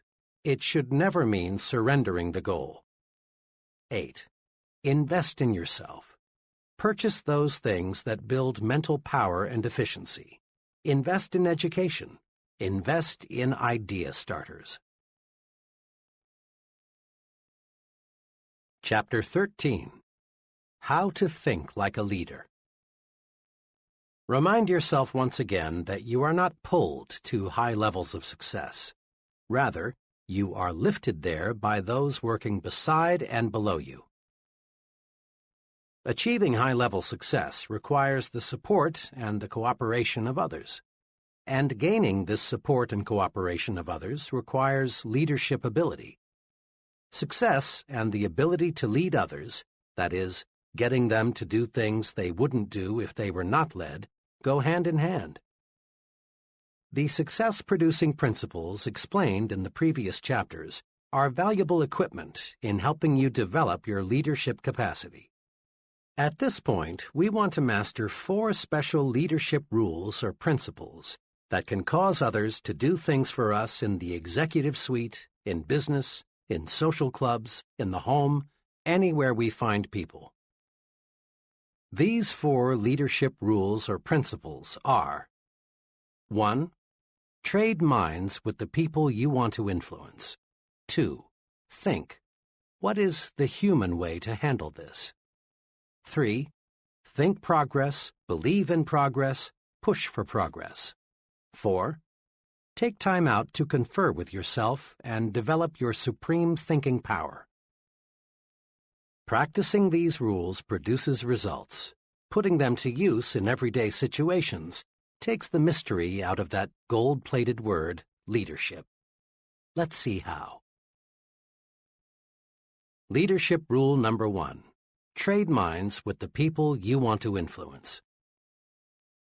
Trading minds with the people you want to influence is a magic way to get others, friends, associates, customers, employees, to act the way you want them to act. Study these 2 case histories and see why. Ted B. worked as a television copywriter and director for a large advertising agency. When the agency obtained a new account, a children's shoe manufacturer, Ted was assigned responsibility for developing several TV commercials. A month or so after the campaign had been launched, it became clear that the advertising was doing little or nothing to increase product movement in retail outlets. Attention was focused on the TV commercials because in most cities only television advertising was used.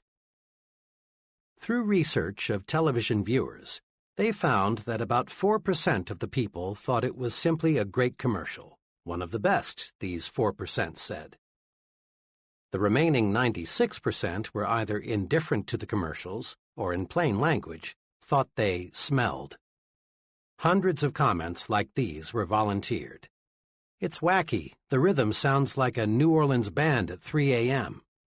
My kids like to watch most TV commercials, but when that shoe thing comes on, they go to the bathroom or refrigerator.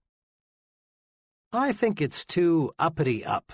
Seems to me someone's trying to be too clever.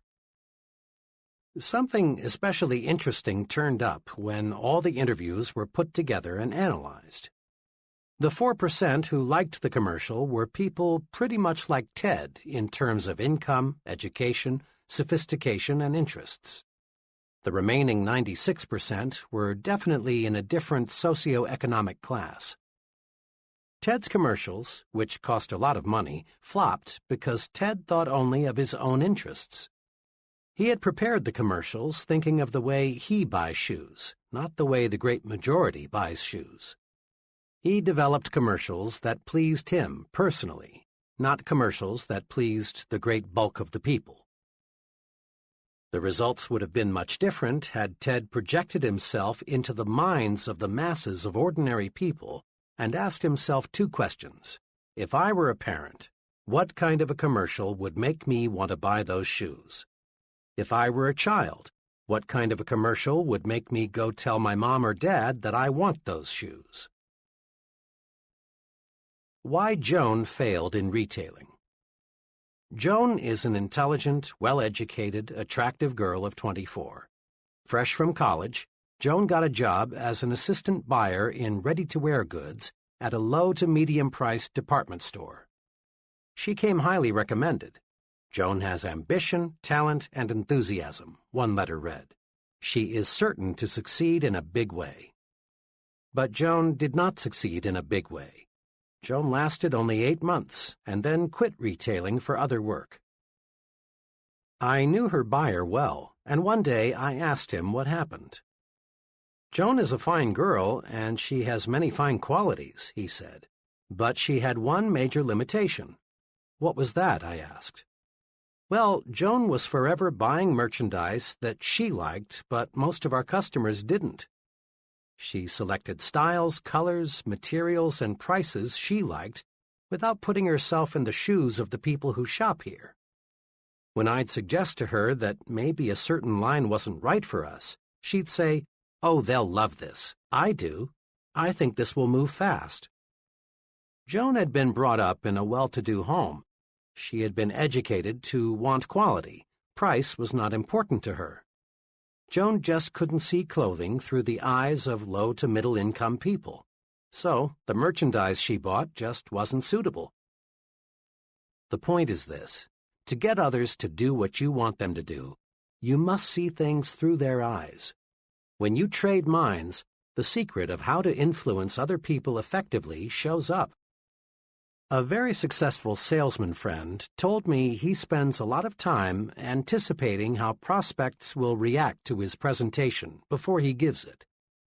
Trading minds with the audience helps the speaker design a more interesting, harder-hitting talk.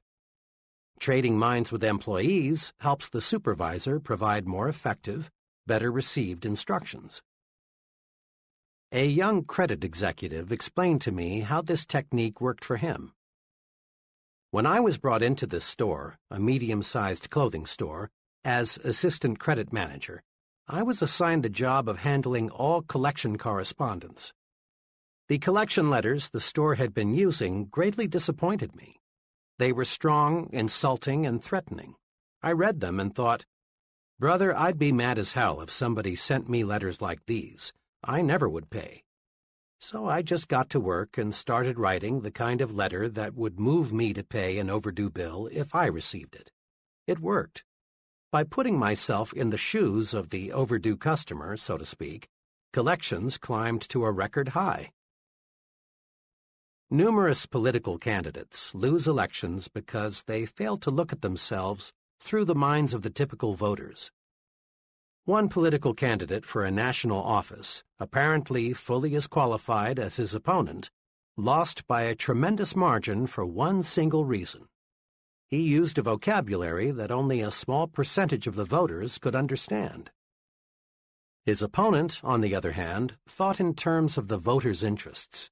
When he talked to farmers, he used their language. When he spoke to factory workers, he used words they were easily familiar with. When he spoke on TV, he addressed himself to Mr. Typical Voter, not to Dr. College Professor. Keep this question in mind. What would I think of this if I exchanged places with the other person? It paves the way to more successful action. Thinking of the interests of the people we want to influence is an excellent thought rule in every situation. A few years ago, a small electronics manufacturer developed a fuse that would never blow out. The manufacturer priced the product to sell for $1.25 and then retained an advertising agency to promote it. The account executive placed in charge of the advertising immediately became intensely enthusiastic. His plan was to blanket the country with mass advertising on TV, radio, and newspapers. "This is it," he said. "We'll sell 10 million the first year." His advisors tried to caution him, explaining that fuses are not a popular item, they have no romantic appeal, and people want to get by as cheaply as possible when they buy fuses. "Why not," the advisors said, "use selected magazines and sell it to the high income levels?" They were overruled, and the mass campaign was underway, only to be called off in 6 weeks because of disappointing results. The trouble was this: the advertising executive looked at the high-priced fuses with his eyes, the eyes of a high-income person. He failed to see the product through the eyes of the mass-market income levels. Had he put himself in their position, he would have seen the wisdom of directing the promotion toward the upper income groups, and the account would have been saved. Develop your power to trade minds with the people you want to influence. The following exercises will help. Practice trading minds exercises. Situation: giving someone work instructions. For best results, ask yourself, looking at this from the viewpoint of someone who is new to this, have I made myself clear? Situation: writing an advertisement. For best results, ask yourself, if I were a typical prospective buyer, how would I react to this ad? Situation: telephone manners. For best results, ask yourself, if I were the other person, what would I think of my telephone voice and manners? Situation: gift. For best results, ask yourself, is this gift something I would like, or is it something he will like? Often there is an enormous difference. Situation: the way I give orders. For best results, ask yourself, would I like to carry out orders if they were given to me the way I give them to others? Situation: child discipline. For best results, ask yourself, if I were the child, considering his age, experience, and emotions, how would I react to this discipline? Situation: my appearance. For best results, ask yourself, what would I think of my superior if he were dressed like me? Situation: preparing a speech. For best results, ask yourself, considering the background and interests of the audience, what would I think of this remark? Situation: entertainment. For best results, ask yourself, if I were my guests, what kinds of food, music, and entertainment would I like best? Put the trading minds principle to work for you. 1. Consider the other person's situation. Put yourself in his shoes, so to speak. Remember, his interests, income, intelligence, and background may differ considerably from yours. 2. Now ask yourself, if I were in his situation, how would I react to this? Whatever it is you want him to do. 3. Then take the action that would move you if you were the other person. Leadership rule number 2. Think, what is the human way to handle this? People use different approaches to leadership situations. One approach is to assume the position of a dictator. The dictator makes all decisions without consulting those affected. He refuses to hear his subordinate's side of a question because, deep down perhaps, he's afraid the subordinate might be right, and this would cause him to lose face. Dictators don't last long. Employees may fake loyalty for a while, but unrest soon develops.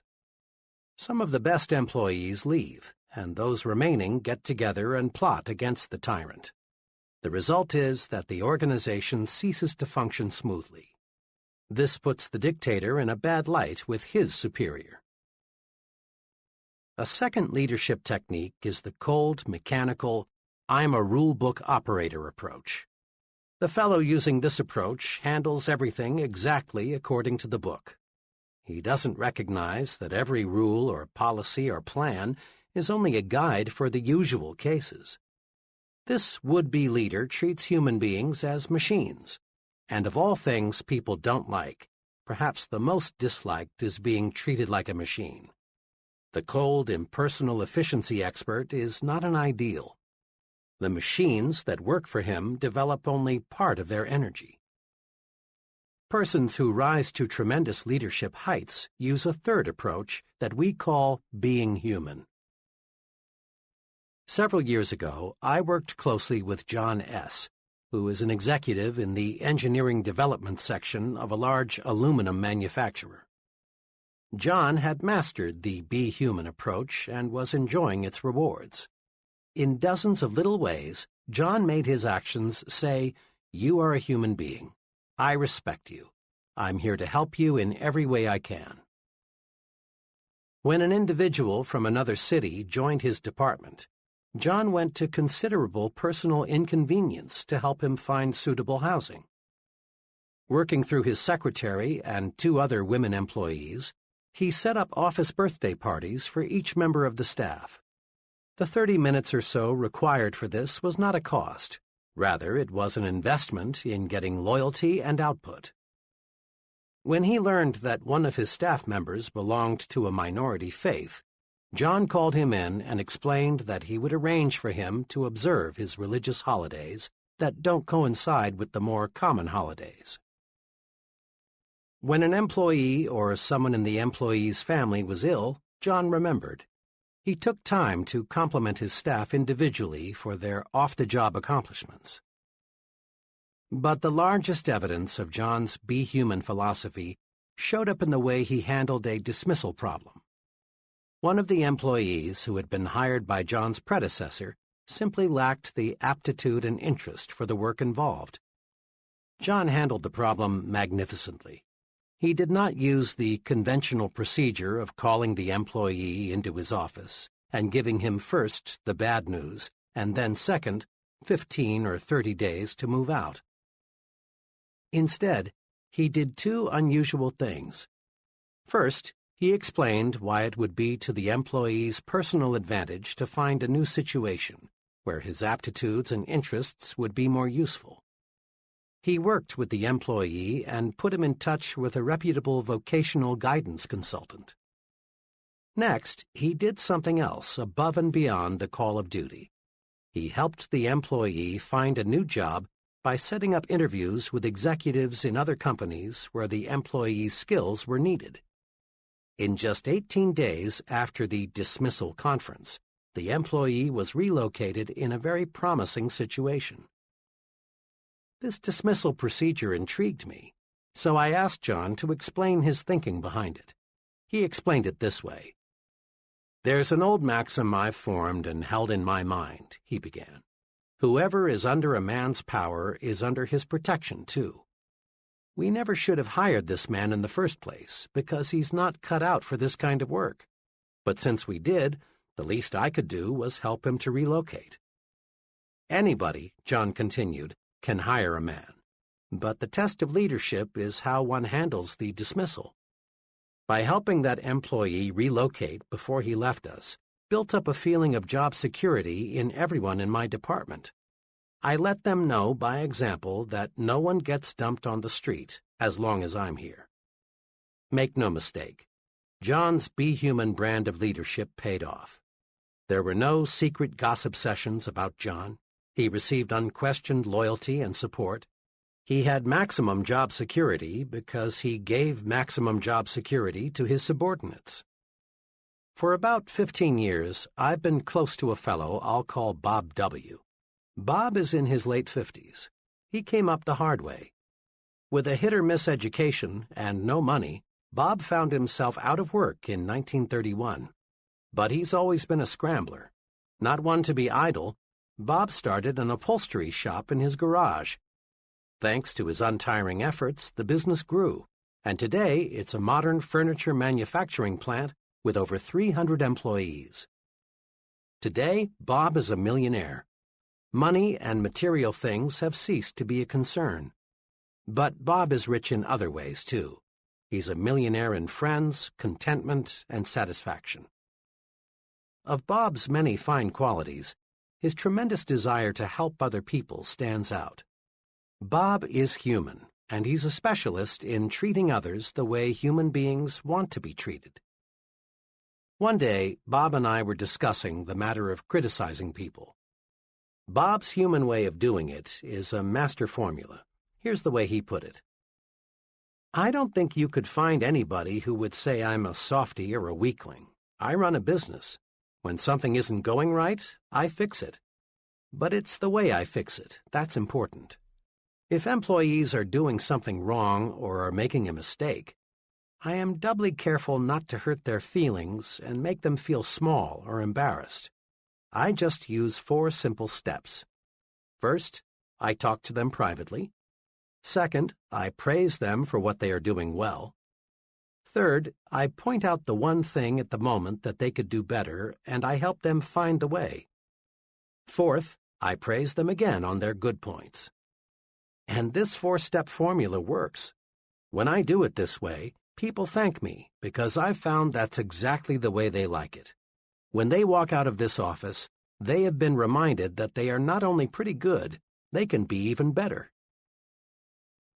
I've been betting on people all my life, Bob says, and the better I treat them, the more good things happen to me.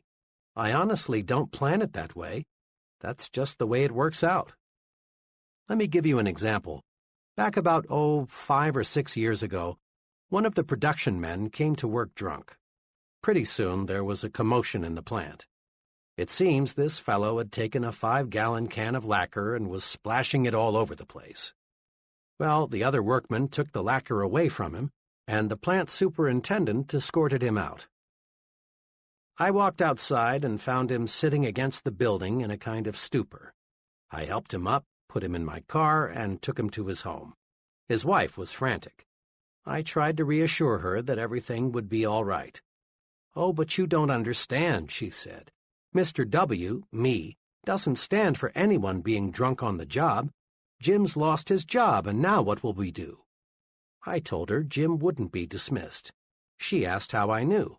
The reason, I explained, is because I'm Mr. W. She almost fainted. I told her I'd do all I could to help Jim at the plant, and I hoped she'd do all she could at home, and just have him on the job in the morning. When I got back to the plant, I went down to Jim's department and spoke to Jim's coworkers. I told them, "You've seen something unpleasant here today, but I want you to forget it. Jim will be back tomorrow. Be kind to him. He's been a good worker for a long time, and we owe it to him to give him another chance." Jim got back on the ball, and his drinking was never again a problem. I soon forgot about the incident. But Jim didn't. 2 years ago, the headquarters of the local union sent some men here to negotiate the contract for the local. They had some staggering, simply unrealistic demands. Jim, quiet, meek Jim, suddenly became a leader. He got busy and reminded the fellows in the plant that they'd always gotten a fair deal from Mr. W, and we didn't need outsiders coming to tell us how to run our affairs. The outsiders left, and as usual, we negotiated our contract like friends, thanks to Jim. Here are 2 ways to use the Be Human approach to make you a better leader. First, each time you face a difficult matter involving people, ask yourself, what is the human way to handle this? Ponder over this question when there is a disagreement among your subordinates, or when an employee creates a problem. Remember Bob W.'s formula for helping others correct their mistakes. Avoid sarcasm. Avoid being cynical. Avoid taking people down a peg or two. Avoid putting others in their place. Ask, what is the human way to deal with people? It always pays. Sometimes sooner, sometimes later, but it always pays. A second way to profit from the Be Human rule is to let your actions show you put people first. Show interest in your subordinates' off-the-job accomplishments. Treat everyone with dignity. Remind yourself that the primary purpose in life is to enjoy it. As a general rule, the more interest you show in a person, the more he will produce for you. And his production is what carries you forward to greater and greater success. Praise your subordinates to your supervisor by putting in plugs for them at every opportunity. It's an old American custom to admire the fellow who's on the side of the little man. Your subordinates will appreciate your plugs, and their loyalty to you will grow. And do not fear that this will lower your own importance in the eyes of your supervisor. Rather, a man big enough to be humble appears more confident than the insecure man who feels compelled to call attention to his accomplishments. A little modesty goes a long way. Praise your subordinates personally at every opportunity. Praise them for their cooperation. Praise them for every extra effort they put forth. Praise is the greatest single incentive you can give people, and it costs you nothing. Besides, a write-in vote has often overthrown a powerful known candidate. You never know when your subordinates can do you a turn by coming to your defense. Practice praising people. Rub people the right way. Be human. Leadership rule number 3. think progress, believe in progress, push for progress.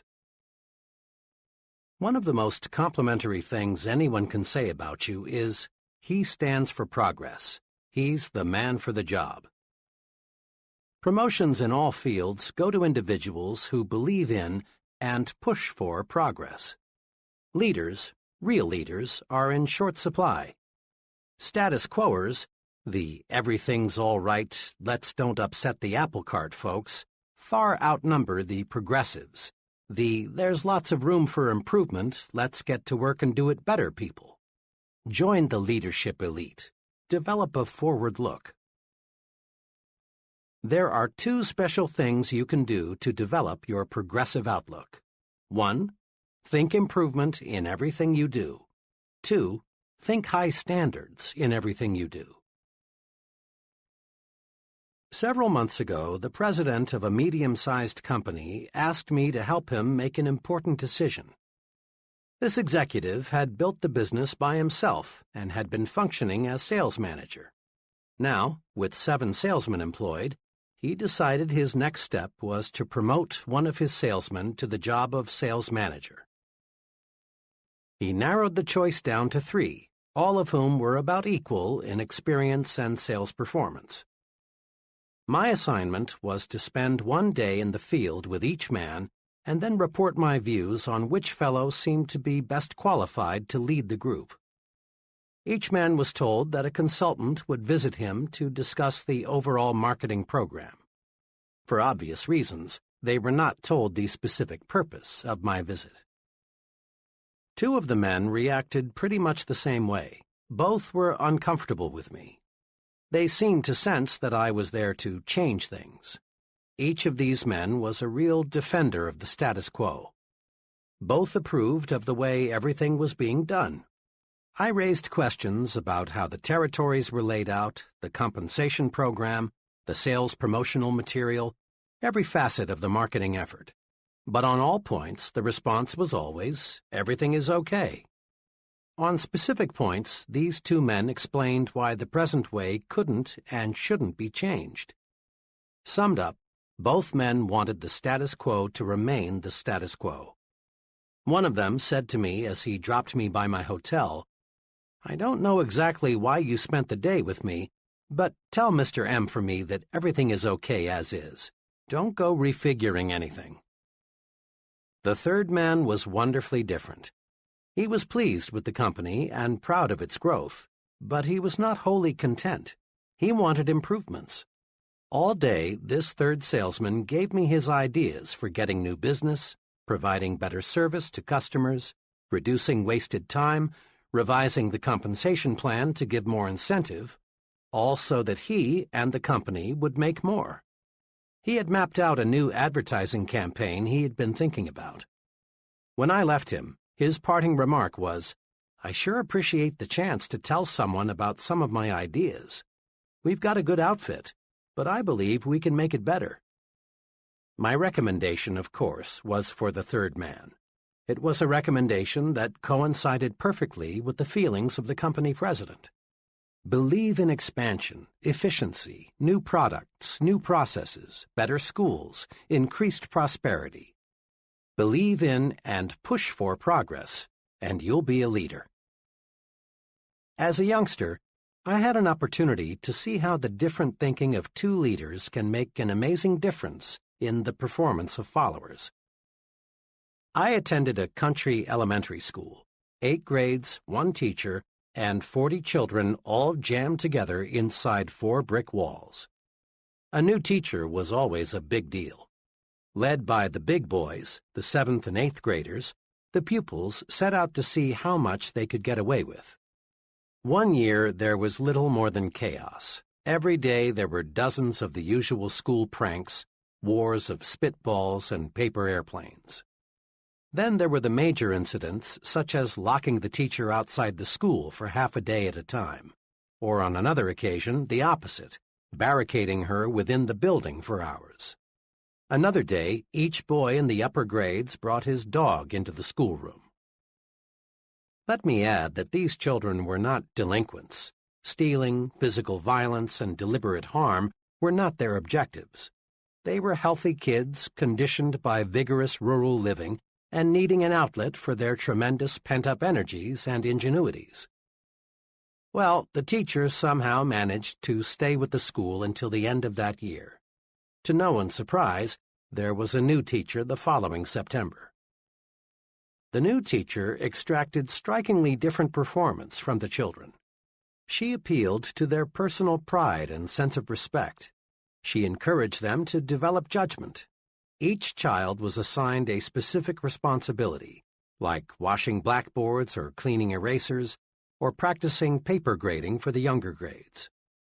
The new teacher found creative ways to use the energy that had been so misdirected a few months before. Her educational program was centered on building character. Why did the children act like young devils one year and like young angels the next? The difference was the leader, their teacher. In all honesty, we cannot blame the kids for playing pranks an entire school year. In each instance, the teacher set the pace. The first teacher, deep down, didn't care whether the children made progress. She set no goals for the children. She didn't encourage them. She couldn't control her temper. She didn't like teaching, so the pupils didn't like learning. But the second teacher had high, positive standards. She sincerely liked the children and wanted them to accomplish much. She considered each one as an individual. She obtained discipline easily because, in everything she did, she was well disciplined. And in each case, the pupils adjusted their conduct to fit the examples set by the teachers. We find this same form of adjustment taking place every day in adult groups. During World War II, military chiefs continually observed that the highest morale was not found in units where commanders were easy, relaxed, and lackadaisical. Crack units were led by officers with high standards who enforced military regulations fairly and properly. Military personnel simply do not respect and admire officers with low standards. College students, too, take their cue from the examples set by the professors. Students under one professor cut classes, copy term papers, and connive in various ways to pass without serious study. But the same students under another professor willingly work extra hard to master the subject. In business situations, we again find individuals patterning their thinking after that of the superior. Study a group of employees closely. Observe their habits, mannerisms, attitudes toward the company, ethics, self-control. Then compare what you find with the behavior of their superior, and you discover amazing similarities. Every year, many corporations that have grown sluggish and are headed downward are rebuilt. And how? By changing a handful of executives at the top. Companies, and colleges, and churches, and clubs, and unions, and all other types of organizations are successfully rebuilt from the top down, not from the bottom up. Change the thinking at the top, and you automatically change the thinking at the bottom. Remember this: when you take over the leadership of a group, the persons in that group immediately begin to adjust themselves to the standards you set. This is most noticeable during the first few weeks. Their big concern is to clue you in, zero you in, find out what you expect of them. They watch every move you make. They think, how much rope will he give me? How does he want it done? What does it take to please him? What will he say if I do this or that? Once they know, they act accordingly. Check the example you set. Use this old but ever-accurate quatrain as a guide. What kind of world would this world be if everyone in it were just like me? To add meaning to this self-imposed test, substitute the word company for world, so it reads, what kind of company would this company be if everyone in it were just like me? In similar fashion, ask yourself what kind of club, community, school, church would it be if everyone in it acted like you. Think, talk, act, live the way you want your subordinates to think, talk, act, live, and they will. Over a period of time, subordinates tend to become carbon copies of their chief. The simplest way to get high-level performance is to be sure the master copy is worth duplicating. Am I a progressive thinker? Checklist. A. Do I think progressively toward my work? 1. Do I appraise my work with the "how can we do it better" attitude? 2. Do I praise my company, the people in it, and the products it sells at every possible opportunity? 3. Are my personal standards with reference to the quantity and quality of my output higher now than 3 or 6 months ago? 4. Am I setting an excellent example for my subordinates, associates, and others I work with? B. Do I think progressively toward my family? 1. Is my family happier today than it was 3 or 6 months ago? 2. Am I following a plan to improve my family's standard of living? 3. Does my family have an ample variety of stimulating activities outside the home? 4. Do I set an example of a progressive, a supporter of progress for my children? C. Do I think progressively toward myself? 1. Can I honestly say I am a more valuable person today than 3 or 6 months ago? 2. Am I following an organized self-improvement program to increase my value to others? 3. Do I have forward-looking goals for at least 5 years in the future? 4. Am I a booster in every organization or group to which I belong? D. Do I think progressively toward my community? 1.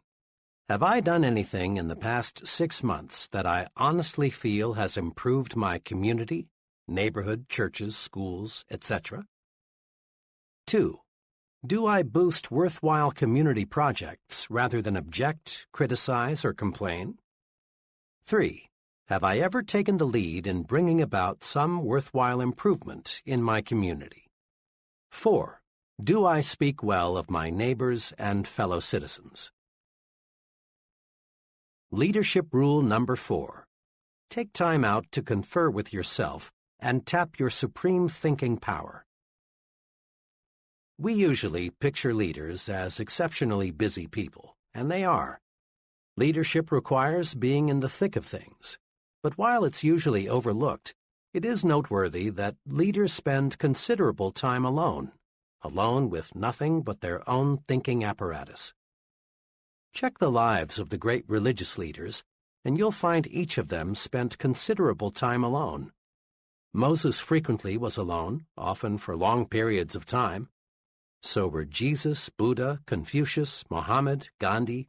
Every outstanding religious leader in history spent much time in solitude, away from the distractions of life. Political leaders, too, those who made lasting names in history for good or bad, gained insight through solitude. It is an interesting question whether Franklin D. Roosevelt could have developed his unusual leadership capacities had he not spent much time alone while recovering from his polio attack. Harry Truman spent much time as a boy and as an adult alone on a Missouri farm. Quite possibly, Hitler would never have achieved power had he not spent months in jail alone, where he had time to construct Mein Kampf, that brilliantly wicked plan for world conquest that sold the Germans in a blind moment.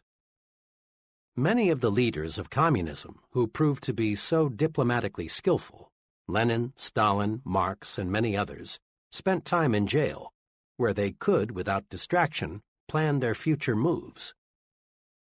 Leading universities require professors to lecture as few as 5 hours per week, so that the professor has time to think. Many outstanding business executives are surrounded all day by assistants, secretaries, telephones, and reports. But follow them around for 168 hours a week and 720 hours a month, and you discover they spent a surprising amount of time in uninterrupted thought. The point is this: The successful person in any field takes time out to confer with himself or herself. Leaders use solitude to put the pieces of a problem together, to work out solutions, to plan, and in one phrase, to do their super thinking.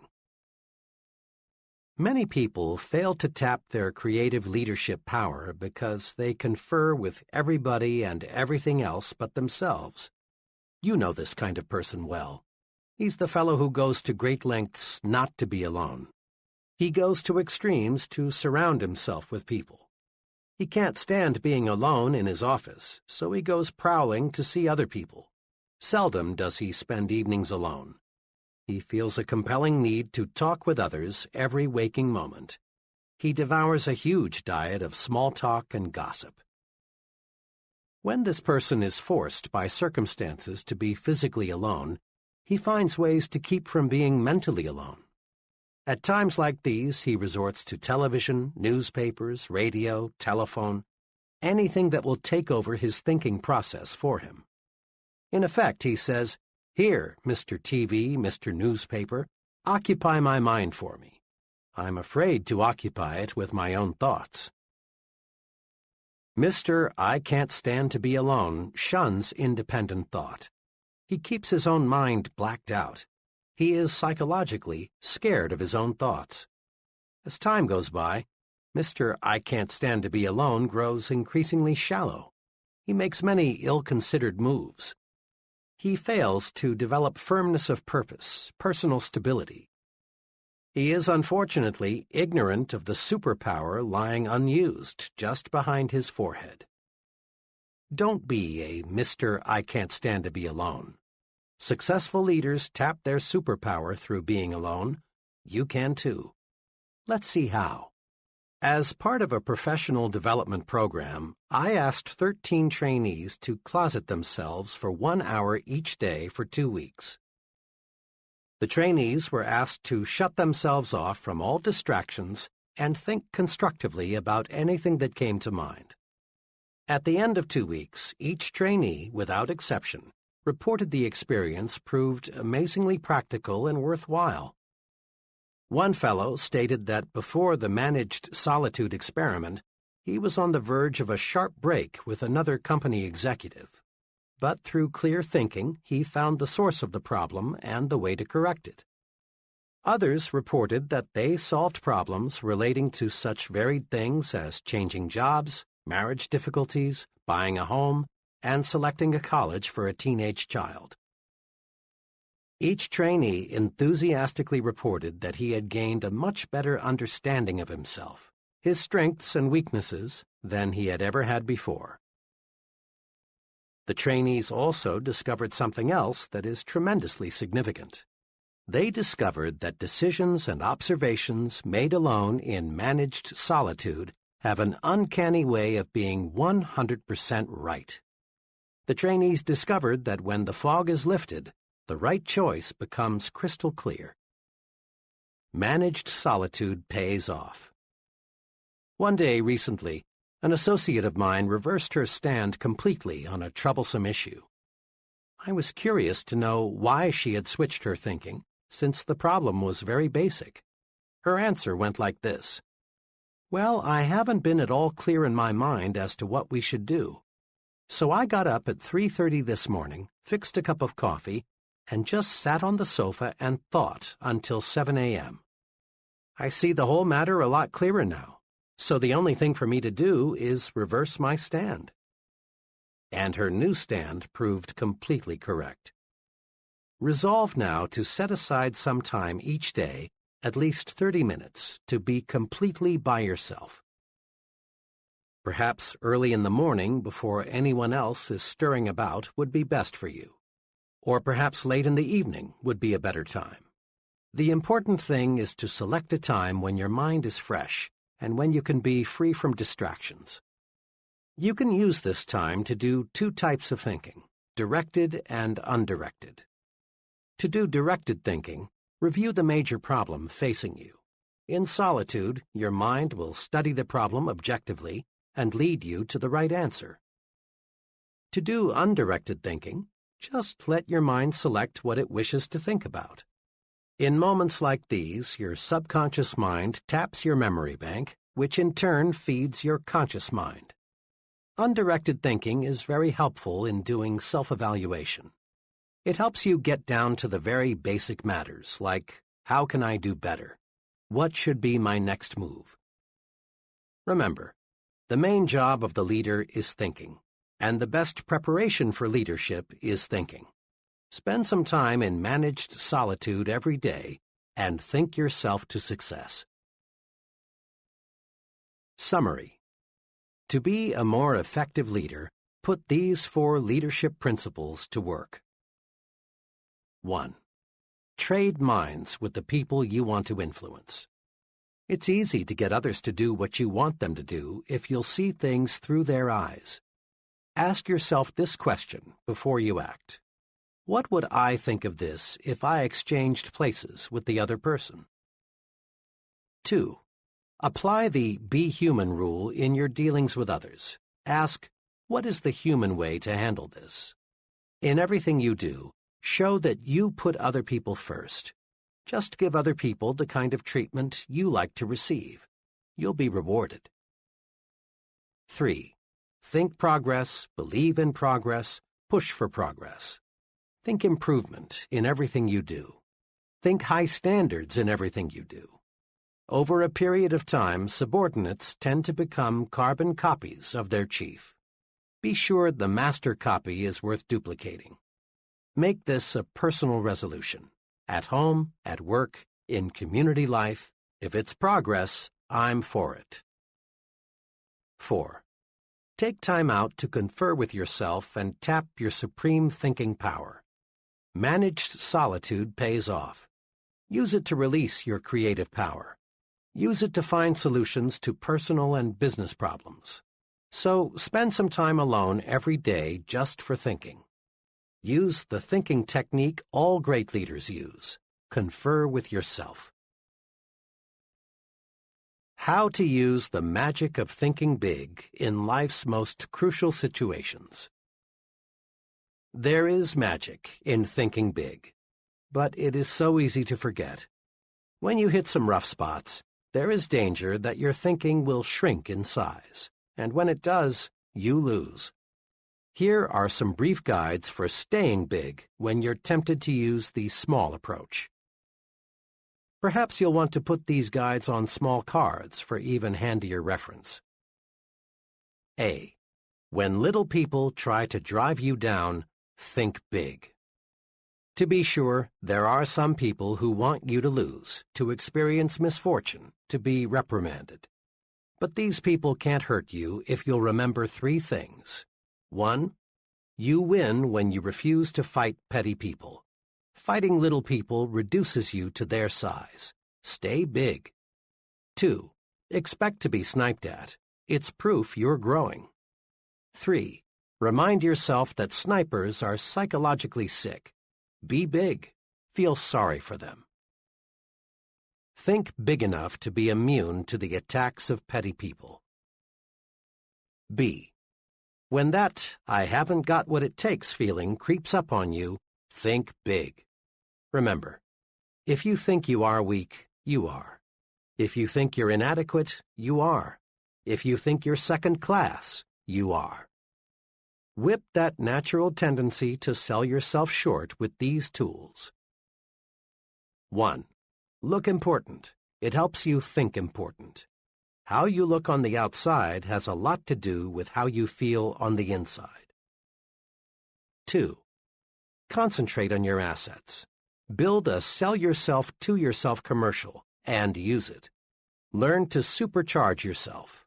Know your positive self. 3. Put other people in proper perspective. The other person is just another human being, so why be afraid of him? Think big enough to see how good you really are. C.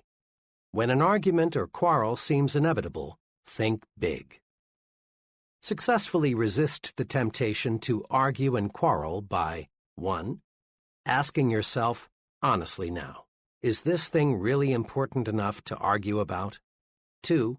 reminding yourself you never gain anything from an argument, but you always lose something.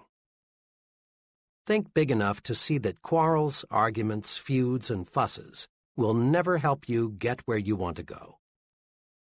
D. When you feel defeated, think big. It is not possible to achieve large success without hardships and setbacks, but it is possible to live the rest of your life without defeat. Big thinkers react to setbacks this way. 1. Regard the setback as a lesson. Research it. Use it to propel you forward. Salvage something from every setback. 2. Blend persistence with experimentation. Back off and start afresh with a new approach. Think big enough to see that defeat is a state of mind, nothing more. E. When romance starts to slip, think big.